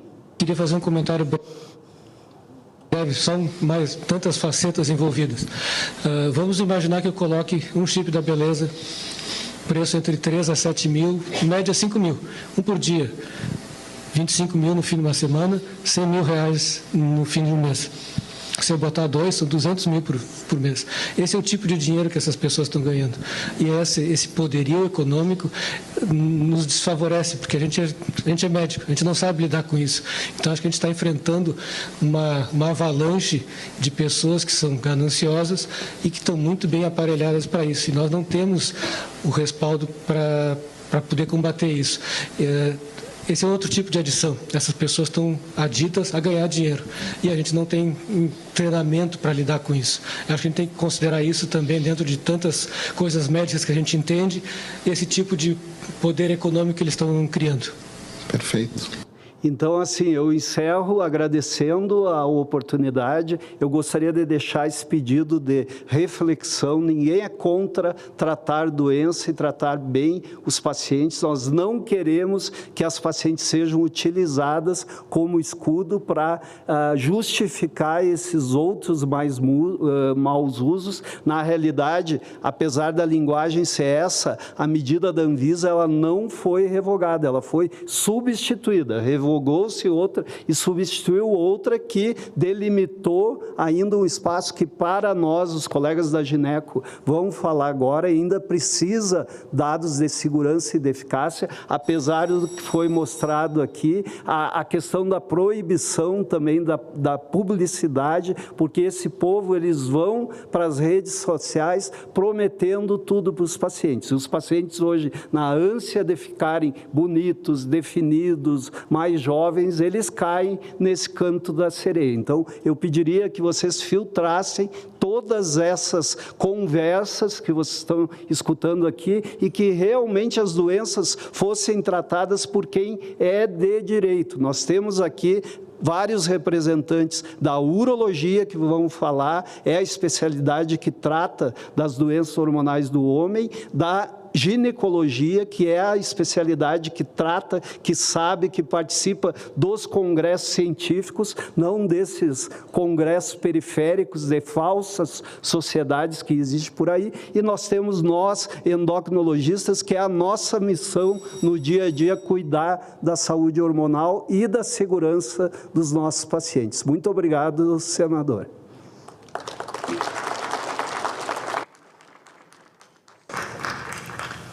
Dr. Clayton, muito obrigado pela sua apresentação, que também confesso ao senhor que nesses últimos dias em que médicos, especialistas, laboratórios nos pediram para participar dessa audiência,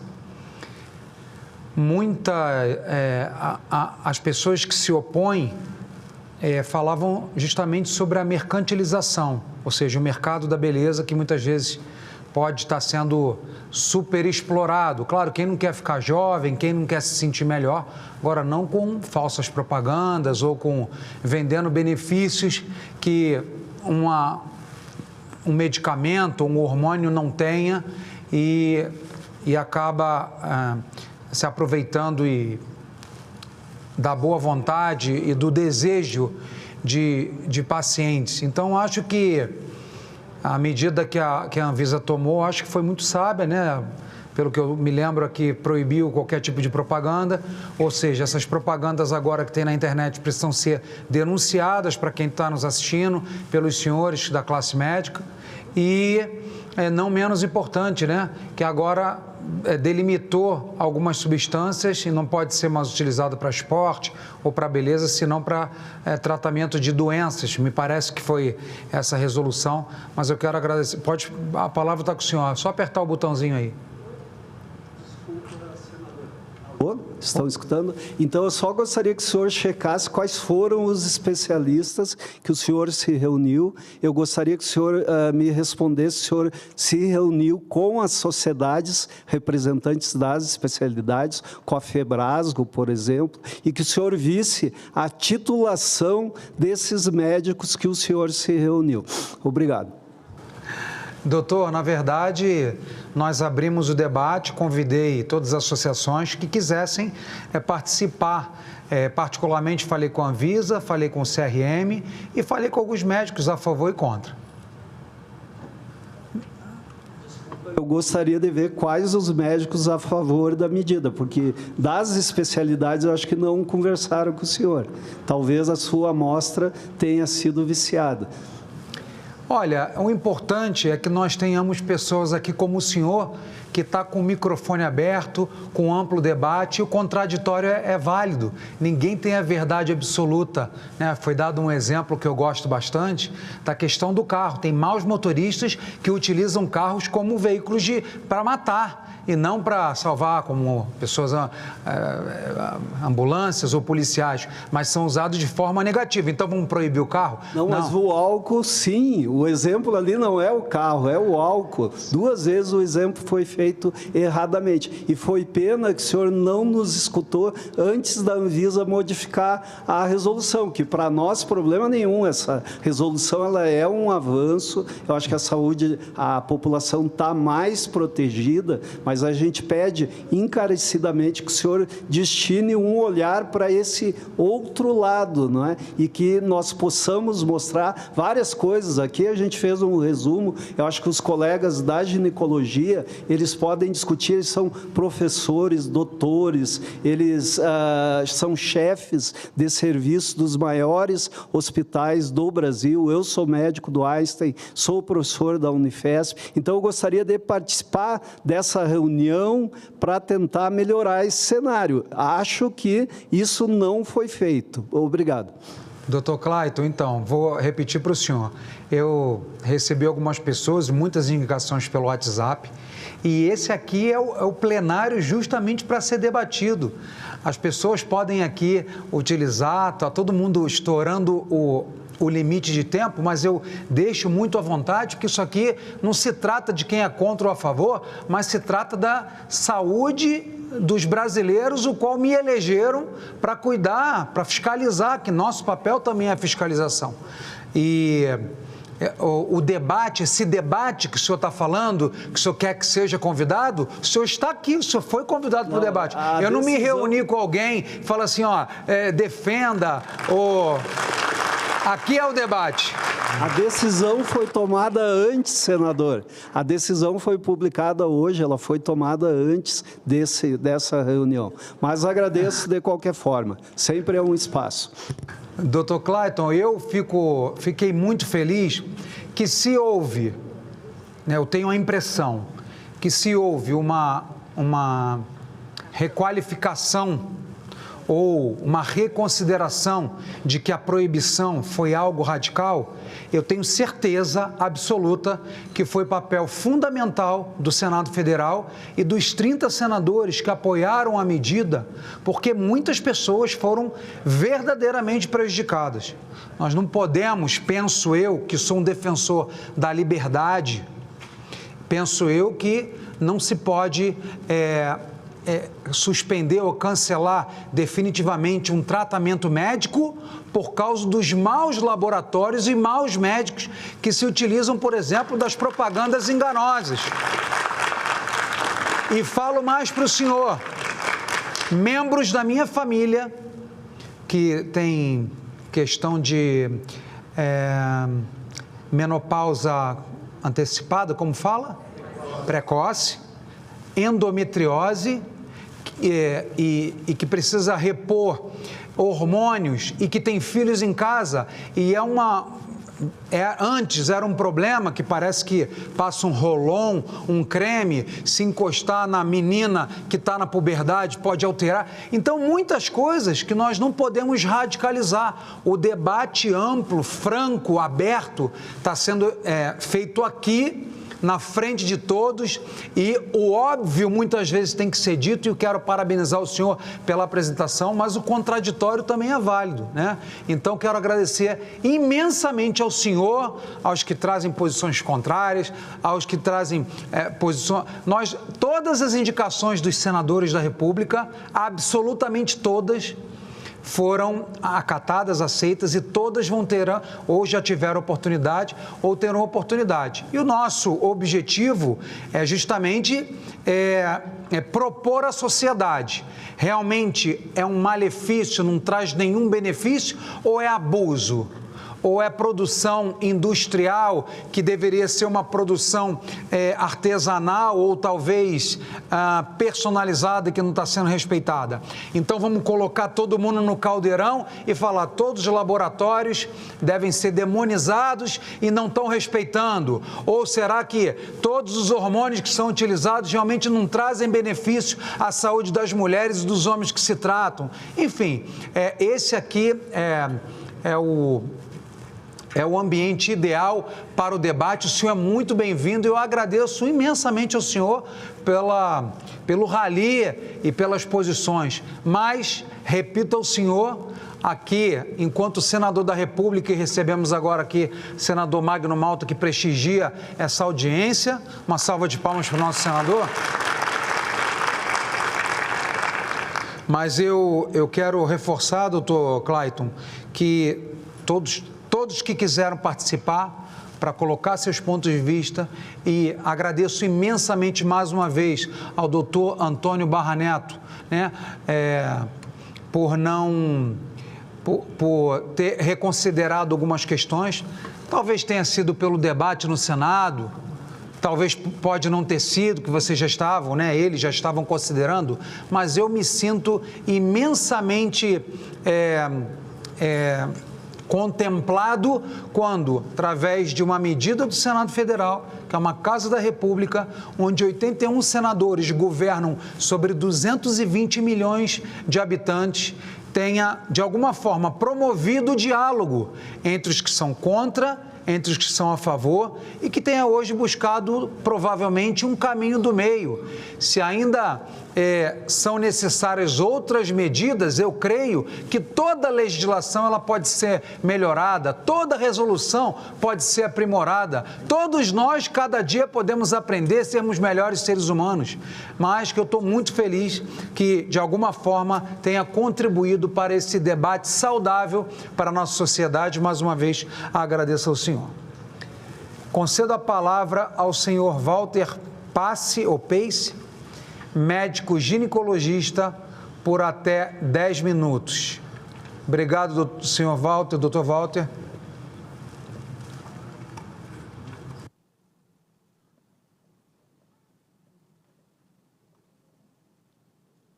Boa tarde a todos. É realmente um momento de muito orgulho, uma honra enorme, né?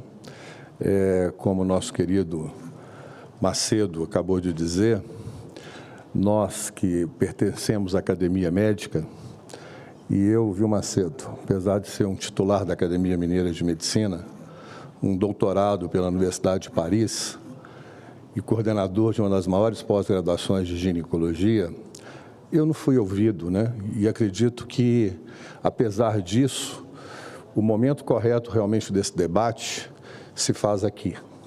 Até porque nós temos um ponto muito importante, pegando um gancho na sua fala.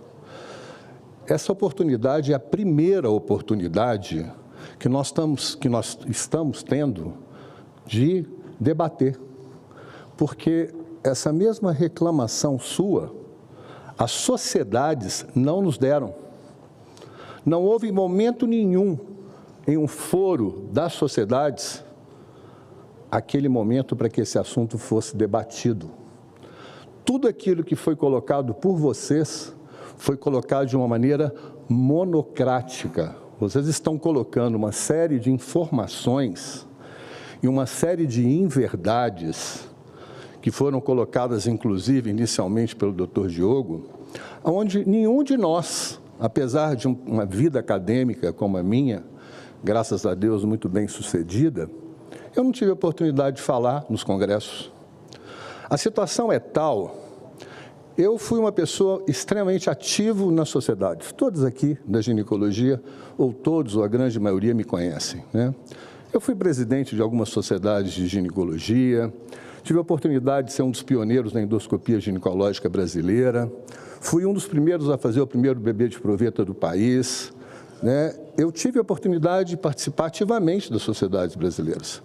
Depois que eu comecei a trabalhar com os implantes, nunca mais fui chamado.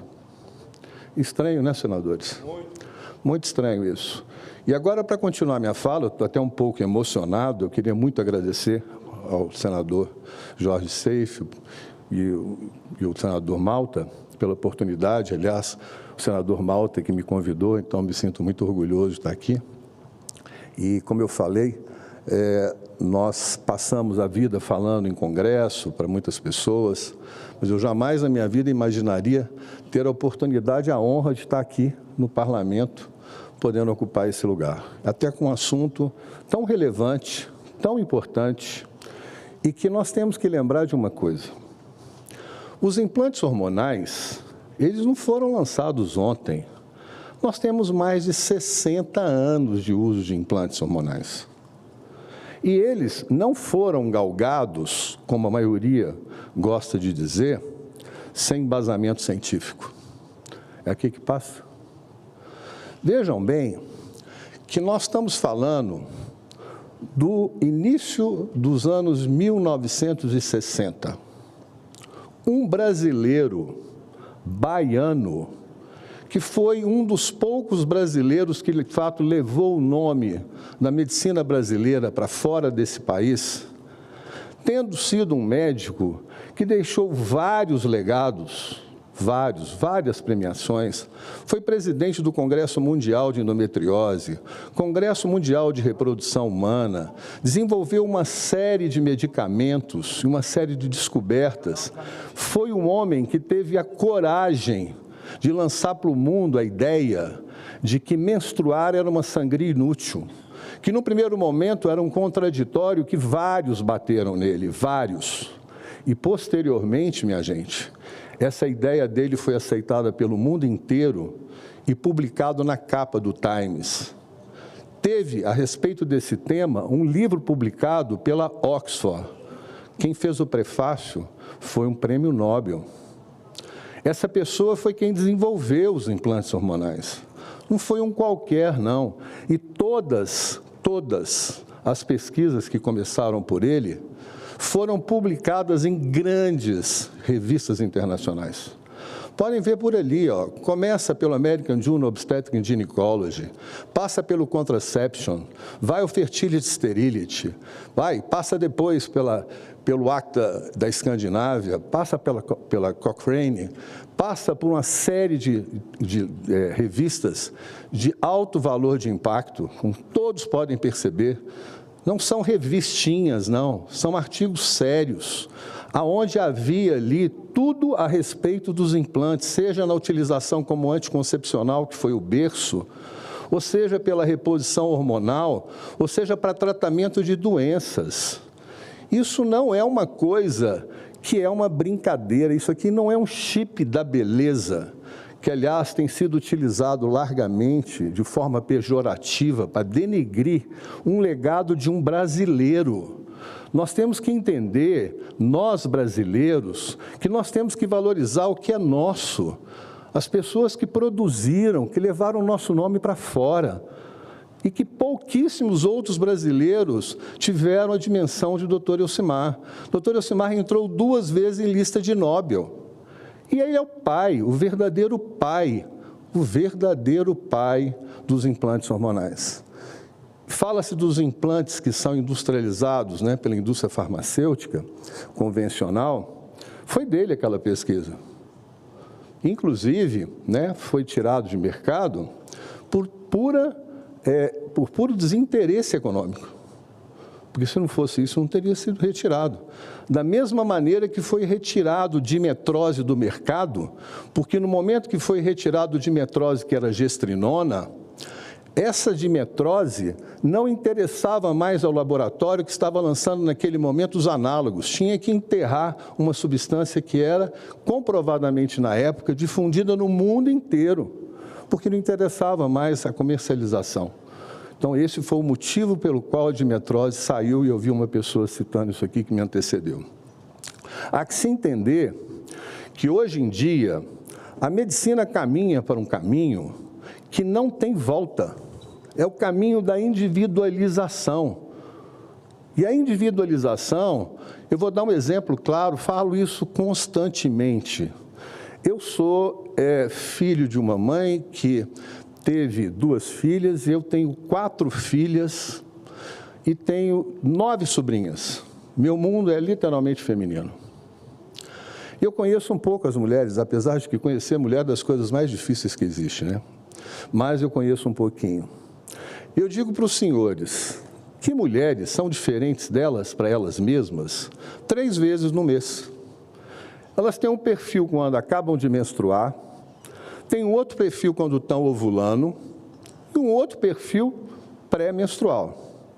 Elas têm durante a vida pelo menos 4 e muitas vezes 5 perfis hormonais. Um perfil hormonal antes de começar a menstruar, um outro perfil quando ela está nesse período reprodutivo que eu acabei de descrever. Ela tem um outro perfil pré-menopausa, que é o climatério, outro depois da falência do ovário, e outra quando estão grávidas. Imaginem bem, uma pessoa que tem tanta alternância de perfil hormonal que impacta nas reações dessa mulher, dela para ela mesma, imagina dela para outra. Então, a necessidade da individualização, ela é vital dentro de uma medicina moderna. E essa medicina moderna, ela vem de encontro a satisfazer aquilo que é o mais importante, que é a paciente. Nós temos que pensar na paciente, é ela que é o mais importante. E quando a gente fala de implante hormonal, minha gente, eu queria que as pessoas entendessem que é isso aqui, ó, é uma via de administração de hormônios, ponto. Não passa disso, é uma via.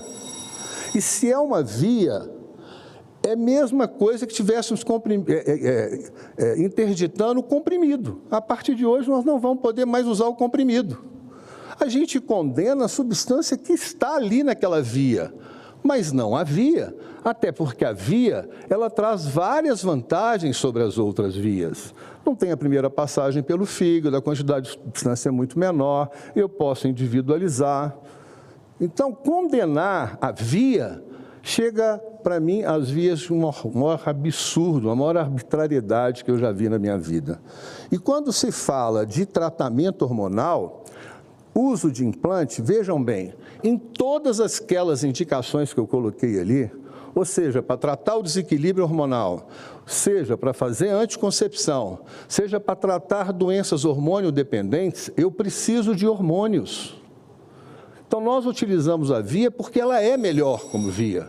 E essa via me permite, inclusive, em certas situações, fazer aquilo que, infelizmente, nós não temos na indústria convencional. Nós não conseguimos fazer isso através da farmácia convencional, nem com relação à dose e nem com relação a uma série de substâncias. A indústria, ela é completamente, a que a rege, completamente diferente do que rege uma farmácia magistral. E as pessoas parecem ou não querem entender, ou não querem saber por quê, mas, de fato, dizer, por exemplo, que precisa de bula, já começa a ser um grande absurdo. Como é que alguém pode ser tão desinformado como foram uma série de propagandas dizendo que precisava de bula? Aonde existe bula em farmácia magistral? Aonde? E como é que pode ser dito como...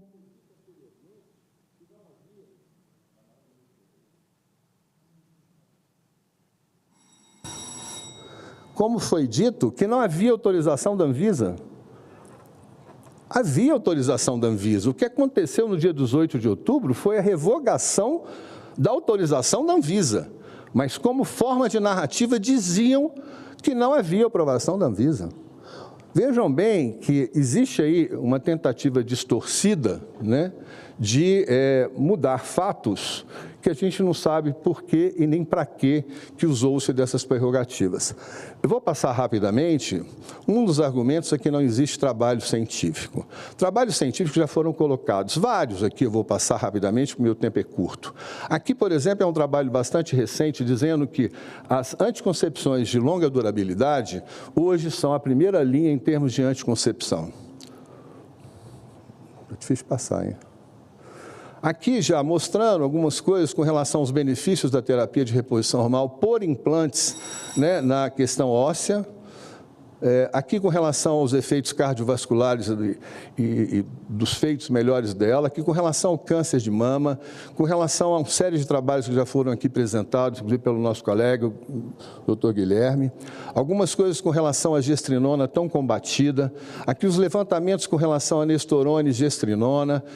O próprio guideline da Sociedade Europeia de Reprodução, que mostra claramente a utilidade da gestrinona, que não é industrializada no Brasil pela indústria farmacêutica. E aqui vem a questão da Anvisa, que diziam que ela não havia autorização. Era clara a autorização dela, com certas questões obrigatórias com relação ao seu emprego. Vejam que a utilização em doenças em ginecologia, ela é enorme, não passa. Aqui vejam, mioma, endometriose, mastalgia, né? E aqui eu vou finalizar que a questão da distorção do uso.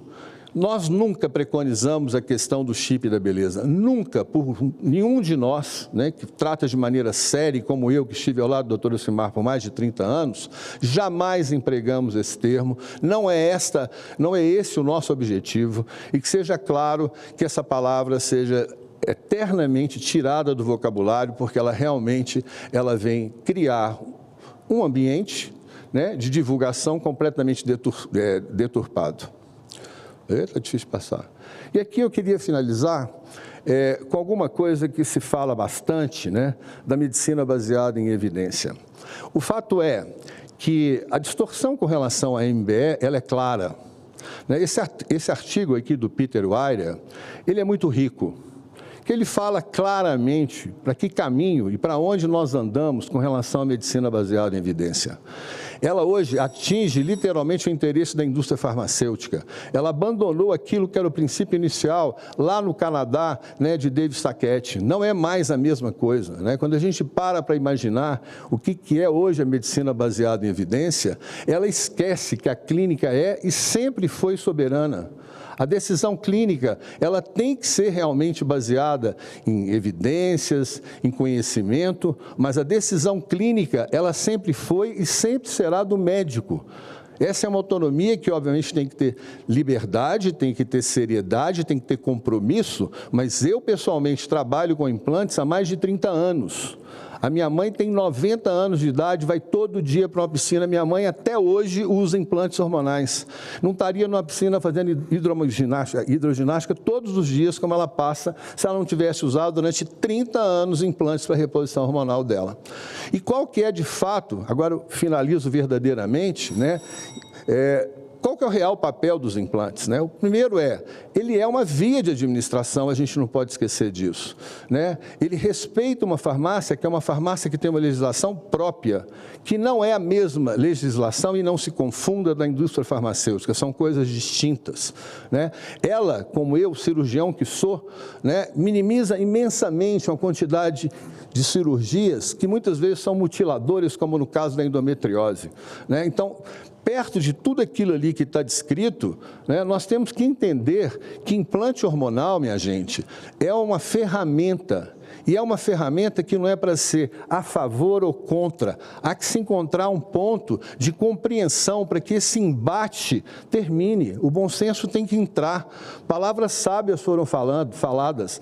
Nós não podemos condenar de uma maneira geral aquilo que tem aplicabilidades extremamente eficazes e efetivamente seguras, né? E eu deixo para o final aquela reflexão, né, que é o chip da beleza hoje, né, que é necessário, extremamente necessário, que a gente tome muito cuidado com os paradigmas, né, que a gente pode, nas maioria das vezes, tecer comentários ou opiniões, né, que são opiniões que vão nos levar a lugar nenhum, né, que você vai criticar aquilo que não é do seu conhecimento. Então, eu agradeço, finalizo, fazendo aqui a minha homenagem ao professor Elcimar Coutinho, como eu falei, né? Tem um livro publicado pela Oxford, que é nada mais do que a livraria Oxford, onde ele lançou a ideia para o mundo de que menstruação é uma sangria inútil e que é um dos maiores legados, indiscutivelmente, de um ginecologista e de um médico brasileiro. Muito obrigado.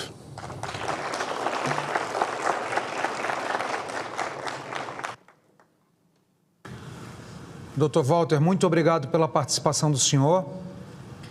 Eu chamo imediatamente a palavra a senhora Rosemar Raal, médica mastologista, por 10 minutos para fazer as suas contribuições. Doutora Rosemar, seja muito bem-vinda ao plenário do Senado Federal. Muito obrigado pela participação da senhora. A palavra está contigo. Está ouvindo? Eu agradeço, senador. E em nome do senhor eu cumprimento a todos, mas principalmente eu gostaria de cumprimentar as inúmeras mulheres que, infelizmente, morrem por câncer de mama no nosso país. E morrem por inúmeras questões. E me estranha muito chamar uma decisão monocrática de 35 sociedades. 35 sociedades médicas, isso é uma decisão monocrática? Não acredito. Não acredito que seja. E me estranha muito pessoas que são acadêmicas falar que a medicina não deve ser baseada em evidência. Vai ser baseada em quê? Em opinião pessoal? Não, a medicina tem que ser baseada em evidência. Essa é a função da academia. Essa é a função da medicina correta. Se basear em estudos científicos para que a gente possa minimizar os tratamentos que muitas vezes são feitos com objetivos exclusos. A função da medicina é tratar as pessoas, tratar o doente e não buscar através de tratamentos objetivos que não sejam esses. Não, doutor Gustavo. Não, doutor Cleiton, não é decisão monocrática, é decisão de um grupo de médicos que tem como objetivo a saúde das pessoas. Gostaria que fosse colocado. Não é difícil a gente buscar, através dos nossos próprios dados do INCA, a incidência de câncer de mama no nosso país. Incidência essa que, infelizmente, tem aumentado e aumentado de forma robusta. Nós saímos de 2012 com 52.680 casos e chegamos em 2024, senador, com 73.610 casos de câncer de mama no nosso país. casos que têm acontecido cada vez mais frequente em mulheres jovens. Essa é uma publicação nossa, do Brasil. Nós temos orgulho, sim, das nossas publicações, mas publicações que têm como objetivo a saúde das pessoas. E ali a gente vê que 25% das mulheres do nosso país têm câncer de mama entre 40 e 50 anos de idade, e fora do screening que é preconizado pelo Ministério da Saúde. Nossa mortalidade é ascendente, contrariando até mesmo os dados, o que a gente vê na Argentina. Nós temos uma ascensão da mortalidade por câncer de mama no nosso país. E o senhor sabe por que eu estou falando de câncer de mama, doutor? Porque é uma doença hormônio dependente. O hormônio é, sim, um fator promotor e indutor de um câncer de mama. Essa mortalidade, infelizmente, está sendo ascendente. Essa mortalidade tem aumentado ao longo de vários anos, isso é claro, em publicações sérias, e em todas as regiões do Brasil. E o que nos chama a atenção, senador Magno, é que o senhor sabe quem não morre por câncer de mama no Brasil? Quem tem diagnóstico precoce no SUS, porque a mulher SUS, senador Magno, ela só não morre no nosso país por câncer de mama quando ela é diagnosticada em estadios iniciais. O senhor sabe por quê? Porque nos estadios avançados ela não vai ter acesso às medicações que no sistema de saúde privada ela tem. Então, nós temos uma situação de aumento na frequência de câncer de mama no nosso país, nós temos uma população que 80% depende do SUS e estão morrendo, porque elas não conseguem enxergar em estadios iniciais e morrem por câncer de mama. Esse é um estudo nosso, colega, é um estudo nosso, de colegas extremamente sérios, o estudo Amazonas, que mostra claramente a diferença da assistência do câncer de mama no Brasil, quando a gente fala de SUS e privado, doença que está aumentando. E olha lá, senador, ali em rosa são os tumores hormônio dependentes. A vasta maioria dos cânceres de mama são hormônio dependentes. E alguns deles, uns tumores extremamente agressivos, o triplo negativo, com uma relação direta com a progesterona. Então, nós estamos falando de uma doença que está aumentando, que está acontecendo cada vez mais em pacientes jovens, que está matando e matando muitas mulheres do nosso país. E mulheres que, por vezes, gastam o dinheiro em tratamentos que a gente não tem confiabilidade e depois, nenhum tratamento de um câncer de mama avançado, ela não vai ter esse recurso. Porque nós estamos falando, doutor Clayton, não é de 7 ou 8 mil reais que gasta-se num chip. Essa mulher vai ter que ter acesso a drogas que custam 100, 200 mil reais. E ela não vai ter, porque o câncer de mama é uma doença extremamente cara para tratar. Nós temos que refletir, porque está aumentando sim a incidência de câncer de mama. E a gente não tem dúvida que existe sim uma correlação com a utilização indevida de hormônio, infelizmente. Essa comunicação, ela é extremamente importante. É importante que a gente chegue aqui e converse, porque assim como o senhor falou que as crianças representam o futuro de decisão do Brasil, o senhor representa um futuro agora. A decisão do senhor, desta casa, do deputado Magno, vai representar, sim, vidas que podem ser salvas. E eu acredito na seriedade do senhor, na seriedade dessa casa, para que a gente possa tomar decisões aqui, não monocráticas, mas respaldadas em 35 sociedades médicas. 35 sociedades médicas que têm como objetivo salvar vidas e evitar que as pessoas sejam expostas a tratamentos que não têm evidência científica. Vamos definir a evidência científica como sendo o nosso objetivo. E se em algum momento todas essas terapêuticas que estão aqui sendo defendidas forem, sim, comprovadas cientificamente, eu tenho certeza que essas 35 sociedades médicas estarão aqui aplaudindo esses colegas. Mas nós não temos isso. Nós não temos evidência científica que respalde a utilização dessas substâncias, infelizmente. E esses tratamentos estão tendo única e objetivamente uma questão, o que foi falado no vídeo que o senhor colocou, é um mercantilismo da medicina. Isso é extremamente triste. A gente perceber que a profissão que foi como colocada aqui pela nossa colega, que tem como princípio maior a saúde, a vida ser distorcida para uma situação financeira. Isso entristece enormemente. E, em nome da Sociedade Brasileira de Mastologia, eu agradeço essa oportunidade. Mas, ao mesmo tempo, deputado, eu me entristeço, porque eu estou aqui com tantas questões do SUS para serem discutidas com vocês, com tantas pessoas precisando de ter essas bancadas para discutir questões de pessoas que estão morrendo por tantos problemas sérios, e nós estamos aqui discutindo uma coisa que não tem respaldo científico.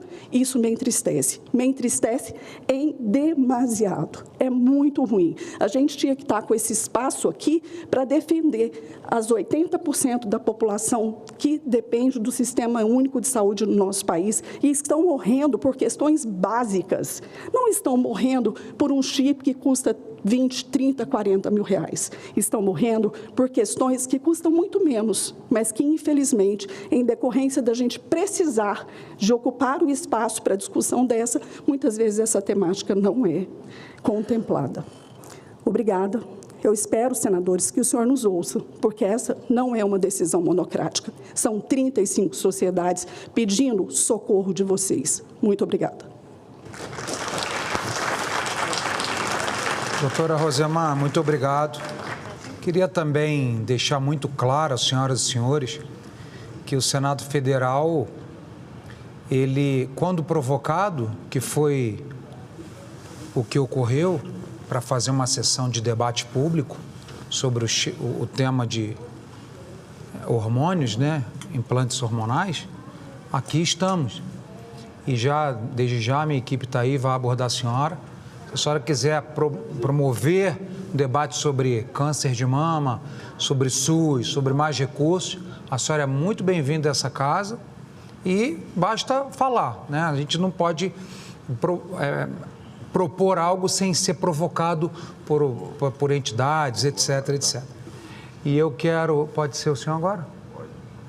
Eu quero convidar o senador Magno Malta para fazer... Vai lá da tribuna ou vai daqui?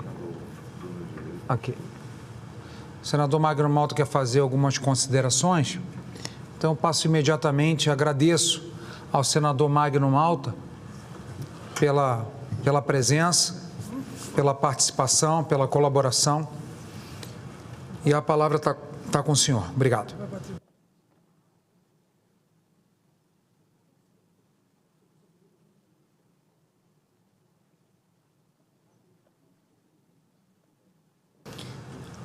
Aproveitando enquanto o senador Magno está chegando à tribuna, nós ainda temos 20 expositores e todo mundo está passando um pouquinho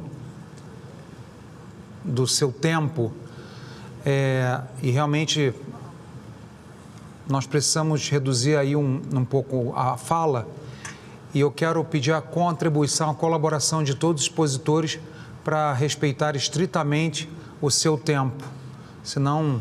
Tem pessoas aqui que ainda vão para o aeroporto, alguns já estão me mandando mensagem dizendo que se continuar nesse ritmo, dependendo da colocação aqui que estão para falar, vieram a Brasília para participar e não poderão participar. Então, eu vou pedir a todos os nossos amigos, médicos, doutores, doutoras, que respeitem os seus 10 minutos.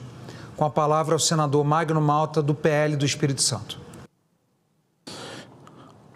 Senador Jorge, que preside neste momento essa sessão, quero cumprimentar o Brasil, que nos vê pela TV Senado e que nos vê pelas redes sociais.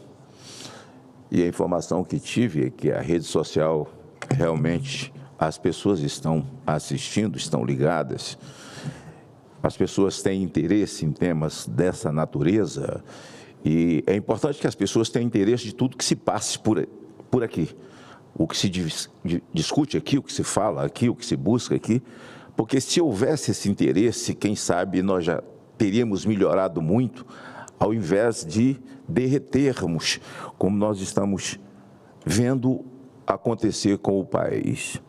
Mas eu quero cumprimentar Magda Santos Malta. é minha filha primogênita. O primeiro presente que Deus me deu. E desde sempre, nós lutamos juntos com ela. A minha filha tem um problema de endometriose. Embora pratique atividades esportivas, tem sido uma carga, um sofrimento, desde a sua adolescência. Eu ouvi algumas falas, eu estava no meu gabinete, e é verdade que a gente vai fazendo um apanhado, ouve uma frase, você coloca a frase, você entende a frase, você vai amarrando pontas, e é verdade que nós precisamos entender que a vida humana está acima do monstro que comanda o mundo, que é a indústria farmacêutica. Esse é o monstro que comanda o mundo. E esse monstro faz um lobby desgraçado aqui dentro dessa casa. Não só esse, mas também o monstro dos jogos, da legalização dos jogos. Eles estão por aí engravatados, batendo de porta em porta. Na minha eles não batem porque já sabem de quem se trata.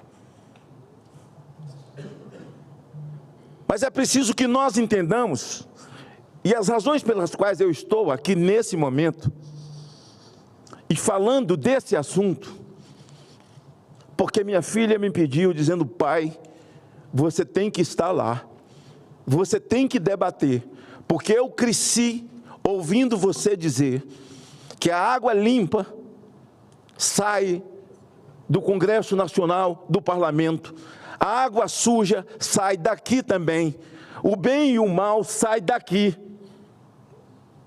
A vida do cidadão pode ser melhorada a partir daqui ou piorada 1000 vezes a partir daqui. Então tudo sai do parlamento. E é importante debatermos esse tema, porque, doutora, a minha filha, numa recomendação de que usasse esse chip, pela sua médica, ela não teria passado até agora o que ela viveu. O que para nós foi um alívio. Mas a senhora fez uma colocação aqui absolutamente importante sobre o SUS e o câncer de mama. E gostaria, senador Jorge, Vossa Excelência, que pediu essa audiência, que pedisse essa também, seja o proponente, para que a gente possa discutir. Porque, na verdade, o dinheiro do Ministério da Saúde no Brasil, ele vai para onde não devia ir. O dinheiro do Brasil vai para o Ministério da Cultura, por exemplo, para o Mamatório da Cultura, para manter grandes festas. O dinheiro das estatais, o dinheiro do Brasil, vai para o Janja Palusa, ao invés de ir para o câncer de mama.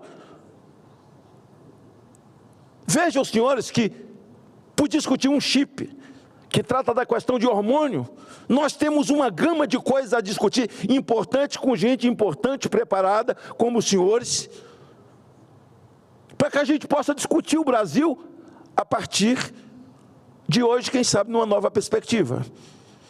Eu me lembro da CPI do Covid, senador Jorge, e o Brasil assistiu como se fosse uma novela, aquela sandice, aquela anarquia.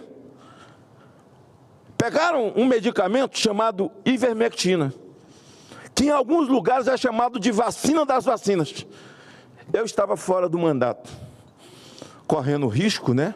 Porque o Brasil tem dono, o Brasil tem quem manda, e quem manda disse até que está dada a ordem de que um ser humano formado com 22 semanas pode tomar uma injeção letal no coração, depois aconteceu um parto de um defunto, decidido por um homem, sem debate, sem ouvir quem debate, sem ouvir quem entende, quem estudou, quem buscou, quem conhece a anatomia, quem conhece a vida, concepção. Mas um homem Vou dar o nome logo. Alexandre de Moraes. Isso é morais ou imorais? Assintoso contra a vida humana. O que é que esse cidadão sabe de medicina? O que esse cidadão sabe? Um desalmado. Você pode dizer, eu não fui lá naquela audiência para ouvir o Magno Malta falar sobre isso. Mas o que eu entendo é que o meu papel, e aí me volto para a Covid, onde a ciência se curvou ao dinheiro dos políticos e os políticos se tornaram cientistas. Eu estou aqui com todas as bulas de todas as vacinas. E já as trouxe quase 10 vezes para a tribuna, para querer ouvir os cientistas da CPI do Covid, mas ninguém faz a parte a minha. Porque aqui nessas bulas, bem no meio de cada uma delas, AstraZeneca, Pfizer, Butantan, Janssen, no meio, bem no meio, para que eles não possam serem pegos em crime, eles colocam lá os malefícios ocorridos a partir da desgraçada vacina. Você pode pegar Covid novamente, além do Covid você vai ficar vulnerável e você terá comorbidades como taquicardia, morte súbita, pode ter um AVC, embolia pulmonar, está tudo aqui dentro. E lá embaixo, entre parênteses, eles colocam, entre parênteses, experimento placebo. Porque no dia que você resolver entrar contra eles, fala, não, você tomou porque aqui, está escrito aqui, ó. Ok? Esses mesmos compraram os laboratórios que já tem o medicamento que você vai tomar para afinar seu sangue, para você não ter uma embolia pulmonar. É a grande indústria, o grande monstro que comanda o mundo, como aqueles que são a favor do aborto, a indústria de cosméticos no mundo, usa o feto, os restos mortais, arrancados de forma covarde do útero de uma mulher, para poder fazer cosméticos. E os lobistas estão andando por aqui. Se depender de mim, eu vou morrer lutando pela vida humana. A mim alegra muito, porque havia me esquecido dessa audiência hoje. Estava no aeroporto indo embora. A minha querida primogênita, Magda.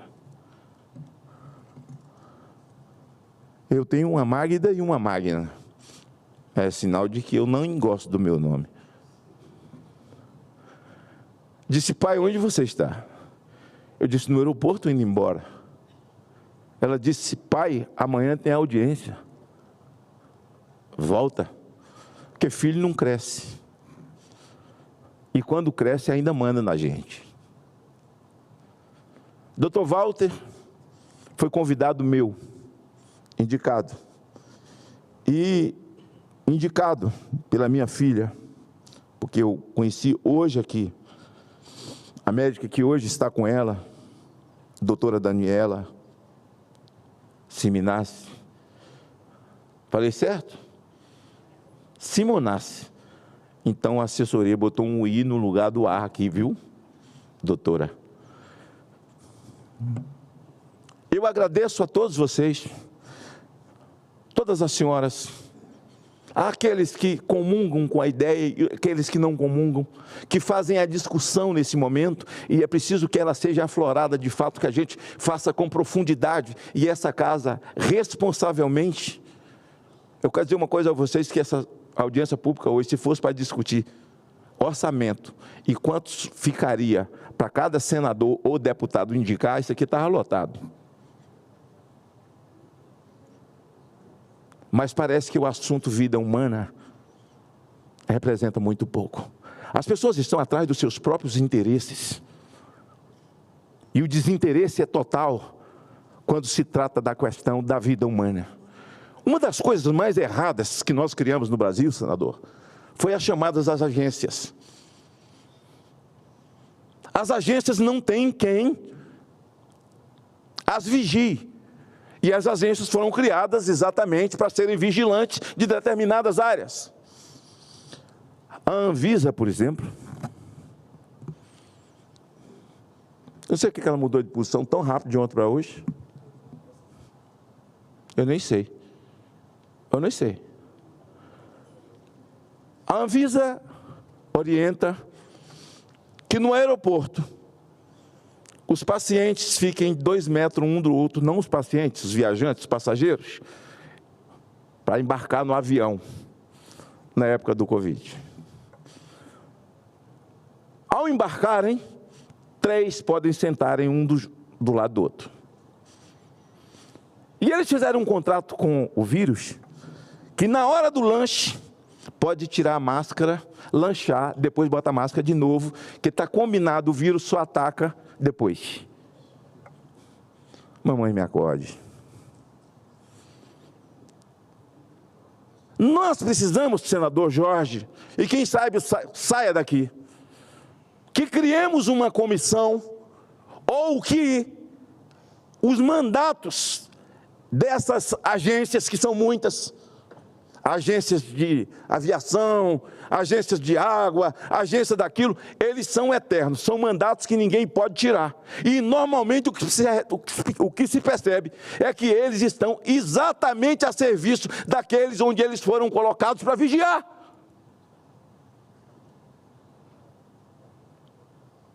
E nós viramos bonecos na época da Covid nas mãos da Anvisa. E porque a Anvisa seguia de uma forma muito segura as orientações dos cientistas que compunham a CPI do Covid. Nenhum deles entende nada, nenhum deles sabe de nada, mas um momento absolutamente politiqueiro, sem entender ou sem querer entender o valor da vida humana. Até porque, quando você decreta calamidade pública, você não tem obrigação de fazer licitação. Me lembro que o Conselho de Medicina, e acho que até o presidente, no indiciamento da CPI, ele foi indiciado por se posicionar, porque em novembro, em outubro, faz-se a grande campanha, lembrando as pessoas sobre o câncer de mama. Um dinheiro bem empregado. Em novembro se faz para o câncer de próstata, mas nenhum tipo de publicidade para a pessoa poder se prevenir, se precaver, ou fazer periodicamente.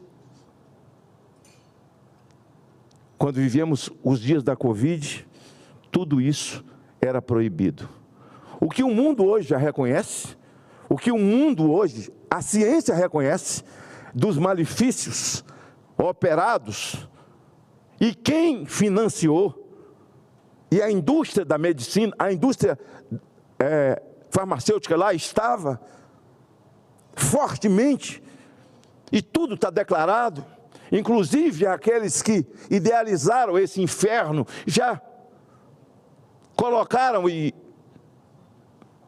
se autodenunciaram, mas o mundo pagou. E aqui no Brasil, nós pagamos por conta desse vai e vem da Anvisa. Gostaria de dizer que esse debate a respeito do chip, criado por esse baiano que se foi na época da Covid, muitas vezes nós nos orgulhamos com os cientistas, os prêmios nobres que ocorrem no mundo, que não tem o nosso sangue, que não nasceu no nosso chão, na nossa terra, no nosso torrão natal. Mas esse médico baiano, que se foi na Covid, e que a ele nós devemos uma reverência, respeito, porque o medicamento ele tem sempre seus efeitos colaterais, não infernais como esses aqui da Covid. Mas é como se eles estivessem dizendo ao final, tomou porque quis, nós avisamos. Por isso penso que realmente as pessoas precisam ser tratadas e diagnosticadas de forma independente, não de forma coletiva. Ora, se o chip fez mal a uma pessoa, não significa absolutamente de que ele é um inferno para a vida de todas as pessoas. Se fez mal a uma mulher, é igual ao médico. Você tem médico aí que ganha milhões com estética. E as pessoas, quando querem diminuir, chamam de chip da beleza. Botaram esse apelido exatamente para promover o desgaste. Me lembro que, quando era deputado federal, eu já estava aqui, e que a Câmara ia aprovar o Estatuto da Família. A própria mídia apelidou de cura gay, exatamente para tentar desgastar religiosos, parlamentares, que aprovavam o Estatuto da Família. E o Estatuto da Família era para substituir uma aberração que também era chamada de Estatuto da Família. Então penso que essas questões elas devem ser individuais, com profissionais que sejam competentes, que entendam e que na verdade não são dinheiristas, se são tratamentos caros e na verdade não são baratos. Aquele do SUS não alcançou, e eu quero realmente me aprofundar, porque é uma vontade louca que eu tenho, com esse Ministério da Saúde que nós temos hoje aí, que recomenda a legalização de drogas. Nós precisamos debater esse ministério, debater o SUS e principalmente o aumento do câncer de mama no Brasil. A senhora trouxe para nós aqui um ouro, um sonho, que eu quero participar dele. Quero participar dele com muita força. Mas quero dizer àqueles que acreditam nesse chip, que é uma questão hormonal, que para aquelas que têm endometriose, como a minha filha, mais velha, amor da minha vida, eu tenho 3 filhas, 2 netas, muitas mulheres na minha vida, mas eu quero dedicar a minha fala hoje aqui, agradecido a você, por poder discutir esse tema, que certamente já trouxe benefício à minha filha, meu sangue, meu coração, minha alma e aquilo que sou. Foi minha filha, eu tenho mais de 40 anos, senhores, um pouco mais de 42 anos, que tiro drogados à rua, sem nunca ter tido nada de ninguém, vendendo boné, vendendo camiseta, meus direitos autorais. E quem pagou o preço disso tudo? Foram as minhas filhas. Foram as minhas filhas, porque tudo que eu fiz era para tirar a gente da rua. E essa mais velha, a primogênita, e eu acredito em primogenitura, Deus permitiu, na sua vontade permissiva, que ela tivesse endometriose, e permitiu que eu, o pai, hoje na tribuna do Senado, saí do interior da Bahia, uma cidade chamada Macarani, e me tornei senador da República, filho de uma faxineira, para que eu pudesse hoje participar de um debate de absoluta importância, embora eu tenha falado coisas aqui que os senhores não vieram, e minhas senhoras, para ouvir. Mas o Brasil está ouvindo, o Brasil precisa saber. E mais do que isso, nós temos que reafirmar que essa casa tem que estar de olho na Anvisa 24 horas. Ninguém pode dar certo com um medicamento que daí a pouco a Anvisa já mudou.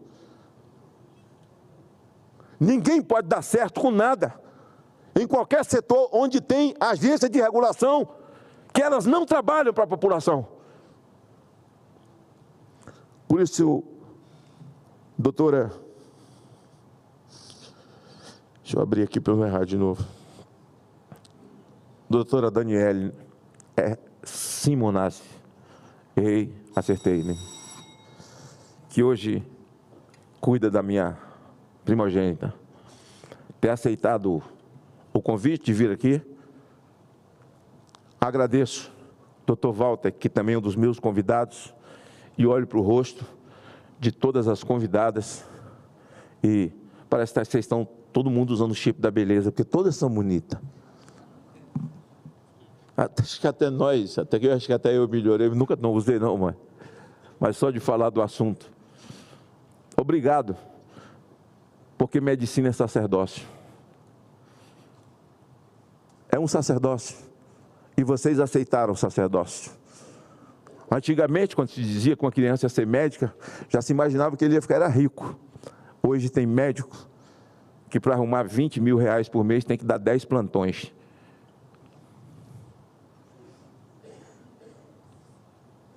É verdadeiro sacerdócio.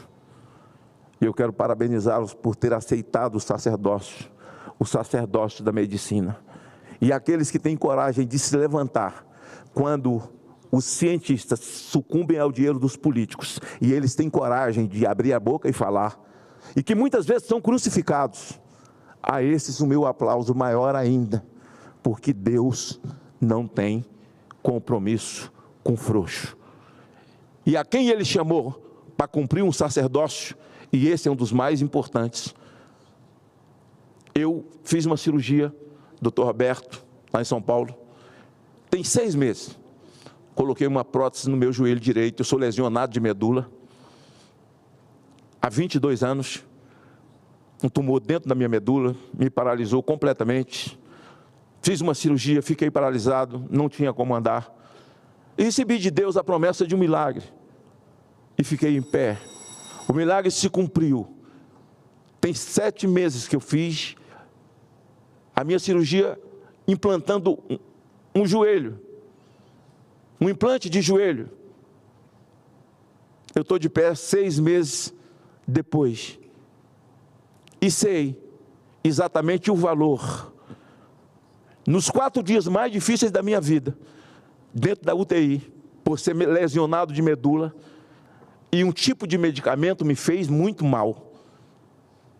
Eu tive um surto psicótico, porque eu não podia tomar a anestesia geral. Eu fui operado, sedado, só do meu joelho para baixo, onde também não tenho sensibilidade. Mas doía tanto, que eu comecei a tomar morfina, mas um médico, um jovem médico, passou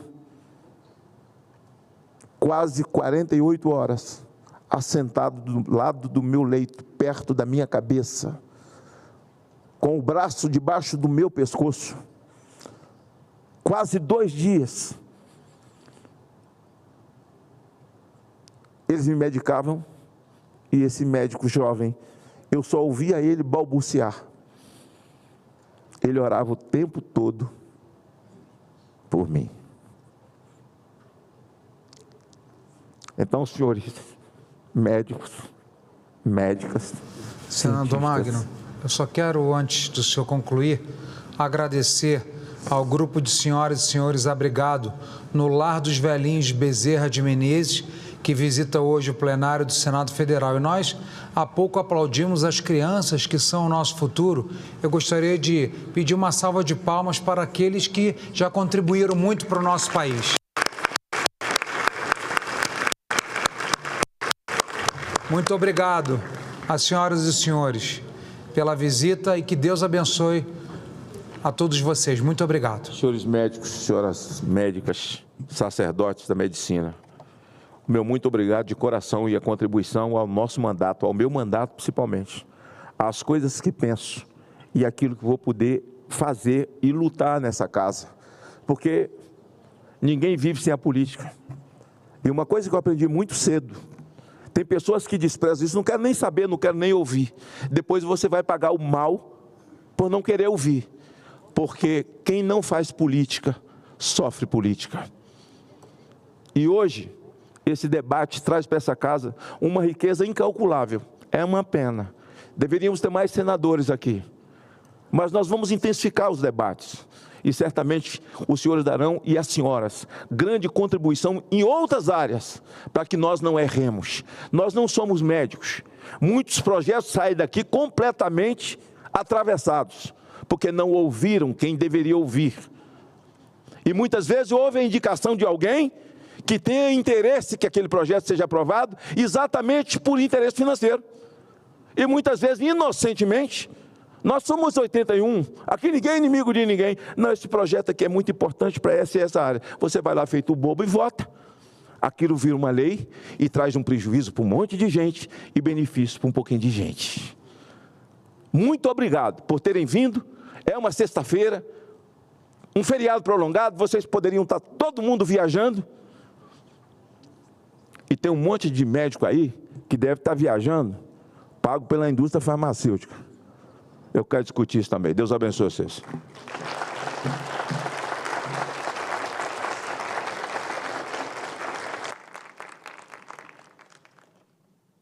Senador Magno, muito obrigado pelo depoimento do senhor, por suas posições também. Hoje eu e o senhor estamos representando os demais 79 senadores. Alguns, né? Uns não querem ser representados por nós, não. Mas eu agradeço demais a sua presença e a sua contribuição. Concedo a palavra imediatamente à senhora Mariana Weick, médica ginecologista.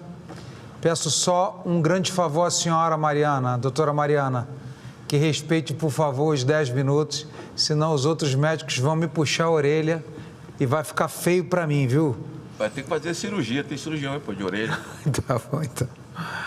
Muito obrigado pela presença da senhora, pela participação. Palavra. Obrigada, primeiro, a possibilidade da gente estar fazendo essa discussão. E eu vou falar de um tema de uma parcela da população que eu acho que não pode ficar esquecida quando a gente fala do implante hormonal. E muito importante a gente falar que a gente não está discutindo substâncias, a gente está discutindo uma via, né? E a gente está discutindo sobre substâncias autorizadas e que tem, né, muitas evidências científicas. E quando a gente fala dos pacientes transgêneros, a gente está falando de hormônio, a gente está falando de testosterona, a gente está falando de estrogênio, e a gente não está falando de nada muito diferente do que aquilo que a gente vai propor aqui na discussão. Como passa?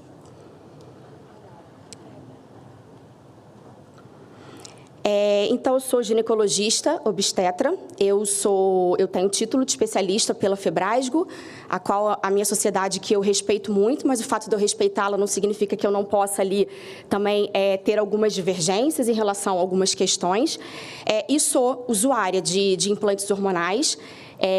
Eu tenho uma doença estrogênio dependente, eu tenho um transtorno de disforia, que é, para os leigos, para explicar um pouco melhor, é uma TPM bem piorada, né? Então, eu me beneficiei demais com o tratamento da gestrinona e eu tenho certeza que, se não fosse o meu tratamento, eu não estaria aqui hoje, por conta de quanto isso atrapalhava a minha qualidade de vida. Então, para os pacientes transgêneros, eu queria falar que, lógico, a gente já sabe que, pela nossa Constituição, né, saúde ela é um direito e um dever do Estado, né, um direito de todos, mas a gente sabe que, quando a gente fala dos transgêneros, é um pouco complicado. Primeiro que a gente tem um despreparo mesmo da nossa classe médica para tratar esse tipo de população, e a gente sabe que a estimativa dessa população ainda é muito discutida ainda. A gente não sabe exatamente o número, a gente imagina que esse número seja extremamente subestimado, né, de quantidade de pacientes transgêneros que a gente tem hoje no Brasil. Então, é um grande desafio, e foi apenas em 2019 que os pacientes transgêneros saíram como uma doença, né? E hoje eles são considerados uma forma de incongruência de gênero, o que traz para eles um conflito muito grande, né? Um conflito interno muito grande. Existe uma pesquisa no Brasil, que é a maior pesquisa da América Latina, da Faculdade de Medicina de Botucatu, junto com a Unesp, que acredita-se que a gente tem em torno de 2% da população brasileira constituída como transgêneros e não binários. Isso significa quase 3 milhões de brasileiros hoje. É muita coisa, né? E é uma proporção muito parecida com o que a gente vê no restante do mundo, principalmente nos Estados Unidos. E esse termo transgênero, ele descreve, na verdade, pessoas que se identificam com um gênero incongruente ou diferente daquele e que ele é atribuído ao seu nascimento. Quase 2 milhões de pessoas estão ou estiveram já em algum tipo de sofrimento com a própria identidade por conta desse transtorno mental. Dados mundiais, a gente acredita que tem em torno de 25 milhões de transgêneros no mundo. A gente já tem, pelo Ministério da Saúde, né, toda essa legislação apoiando os transgêneros e a gente tem algumas regras ali que a gente precisa cumprir no tratamento dos transgêneros. Esse paciente precisa de um acompanhamento psicológico, esse paciente ele só pode receber o tratamento a partir dos 18 anos e a cirurgia a partir dos 21. Claro que isso pode ser discutido ali e tem uma certa individualidade. Esses pacientes sofrem muito com discriminação, estigmatização, exclusão social, depressão, idealizações suicidas, angústias, automutilações, ansiedade. Né? E quando a gente fala do tratamento do transgênero, a gente tem que pensar no papel da multidisciplinaridade.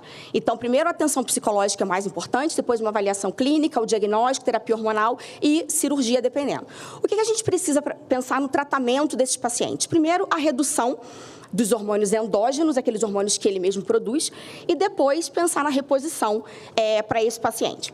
Então, a gente tem aqui, claro, que é um tratamento que envolve risco, a gente não está falando que é um tratamento tranquilo, envolve riscos, sim, envolve complicações, por isso que precisa de um acompanhamento psicológico e um acompanhamento médico, de um médico especializado nesse tipo de tratamento. E quando a gente fala, por exemplo, dos tratamentos do transgênero masculino para o feminino, ou seja, né, uma pessoa que nasceu geneticamente como um homem, mas ela não se enxerga como um homem e ela quer ter um fenótipo, uma característica feminina, a gente precisa pensar no estrogênio, né? Como eu falei, a gente precisa pensar nos anti-androgênicos e isso pode ser feito por várias vias. A gente tem a via transdérmica, a gente tem a via oral, a gente tem a via injetável e a gente tem a via de implante. Mas o que acontece na via de implante que facilita muito o tratamento para esses pacientes? Então, o implante de estrogênio, por exemplo, ele já é um implante que a gente já vê na literatura, a gente já tem trabalhos sobre esses implantes, inclusive sugestões de doses. E a gente tem também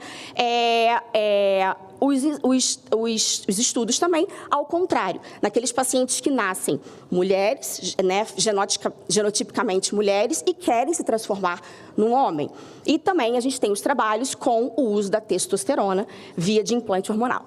E o que a gente vê de grande desafio aí, né? Então, primeiro, as doses utilizadas, então, são doses muito altas que a gente precisa utilizar, tanto de testosterona quanto de estrogênio, para que esse paciente faça essa transição de sexo. E essas doses muito altas, por exemplo, no caso das vias injetáveis, a gente tem a dificuldade de adesão, porque tem que ser um tratamento crônico e precisa de doses, às vezes, semanais, quinzenais, mensais de injeções. Então, a gente tem a dor local, a gente tem a fobia das agulhas, a gente tem os picos hormonais que aumentam o risco de efeitos colaterais. Por exemplo, a polistemia, que é um efeito colateral muito comum nas testosteronas injetáveis, por conta do aumento do hematócrito, que pode levar ao risco de trombose. Então, às vezes, a gente precisa interromper o tratamento desse paciente por conta dessa complicação. Na via oral, a gente tem que, por conta das doses serem muito altas também, pode causar hepatotoxicidade, maiores efeitos colaterais e também o uso diário também pode ser um grande impedimento ali para o tratamento desse paciente. A via transdérmica, a gente tem, como a gente já falou, o risco de contaminação cruzada, isso é um fato, tem vários trabalhos que falam sobre isso, em animais, em crianças, no parceiro, na parceira, né, dependendo do que estiver usando na via transdérmica. A instabilidade de níveis hormonais também é muito importante, a gente avalia muito na via transdérmica que a gente não tem uma estabilidade muito boa ali, a gente sabe que tem uma absorção errática da via transdérmica. Aí só um comparativo, como é que a gente consegue avaliar ali a comparação que a gente faz entre as vias e a gente vê que a via de implantes hormonais, ela tem uma vantagem, porque ela dissolve lentamente, são doses fisiológicas diárias, então o risco de picos hormonais é muito menor, os níveis plasmáticos dos hormônios ficam mais constantes, a gente tem uma melhor adesão, porque você vai fazer ali de 1 a 2 aplicações por ano, né? Às vezes um pouco mais, mas geralmente ali de 1 a 2 aplicações por ano. E não tem esse risco de transferência para o parceiro, para o filho e tal, e a absorção é de 100%. E ali a gente tem também o gráfico que mostra, né, um menor pico hormonal, uma distribuição ali da dose hormonal muito mais adequada. né? E outra coisa interessante também que os transgêneros trouxe para a gente foi que, pelos trabalhos com os transgêneros, a gente conseguiu ver a grande segurança da terapia com testosterona. Porque como a gente usa doses muito altas para esses indivíduos, para esses pacientes, e a gente viu que nessas doses muito altas o grande risco era a virilização, que é o que essa parcela da população quer, a gente pôde, através desses trabalhos também, concluir a grande segurança da testosterona, né? Durante o tratamento. E a gente tem ali os trabalhos, por exemplo, com o uso de implante de testosterona para os pacientes trans masculinos. Então, ali a gente vê que teve um acompanhamento, o pico ali aconteceu em mais ou menos um mês, e a gente viu uma farmacocinética muito semelhante dos pacientes cis, que não têm implantes hormonais. E aqui a gente tem também que, nesse trabalho, a gente viu que os efeitos desejados foram vistos, como, por exemplo, a interrupção da menstruação, porque para esse público, né, continuar menstruando é uma coisa muito ruim. Então, a gente conseguiu interromper essa menstruação e conseguiu trazer para esse paciente o aspecto masculino, por exemplo, que era o desejado. De efeitos colaterais, como eu falei, a gente viu a eritrocitose, mas no caso aqui é uma polissemia não grave, que a gente não precisaria interromper o tratamento ou até pensar no tratamento como sangria, né, a doação de sangue, enfim. Então, a gente vê menores complicações. Esse daqui, ele é um programa da Universidade da Califórnia, que fala sobre os transgêneros, e nesse programa eles falam sobre o uso dos pellets, né, hormonais na forma de tratamento. Aqui até mostra mais ou menos como é que funciona, e eu acho que é isso.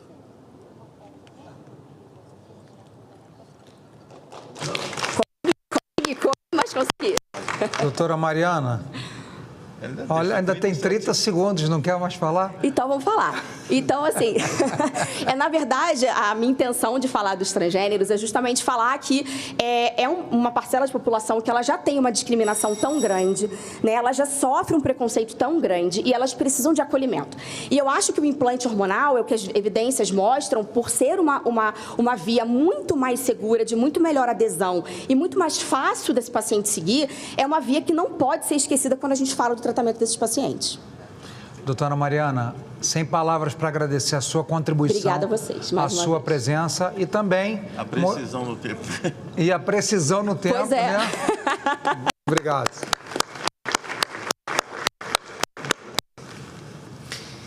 Imediatamente eu concedo a palavra ao senhor Etelvino de Souza, médico ginecologista, presidente da Academia de Medicina de Brasília, por 10 minutos. Seja bem-vindo, senhor Etelvino. Muito obrigado com a sua presença no plenário do Senado Federal, que nos honra muito. A palavra está com o senhor. A plateia de cima já se foi, né? Cumprimento a todos os presentes, a quem está ouvindo esse debate pelas redes de TV, os que estão em plataformas, meus cumprimentos à mesa, ao senador Jorge Seife, ao senador Malta, pelas palavras e pelo espaço que foi dado para esse debate. Nós entendemos esse debate extremamente importante. Inicialmente, eu agradeço o convite. Aqui eu estou representando 3 entidades. Eu estou representando a Associação Médica Brasileira, da qual sou vice-presidente. Estou representando da Febrasgo, a doutora Roseli também falará pela Febrasgo. Estou representando também a Federação Brasileira das Academias de Medicina, do qual sou vice-presidente, além de presidir a academia aqui de Brasília. Eu quero falar sobre 3 aspectos. Vou mudar completamente o que eu pensei. Eu não sabia quantos falariam aqui, mas eu pensei o seguinte: a parte técnica vai ser extremamente dissecada.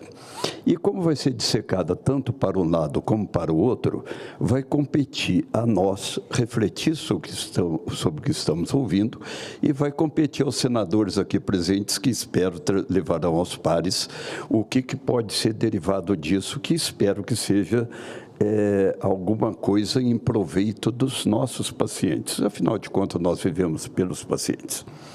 Mas eu lembro 3 aspectos aqui que eu entendo importantes.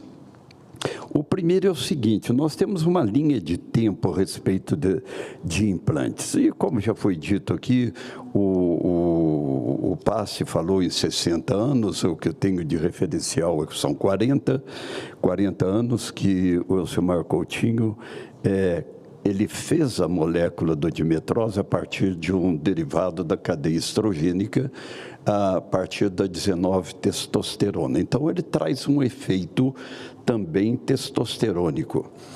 E dentro disso, ele começou a usar, veio com o nome que foi dito aqui, o nome comercial foi dimetrose. A dimetrose, eu cheguei a usar dimetrose para endometriose, saiu do mercado, e dentro da sequência houve uma recomendação do Conselho Federal de Medicina que não havia base de sustentação científica para o uso da dimetrose, ou a gestrinona. Isso ficou numa espécie de limbo, e depois também da manifestação do Conselho Federal de Medicina, nós entramos que a medicação não seria prescrita pelos médicos. A gestrinona, lá nos Estados Unidos, ela está na lista do WADA, World Anti-Doping Agency, como uma medicação anabolizante. Então, ela é vista com uma certa precaução. Anabolizantes são tidos como medicações indutores de câncer hepático. Então, os hepatologistas se preocupam bastante com reposições hormonais e, atualmente, inclusive, a Sociedade Brasileira de Hepatologia aderiu ao grupo de médicos e de sociedades especializadas para começar a selecionar os casos de doenças hepáticas, se podem estar correlatos ao uso dessas medicações ou não. Porque todos os casos de hepatoma, eles quase que imediatamente eles apontam para reposições hormonais, independente de via, independente de quantitativos e de dosagens. Então, nós sabemos que, como ele tem esse efeito androgênico, o andrógeno dá uma sensação de bem-estar, dá uma sensação de força, uma sensação de bem-estar. Então, isso vai dar um correlato que nós chegaremos no fim como conclusões. Ele traz também um aumento da libido. E dentro do que a gente pensa com bem-estar humano, e se nós ampliarmos também para o bem-estar biológico, a maior força biológica da natureza é o sexo. Então, quando você está interessado em sexo, na reprodução, esses efeitos, então, são muito bem-vindos. A pessoa se sente bem quando está interessado em sexualidade. Logicamente, às vezes pode-se pensar, por ser hormônio, que ele poderia ter um efeito contraceptivo, por induzir a menorreia, parada de menstruação ele não é contraceptivo. Também se pensa e se falou nos efeitos estéticos, e isso não é uma realidade. Ele não tem não deve ser usado como efeito estético. Aqui foi falado da ocitocina, não vou falar não, porque teve o caso, foi bem citado, de paciente que entrou em coma por causa do uso. E então, vamos para o segundo aspecto que a gente queria trazer aqui, por eu estar representando associações. Por que nós estamos discutindo uma resolução Anvisa? A coisa se relaciona com uma inquirição e umas observações de médicos que trouxeram para o âmbito associativos efeitos colaterais que poderiam estar correlatos a quantitativo de dose ou vias de administração. Dentro desse aspecto, então, as sociedades começaram a pensar nisso, e a Febrasgo realmente começou a pensar mais intensivamente nisso em torno do ano 2018. No ano 2023, houve alguns relatos impactantes que a imprensa colocou, então a Febrasgo entrou mais ativamente nisso, principalmente estimulado pela Sociedade Brasileira de Endocrinologia e Metabologia.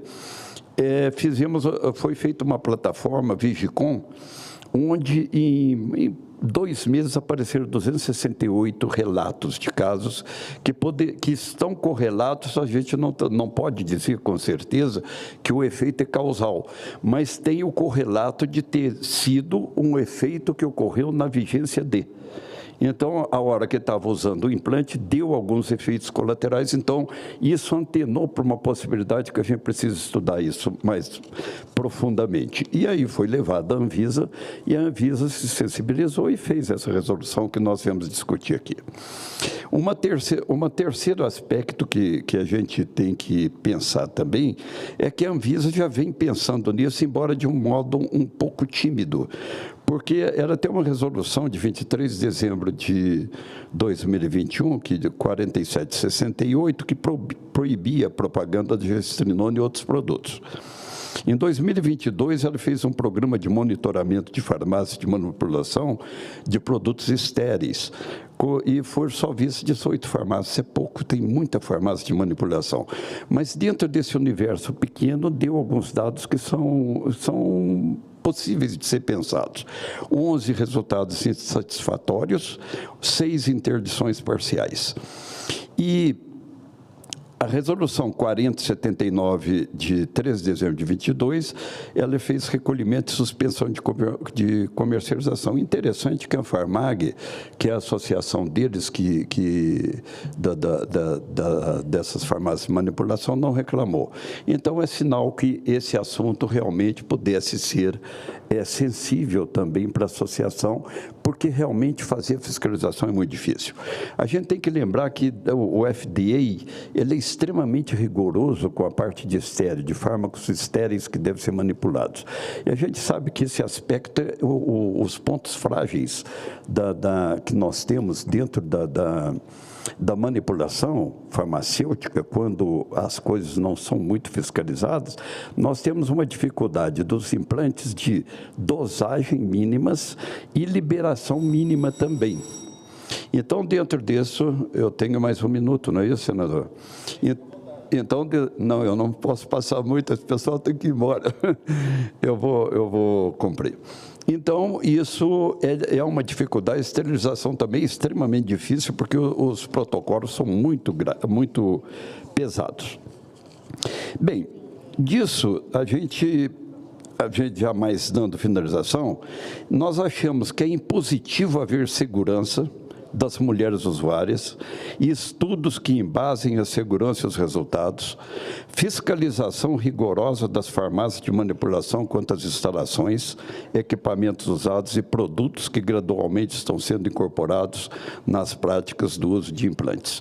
Aqui hoje ouvimos o Dr. Francisco, o Conselho Federal de Medicina já sintonizou nesse caminho para ter estudos mais corretos.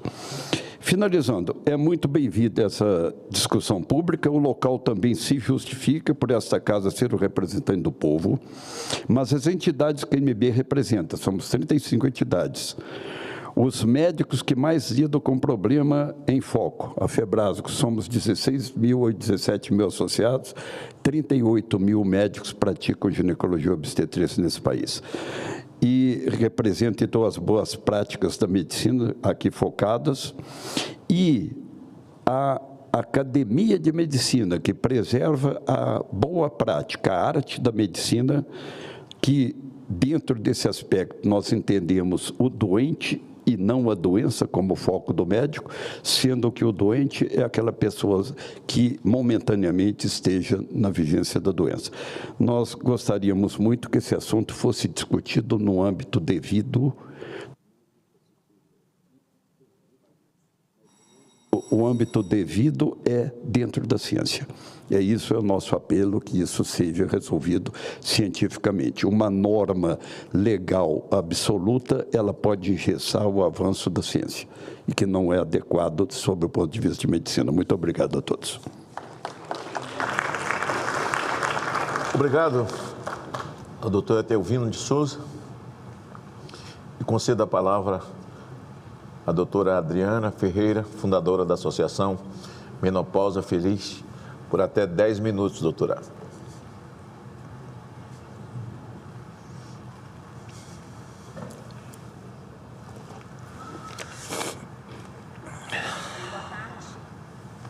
Tá ouvindo?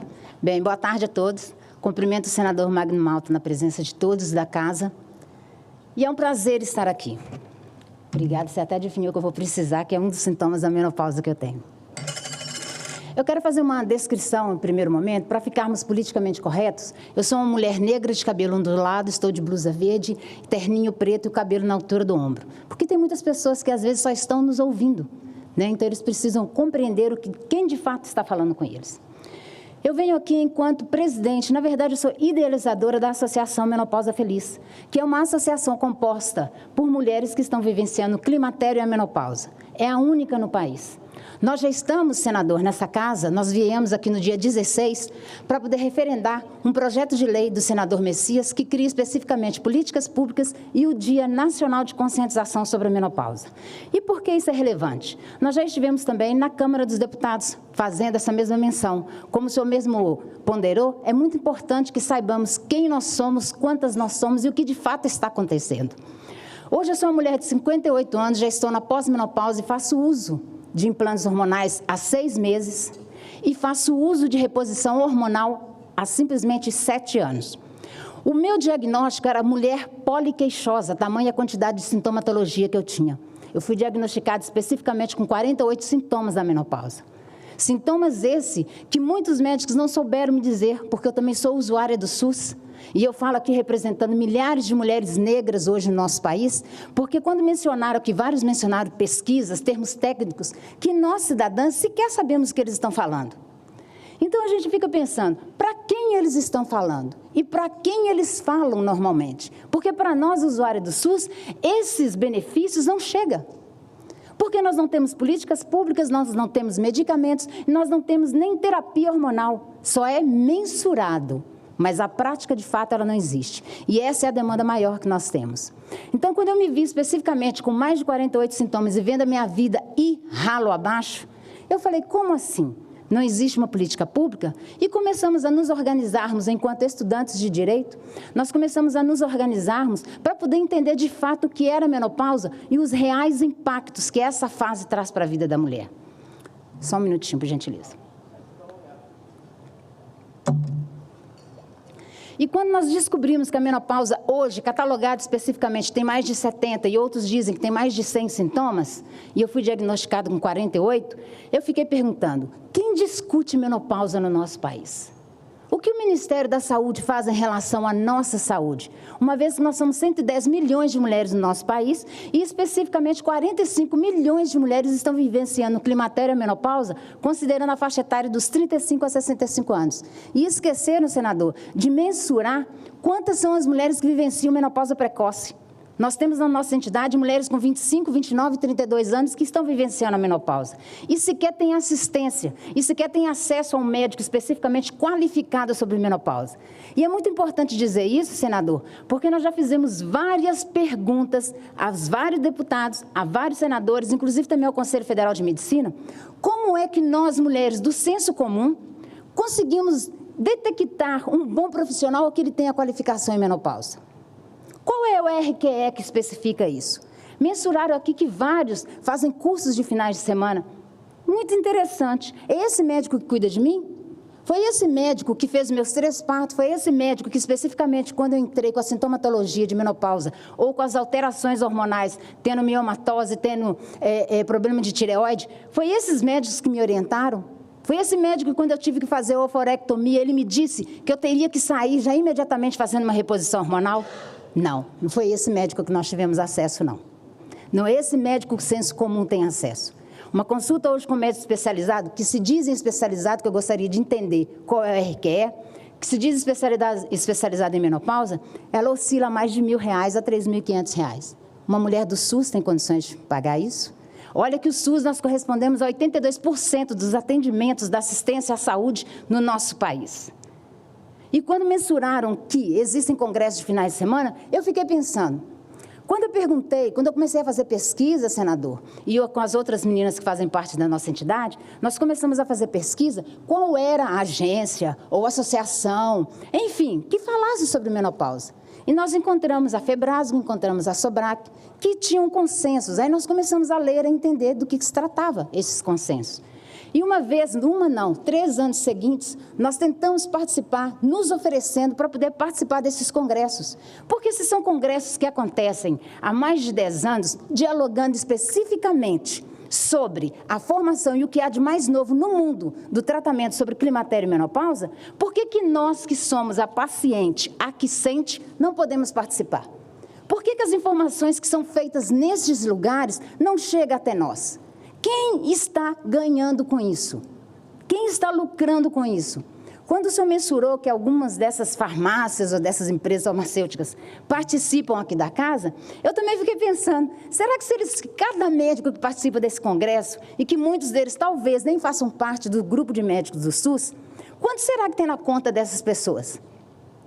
Aí a gente fica perguntando, mas quem está ganhando com isso? Quando veio a decisão da Anvisa, nós ficamos mais preocupados ainda, porque eu sou usuária de implante. Falei, meu implante vai acabar daqui 3 meses. E ninguém me consultou.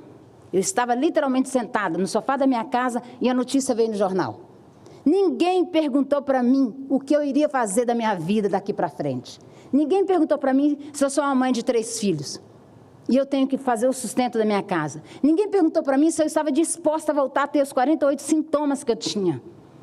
Ninguém perguntou para mim o que, de fato, eu deveria fazer daqui para frente. Vou entrar com uma ação judicial para poder cuidar da minha saúde? Qual é, de fato, a função da saúde, do médico, de quem faz medicina? Qual é a função? A justiça não ela tem que ser provocada? Nós estamos aqui provocando. Me dê o direito de cuidar da minha vida, do jeito que eu bem entender. Se a medicação ela faz mal, por que ela existe há 40 anos? Se ela faz mal, por que ela existe há 40 anos? E por que agora ela está sendo interrompida de forma arbitrária? Alguém perguntou para alguma... Foi feita uma pesquisa com pacientes aqui? Existe no nosso país alguma pesquisa feita com paciente, em especial da menopausa? Nós trouxemos aqui, senador, vários vídeos de mulheres de faixa etárias diferentes e que têm doenças que só são... Trago para essas mulheres qualidade de vida e benefícios com o uso dos implantes. E são mulheres de faixa etária diferente e com doenças diferentes. Não sei se eles vão poder passar, mas está à disposição caso alguém queira. Aí eu pergunto novamente, qual é a pesquisa feita para a população brasileira? Qual é a pesquisa feita que considera a diversidade étnica brasileira? Qual é a pesquisa feita para poder saber se eu tenho menopausa precoce, o que eu tenho que fazer? Qual médico que eu vou ir? Será que esses médicos que tanto fazem congressos, eles estão aí disponíveis para mim? Eles estão aí disponíveis para a sua filha, senador? Com fácil acesso? O senhor pode ter um poder aquisitivo e eu? Sou uma mulher assalariada? Essas mulheres têm direito à vida. É um direito constitucional, é um direito fundamental. Nós precisamos ter direito à vida saudável, digna e plena. Artigo 196 da Constituição, ela reza que todo mundo, todos os cidadãos têm direito à saúde e é dever do Estado cumpri-la.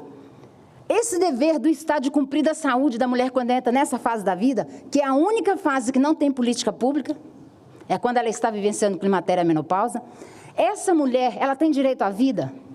Quem é que está determinando a vida dessa mulher, a qualidade de vida dessa mulher? É o Estado? É o médico, é o implante, é o hormônio. Eu fui usuária, eu falo com todas as letras, porque eu fui usuária do gel, que é uma forma de transdérmico, que me deu uma certa tranquilidade. Eu fui usuária do adesivo também, que me deu uma certa tranquilidade. Fui diagnosticada com 48 sintomas, vou dizer aqui alguns poucos. Labirintite, labilidade de humor, secura ocular, secura salivar, tenho hipertiroidismo, esteatose hepática, isso a gente está descendo, tá? Fibromialgia, já fui diagnosticada com fibromialgia, de tanta dor que eu tinha.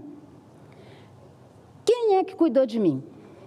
Quem se apresenta? Quem dos médicos que estão aqui defendendo uma via de administração de um hormônio?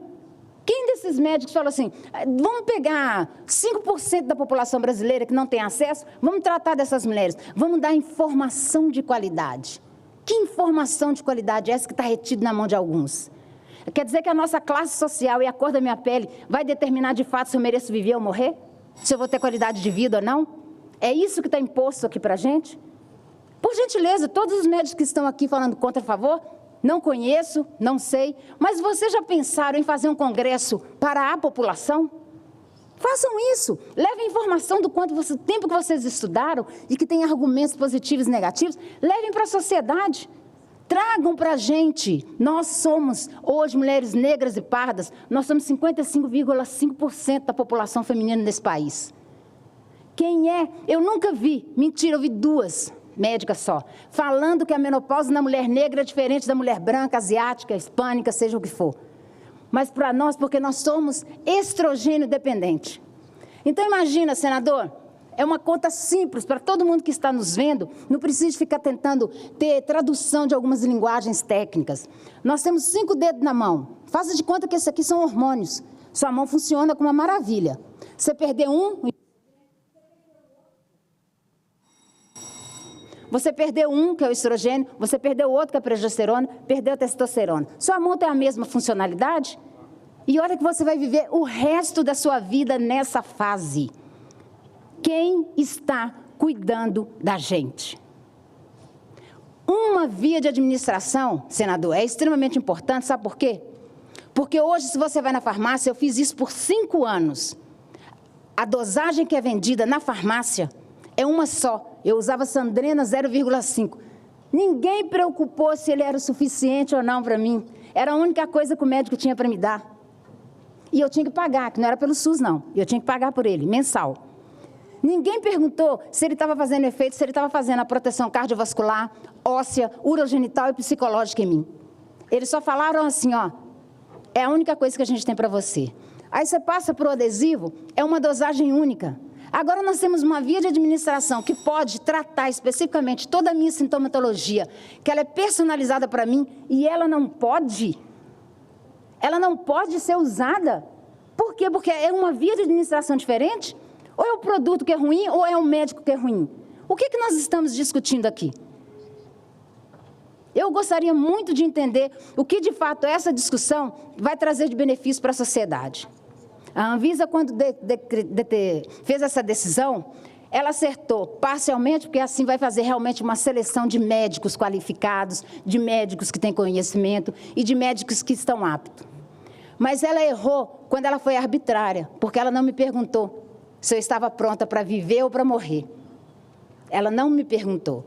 Mas hoje, graças a Deus, tivemos uma retratação de uma certa forma, que eu acho que vai servir de embasamento para todos nós termos a informação adequada e poder informar para o seu paciente o quanto ela vai usar, como ela vai usar. E não é chip da beleza, é tratamento, é terapêutico. A menopausa, senador, vou encerrar. A menopausa, ela não é considerada uma doença.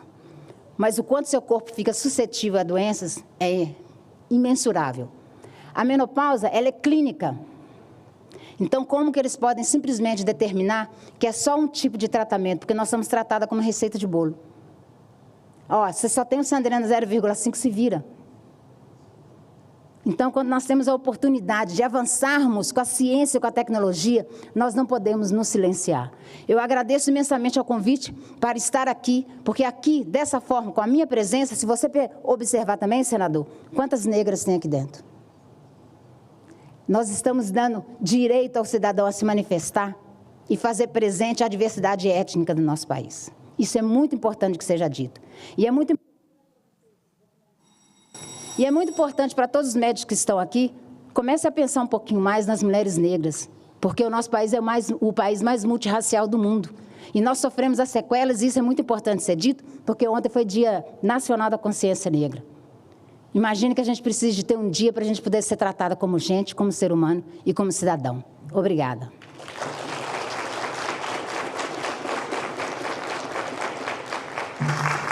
Agradeço a senhora Adriana pela sua fala espontânea, bem falada. Eu queria saber falar assim. Falando, né? E se fazendo entender. Parabéns.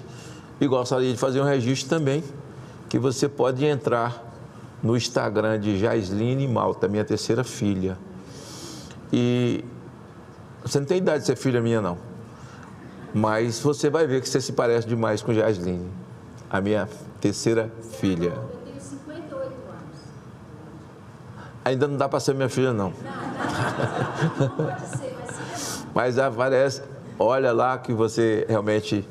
Ela, quando tiver com 58 anos, vai estar parecida demais com você. Muito obrigado pela sua palavra, muito espontânea, muito inteligente e buscando uma linguagem absolutamente fácil para que se possa entender. E essa proposta, isso precisa virar proposta, que se faça congressos para que os iletrados, aqueles que carecem do conhecimento, não é? Que tem congressos que parece que é uma nota de euro. Só quem mexe com euro sabe que aquilo é nota de euro, não é? Mas esses congressos precisam acontecer tipo moeda de 50 centavos. Todo mundo reconhece e todo mundo conhece e todo mundo pode entender que é 50 centavos. Então, assim, essa é uma grande ideia para que essa casa possa buscar para si, chamar para si esse tipo de congresso, esse tipo de debate, de uma importância muito grande a fala de todos, não é?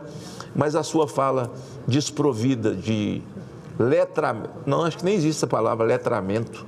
Não, se não existia, inventei agora. Letramento na ciência, na universidade, não é? E num assunto tão importante que os homens precisam entender bem essa questão de menopausa. Porque se os homens entendessem bem a questão da menopausa, quem sabe teria menos briga em casa, né? E a menopausa realmente, quando o homem não entende, né? E que acontece com a mulher de forma em que nem ela percebe, de repente o humor já mudou, e o marido acha que é com ele, que não tem nada a ver com ele, e vira uma briga danada, né? Até passar a menopausa, eles ficam bem, depois ela chega de novo. Então, acho que até nesse viés é absolutamente importante. Obrigado pela sua palavra e concedo a palavra agora à doutora Roseli Nomura, médica ginecologista. A senhora, doutora, tem até para, além dos seus 10 minutos, a doutora Adriana ali passou mais 4, foi 14, né? Então, se a senhora chegar nos 10 e não tiver encerrado, a senhora ainda tem mais 4. Muito obrigada. Bom, boa tarde a todos. Cumprimento aqui, então, a mesa, no nome do senador Magnus Malta, e agradeço o convite do senador Jorge Seife, a nós, a Febrasgo, por estar aqui presente hoje, falando nesta mesa. Eu queria... A minha apresentação está ali. Pronto, obrigada. E eu gostaria de dizer que eu sou professora na Escola Paulista de Medicina, na Unifesp, e hoje estou aqui como diretora administrativa da Febrasgo, que é a Associação das Sociedades, né, de Ginecologia e Obstetrícia, que nós temos no país todo, em toda a unidade da federação. E venho aqui para falar desse tema aqui, que é muito relevante, mas eu queria dizer para vocês que a minha especialidade é a obstetrícia, principal, na que eu ensino, e até falo depois para o doutor Jorge o que é a ocitocina, porque na nossa área a ocitocina é um hormônio muito discutido, e que me surpreendeu quando eu ouvi que existiam implantes de ocitocina. E aí... Eu queria dizer para vocês, esse slide já foi mais ou menos apresentado, né? O que é isso, né? Essa felicidade em milímetros. Então, a gente se espanta e fica desconfiado quando ouve uma propaganda dessas. E aí, quando vocês falam assim para mim, não, nós temos evidências científicas sobre todos esses implantes, vejam, não pode ser uma evidência científica genérica. Ela tem que ser específica para aquela droga, para aquele hormônio, naquela apresentação, naquela via de administração, naquele tipo de implante. Não pode ser uma evidência genérica que diz sim, tudo bem, ou não. Então, vejam que aqui foi falado muito da gestrinona, da testosterona, mas vejam, não posso me equiparar a evidência de um hormônio, por exemplo, para a evidência do uso de implante de ocitocina. E eu, depois, ao final, vou chegar para vocês para dizer por que eu fiquei preocupada com a resolução da Anvisa, né, que foi publicada ontem. A gente não é contra o uso de hormônios.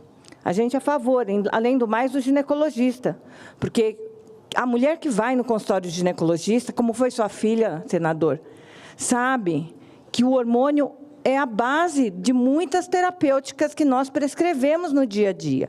Mas nós queremos, sim, segurança. Nós queremos eficácia.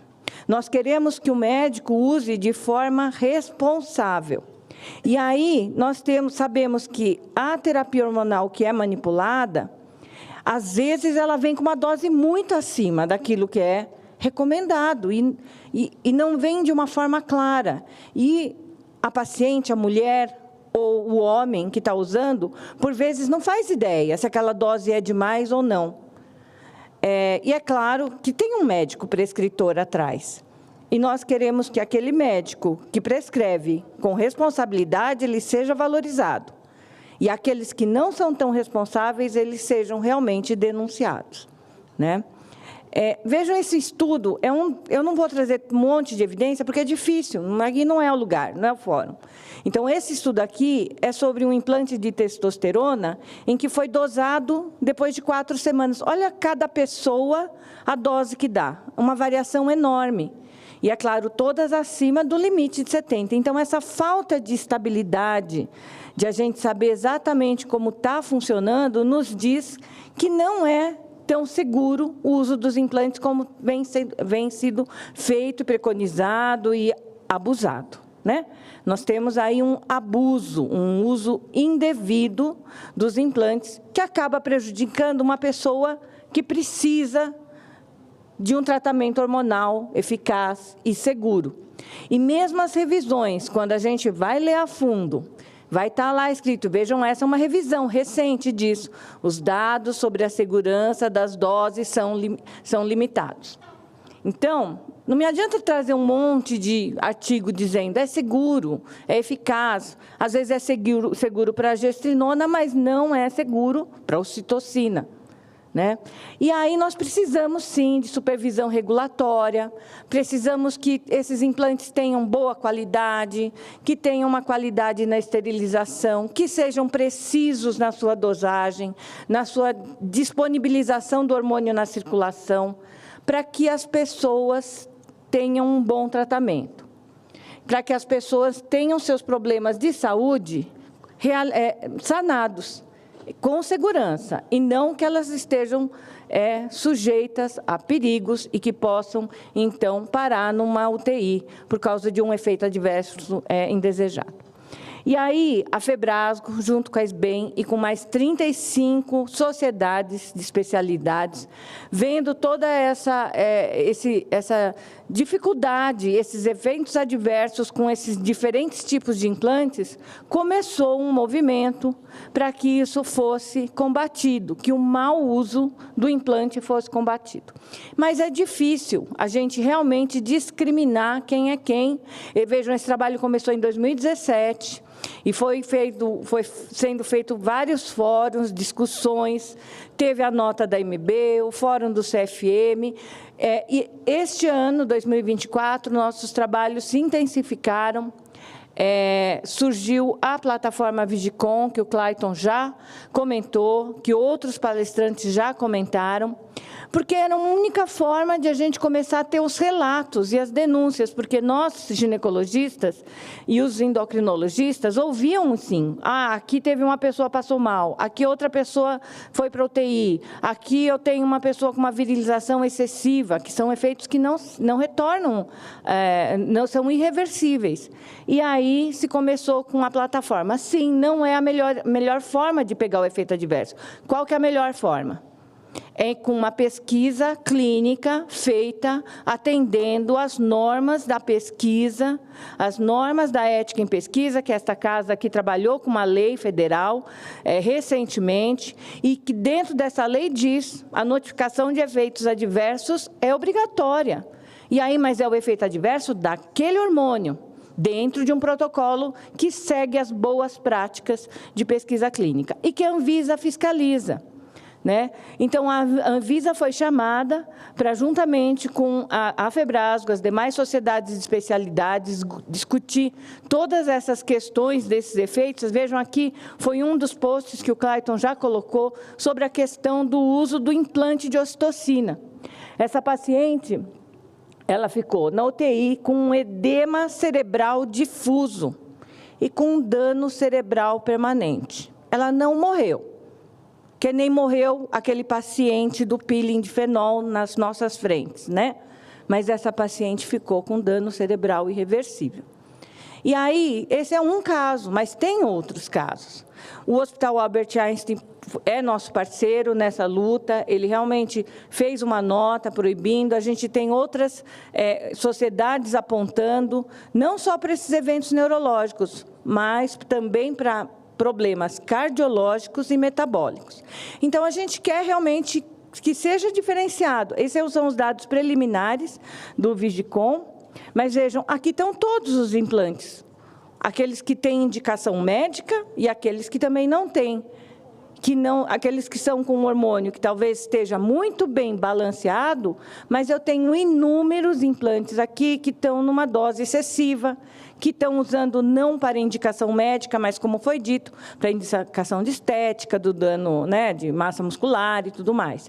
E nessa plataforma, 2 óbitos tinham sido relatados. Então, eu queria ressaltar que a gente não tem uma segurança para cada implante que é comercializado nesse país. Por isso, apontando com essas inseguranças, é que a Anvisa, inicialmente, apontou a resolução bloqueando. E a gente viu que a Anvisa revisou, Tanto é que ontem publicou outra resolução, especificando androgênios, esteroides para tratamento estético e tal. Mas vejam, a ocitocina está fora. A ocitocina é um hormônio usado no parto, na indução do parto, muito perigosa. É uma droga muito perigosa. E quando eles vendem a ocitocina, é porque a ocitocina ela é chamada de hormônio do amor, mas é a ocitocina endógena, não é essa do laboratório. Não adianta se encher da ocitocina, achar que vai ter o mesmo efeito que tem a ocitocina endógena, que a mãe libera quando ela vê o bebê, na hora que nasce. É completamente diferente. Não vai ter implante que faça o mesmo efeito de uma mãe que olha o bebê seu na hora que nasce. Então, é uma falácia. E vejam que essa resolução da Anvisa retirou a ocitocina dessa proibição. Eu fico muito preocupada, porque, às vezes, se toma um caminho, mas não é um caminho adequado, não foi plenamente discutido como regular. É importante, então, que a gente tenha uma regulação clara, é importante que a agência de vigilância faça o seu papel, que eles atuem com fiscalização, que os médicos usem com responsabilidade, para que realmente a gente tenha a promoção da saúde das pessoas, e não colocando elas em risco quanto aos eventos adversos que muitos são desconhecidos nesse uso indiscriminado que nós estamos tendo, senador. Então, veja, chame a sociedade, os especialistas, realmente para sentar, como diz Clayton, vamos sentar e ver exatamente como fazer uma melhor proposta de vigilância, que seja uma proposta responsável,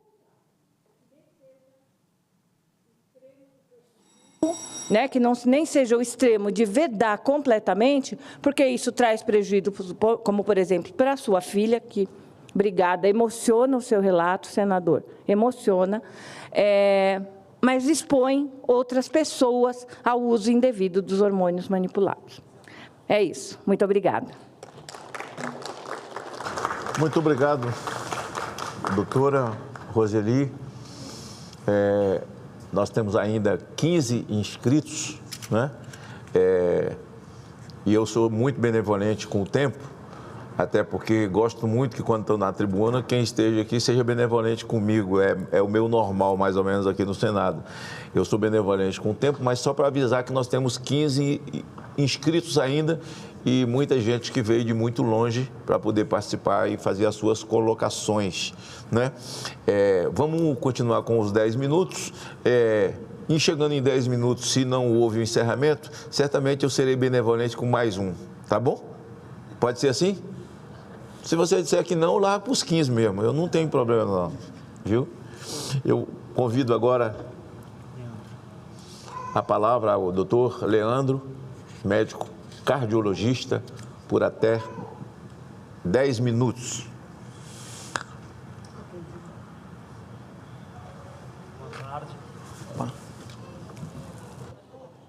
Boa tarde, prezados senadores, boa tarde, queridos colegas médicos aqui presentes, telespectadores. Agradeço o honroso convite para a gente estar debatendo aqui desse tema tão relevante para a nossa sociedade, tão importante para os nossos pacientes. Eu, como cardiologista, o primeiro que estou discursando aqui hoje, vou aqui pautar alguns argumentos baseados nas evidências científicas que nós temos hoje, sobre os riscos cardiovasculares desses implantes hormonais que contêm os esteroides anabolizantes, né? Principalmente testosterona, também contém muitos gestrinona. Então, eu vou estar aqui tecendo alguns comentários sobre os estudos atuais. Diversos estudos recentemente têm mostrado que os esteroides anabolizantes, eles promovem uma elevação da pressão arterial, tanto sistólica quanto a diastólica, cerca de 5 a 10 milímetros de elevação. E nós sabemos que essa elevação, ela promove nos vasos que irrigam o nosso coração, que irrigam o cérebro, alterações que acabam aumentando o risco de infarto e o risco de AVC, tanto AVC isquêmico quanto AVC hemorrágico. Os esteroides anabolizantes também, outras pesquisas mostraram que eles promovem uma elevação do colesterol ruim, o LDL, e promovem uma queda do colesterol bom, o HDL. E isso também, para o sistema cardiovascular, é terrível, porque promove a formação de placas ateroscleróticas, placas de gordura, e essas placas se formando dentro dos vasos, vai promovendo uma obstrução, né, progressiva, culminando também com aumento do risco de infarto, aumento do risco de AVC. Outras ações deletérias dos esteroides anabolizantes é o aumento da viscosidade sanguínea, né? Diversas alterações no nosso sangue, causando o quê? Uma elevação do risco de trombose nos membros inferiores, muitos casos de embolia pulmonar, né, associado, que pode até levar realmente a casos muito graves. Então, são alterações que acabam colocando o paciente, a usuária, em risco. Algumas pesquisas têm mostrado também aumento de algumas arritmias ventriculares, inclusive malignas, algumas arritmias que podem até colocar o paciente em risco durante a atividade física. Outras ações deletérias podem culminar com um aumento da espessura da parede do ventrículo, da mesma forma que o músculo se hipertrofia, o músculo periférico, o nosso coração também pode sofrer isso. E pode causar dilatações, inclusive com perda de força do nosso coração. Então, todas essas ações deletérias acabam colocando o paciente em risco. Teve um estudo recente, dinamarquês, inclusive publicado nesse ano, foi um estudo observacional, eles acompanharam os usuários de anabolizantes, um grupo de usuários, e compararam com a população que não utilizava anabolizantes. E foi um segmento de 11 anos aproximadamente, e esse estudo mostrou, pasmem, um risco quase 3 vezes maior na mortalidade entre os usuários de anabolizantes, de esteroides anabolizantes. Então, esses dados nos alertam para que nós tenhamos muito cuidado com esses implantes hormonais, né? Tem que ser a gente tem que aguardar realmente estudos de segurança, né, e de eficácia para o correto uso, para a correta indicação. Hoje, os medicamentos que nós utilizamos, por exemplo, dentro da cardiologia, muitos dos senhores até podem estar usando aqui, por exemplo, medicamentos para reduzir o colesterol, né? Nós temos estudos que mostram de forma precisa, nós podemos passar isso para o paciente. Se usar esse medicamento, a redução do colesterol vai ser nesse percentual. A chance de ter um efeito adverso, de ter uma dor muscular, de ter uma sobrecarga no seu fígado, é de tal percentual. Então, nós conseguimos passar isso de forma muito transparente, de forma muito precisa. Os medicamentos para diabetes, que utilizamos com rotina, hoje nenhum medicamento para diabetes é liberado, vai para a prateleira, se não tiver realmente estudos de segurança cardiovascular. São feitos estudos para avaliar se o medicamento, além de controlar adequadamente o diabetes, de reduzir a glicemia, de reduzir os parâmetros que são importantes metabólicos, se eles são seguros para o sistema cardiovascular. E também nós conseguimos passar isso para os pacientes de forma muito precisa, quais os percentuais de risco. E isso tudo por quê? Porque a medicina baseada em evidências nos deu esses dados. Diversos estudos robustos, com segmento em longo prazo, nos dão essa informação para que nós possamos passar para os nossos pacientes e utilizar o medicamento de forma segura, né? E nós queremos e desejamos também que o mesmo ocorra com os implantes hormonais. Ninguém é contra aqui a utilização dos hormônios. O que nós queremos é que, da mesma forma que eu falei para os senhores aqui, que ocorreu com os medicamentos que nós utilizamos no dia a dia para outras condições, que isso também aconteça com os implantes hormonais, que venham novos estudos sérios, robustos, com um número grande de pacientes, com tempo de segmento prolongado e que nos dê esses parâmetros de farmacocinética, de segurança no curto prazo, de segurança no médio prazo, de eficácia, onde nós possamos falar para o paciente, olha, realmente esse chip aqui vai ter essa durabilidade, esse implante vai ter essa durabilidade. Esse implante, se você associar esse medicamento com esse, nós temos visto associações super complicadas, que não, é difícil até de entender como que o colega prescreve aquilo dentro do mesmo implante, no mesmo momento para o paciente. Quer dizer, nós não sabemos o que um medicamento vai contribuir, vai ter em relação aos demais, e isso pode colocar realmente, nós não sabemos a durabilidade dele, o pico de ação desses implantes. Então, realmente, o que nós queremos é que surjam, e acho que urgente, a necessidade desses estudos, para que todos nós tenhamos a segurança e sabemos a eficácia e podemos prescrever para os pacientes de forma muito transparente. Eu acho que esse é o debate que temos, e acho que todos nós temos que estar do mesmo lado, né? Ao final, todos nós aqui não tem um contra o outro, nós todos estamos do lado dos nossos pacientes e queremos que a saúde, que é o bem mais precioso que eles têm, que não coloquem em risco isso. Então, eu agradeço a presença de todos vocês, a atenção, e estamos à disposição aí para os debates futuros também. Muito obrigado a todos.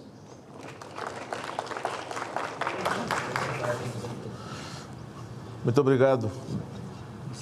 Não foi o doutor agora? Doutor Leandro Schnick. Doutor Leandro. Só não vou falar o sobrenome dele para não dar um nó na minha língua, porque é difícil, hein? Doutor Leandro, muito obrigado, viu? Jovem médico, pela contribuição. Também concedo a palavra agora à doutora Isabelle Guindry. Posso ter errado também. Guindry, né? Especialista em implantes subcutâneos. Por 10 minutos.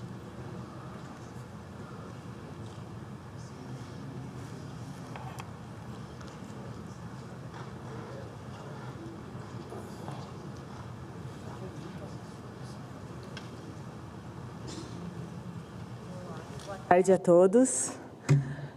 Agradeço à mesa, ao excelentíssimo senador Magno Malta, ao senador Jorge Seife, que oportunizou o debate público.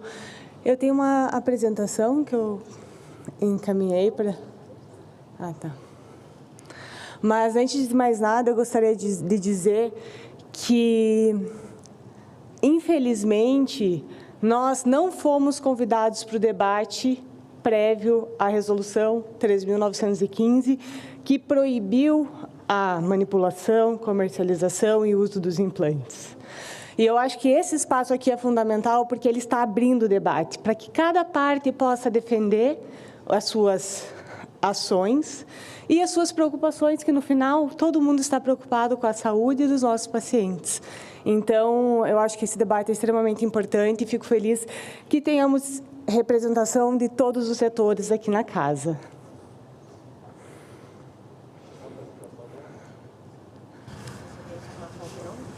A apresentação não chegou?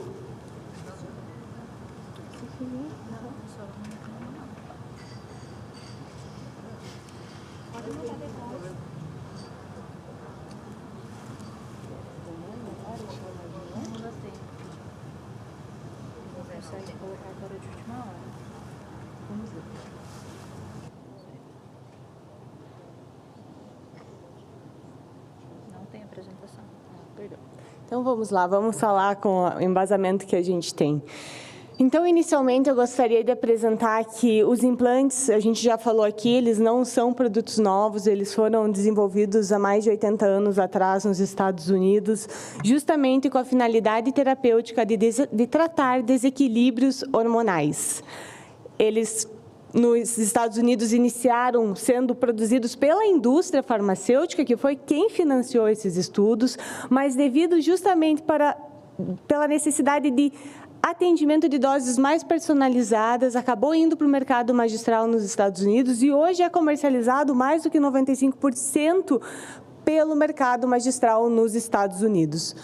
No Brasil, os implantes chegaram em 2013 para os laboratórios de manipulação de mercado magistral e em 2016 os absorvíveis chegaram no Brasil. Aqui já foi falado do histórico, tivemos ao longo do tempo uma série de medidas para regular a atividade e a manipulação desses hormônios, da gestrinona e dos hormônios anabolizantes para finalidade estética. E hoje é um dia muito feliz, porque a gente celebra a consciência de que sim, existe uma finalidade terapêutica que deve ser respeitada para o uso dos implantes. Mas eu estou aqui para defender tecnicamente esse produto, porque muitas vezes se fala da produção de implantes absorvíveis como se fosse algo feito em fundo de quintal, sem critério nenhum, e é justamente o oposto.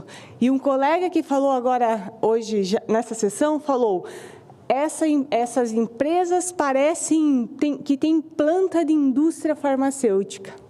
Exatamente, a gente precisa ter uma infraestrutura de indústria farmacêutica, não na escala da indústria farmacêutica, porque nós produzimos numa escala muito menor, baseada em prescrições para o consumo dos nossos pacientes. Mas a gente tem que ter uma infraestrutura que não tenha desprendimento de partículas, nós precisamos de um sistema de ar monitorado e controlado para que a gente tenha um ambiente estéril e a gente tem uma série de controles, desde a matéria-prima que chega no nosso laboratório e que precisa ser analisada pela sua pureza, pelo seu teor, pela sua carga microbiológica, o processo produtivo que tem que ser controlado e monitorado, desde as pessoas que estão dentro daquela sala até o processo, a sequência do processo, e um produto que também precisa ser devidamente controlado para garantir lá na ponta a segurança para o paciente. E é isso que nós precisamos fazer e é isso que nós fazemos, atendendo os requisitos da RDC 67 de 2007, que regulamenta a nossa atividade. Hoje, nós fazemos ensaios de teor em todos os produtos todos os implantes que são produzidos. Nós fazemos ensaios de friabilidade e dureza para garantir a resistência mecânica desses implantes. E nós também realizamos ensaios de desintegração, que é justamente para garantir que a dose desses implantes que são entregues, ela ocorre de maneira controlada e prolongada.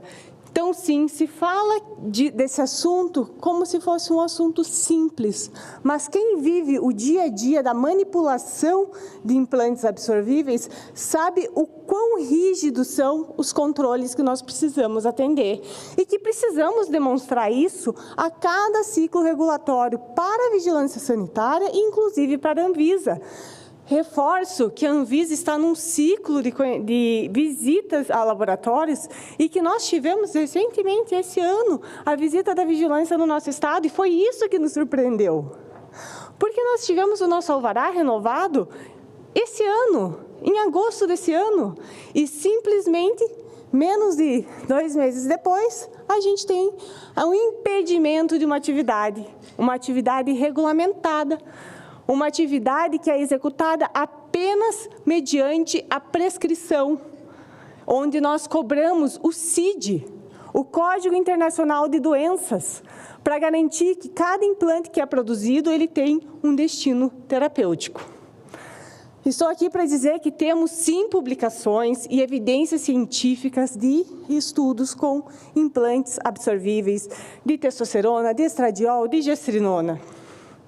Esses estudos, inclusive teve um estudo que foi apresentado aqui nesse espaço, que é da pesquisadora Rebecca Glaser, uma pesquisadora que estuda há mais de 15 anos implantes de testosterona em mulheres. E o que ela já obteve de resultado, um dos mais importantes, é que esses implantes ajudam, sim, a prevenir o câncer de mama, em uma taxa superior do que 30%. Então, a gente não está falando de ausência de evidência científica. Aqui nós temos evidências de sobra, científicas da necessidade desse produto e evidências de que os laboratórios que trabalham com implantes são fiscalizados e têm uma rota regulatória definida.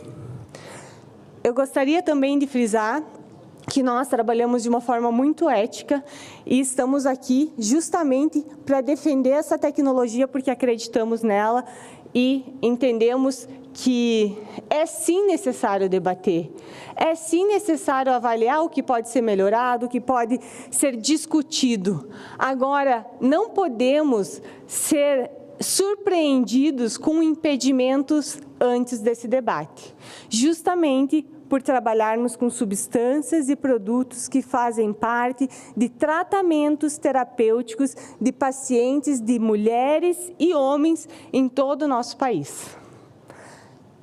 Eu agradeço muito por esse espaço de fala, espero que tenha podido esclarecer a respeito da importância da fiscalização e dos aspectos regulatórios dos laboratórios, das farmácias de manipulação de substâncias estéreis.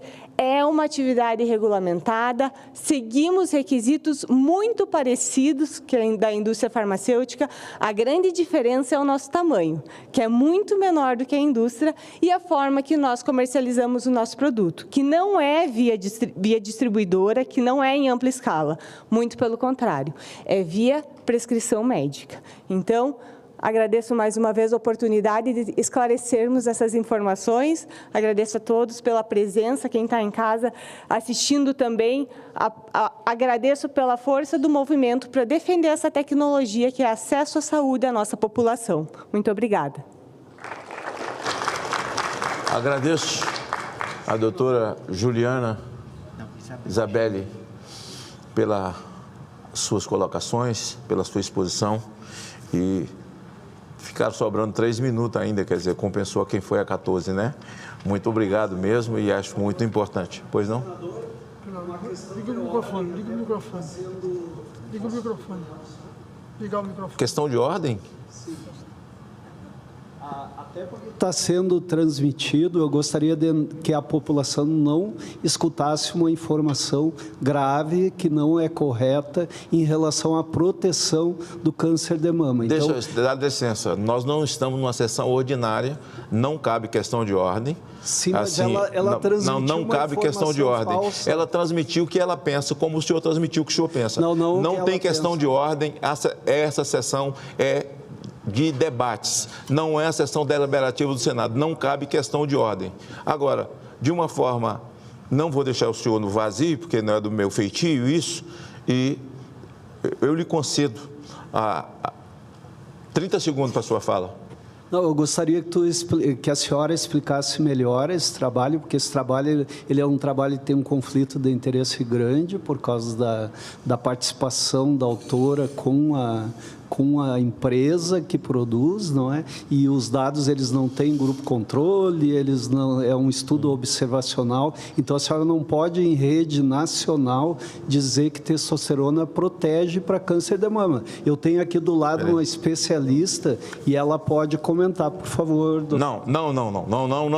Eu concedi ao senhor, isso não é uma sessão deliberativa, não cabe questão de ordem, eu lhe dei os 30 segundos e cada um que veio à tribuna teve o direito de falar o que pensa, o que estudou, o que pratica e ninguém questionou ninguém. Então, a senhora está no seu direito, não precisa responder e eu vou continuar. A senhora tem 3 minutos.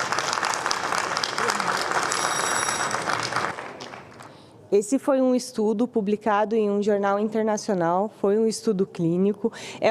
Para a sua informação, a doutora Rebeca Glaser produz os implantes Doutora, dela. só um minutinho, quero agradecer o pessoal, os visitantes que vieram aqui ao Senado, assim, são visitas espontâneas de feriado, de final de semana, mas muito obrigado por terem participado aqui com a gente.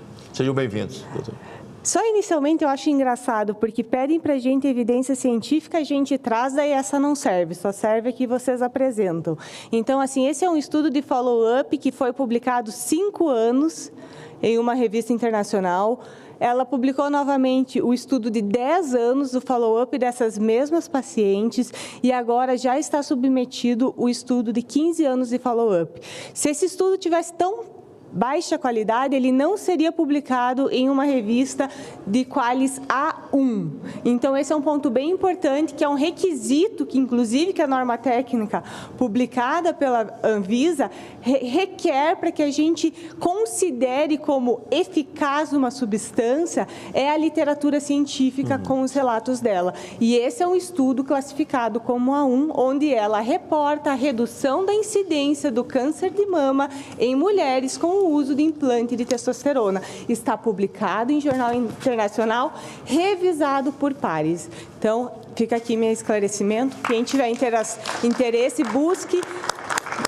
Muito obrigada. Busque pelos estudos da Rebeca Glaser e verifiquem se ela tem o perfil de ser uma pessoa comercialmente influenciada. Então, agradeço mais uma vez a oportunidade de resposta. Muito obrigada. Obrigado, doutora. Continuamos. Não, eu não vou conceder mais a palavra. Me desculpem, isso aqui não é uma sessão, é uma sessão para se comentar de debate temático, não é sessão deliberativa do Senado, e se fosse pior ainda, que o regimento interno não permite. Então, não vou dar questão de ordem. A senhora, quando esteve na tribuna, falou como crê, como acredita, o que pensa, tocou na questão do SUS, que eu elogiei muito, e todos aqueles que foram à tribuna falaram do que pensa, dos estudos que tem, se é a favor ou se é contra, para que a gente possa juntar tudo isso, e em nenhum momento houve questionamento. Com todo respeito aos senhores, eu não vou conceder a palavra. Doutora Juliana Paola, médica psicóloga, por até 10 minutos, tem a palavra da mesma forma que todos os outros. Médica ginecologista. Ginecologista, né? Eu falei o quê? Psicóloga. Psicóloga foi? Mas ginecologista é psicóloga também.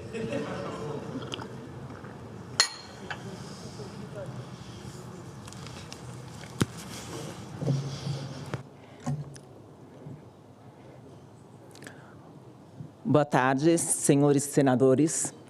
Obrigada, doutor senador Malta, pela oportunidade de a gente poder esclarecer aqui. E esse espaço que nos foi dado para esclarecer a nossa preocupação com a saúde das nossas mulheres brasileiras. Meu nome é Juliana Paola. Deixa eu ver se tem...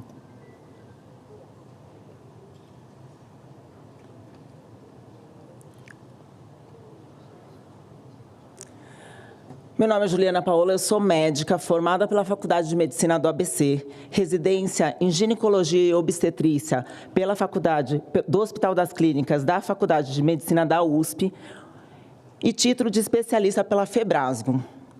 Hoje venho aqui como médica, mulher e usuária de implantes hormonais para a menopausa há 8 anos. Como médica, sempre procurei estudar muito. Inclusive, fui residente da doutora Roseli, e ela mesmo, ela não está aqui para comprovar, mas assim, eu sempre fui uma residente onde procurei estudar muito. Sempre fui atrás de o que tem de mais atual, o que tem mais de comprovação científica. Fui a primeira aluna da minha turma da faculdade. Sou ávida por estudar. E entrei direto na residência médica, que queria, no Hospital das Clínicas da Faculdade de Medicina da USP. Diante disso, antes de começar a realizar e oferecer para as minhas pacientes a opção da via de administração em implantes, fui atrás de muitos cursos e trabalhos que garantissem a eficácia e segurança. E aqui está apenas um dos inúmeros estudos que já foi apresentado pelos colegas, que comprovam que sim, os implantes hormonais é uma opção, sendo uma via com muita eficácia e segurança. Esse trabalho da Sociedade Britânica de Menopausa esclarece que a mulher deve ser informada de como pode otimizar sua transição para a menopausa e transição menopausal e menopausa. É o que a Adriana falou, exatamente isso. As mulheres têm que ser informadas de tudo que pode acontecer nessa fase da vida da mulher. As mulheres estão pedindo socorro e não estão sendo ouvidas. A decisão de usar TRH, o regime, a dose, a duração, deve ser individualizada, após discutir os benefícios e riscos com cada paciente. A administração em gel transdérmico e implante, nesse estudo fala, de estradiol, evita a primeira passagem pelo fígado e não altera a cascata de coagulação, não aumentando o risco de trombose e AVC. E tem um menor risco do que ocorre com o estradiol via oral, e isso a gente sabe muito, que o maior risco que se tem da reposição hormonal com via oral do estradiol é a trombose.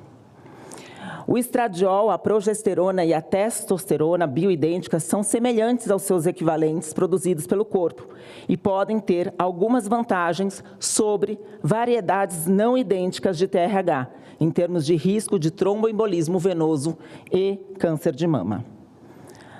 Tratamos pacientes com patologias e que não tiveram benefícios com nenhuma outra via de administração, como endometriose, doença que o senador Magno tem a filha, quanto sofre essa mulher, quanto sofreu a sua filha antes do implante de gestrinona. Miomatose com fluxo tão intenso que pode causar anemia. Transtorno disfórico pré-menstrual, chegando até a ideação ao suicídio. Transição menopausal, mulheres produtivas, que se tornam improdutivas por sofrerem com sintomas nessa fase. Menopausa, com tudo que essa fase traz de ruim para a mulher, diminuindo qualidade de vida e aumentando o risco de doenças crônicas, como doença cardiovascular, osteoporose e demência. Hoje faço parte de um estudo aprovado em fase de recrutamento para tratamento de endometriose, onde comparamos o implante de gestrinona ao de Enogest via oral. Como eu procuro buscar informação e estar atrás dos trabalhos, eu faço parte de um estudo de implantes. Eu convido as sociedades a fazer parte dos estudos também, porque para a gente juntos, a gente ter mais trabalhos científicos para dar segurança cada vez maior, mais do que a que a gente já tem. Como médica, me sinto na obrigação de oferecer todas as vias de administração que existem, colocando os benefícios e efeitos de cada via. Mas a escolha é conjunta com a paciente, individual e personalizada, quanto à via de administração e dosagem adequada. Sabemos que a via oral, muitas vezes usada, aumenta o risco de efeitos tromboembólicos.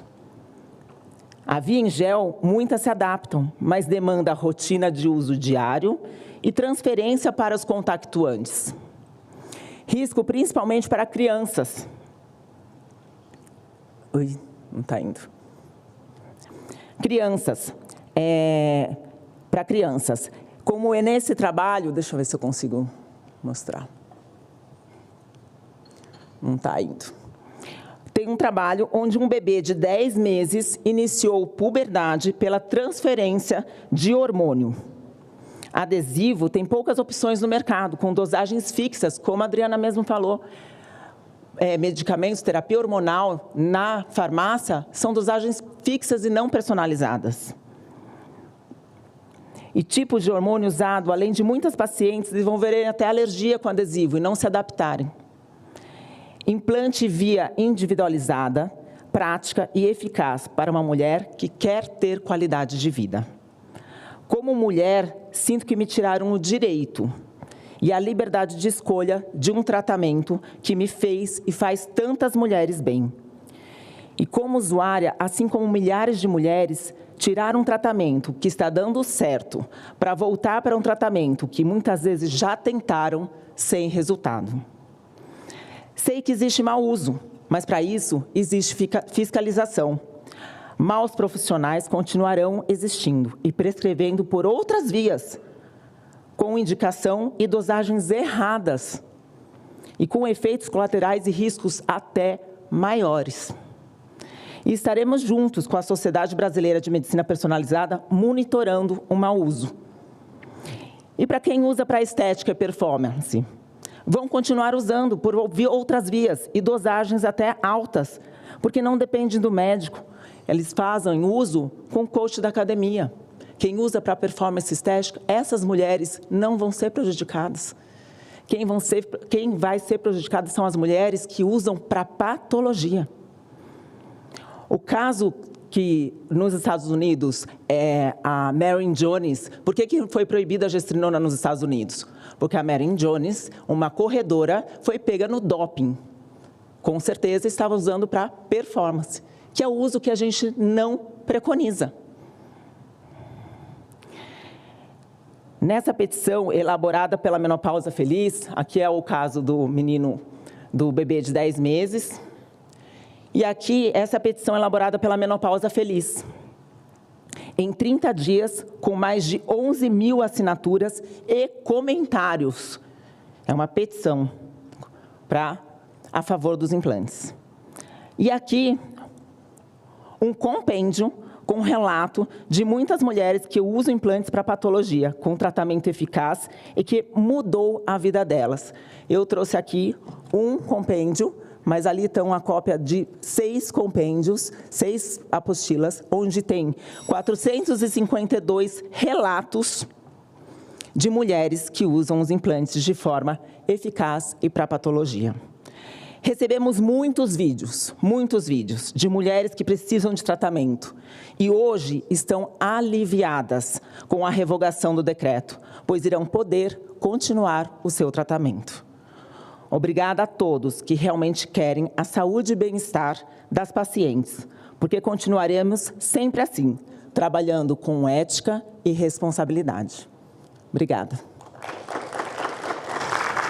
Muito obrigado, doutora. Eu quero saudar os alunos do curso de Direito da Faculdade Kennedy de Belo Horizonte, que estão aqui. Parabéns. E muito obrigado pela visita. Vocês estão na Casa da Federação, que na verdade a Casa do Povo é a Câmara dos Deputados e essa é a casa revisora chamada Casa da Federação. Vocês também estão na casa onde foi invadida e quebrada por uma série de terroristas. Assim dizem eles. Esse plenário não teve nada quebrado, nada. Aqui foi preso um homem sentado na cadeira, nessa terceira fileira, a última da terceira fileira, sentado ali, chamado Clezão. Ontem fez 1 ano da sua morte. Ele foi preso ali, saiu daqui numa cadeira de roda, levado pelos paramédicos, direto para Papuda, porque ali estava sentado sozinho, e saiba, os estudantes de direito e os senhores que nos ouvem, aqui nada foi quebrado, nada foi quebrado. Garanto que se o terrorista César Battisti, que teve como advogado o presidente do Supremo Tribunal Federal, ministro Barroso, tivesse sentado aqui sozinho, ele teria quebrado tudo. Sinto muito para quem faz direito hoje, porque o ordenamento jurídico nacional, ele não existe. Ele está nas nuvens. Espero que o dia volte. O que os senhores e as senhoras, jovens, senhores e senhoras, estão estudando, hoje não tem o mínimo valor. E qualquer petição feita em juízo hoje, a partir desse ativismo judicial do Supremo Tribunal Federal, os senhores jamais serão atendidos ou será lida qualquer petição. Eu espero que o Brasil volte um dia a ter segurança jurídica, respeito à Constituição, o que nós não temos nesse país. Muito obrigado pela presença e pela visita de vocês.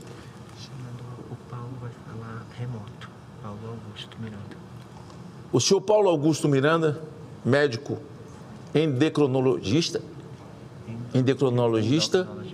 por 10 minutos ele vai entrar de forma remota. Doutor Paulo tem a palavra. Obrigado. Boa tarde.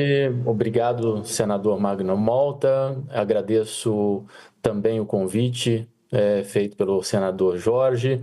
Agradeço a todos que nos assistem. Agradeço a possibilidade democrática que eu participasse por via remota, o que não conseguiria fazer de modo presencial. Aqui representando, então, como presidente da Sociedade Brasileira de Endocrinologia e Metabologia, que é a sociedade ligada à Associação Médica Brasileira, representante dessa especialidade, que é a minha paixão e a paixão de muitos, né, e que estuda profundamente e acompanha as terapias hormonais e as doenças relacionadas e sintomas relacionados às terapias hormonais. Então, é com muito prazer que a gente vem para essa casa para fazer um debate democrático, para que todos sejam escutados. E como eu venho depois de muitos, eu já vi, né, nós vimos aqui na tarde a gente discutir assuntos muito relevantes, né, que são pauta da nossa sociedade, como discrepâncias de acesso à saúde, a necessidade da atenção à saúde da mulher, entre outros temas que são muito importantes, como também a avaliação de evidências científicas. Um ponto importante que eu chamo a atenção de todos é que para uma terapia chegar a ser utilizada em seres humanos, ela precisa de passar por um crivo científico muito rigoroso. E isso é fundamental para a defesa da saúde das pessoas. Então, os estudos pré-clínicos que são feitos, os estudos de fase 1, que são farmacológicos, de fase 2 e de fase 3, que são para estudos de eficácia e segurança, eles são fundamentais para que uma medicação, uma via farmacológica, chegue ao mercado e possa ser utilizado em escala. Escala sim, e aí eu reforço, essa escala de uso é importante que a gente entenda, porque os implantes hormonais manipulados, eles foram utilizados durante algum tempo como terapia de exceção para situações muito específicas, das quais as modalidades terapêuticas disponíveis até o momento não surtiam o efeito e não faziam o tratamento adequado para aquelas pessoas. Mas o que nós vimos foi uma escalada muito significante do uso dessa modalidade terapêutica nos últimos anos. E isso que chamou a preocupação, tanto utilizando hormônios que não eram testados para essa via, como também a utilização de associações de hormônios não testados para esta via. Chama atenção por dados da Anvisa que nos passou durante todas as reuniões que fizemos, nos debates durante todos esses anos ao longo do qual demonstramos a nossa preocupação com esta modalidade terapêutica e da forma como ela vem sendo trabalhada, que inicialmente tínhamos uma ou 3 empresas e farmácias magistrais que trabalhavam com esses produtos e hoje temos cerca de 20, fazendo com que a gente tenha uma escala de utilização em nível industrial, sim, e muitas vezes como primeira linha de tratamento em alguns consultórios. Lembrando que a gente está aqui discutindo uma modalidade terapêutica que não é acessível à maior parte da população brasileira e que custa mais de 3, 4, 5 até 7 mil reais o tratamento. Então a gente está falando de algo que sim impacta financeiramente e que tem trazido efeitos adversos. Assim como a gente sabe que uma modalidade farmacológica para chegar ao mercado deve passar por um crivo de segurança, é muito importante a sua vigilância. Através da vigilância farmacológica que muitas vezes identificamos que produtos que passaram por algum crivo científico ou que são utilizados há muito tempo trazem efeitos adversos, muitas vezes não previsíveis ou não monitorados nos estudos que foram realizados. E aí que é o ponto importante, por isso que a gente apoiou a decisão da Anvisa inicialmente, na resolução que suspendia a comercialização e a utilização desses implantes, uma vez que, quando se há suspeição de risco, os relatos de casos são fundamentais para que a defesa da saúde da população seja feita. Em se revisando e aí comentando sobre a resolução da Anvisa publicada no dia de hoje, no qual fomos comunicados ontem, né, esta resolução que ela substitui a inicial, que foi uma resolução liminar, ela não diz para nós que a Anvisa não demonstra preocupação sobre os implantes hormonais manipulados, né? Ela diz para nós que ela, inclusive, proíbe a propaganda, né? E tanto para o público geral, como na fala do diretor da Anvisa, na reunião em que estávamos, inclusive a realização de cursos promovidos pelas farmácias magistrais, como vinha sendo feito, no qual as próprias farmácias magistrais estavam ensinando médicos a como prescrever estes produtos. Então, esta preocupação da Anvisa de não levar informação de algo que deve ser a exceção, que deve ser utilizado para aquela situação onde não temos vias de tratamentos e terapêuticas disponíveis no mercado, vai ser a forma de tratamento, ela não pode ser promulgada, divulgada, ela deve ser vinda do médico que assim decide por aquela via, né? E isso, definitivamente, pela escala de utilização, pelos números observados, e eles podem ser facilmente observados em levantamentos administrativos dessas empresas, né? E realmente nos preocupa porque boa parte dos pacientes utilizando estas terapêuticas, eles chegam para nós sem qualquer relatório, sem qualquer receita que passou pela mão deles ou delas durante a implantação. Então, uma junção de dados, por exemplo, entre receituário controlado, que todo hormônio esteroide deve ter retenção, deve ter a receita na mão do paciente, né, para que ele saiba aquilo que está usando, e o montante produzido vai identificar que a gente não tem essa correlação, ou seja, a gente observa que existia um cenário de má prática, de mau uso desses implantes hormonais, o que realmente deve preocupar a Anvisa. A Anvisa também demonstrou que ela está conjunta com a decisão do Conselho Federal de Medicina, né, com a preocupação do uso estético, né, e de ganho de massa muscular e para desempenho esportivo destas terapias, né? E a gente observa também por muitas vezes que as indicações são feitas por essa motivação. Então, também nos preocupa, né, que pacientes, né, que pessoas sejam submetidas a potencial risco, né, com terapias que ainda carecem, né, de estudos de maior longo prazo, para que a gente tenha essa utilização. Um ponto muito importante quando a gente fala sobre estas vias terapêuticas são os estudos. Vários deles foram apresentados. Eu gostaria de comentar 3 desses estudos. Um dos estudos comentados, por exemplo, uma revisão feita pela Cochrane no ano de 2013, se não me engano, sobre a comparação, né, sobre o uso de gestrinona ou derivados antiprogestágenos para fins de tratamento, né, que foi citado como uma evidência, né, lá na conclusão desta revisão, nos fala que não há evidências fortes para o uso desta substância. Né? A mesma revisão apresentada e de autoria de um dos colegas que falou aí hoje, né, também traz esta mesma conclusão. Apesar de então existir a publicação sobre a gestrinona e o uso de implante, Tá? A conclusão desse estudo é que as evidências são fracas, né, para essa utilização.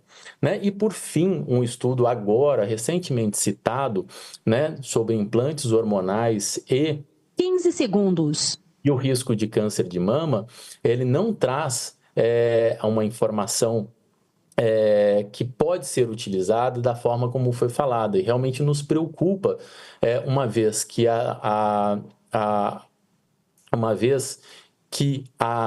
os vieses de seleção também e de grupo comparativo para se chegar à conclusão do estudo não são adequados para a conclusão que nos foi trazida, né? De forma que realmente é uma informação que pode levar à confusão das pessoas que nos assistem, né? E que eventualmente pode trazer uma ideia de segurança que não temos. Portanto, o que a gente gostaria de compartilhar, finalizando já a minha fala, é que a Sociedade Brasileira de Endocrinologia e Metabologia, sim, se preocupa com a saúde das pessoas. Eu falo isso por ser um médico que trabalha no SUS desde a minha formação e ainda acadêmico de medicina, e nos meus 24 anos de formado, não teve um ano sequer, um mês sequer, em que eu não tive a minha atividade dentro do Sistema Único de Saúde, né, do qual é o orgulho de todo brasileiro que conhece saúde no Brasil e saúde no mundo. Sabemos que a gente tem um sistema de saúde que devemos nos orgulhar e que devemos cuidar com muita atenção. Também devemos nos orgulhar das nossas agências regulatórias. A Anvisa é uma agência que nos orgulha muito e que tem feito o seu trabalho e que a gente 15 segundos. E que a gente deve respeitar e que a gente deve cuidar para que ela continue ofertando. E as sociedades científicas estão aí justamente para contribuir, né, com o conhecimento, com o debate, para que todos possam ter acesso às informações de qualidade, né, com base nas evidências científicas e pautado na saúde da nossa população. Obrigado, doutor Paulo. Ouvimos remotamente e, nesse momento, eu concedo a palavra à doutora Alessandra Clarízia, médica ginecologista, por 10 minutos.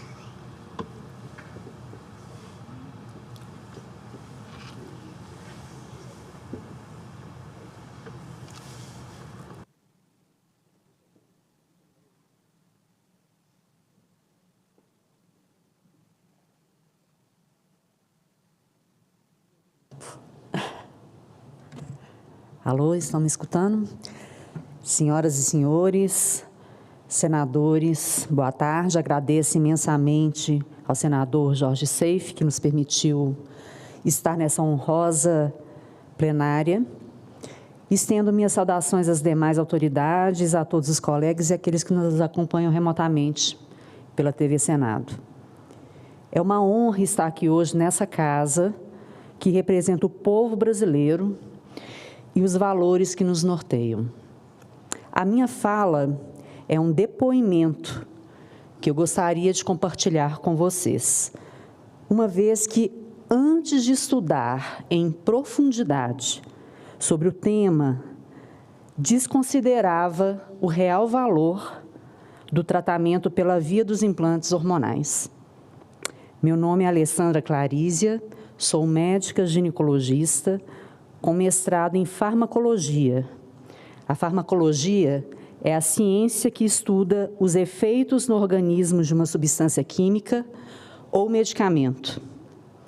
Tenho doutorado em farmacologia bioquímica e molecular, onde estudei a oncogenética do câncer de mama e do câncer de intestino. E tenho pós-doutorado em reprodução humana e endometriose, todos pela UFMG. Minha trajetória de pós-graduação pautou-se desde experimentos laboratoriais em farmacologia até pesquisa clínica, norteados pelo cientificismo e pela ética. Fruto disso, Sou revisora de trabalhos científicos internacionais de um importante grupo que abriga as melhores revistas científicas mundiais. Sou professora universitária há 22 anos, participei da Comissão de Revisão do Código de Ética Médica em 2009, ajudei a construir e estruturar 2 cursos de medicina e fui coordenadora geral de 3 renomadas faculdades de medicina em Belo Horizonte. Mas, além da minha atuação acadêmica, minha verdadeira paixão é a saúde da mulher, uma profissão que me ensinou ao longo dos anos a unir escuta, ciência, humanidade e na busca pela saúde, que considero o nosso maior ativo, além de paz e bem-estar para tantas mineiras e brasileiras. Permitam-me começar compartilhando algo pessoal. Houve um tempo em que eu mesma era cética ao uso dos implantes hormonais, para a reposição hormonal na menopausa ou para o tratamento da endometriose. Até o testemunhar, em meu consultório, pacientes que deram início ao tratamento com outros colegas médicos e que apresentavam resultados clínicos surpreendentemente positivos para uma condição clínica tão crítica. Quando me refiro aos implantes hormonais, entendam implantes como estradiol, testosterona, gestrinona e nestorone. A gestrinona que, infelizmente, pelo uso indiscriminado e sem indicação clínica, acabou recebendo esse apelido de chip da beleza. Dentre esses casos clínicos, uma paciente antiga me chamou muita atenção. Portadora de endometriose pélvica, já tinha feito 2 grandes cirurgias para a retirada dos focos da doença e seguia com tratamento oral convencional. Por causa da dor, ela não conseguia ter relações íntimas com o marido, não conseguia manter uma rotina estável no trabalho e mensalmente era internada para receber medicações venosas para a dor. Em uma consulta de rotina, ela me disse: doutora, não me mata, não, e não me xingue, não, mas iniciei o tratamento em Salvador com o professor Elcimar Coutinho, utilizando implantes de gestrinona, e minha vida voltou. Voltei a trabalhar, não preciso mais me internar, não tenho mais dor e os últimos exames mostram a diminuição dos focos de endometriose e não vou precisar mais retirar meu útero e nem o meu ovário, os meus ovários. E assim testemunhei outros inúmeros exemplos de minhas pacientes, sejam com endometriose, portadoras de mioma, TPM, que utilizando implantes hormonais mudaram o padrão da sua saúde. Então, em 2019, com evidências tão claras ali na minha frente, eu me questionei se eu estava negligenciando um recurso terapêutico tão eficaz para as minhas pacientes. A partir daí, eu comecei a repensar a minha posição. Mas, para isso, eu tive que abrir minha cabeça, estudar e me convencer. Será que tem embasamento teórico para isso? É seguro? É cientificamente eficaz? A partir disso, como uma boa cientista, eu mergulhei em estudos científicos nacionais e internacionais, conferências, congressos, debates críticos sobre o tema. Ouvi mulheres, troquei experiências com outros profissionais e, principalmente, me capacitei. Depois de tudo isso, tem a segurança da prescrição do uso dos implantes hormonais e para tratamento das mulheres portadoras de endometriose e de outras condições clínicas relacionadas aos distúrbios hormonais, transição menopausal e menopausa. Em especial, na reposição hormonal durante a menopausa, há mulheres que se adaptam a outras vias de administração, oral, gel, está tudo bem. Contudo, existem aquelas que não respondem a esses tratamentos e é aí exatamente nesse contexto que adotamos a opção da reposição hormonal por meio dos implantes. É sempre o que for melhor para cada paciente, com a responsabilidade de acompanhamento médico, sistemático e contínuo. Como médica, eu tenho o dever de acolher e ser capaz de tratar as queixas que elas me trazem, como ansiedade, calor noturno, suor de encharcar a roupa, falta de concentração, perda de libido, de memória, enfim. Elas não se reconhecem mais. Para além das queixas, eu estou preocupada em mitigar o risco de doenças cardiovasculares, doenças neurológicas e degenerativas e osteomusculares. Pois a responsabilidade de tratamento nessa população, nos dias de hoje, é negligenciada. É muito grande. Preciso pensar na qualidade de vida e de saúde dessas mulheres daqui a 1 ano, daqui a 5, daqui a 10, 20, 30 anos. E ao contrário do que muitos médicos pensam, nós mulheres precisamos de doses de hormônios muito, muito baixas. Mas precisam ser estáveis, de qualidade e, principalmente, acompanhadas por quem tem mérito para prescrição e tratar as pacientes na menopausa. Hoje, não só sou uma defensora dos implantes hormonais, mas também usuária. Como mulher, compreendo profundamente os dilemas que enfrentamos ao buscar equilíbrio entre nossas vidas pessoais, profissionais e o cuidado com nossa saúde. Como médica, prescrevo com muito critério também essa via de administração hormonal, porque vejo diariamente o impacto positivo que ela traz às vidas das mulheres. Entendo que o tema desperta debates e isso é positivo. Mas é preciso basear essas discussões em fatos e ciência, em regulamentação de prescritores e dosagens hormonais que garantam segurança quando essa via de administração for indicada.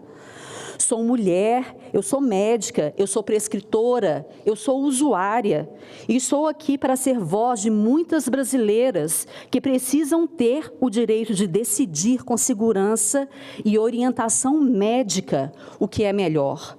Por isso, peço a todos vocês que se juntem a mim nesse esforço para avançarmos na continuidade das pesquisas no acesso da regulamentação responsável dessa terapêutica no Brasil. Não estamos apenas defendendo um recurso médico, mas também a saúde, o bem-estar, a autonomia de tantas mulheres que confiam em nós para representá-las. Agradeço a oportunidade de estar aqui e estou à disposição para dialogar, esclarecer dúvidas e contribuir para um debate construtivo. Muito obrigada.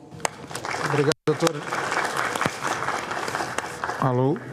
Doutora Alessandra, muito obrigado por suas contribuições, por sua presença aqui hoje no plenário do Senado Federal com essa discussão tão importante e que tive agora no meu gabinete fazendo uma videoconferência, tantas mensagens de todo o Brasil, tanto da comunidade médica como pessoas que estão interessadas nesse debate, numa sexta-feira, Magno, assistindo aqui às exposições, os debates, os números, as estatísticas, as defesas. Então, quero agradecer mais uma vez a todas as senhoras e senhores que nos prestigiam aqui hoje com esse rico debate. Concedo a palavra à senhora Daniele Simonassi Nantes, que é médica ginecologista, que vai dispor de 10 minutos para as suas exposições aqui no plenário do Senado Federal. Boa tarde, quase boa noite já, né? Queria agradecer primeiramente pelo convite, né, senador Magno Malta e do meu estado. Já foi falado aqui que sou ginecologista, né, a ginecologista da filha dele, e ela chegou para mim recentemente, né? Assim como muitas pacientes com endometriose, elas demoram muito para fazer o diagnóstico, convivem muito tempo com a dor E quando vão chegar no tratamento, às vezes já estão com evolução da doença, né? A Maguinha, por exemplo, né, já tinha começado algum tratamento. E a gente investigando, a gente sempre faz exames de imagem, né, exames laboratoriais, para a gente ver mais segurança de iniciar algum hormônio, né? E a gente aprende muito na medicina que a gente, na verdade, como ginecologista, a gente usa sempre hormônio, né? A começar pelos anticoncepcionais, que são hormônios. E, muitas vezes, todas as doenças ginecológicas, eu aprendi durante a faculdade que a gente deveria usar anticoncepcional, usar hormônio. Eu mesma sou portadora da síndrome dos ovários policísticos e aprendi que o anticoncepcional não trata essa síndrome, mas usei por anos, né? Antes de me tornar médica e de buscar mais informações desse assunto.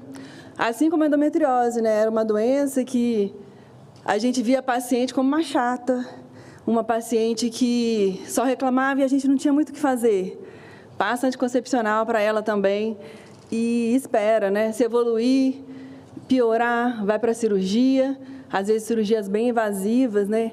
Eu cheguei a fazer uma pós de videocirurgia com o Dr. Walter Passe aqui em BH, incomodada, né, com essa dor da paciente com endometriose, mas acabei me enveredando mais para a parte clínica mesmo e pensando mais na profilaxia, né, olhando a dor dessa mulher. E mesmo a paciente que faz cirurgia também precisa de manter esse hormônio, ela precisa de manter esse bloqueio hormonal. Então, não adianta só operar, né? Ela vai precisar continuando desse hormônio e a gente faz várias vias, né? Eu comecei a reposição hormonal, tanto da endometriose, né, no bloqueio hormonal, quanto para paciente da menopausa, na forma de gel, né, gel tópico, até que estudando, né, e aprendendo mais, fomos chegando ao implante. Hoje eu continuo, como a doutora falou anteriormente aqui, né, usando as duas formas. Nem todo mundo que vai chegar vai ter indicação de usar esse implante, mas acho que a gente tem que preconizar a questão da autonomia médica também, né, da gente olhar para essa paciente e ver o que é melhor para ela. Muita gente não se adapta à questão do gel, por vários fatores, né, de perdas, de esquecimento, de contato, do uso, e o implante às vezes se torna a única via que vai ter boa resposta para essa mulher.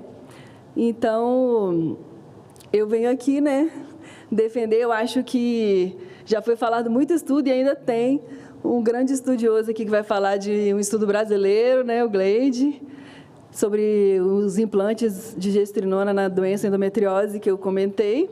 Então, eu acho que esses implantes, a maioria deles, né, vão ser de tratamento ginecológico muitas vezes, indicações de ginecologia, né, como doença endometriose, mioma, e além de repor na menopausa, né? A gente vê paciente chegando, procurou por muitos outros meios de tratar, reclamava ao seu médico que estava com cansaço, insônia, irritabilidade, quase matando o marido, né, como elas falam, e muita qualidade de vida ruim, até que ela começa a usar o hormônio e muda de vida, né?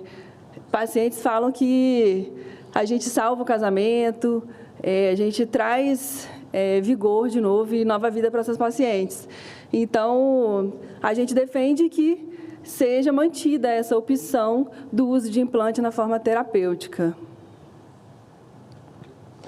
Acho que é só. Muito obrigado, doutora Daniela Munassi, pela sua colocação.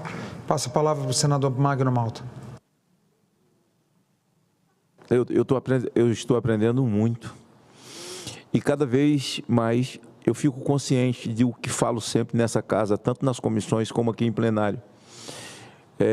Muitas vezes, as duas casas, essa e a outra casa, e foi assim ao longo dos anos, tratam a lei da regra para a exceção, da exceção para a regra. E a vida não é assim. A vida é da regra para a exceção. E as pessoas, quando querem a todo custo aprovar alguma coisa, elas ficam mostrando exceção.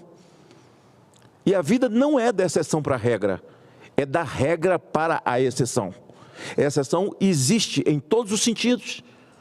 E aí, tudo que eu ouvi aqui, desde o meu gabinete, é de dois casos.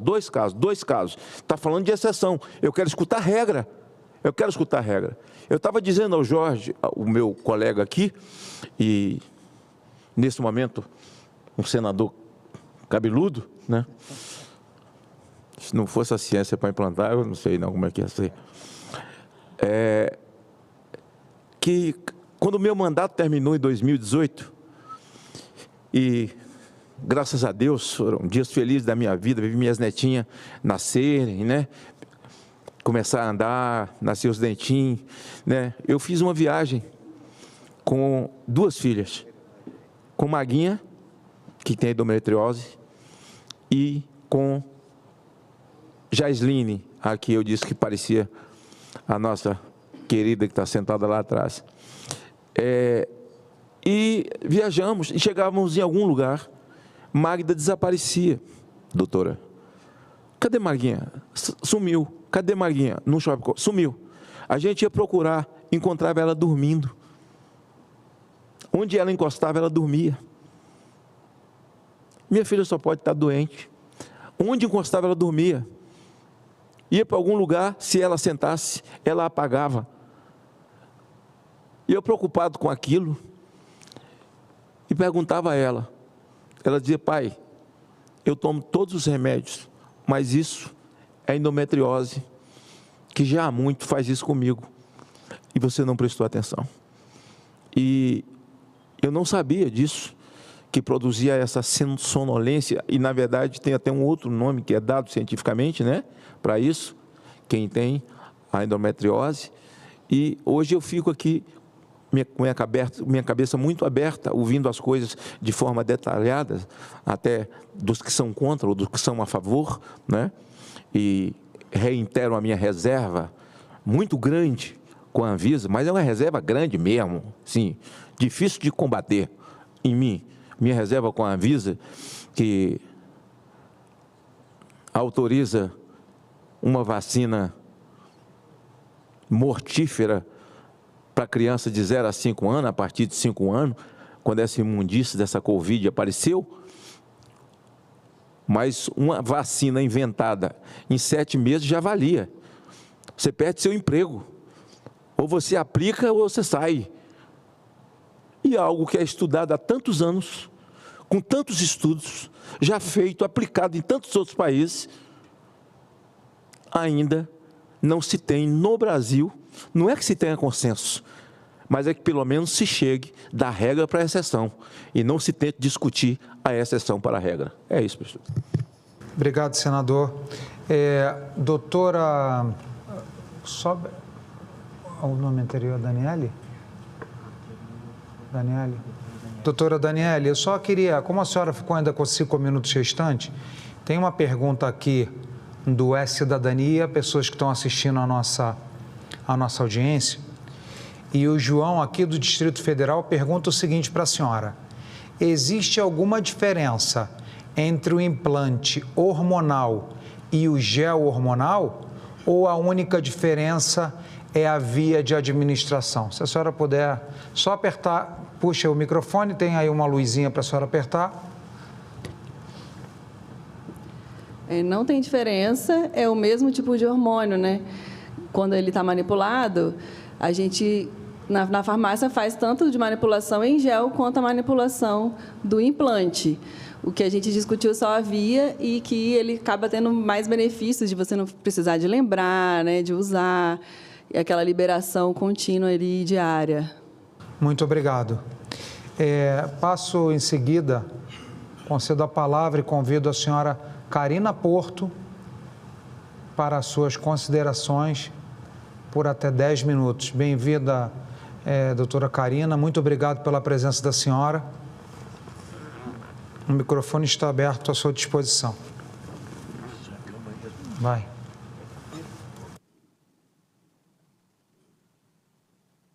Boa tarde a todos.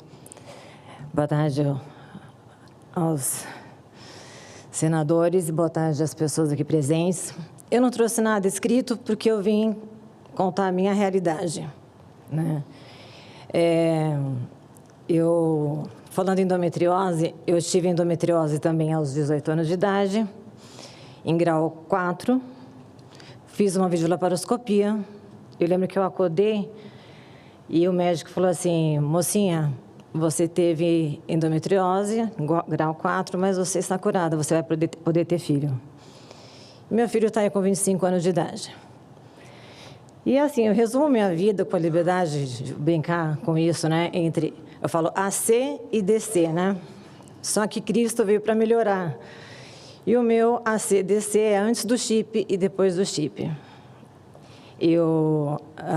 Em 23 de maio de 2022, eu cheguei com uma queixa de infecção urinária no meu ginecologista, que era uma pessoa de confiança, e ele falou: você está tendo infecção urinária de repetição, e isso é um sintoma da menopausa. Eu falei: olha, se é um sintoma da menopausa, eu só tenho isso, porque eu entrei na menopausa precoce também, só que passou para mim batido, eu nunca tive fogacho, falta de libido, não tive nada disso. Aí, eu acho que a oratória desses médicos, não vou generalizar, né, pelo amor de Deus, a oratória desses médicos que vendem os implantes hormonais, eu sou advogada também, eu não praticante, eu sou hoje designer de interiores, há 22 anos. E eu acho que a oratória vem muito pronta, né? E a gente está lá fragilizada. E eu quero deixar uma coisa muito clara, e o que é o mais difícil: eu tenho um rim só.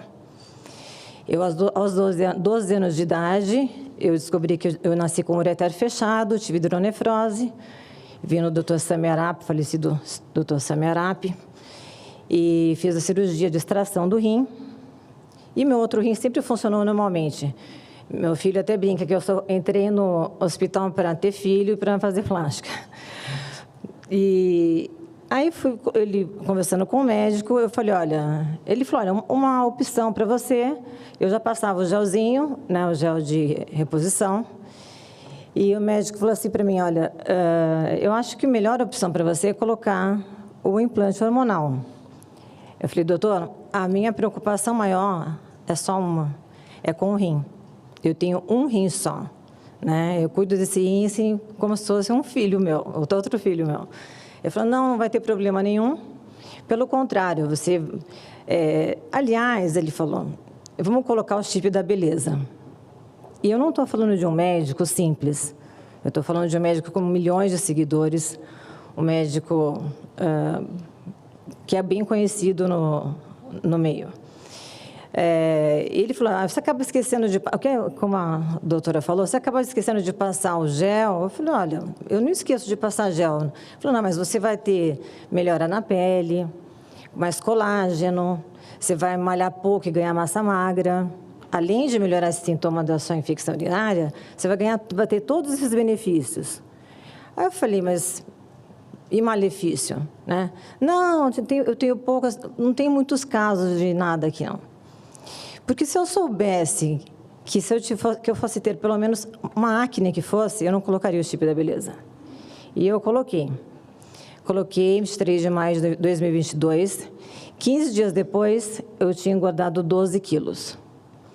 A minha pele estava inteirinha de acne, pescoço, nas costas, com 12 quilos a mais. E eu sou, como mulher, eu também sou uma pessoa vaidosa. A minha profissão exige isso, inclusive. Pelos no rosto, no pescoço, engrossamento da voz, engrossamento do pescoço. E assim, eu me solidarizo com a sua dor, da sua filha, senador, com relação à endometriose, mas eu acredito que tem outros caminhos para o tratamento da endometriose que não o implante hormonal. Vou resumir aqui a história. Eu coloquei o implante, 45 dias depois eu estava com 12 quilos a mais.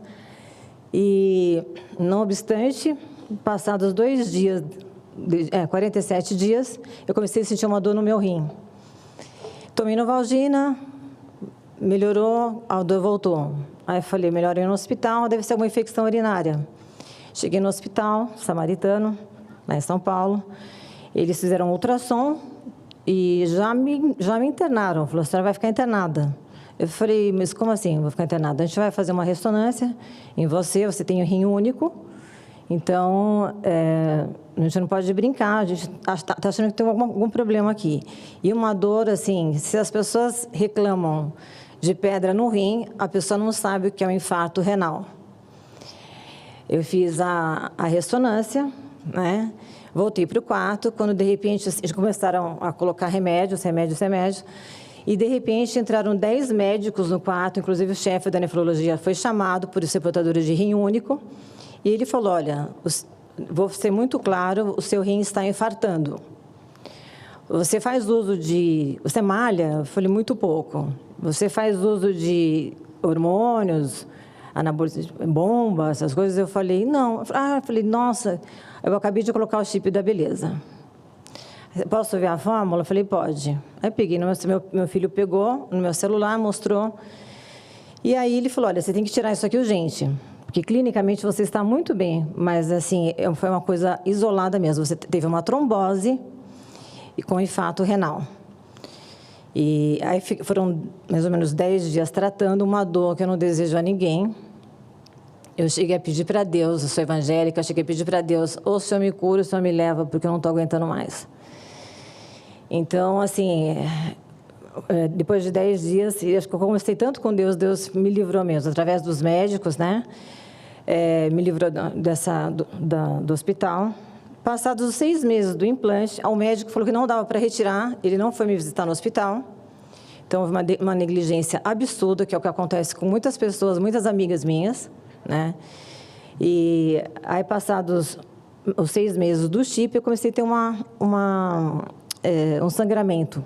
Como eu estava fazendo uso do Xarelto por causa da trombose, que é um anticoagulante, virou uma hemorragia.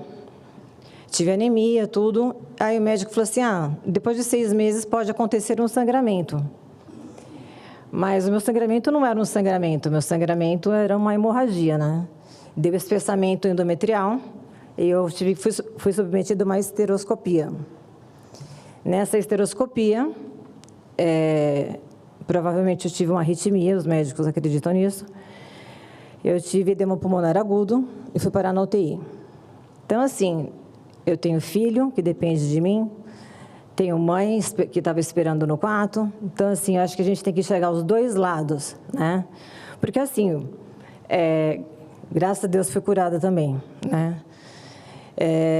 Então, assim, eu tive realmente 2 livramentos. Eu acredito o seguinte, na minha opinião, eu estudei muito o meu caso. Eu sou leiga, mas eu não sou leiga em implante, porque eu estudei tanto o meu caso, que hoje, assim, eu falo para as pessoas, assim, eu alerto muito as pessoas no meu Instagram a respeito do implante, porque eu curei de endometriose de outra maneira. A reposição hormonal, todo mundo já fez antes com gel, até a doutora acabou de falar que por gel é a mesma coisa, só que você pode parar. O implante, como você vai acessar o implante de 6 meses que é absorvível? Como que para o efeito disso? Não para, né? Então, eu passei 6 meses nesse sofrimento, minha mãe com 5 cânceres que ela já teve e eu na UTI, né? O meu filho me esperando, né? Eu criei meu filho praticamente sozinha. Então, assim, resumindo, né? São três situações. O médico olha para você, ele prescreve. Segundo, vai para uma farmácia de manipulação, fazer os pellets. Eu não acredito numa fiscalização honesta e assim, contínua em cima dessas farmácias de manipulação, não acredito. E terceiro, ninguém sabe colocando o implante, como que ele cai no organismo, assim, como que ele vai... Porque o meu, com certeza, foi uma bomba, né? O meu, com certeza, foi uma bomba, até porque depois de 6 meses, minha testosterona estava altíssima, e todo mundo sabe que não precisa de muita testosterona, a mulher não precisa de muita testosterona. Nós nascemos com pouca testosterona e podemos continuar com pouca testosterona. Através da reposição hormonal, sim, mas cientificamente comprovado. Eu sou a favor do estudo científico, né? Não sou contra a reposição. Eu sou contra o que aconteceu comigo e que pode acontecer com outras pessoas. Hoje, eu vivo com um pedaço de rim. Então, assim, eu tive depressão, síndrome do pânico, eu vivo em um hospital, porque, assim, qualquer dor que eu tenha, eu corro para fazer uma tomografia, as pessoas já têm um cumprimento no hospital, é uma coisa absurda, atrapalhou meu trabalho, atrapalhou meu relacionamento pessoal. Enfim, eu tenho há 2 anos e meio que eu vivo o drama dos efeitos do implante hormonal do chip da beleza. E esse chip da beleza, sim, foi o que me foi vendido, é o que aparece na internet e todo mundo está aí para ver, sabe? Então, acho que vamos fiscalizar. Vai fiscalizar como? Até os médicos, quando eu falo, vai acabar, doutor, falam, vai acabar nada, a gente está colocando. Então, assim, quero saber como a Anvisa vai fiscalizar de forma, assim, rígida. Posso continuar? Para finalizar, por gentileza. Só finalizando. O problema, eu acho, assim, não sou contra a reposição hormonal, desde que seja feita de uma maneira científica, com comprovação científica. Porque senão, por que teria remédio, por exemplo, né? Farmácia de manipulação fazer isso? Então, eu alerto as pessoas para que outras pessoas não passem pelo que eu passei. Eu estou aqui, mas eu poderia não estar, né? Porque se eu não tivesse ido ao hospital, eu teria tido falência do meu único rim e eu teria morrido, né? E depois na UTI, né? Eu tive que ser entubada às pressas, eu não estava entubada. Então, é o que eu falo. Eu sou assim, eu fico na luta realmente pela regulamentação, né, se for para ter implante, que seja regulamentado, que seja feito por laboratório, seja estudado, né, não da maneira que está hoje em dia. Tá bom. Finalizar, tá? Tá bom, muito obrigada. Obrigado, senhora. Obrigado, senhora Karina Porto. Deu o seu depoimento com uma má experiência. E ainda ontem eu estava vendo um vídeo, senhora Karina, em que o especialista dizia o seguinte: a diferença do remédio para o veneno é a dose, né? Então, eu tenho certeza que provavelmente ou o material de má qualidade foi implantado na senhora e que teve uma absorção imediata, ou os componentes, o laboratório, quem preparou esse chip não tinha a qualificação correta ou não usou os padrões que já são determinados pela Anvisa, né? Mas eu agradeço muito o depoimento da senhora e eu concedo a palavra, convido para o uso da palavra o senhor Lucas Caseri Câmara, que é o médico do exercício do esporte, por 10 minutos. Ele está remoto conosco. Boa noite, doutor Lucas. Muito obrigado pela sua participação aqui conosco no plenário do Senado Federal. A palavra é do senhor por 10 minutos. Boa noite, senador. Eu gostaria de agradecer o honroso convite da sua pessoa, do senador Magno, e importância dessa sessão em respeito a isso, o profissionalismo necessário. Eu vou aqui apresentar nos meus slides, creio que minha apresentação deva estar subindo, não sei se eu compartilho daqui. Compartilho daqui a minha apresentação.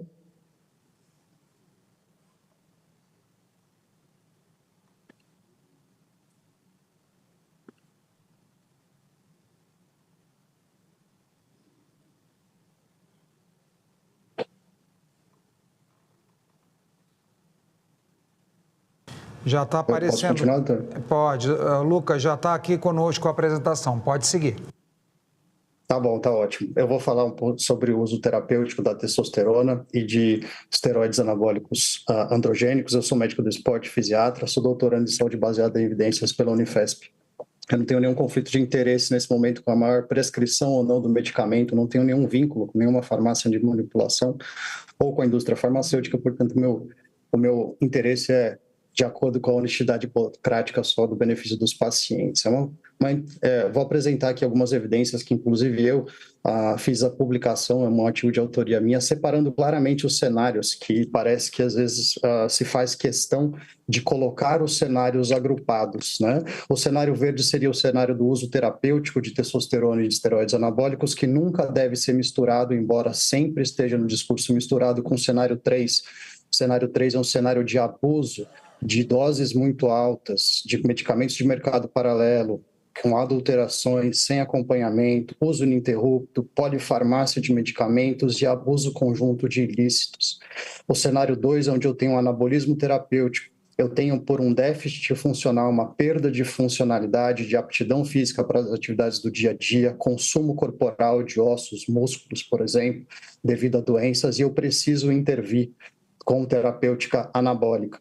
E o cenário 1, onde eu tenho claramente uma deficiência metabólica de testosterona, geralmente associada ao envelhecimento, à presença de comorbidades, de doenças crônicas, que pode se instalar de modo agudo ou no modo crônico. Então, o racional para uso dessas substâncias, embora seja questionado sobre as evidências científicas, no pico das nossas funções fisiológicas ao redor dos 30 anos de idade, nós começamos o nosso lento e progressivo declínio, a perda de aptidão física, e que essa ladeira ao que vamos enfrentar no envelhecimento, ela pode ser mais ou menos íngreme.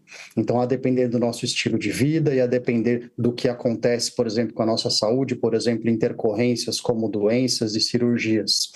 No entanto, eu tenho que tomar cuidado para não passar um limite de perda de funcionalidade, onde eu vou tornar-me dependente fisicamente, o que é bastante perigoso.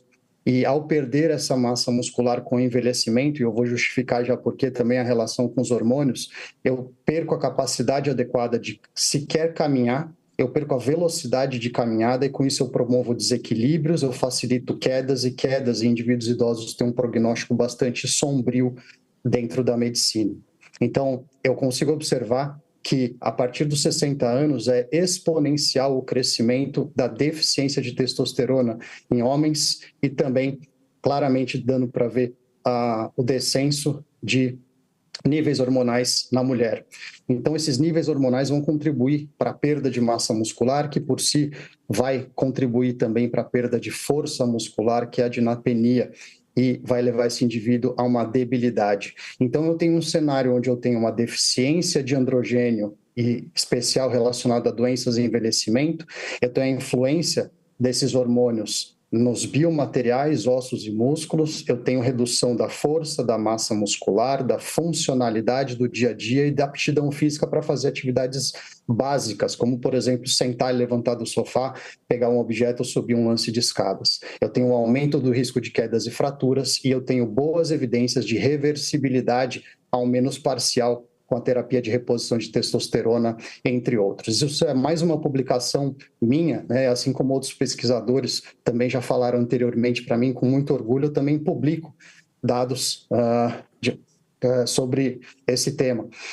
O hipogonadismo, a deficiência de testosterona, aumenta o risco de acidente vascular encefálico, ele se dá de pior apresentação clínica na internação, com maior gravidade, e eu tenho um pior prognóstico funcional e de reabilitação. Se eu pegar um idoso saudável e acamar ele experimentalmente por apenas 10 dias, eu tenho uma grande perda já de força, de capacidade de subir escada e de capacidade aeróbica. Isso pode ser importante porque ele pode cruzar esse limiar de independência funcional e a partir desse momento ele ficar dependente. É muito comum os idosos que já têm uma dificuldade, por exemplo, de sentar e levantar da cadeira, acontece algum intercorrência de saúde, onde ele precisa ficar internado por alguns dias, ele passa a partir de então ficar dependente. Então, à medida que eu vou ficando doente, eu fico mais inativo fisicamente, eu perco massa muscular, eu perco força muscular, isso me deixa com maior inatividade, o que piora a minha doença, que me deixa mais debilitado, até me levar à fragilidade.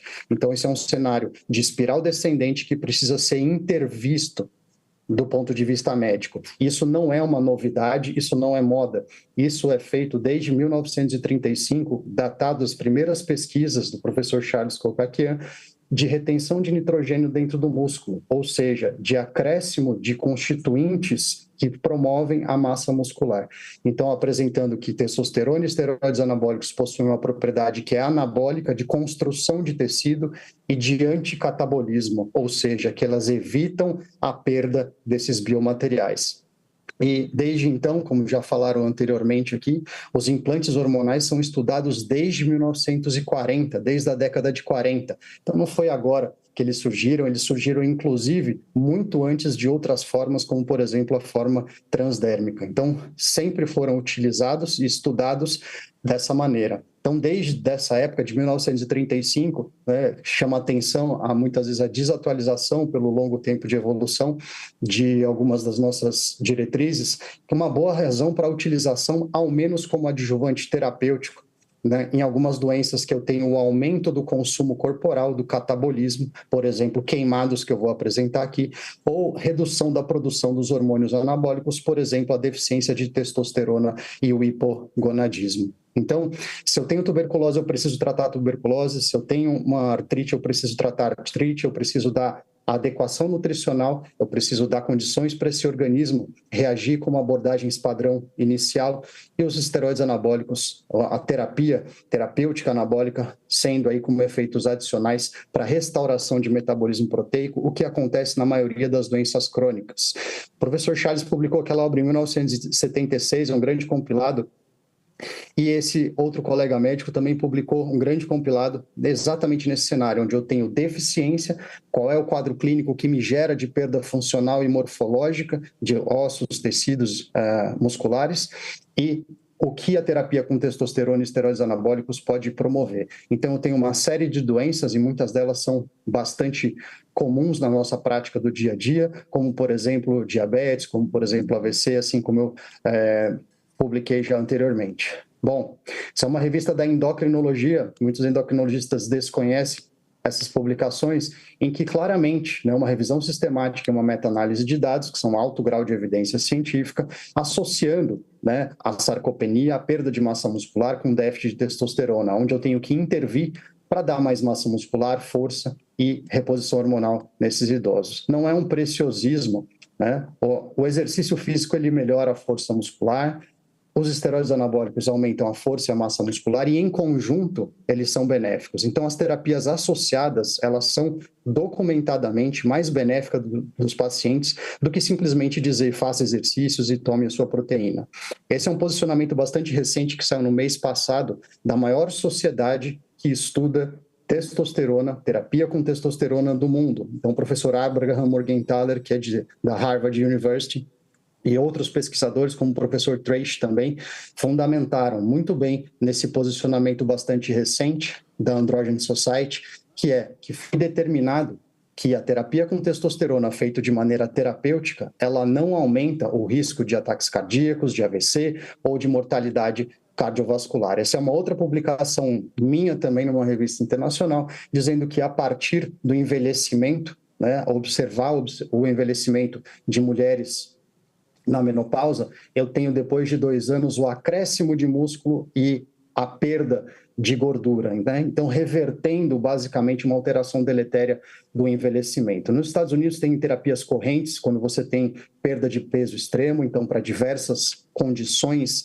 de saúde, para ganho de peso e, pasmem, que alguns estudos eles apresentam uma influência inclusive na própria fisiopatologia e prognóstico dessa doença, o desfecho final dessa doença, Entre eles aqui, o senador Magno Malta passou também por um processo pós-operatório, é bastante comum você ficar acamado, perder massa muscular, perder funcionalidade, então isso como um fator, eventualmente, de proteção para indivíduos mais idosos e também para aceleramento da recuperação. Então, existem revisões de mais de 20 anos atrás, tal nível da nossa defasagem de conhecimento da medicina atual, que trata de o uso de esteroides anabólicos, por exemplo, em doenças que cursam com perda e catabolismo. Se eu for na maior base de dados de registros de ensaios clínicos do mundo, assim como foi citado anteriormente, estudos de fase 1 para ver toxicidade, estudos de fase 2 para estabelecimento de dose, estudos de fase 3 para outros finalidades terapêuticas, estudos de fase 4, que vão ser referidos a longo prazo de evolução. Essa é uma outra publicação nossa, do mesmo esteroide anabólico, da oxandrolona, por exemplo, com mais de 1.000 pacientes tratados, onde eu tenho, por exemplo, a redução do tempo de internação na fase aguda, eu já estou terminando, na fase aguda e na fase crônica também, e eu tenho evidência 1A, ou seja, eu tenho de múltiplos ensaios clínicos randomizados, com mais de 30 pessoas em cada braço de estudo e de vários lugares diferentes. Então, eu tenho redução do tempo de internação, isso soaria a evitar um dia de internação perto de $1.300 a um custo médio de $20. Então, não fazer essa terapia, que é a evidência 1A, por exemplo, para queimados, seria considerado uma má prática médica e ainda um real dano à economia em saúde. Então, tenho diversos outros esteroides anabólicos que também podem ser estudados, que existem ampla comprovação só de ensaios clínicos randomizados controlados. E eu tenho também uma publicação novamente nossa, né? Minha tese de doutorado sendo com efeito clínico positivo de esteroide anabólico para ganho de massa óssea. Então, as implicações da proibição, por exemplo, de implantes hormonais de uma via que muitos pacientes não toleram a via transdérmica e não toleram a via intramuscular, por exemplo, é muito ruim para a qualidade da nossa prática médica, onde muitas pessoas vão poder ser privadas de terem o seu tratamento adequado. Então, eu tenho esse cenário onde a terapêutica anabólica, Dr. Lucas, peço a gentileza para o senhor concluir. Ok. Eu tenho essas evidências concretas da terapêutica anabólica androgênica e eu tenho um adequado perfil de segurança clínica segundo a adequada monitorização que é realizada. Obrigado, desculpa ter passado pelo meu tempo. Doutor Lucas, não, pelo contrário, nós gostamos muito e é muito interessante, porque nós sabemos que os implantes hormonais, a questão de reposição hormonal, ela é muito mais utilizada pelas mulheres, mas tem muitos homens acompanhando também a nossa audiência e a sua abordagem foi muito precisa, especialmente na questão da hormonização, do hormônio, da reposição hormonal masculina, apesar de ser feminina também, mas é muito mais utilizada por homens. Eu quero agradecer imensamente pela participação do senhor e concedo a palavra ao senhor Francisco Toches, médico do esporte e do exercício, por 10 minutos. O Francisco, doutor Francisco está aqui presente conosco no plenário do Senado Federal. A palavra é sua, doutor. Aqui, ó.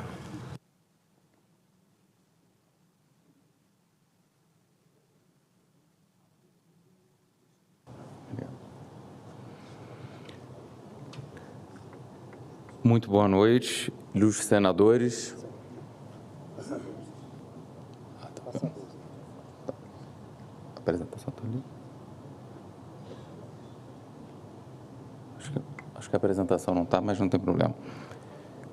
Ilustres senadores, prezados colegas médicos e cidadãos brasileiros, com muita honra e responsabilidade, me coube a missão de apresentar e ponderar junto a todos vocês importantes aspectos sobre o uso da gestrinona, ressaltando sua eficácia e segurança. O meu mestrado na Universidade Federal do Rio de Janeiro foi justamente pesquisando os efeitos dessa molécula e eu vou compartilhar um pouco desses dados um pouco mais adiante. Eu trabalho com implantes hormonais, incluindo a gestrinona, há 10 anos e sou testemunha de como essas medicações mudaram a saúde e a qualidade de vida de mulheres que já não viam mais esperança em aplacar o seu sofrimento. Por não ser um ginecologista, chegam a mim pacientes que não tiveram solução com os medicamentos ditos de primeira linha para o tratamento de, por exemplo, o transtorno disfórico pré-menstrual, um sangramento vaginal anormal, endometriose e adenomiose, mioma uterino, dentre outras condições. Nesse sentido, Supõe-se que essas pacientes sejam casos mais graves e delicados e que, ainda assim, costumam apresentar uma resposta clínica excelente, destacando a extrema eficácia da gestrinona para esses casos. Tal eficácia já é demonstrada na literatura,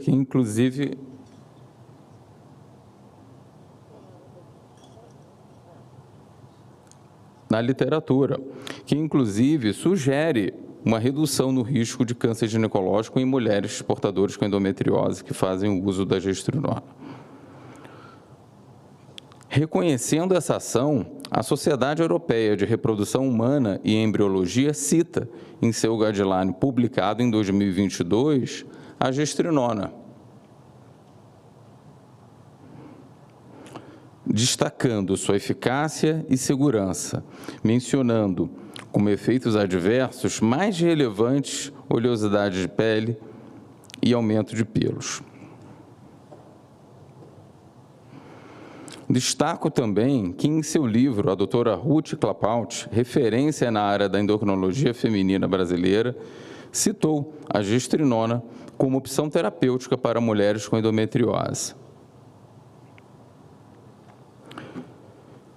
Um reflexo da eficácia e segurança da gestrinona é o fato de que ela já foi produzida e comercializada pela indústria farmacêutica e podia ser comprada em drogarias, e as suas indicações, efeitos colaterais e contraindicações constavam na bula dessa medicação. Vale destacar que a não renovação desse registro e a sua retirada do mercado, à época, não se deu por qualquer proibição ou suspensão por motivos de segurança, mas apenas por falta de interesse do laboratório em questão.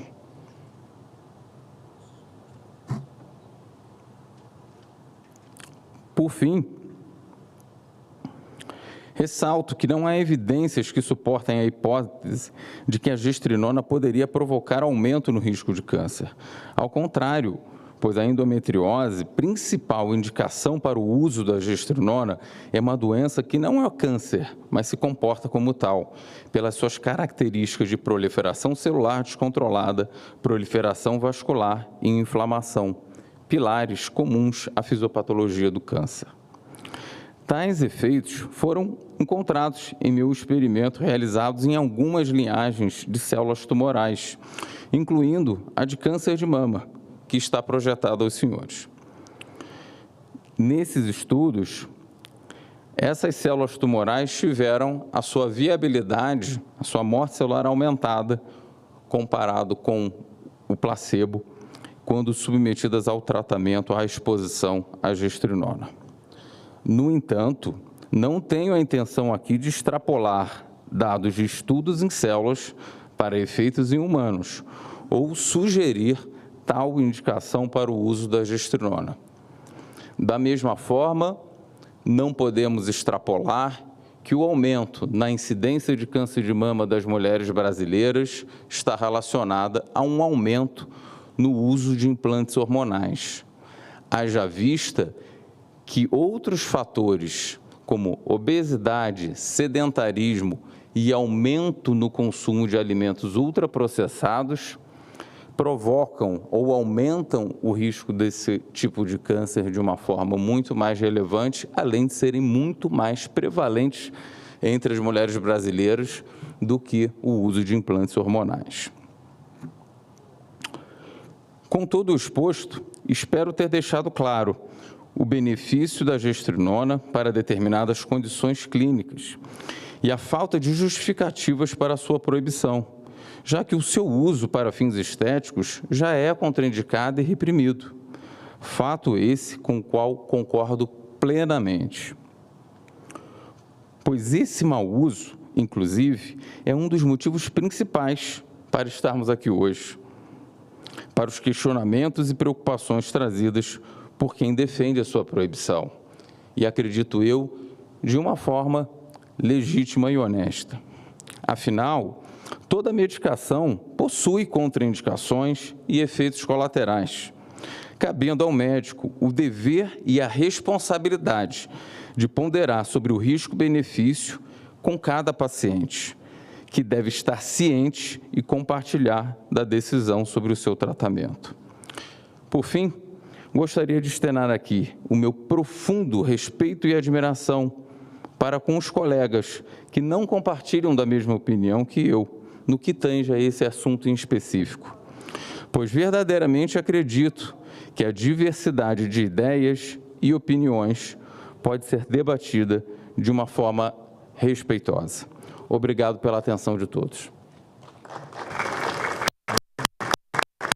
Dr. Francisco Tosti, muito obrigado pela presença do senhor, pelas suas contribuições, pela sua opinião, pela sua participação. Convido para usar a tribuna o senhor Eduardo Pimentel, médico urologista, por 10 minutos. Doutor Eduardo, muito obrigado pela presença do senhor. Pela paciência, né? E pela paciência também, né? Já passamos das 19 horas. Obrigado. Eu acho que a paciência, a causa vale a pena. Antes de mais nada, eu quero agradecer essa oportunidade de estar aqui, uma honra estar nessa casa e especialmente representando a minha sociedade, a Sociedade Brasileira de Urologia, uma entidade que vai fazer 100 anos, daqui 2 anos, e representa 5.000 urologistas, a terceira maior do mundo, né? Então, eu acho que muito foi dito aqui, é muito interessante e me deixa muito feliz o não ter ouvido aqui as palavras que defendam o uso da testosterona para ganho de massa muscular e para estética. Eu acho que isso é muito importante, a coisa mais importante. Como urologista, eu reforço o que o senhor falou, que talvez eu seja o único a falar aqui sobre o homem, né? Porque o papel do urologista perante a reposição hormonal é no tratamento da deficiência androgênica masculina, que é a condição que o colega falou que pode acontecer com o envelhecimento do homem. Só que nós, a Sociedade Brasileira de Urologistas, assim como a Associação Americana de Urologia e a Europeia de Urologia, o senhor pode entender que a maior parte dos urologistas, o maior número de urologistas do planeta.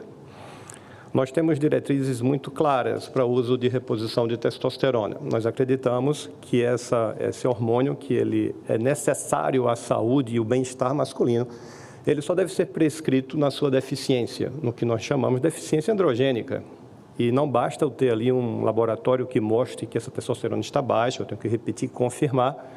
Eu tenho que afastar outras patologias que cursem com testosterona baixa, como doenças da hipófise, e aí sim, se eu tiver sintomas nesse paciente, eu estou autorizado a usar. Essas associações, inclusive a americana, cita a terapia subcutânea, que é chamada de implante, como opção. Mas entenda, nós estamos falando de opção terapêutica, e eu tenho que personalizar o tratamento, foi dito isso aqui antes. O que a Sociedade Brasileira de Urologia acredita é que nós temos que ter uma regulamentação correta, porque o que a gente vê, e eu tenho certeza que foi o que nos levou a fazer parte da Carta Anvisa, e isso foi muito bom, porque estamos aqui, que é um bom local para que a gente discuta de uma forma democrática, que as pessoas exponham seus pontos de vista, e que o dever da minha sociedade, que está lá nas suas atribuições, que é participar de momentos e eventos como esse, tentando contribuir com o nosso conhecimento, o melhor caminho para a nossa sociedade. Mais uma vez, agradeço a oportunidade de estar aqui. Eu quero falar que eu sou médico urologista há quase 30 anos, eu trabalho a poucos quilômetros daqui no Hospital de Base de Brasília e atuo como andrologista, que, com respeito aos colegas médicos que estão aqui, que sabem disso, mas muitos que estão nos ouvindo não sabem. Andrologia é a área da urologia que cuida do homem.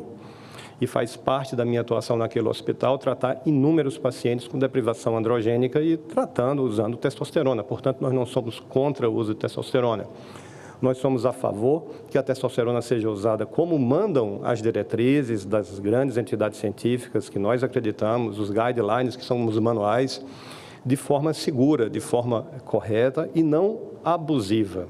Um colega foi muito feliz quando ele citou que existem 3 tipos de uso de testosterona. Existe o uso, que é o que nós acreditamos, ele deve ser prescrito quando há uma deficiência ou uma necessidade. Existe o mau uso, que é quando um prescritor comete, digamos assim, um deslize e está prescrevendo testosterona para quem não precisa. Existe o abuso. certamente a Sociedade Brasileira de Urologia não defende nem mau uso, nem abuso. Então, de uma forma muito clara, nós somos a favor da terapia de reposição de testosterona para deficiência de testosterona. Nós não defendemos modulação de testosterona, elevação de testosterona de quem já tem testosterona normal. Não somos contra implante, desde que o implante seja feito de uma forma segura, de uma forma transparente, que não se misture substâncias inadequadas, porque muito se falou aqui da terapia para a mulher, mas isso também tem sido prescrito para os homens. E nós, urologistas, manipulamos a maneira de falar, nós prescrevemos diversos hormônios quando a gente tem, por exemplo, a necessidade de tratar uma deficiência androgênica no homem que quer ter filhos. A gente usa outras substâncias e tal, mas então a questão é a responsabilidade. Então é muito bom estarmos tendo esse encontro aqui, para que a gente possa, no nosso dever institucional como sociedade, nos pôr à disposição desta casa e da outra casa ao lado, porque for necessário, para que a gente construa aqui regras que melhorem a nossa sociedade. E como médico e como cidadão, eu mais uma vez agradeço a oportunidade e eu vou fechar minha fala rapidamente, porque eu acho que ia ser necessário. Muito obrigado. Doutor Eduardo, muito obrigado pela participação do senhor, pela presença e por prestigiar a nossa sessão de debates públicos. E eu já convido imediatamente o senhor Newton Dornelas, que é médico endocrinologista, para fazer o uso aqui da nossa tribuna do Senado Federal. Boa noite, doutor Newton. Muito obrigado pela sua participação. A palavra está com o senhor. Muito obrigado, senador Jorge, senador Magno Malta. Eu sou médico, graduado aqui pela Universidade de Brasília, fiz a minha carreira no Corpo de Bombeiros Militar do Distrito Federal, resido em Brasília, portanto, já estive várias vezes aqui, quando o senador Magno Malta falou da sua volta, da sua saída aqui, coincidentemente eu estava na sessão em que o senhor se despediu do seu mandato em 2018, né? Eu estou aqui representando a SBEM, que é a Sociedade Brasileira de Endocrinologia e Metabologia, que o Dr. Paulo Miranda já falou como presidente. Eu, atualmente, sou o vice-presidente e serei o próximo presidente da nossa sociedade. Eu falo inicialmente da sociedade porque, enquanto o senhor, senador Jorge, estava fora, saiu, se ausentou um pouco, o senador Magno Malta nos descreveu, nos relembrou o significado dessa casa, que é a casa da federação, que é a casa do debate, que é a casa da democracia, que é a casa que fala do valor das instituições, do respeito mútuo entre os poderes e as instituições. Eu, inicialmente, quero declarar que eu não tenho nenhum conflito de interesse. Isso foi levantado, algumas hipóteses aqui, né? Tem médicos que podem ter vindo por laboratório, médicos que possam ter vindo pelas suas indústrias, etc. Eu declaro que não tenho esse conflito de interesse. Eu tenho dois conflitos de interesse. Um é que eu sou consumidor da ciência, eu não sou um cientista. Vários passaram por aqui com um currículo muito superior ao meu, mas eu sou um consumidor da ciência. Médico deve ser consumidor da ciência. Ele deve valorizar a epidemiologia, que significa quantos casos tem, por que essas pessoas têm isso e quais são os riscos de uma determinada doença. Eu fiz 6 anos de medicina, fiz 2 anos de residência em clínica médica, fiz 2 anos de especialização em endocrinologia e metabologia e, assim como os senadores, eu sempre acreditei nas instituições. Então, existe uma instituição nesse país que regulamenta a profissão médica, que é o Conselho Federal de Medicina. O Conselho Federal de Medicina e a Associação Médica Brasileira e a Comissão Nacional de Residência Médica, elas reconhecem a SBEM como a sociedade que representa a endocrinologia e metabologia em todo o território nacional. O Conselho Federal de Medicina reconhece 55 especialidades, 55 sociedades de especialidade. Então, como é que é uma casa do debate, uma casa da democracia, eu até entendo quando são convidadas outras sociedades que não são reconhecidas Ótimo. Assim a gente pode apresentar dados para lá e para cá. Quando o senhor, senador Magno, eu vou me referir muito aos dois, obviamente, mas eu quero cumprimentar aqui, mesmo ausente, o senador Irã Gonçalves, que é presidente da Frente Parlamentar da Medicina, e a SBEM é uma apoiadora contumaz da Frente Parlamentar da Medicina. Essa casa tem 81 senadores, 41 assinam, inclusive o senador Magno Malta assina como membro dessa Frente Parlamentar da Medicina.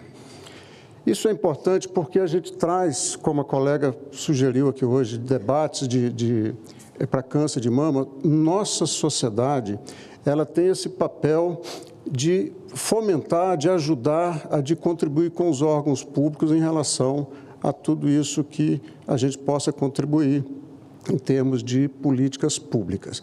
E nós tivemos, em várias instâncias, Ministério da Saúde, Parlamento Brasileiro, seja na Câmara, no Senado, IBDM, Conselho Federal de Medicina, Conselho Federal de Odontologia, tudo nós estivemos sempre tratando institucionalmente. Por um motivo, há abuso. Quando o senhor falou que não quer partir, que a gente não deveria partir da exceção, eu digo ao senhor, e foi dito aqui inúmeras vezes, que nós estamos partindo dos abusos. O penúltimo colega que falou, doutor Lucas, se não me engano, ele falou dos 3 cenários, e falou do cenário 3, que, infelizmente, com as redes sociais, com a palavra é pesada, eu vou cancelar, não. Eu ia falar da promiscuidade que existe no comércio de medicamentos à vontade, pela internet, de qualquer forma. Isso realmente a gente tem combatido e a gente tem que falar muito. A nossa sociedade, ela entende ser fundamental, assim como o doutor Eduardo acabou de falar pela Sociedade Brasileira de Urologia, ela entende ser fundamental a reposição hormonal para aquelas pessoas que têm a deficiência. E não é isso que a gente tem visto nesse país. E não é por falta de legislação. Quando nós recebemos o convite para estar aqui nesse debate, e o Brasil inteiro nos acompanha, a gente veio para discutir uma resolução da Anvisa que tentou bloquear o abuso que estava sendo cometido nesse país, a despeito da normatização do Conselho Federal de Medicina, que já proibia o uso abusivo para ganho de massa, propaganda, melhor desempenho físico, né? Tudo isso que foi colocado. Coincidentemente, hoje nós chegamos aqui com essa resolução já substituída. Claro, houve a substituição por vários debates, o senador Jorge já falou sobre isso, mas houve também uma questão de que a norma que tinha sido baixada, né, no dia 18, ou seja, 1 mês e 2 dias atrás, essa norma, por efeitos suspensivos, que obviamente as partes interessadas foram lá e enfim, deram entrada nesse processo. O fato desses processos entrarem, existe um efeito suspensivo automático e a norma em si já tinha perdido a validade. O que nós tomamos conhecimento como sociedade?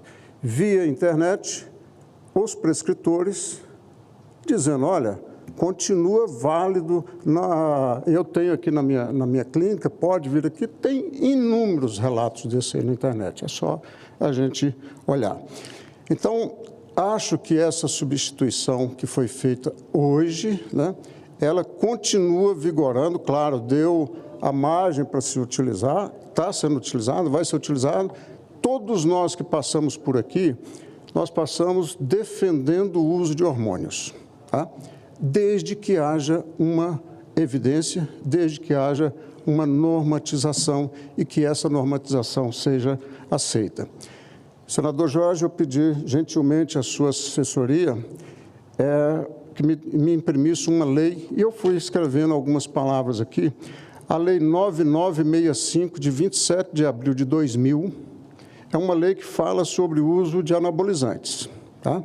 De hormônios anabolizantes, publicada pelo Parlamento Brasileiro, que diz, todo médico que for prescrever tem que colocar CRM, CPF, nome, endereço se identificar e tem que dizer para qual paciente e para qual CID. Essa avalanche de prescrição que a gente tem visto, e foi daí que nós, ao longo de 15 anos, não foi agora não, ao longo de 15 anos a gente vem fazendo tratativas junto às instituições, foi aí que a gente percebeu a avalanche de prescrições, a divulgação, tudo isso que a gente vê no dia a dia. E como nós temos essa responsabilidade de cobrar das instituições as políticas de segurança, nós fomos por diversas vezes a essas instituições. Conselho Federal de Medicina, Conselho Federal de Odontologia, entre outros, e Anvisa. E foi daí que a gente mostrou o nosso papel e nossa importância. Tivemos diversos não médicos aqui hoje, né? E temos diversos não médicos nos acompanhando. É por isso que teve aquela parte até mais caloroso, o senador Jorge não estava aqui, quando um colega pediu para dizer assim, olha, eu não concordo com esse dado porque a informação está perigosa, né? Tudo bem, aqui não é o lugar, essencialmente, de ficar discutindo dados para lá ou para cá, porque o senhor, quando diz que é um administrador, imagine a dificuldade de quem entende um artigo que se publica de um lado, um artigo que se publica do outro. Esta lei que foi aprovada, ela diz o seguinte, que durante 5 anos, os laboratórios, não estou falando só de chip, tá certo? Mas durante 5 anos, esses documentos, essas receitas precisam ficar arquivadas na farmácia. Senador Jorge, o senhor está no segundo mandato, o segundo ano do seu mandato, não é isso? É, segundo ano do seu mandato. O senhor ainda tem 6 anos aqui. Considere a possibilidade de tratar a saúde com a seriedade que a gente precisa aqui. Considere a ideia de abrir uma CPI sobre drogas. Eu não estou falando só de chips, estou falando de anabolizantes, de tudo isso, para o senhor entender, porque quando a gente traz um artigo publicado fora, um artigo publicado aqui, hoje nós tivemos pelo menos uns 3 depoimentos, mas eu vou chamar a atenção do depoimento do representante do CFM, doutor Francisco, que ele disse claramente, não tínhamos o controle, a Anvisa não tem o controle. A Anvisa nos disse ontem, tem cerca de 12 laboratórios, se não me engano, 12 hoje já se falou aqui em 20 farmácias de manipulação, né? Então, busque como é que nós temos tanta e tanta proliferação. Os CIDs são só das endometrioses? Não. O que a normatização fala aqui de se proibir a propaganda, né? Com todo respeito, né? O senhor falou um depoimento emocionante sobre a sua filha, sobre a sua família, outros falaram aqui, teve alguém que falou da mãe que, se não fosse pelo chip, não estaria fazendo fisioterapia, hoje não conseguiria. Então, são propagandas que a gente, entre aspas, pode fazer, mas o médico em si, ele não pode estar relatando aquilo que tem de efeitos colaterais, a não ser quando tivemos que trazer pacientes de lado a lado aqui. Uma coisa é o paciente falar, outra somos nós falarmos, né? Eu queria só encerrar, o senhor falou de drogas, de toxicidade. Tem uma frase de um psicanalista húngaro chamado Mihaly Bálint. Ele diz que o remédio mais usado em medicina é o próprio médico, o qual, como os demais medicamentos, precisa ser conhecido em sua posologia, reações colaterais e toxicidade. Por trás de drogas, existem drogadores. É por isso que eu falo de uma forma pesada. Senador Magno Malta, eu acompanho a carreira aqui de vários dos senadores e hoje o senhor pôde falar sobre isso. Senhor Newton, para concluir, por gentileza, tá? A última 20 segundos, tá? Ok, a última frase. O senhor trabalha tirando drogados de ruas. O que a gente tem presenciado como sociedade médica, como diretores, como colegas médicos, é que tem muita gente devolvendo drogados para as ruas. Então, que o Senado, o Parlamento esteja atento também com esse olhar. Muito obrigado. Obrigado, doutor Newton, pela participação do senhor. Me concede uma, porque ele sugeriu nos seus 16 anos que dá tempo você fazer uma CPI. Considerando que uma CPI dura 120 dias, renovável pelo mesmo prazo, você pode dar tempo para você fazer um bocado ainda. Mas do tema que ele colocou, e realmente já comandei grandes CPIs, eu quero dizer ao senhor que, se isso for colocado, o primeiro a mandar acabar com isso e mandar seus parlamentares não participar será o governo. Por quê? O Conselho Nacional de Saúde, na sua última resolução, mandou para essa casa, entre os absurdos de legalização das drogas, a hormonização de criança a partir de 14 anos de idade. E nós estamos falando de hormônio. Como é que nós vamos resolver isso com o governo, que quer uma aprovação de uma coisa desgraçada como essa? Antes de sair a resolução da Anvisa, a Câmara dos Deputados, 2 dias antes, tinha aprovado esse projeto de lei aqui.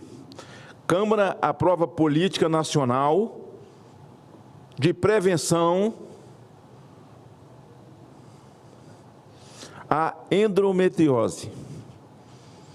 E aí, o texto vai vir para cá. Foi aprovado lá, vai vir para cá. E a gente vê como uma coisa está ligada na outra. Quando eu disse que tem interesses por trás dessas coisas, eu sei o que é que eu estou falando. O senador Jorge tem 2 anos aqui, eu tenho 3 de 8. E eu sei como a indústria da farmácia trabalha e quem tem os seus interesses. Como que um Conselho Nacional de Saúde recomenda legalização de droga e hormonização para criança a partir de 14 anos de idade? Trocar de sexo. Então, está liberado. Então, quando aqui diz e que esse tratamento de endometriose será feito pelo SUS, a pergunta é: qual SUS? Qual SUS? Os grandes cortes já acontecidos nesse governo, que está aí, que já arrebentou o Brasil, não vou entrar nesse mérito, são na saúde. O dinheiro do SUS está no Janja Palousa. Onde é que está o dinheiro do SUS? Está no mamatório da cultura. Dinheiro tem, mas todo mundo sabe que um tratamento de endometriose passa por ressonância, passa por uma série de coisas. Quando é que o SUS vai fazer isso? Vai identificar, vai marcar ressonância, vai marcar isso, vai marcar aquilo? Não. Identificou, vai marcar a data da cirurgia, sabe Deus para quando e quem vai acompanhar. Então nós estamos vivendo, assim, num deserto, em que nós estamos discutindo, hoje aqui, a possibilidade de, juntos com responsabilidade, encontrarmos um caminho. Porque o resto é tudo falácia. 2 dias depois que a Câmara aprovou, veio a portaria da Anvisa. Por isso que eu digo que toda portaria, toda resolução e toda lei tem que ser feita da regra para a exceção, não pegar uma exceção para fazer virar uma portaria, para fazer virar uma resolução ou fazer virar uma lei. Vamos pedir a CPI, vamos pedir do que o senhor pediu. O senhor vai ver que o governo fará um grande trabalho para o povo dele não assinar, porque quem quer hormonizar a criança desde 14 anos de idade certamente não quer entrar nesse embate. Obrigado. Obrigado, senador Magno Malta. Eu convido o Dr. Paulo Guimarães, médico endocrinologista, para a tribuna do Senado Federal, para fazer o uso da palavra por 10 minutos. Boa noite, doutor Paulo. Muito obrigado pela sua presença. O bicho é forte, hein?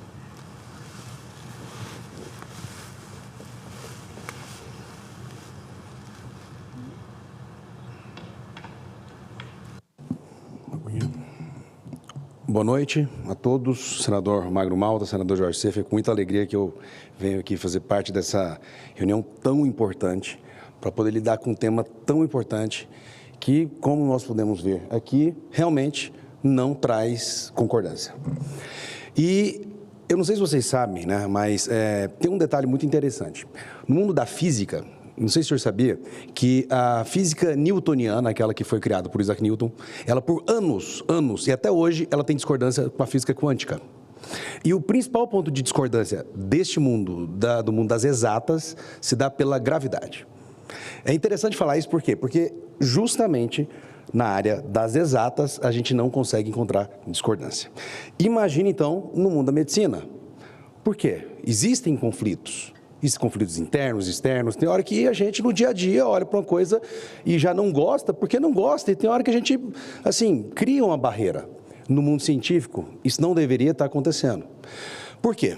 Porque esses dias que se passaram, desde quando apareceu essa resolução da vigilância sanitária, em que houve a proibição, né, da importação, comercialização, propagação, tudo relacionado ao implante hormonal, uma série de pacientes minhas vieram me procurar, por Paulo, e aí?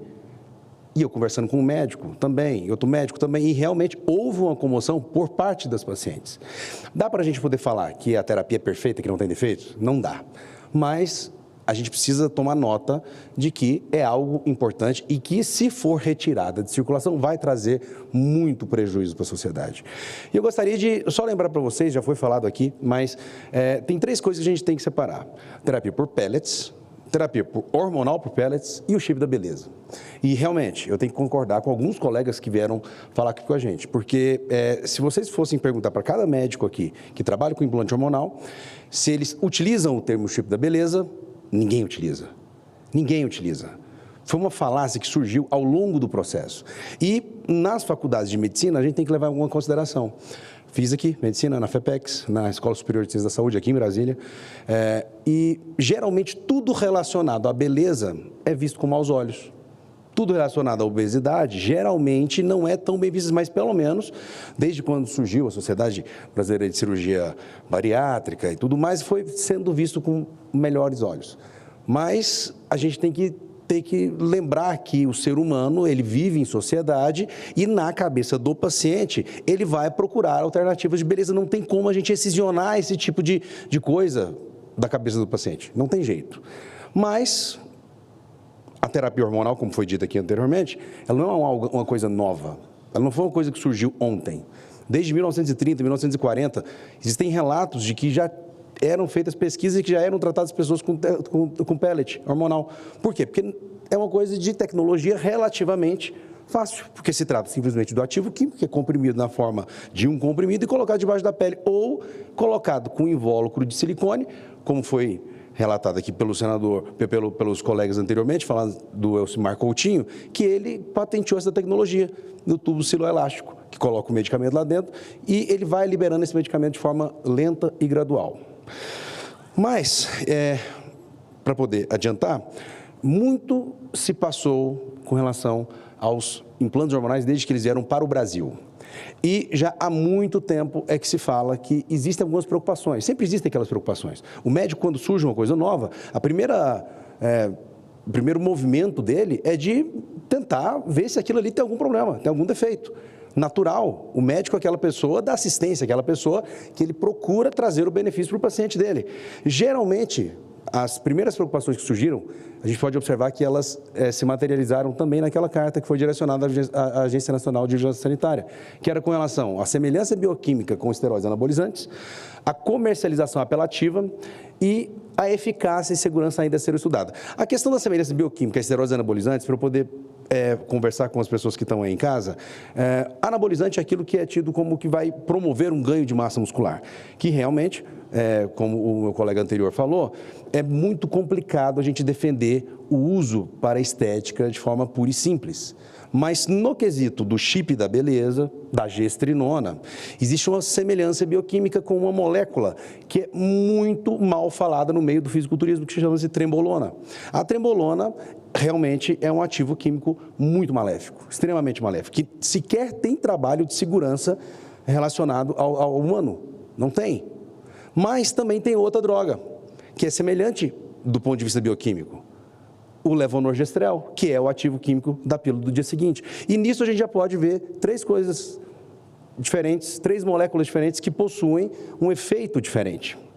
A questão da comercialização apelativa é uma coisa muito complicada, mas que eu acredito que as medidas já foram tomadas porque elas já estão se atendo ao fato de se proibir a propagação. Agora, a eficácia, a segurança ainda a ser elucidada, se vocês pegarem o PubMed é um site onde a gente vai atrás dele para poder pegar artigos científicos. E hoje de manhã eu digitei gestrinona lá, tinham 308 trabalhos científicos. Mas, óbvio, todos os trabalhos científicos são bons? Não.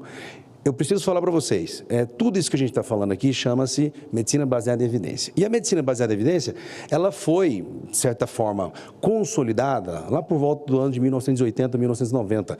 É uma jovem e não tem como a gente falar que ela é perfeita. Ela possui os seus defeitos, mas, como o colega falou anteriormente, não é porque ela tem as suas particularidades que a gente considera não tão exemplares assim que a gente vai abandonar a medicina baseada em evidência. Mas não é uma coisa muito maluquice a gente chegar e falar que, sim, ela possui críticas. E se nós formos avaliar, as críticas, elas estão sendo relacionadas com os achados, que eles são detectados em grandes grupos. Então, a gente tem que levar em consideração isso. Mas a quem, então, pertence o ônus da prova do implante hormonal? Quem, então, tem que batalhar para poder falar, olha, tem que funcionar, não vai funcionar e tal? Não tem como a gente pegar os 10 anos de já rotação de implante hormonal aqui no Brasil e jogar no lixo. Por quê? Quando a gente vai tentar imaginar como acontecem as medidas emergenciais de retirada de ativo químico, essa retirada ela tem que vir a partir de uma urgência de saúde pública. E essa urgência de saúde pública não tem como a gente não criticar a forma como ela surgiu. Porque ela surgiu de um site, do Vigicom. Por mais que a Agência Nacional de Vigilância Sanitária, ela já possui o seu sistema de farmacovigilância. É como se tivesse sido criado 2 formas diferentes de se avaliar a mesma coisa. E foi falado aqui anteriormente com relação a esses eventos que foram captados. E dentro desses eventos que foram captados, a reportagem publicada pela CNN continha lá 2 óbitos, e nesses 2 óbitos não eram de implante hormonal. Com relação a esses questionamentos que se faz à medicina baseada em evidência, esses trabalhos científicos que eu falei, que eu coloquei aí,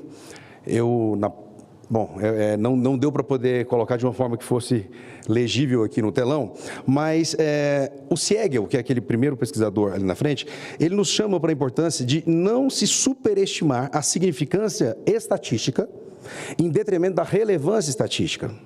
Ele ressalta que a prática baseada em evidência é muito mais que isso. A gente tem que pensar muito bem em como pegar aqueles dados científicos e aplicar no dia a dia. Como, por exemplo, dentro do mundo da neonatologia, existe um detalhe. Por quê? Existe um tipo de antibiótico que não se usa em criança, que é a quinolona. E a quinolona não se pode usar em criança porque foi feito o ensaio duplo cego randomizado em crianças? Não, foi em animais. Ou seja, se extrapolou de uma coisa em animal, mas ninguém ousou estudar isso aí no humano para poder ver se de fato, vamos ver se dá problema mesmo, que ele dá problema na placa epifisária, onde se cresce a criança. Então, é um tipo de estudo que realmente foi extrapolado, de estudo onde não tem aquela grande evidência científica, sim, se a gente for analisar.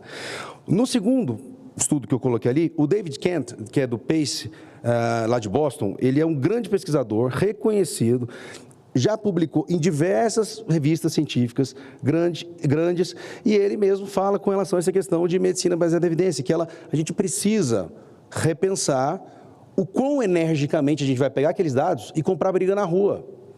Por quê? Porque se a gente for analisar a forma como a gente vai pegar aquele dado ali e ir para o nosso consultório, muitas vezes ele confronta com a realidade. E algumas vezes é isso que a gente tem que pensar.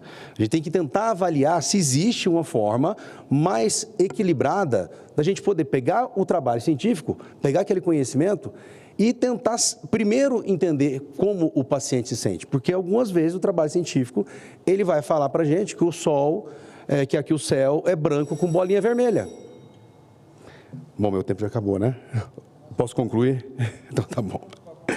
Bom,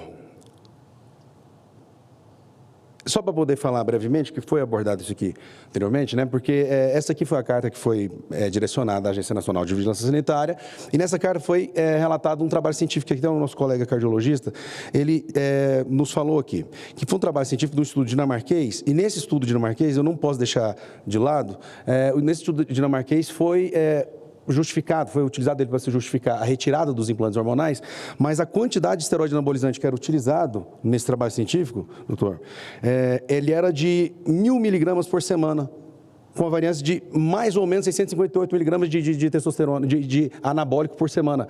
Ou seja, é como se as pessoas daquela pesquisa, se elas estivessem utilizando de 400 a 1.600 miligramas por semana. Então, muito da carta foi direcionado, relacionado à parte de esteroides anabólicos. E os malefícios que foram associados ali foram malefícios que foram associados a anabólicos.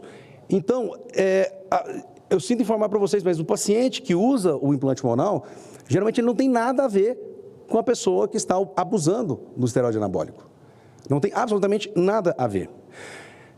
Tem um outro trabalho científico também que a gente poderia muito falar sobre ele aqui, mas é um trabalho que ele vai também trazer o benefício da testosterona para a pessoa do ponto de vista cardiovascular, que, diferentemente do que foi falado aqui anteriormente, é um tipo de trabalho que ele vai nos trazer a informação de que, tanto com relação ao perfil lipídico, quanto com relação à saúde vascular, aparentemente a dose, né, a quantidade de testosterona que foi tentado ser avaliada até em idosos, foi de 800 miligramas, foi isso que foi trazido aqui.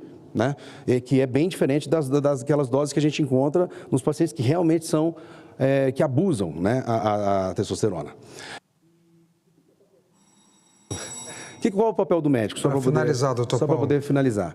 Qual é o papel do médico? O papel do médico é acolher, tentar pegar aquele paciente, acolher ele e não tentar trazer ele para poder colocar ele como se fosse numa plataforma de criminalização. Esse trabalho científico aqui, que foi publicado na BMJ, na British Medical Journal, ele avalia exatamente isso. Qual que é a repercussão da gente poder ter essas medidas de conscientização da população no intuito de criminalizar a testosterona? Porque acaba que essas pessoas aí fora, eles vão procurar ajuda de outras pessoas e geralmente não são médicos. E a gente está num mundo onde a gente está vendo muitos não médicos prescrevendo coisas por aí e nós médicos, lá na faculdade, a gente está ficando cada vez mais cerceado da possibilidade da autonomia médica, da liberdade médica e do pensamento médico. Muito obrigado. Desculpa ter passado o tempo. Obrigado, doutor Paulo. Doutor Paulo, que é da nossa querida Joinville, Santa Catarina, foi um dos primeiros médicos que nos procuraram para promover um amplo debate, um debate público. E eu agradeço ao doutor Paulo pela sua presença, pela sua contribuição, pela sua participação e por sua provocação, porque veja quantas pessoas, quantos médicos, quantas entidades foram mobilizados para estar aqui hoje, significando que não era só relevante para a Joinville ou para o Paulo Guimarães, mas sim para muitos médicos e muitos brasileiros que estão acompanhando todos nós até uma hora dessa. Muito obrigado, doutor Paulo. Convido e concedo a palavra ao senhor Paulo Vitor Liporassi Gianni Barbosa, que é advogado, para usar a tribuna do Senado Federal por até 10 minutos. Muito obrigado, doutor Paulo. Seja muito bem-vindo ao plenário do Senado Federal. A palavra é do senhor. Alô? Bom, excelentíssimos senhores senadores, senador Jorge Seife, senador Magno Malta, é com grande honra que ocupo essa tribuna da Câmara Alta do nosso parlamento, que já foi também utilizada por pessoas de elevada estima, como vossas excelências. E, senador Magno, eu me alinho muito à posição de vossa excelência em relação à necessidade que as agências reguladoras precisam sofrer controle. Precisam ser regulados. Quem exerce o controle no Brasil, que é o caso do controle técnico promovido pelas agências reguladoras, também deve sofrer controle. E é muito interessante que a iniciativa do senador Jorge Seife tenha trazido isso à baila, porque quando nós estamos diante da atuação prevista legalmente, constitucionalmente, algumas das agências reguladoras, nós, enquanto cidadãos, imaginamos que elas tomarão suas decisões com base em critérios técnicos. Mas quando há uma divergência em tão pouco tempo em relação ao objeto de resoluções editadas pela Anvisa, isso nos cria uma certa dúvida em relação a, ok, então a gente admite que a primeira resolução foi tomada com base em critérios técnicos, sim. E essa de agora? Não foram critérios técnicos? Ou vice-versa? Ou não? Inicialmente, não foram observados critérios técnicos e agora, diante da provocação, inclusive da convocação dessa sessão, houve a preponderância dos critérios técnicos e aí, então, foi feita uma revisão desse posicionamento. Isso nos chama bastante atenção e eu venho aqui na condição de advogado, já pudemos ouvir muitas referências técnicas, teóricas na parte da medicina, mas enquanto alguém que atua muitas vezes buscando o controle da administração, advogando para servidores públicos e para médicos também, nesses casos de Anvisa e outras agências, nós precisamos controlar a administração pública e o Senado se coloca agora como uma casa própria para isso. Eu preparei uma apresentação para trazer os critérios legais que regulam a atuação da Anvisa, não sei se está disponível. Obrigado. Então, vamos abordar, eu pretendo abordar aqui na minha fala a ilegalidade da suspensão dos implantes hormonais determinada pela Anvisa, que hoje acaba que ficou um pouco obsoleta, mas, na verdade, acho que existe bastante espaço para a gente poder abordar essa questão. Eles vão continuar fazendo. Então, a resolução 3915 da Anvisa de 2024, que suspendia por tempo indeterminado a comercialização, a manipulação, a propaganda e o uso dos implantes hormonais manipulados, foi editada com base ela trazia como fundamento legal, e nós, como cidadãos, se temos a lei como limite, senador Magno Malta, a administração pública tem a lei como fundamento da autorização para a sua atuação. Então, é necessário que todo ato da administração pública, e a Anvisa está inserida dentro da administração pública, encontre o fundamento de validade nas normas. E nessa resolução especificamente, a Anvisa citou como fundamento de validade para a expedição desse ato normativo o artigo 7º da Lei 6.360, que é uma lei de 1976, então na época não existia a Anvisa. Ela traz, esse dispositivo traz como comando que, como medida de segurança sanitária e à vista de razões fundamentadas do órgão competente, poderá o Ministério da Saúde, atualmente a Anvisa, a qualquer momento suspender a fabricação e a venda de qualquer dos produtos de que trata esta lei, que, embora registrado, se torne suspeito de ter efeitos nocivos à saúde humana.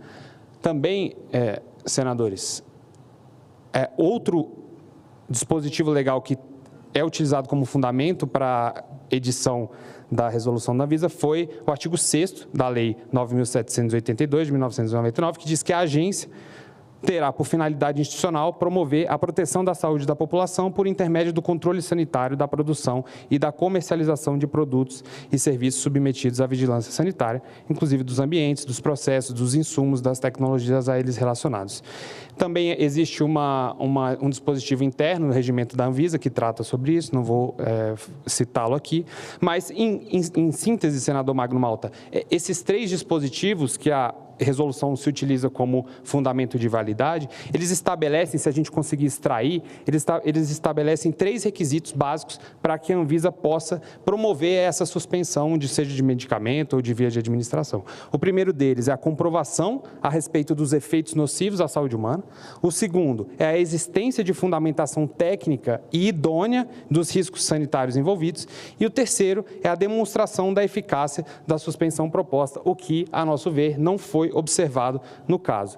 Não fossem esses 3 requisitos, senadores, senador Jorge Seife, a resolução da Anvisa, como um ato administrativo, ela tem que obedecer os 5 elementos a que todo ato administrativo deve se submeter, que é o sujeito, objeto, forma, finalidade e motivo. E em relação à resolução específica, o que a gente observa é o vício de finalidade e de motivo, o que não fosse a edição da resolução de hoje, a 4353, ensejaria a sua anulação, seja pelo Poder Judiciário ou por medida legislativa dessa Casa.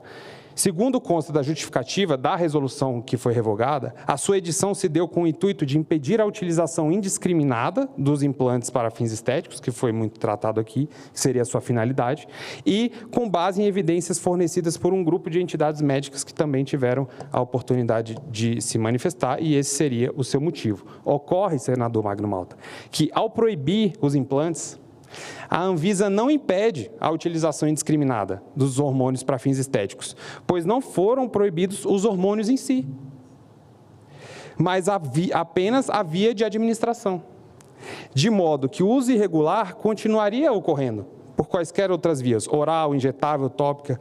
Ademais, a utilização da terapia hormonal com finalidades estéticas, de ganho de massa muscular, hipertrofia ou de melhora da performance esportiva, já havia sido vedada pela Resolução 2333 do CFM, o que evidencia que a atuação da Anvisa foi redundante nesse ponto. E 2, as supostas evidências técnico-científicas utilizadas como motivo pela Anvisa em nada se relacionam com os riscos causados pelos implantes hormonais e não sustentam a tese da eficácia da suspensão.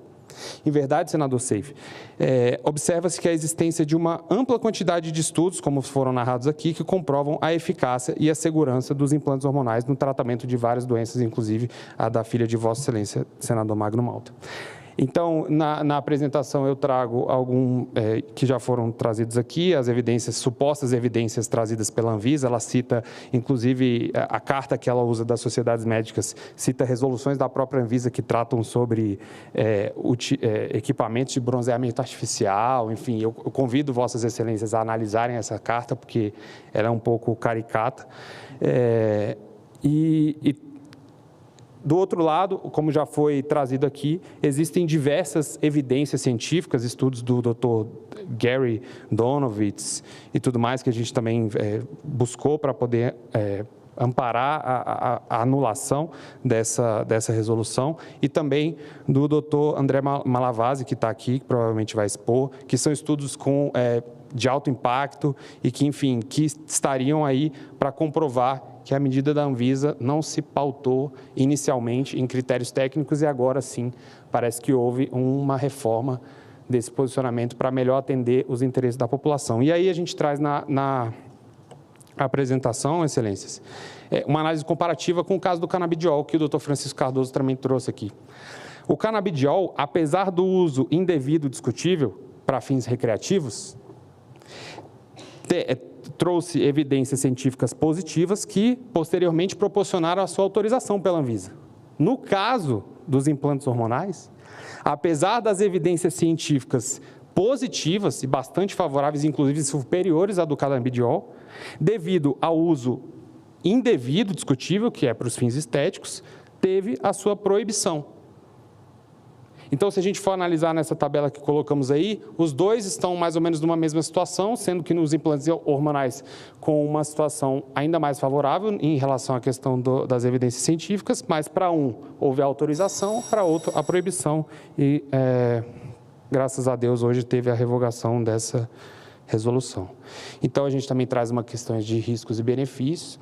E a conclusão, Excelência, para não me alongar, é que a proibição da utilização das vias de administração, como o implante subcutâneo, não evita o uso indiscriminado das terapias hormonais para fins estéticos, visto que a sua aplicação pelas outras formas permanece possível.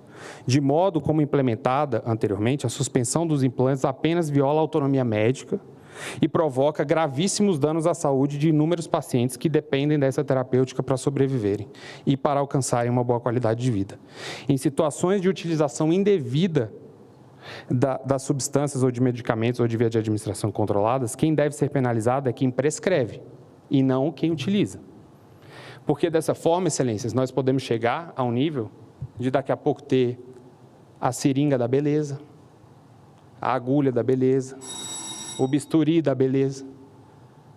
Nós vamos proibir as pessoas de usarem seringas, de usarem agulhas. Porque existe um aumento do nível de uso de drogas injetáveis pela população, heroína e tudo mais. Por isso, nós vamos proibir o uso das seringas, das agulhas. Esse é o caso aqui. É óbvio que existe o abuso ou o mau uso dos implantes hormonais, mas não por isso nós temos que proibi-los. A proibição não é o caminho é o controle. E, dessa mesma forma, não é porque existe o abuso que nós devemos evitar ou proibir o uso. Se fosse dessa maneira, por determinados abusos praticados pela Anvisa, como nesse caso, poderíamos defender a própria extinção da Anvisa. Mas não é. Então, pelo controle, pela fiscalização e por essa discussão, por esse espaço de discussão democrático, científico, técnico. Agradeço e me coloco à disposição. Obrigado. Obrigado, doutor Paulo.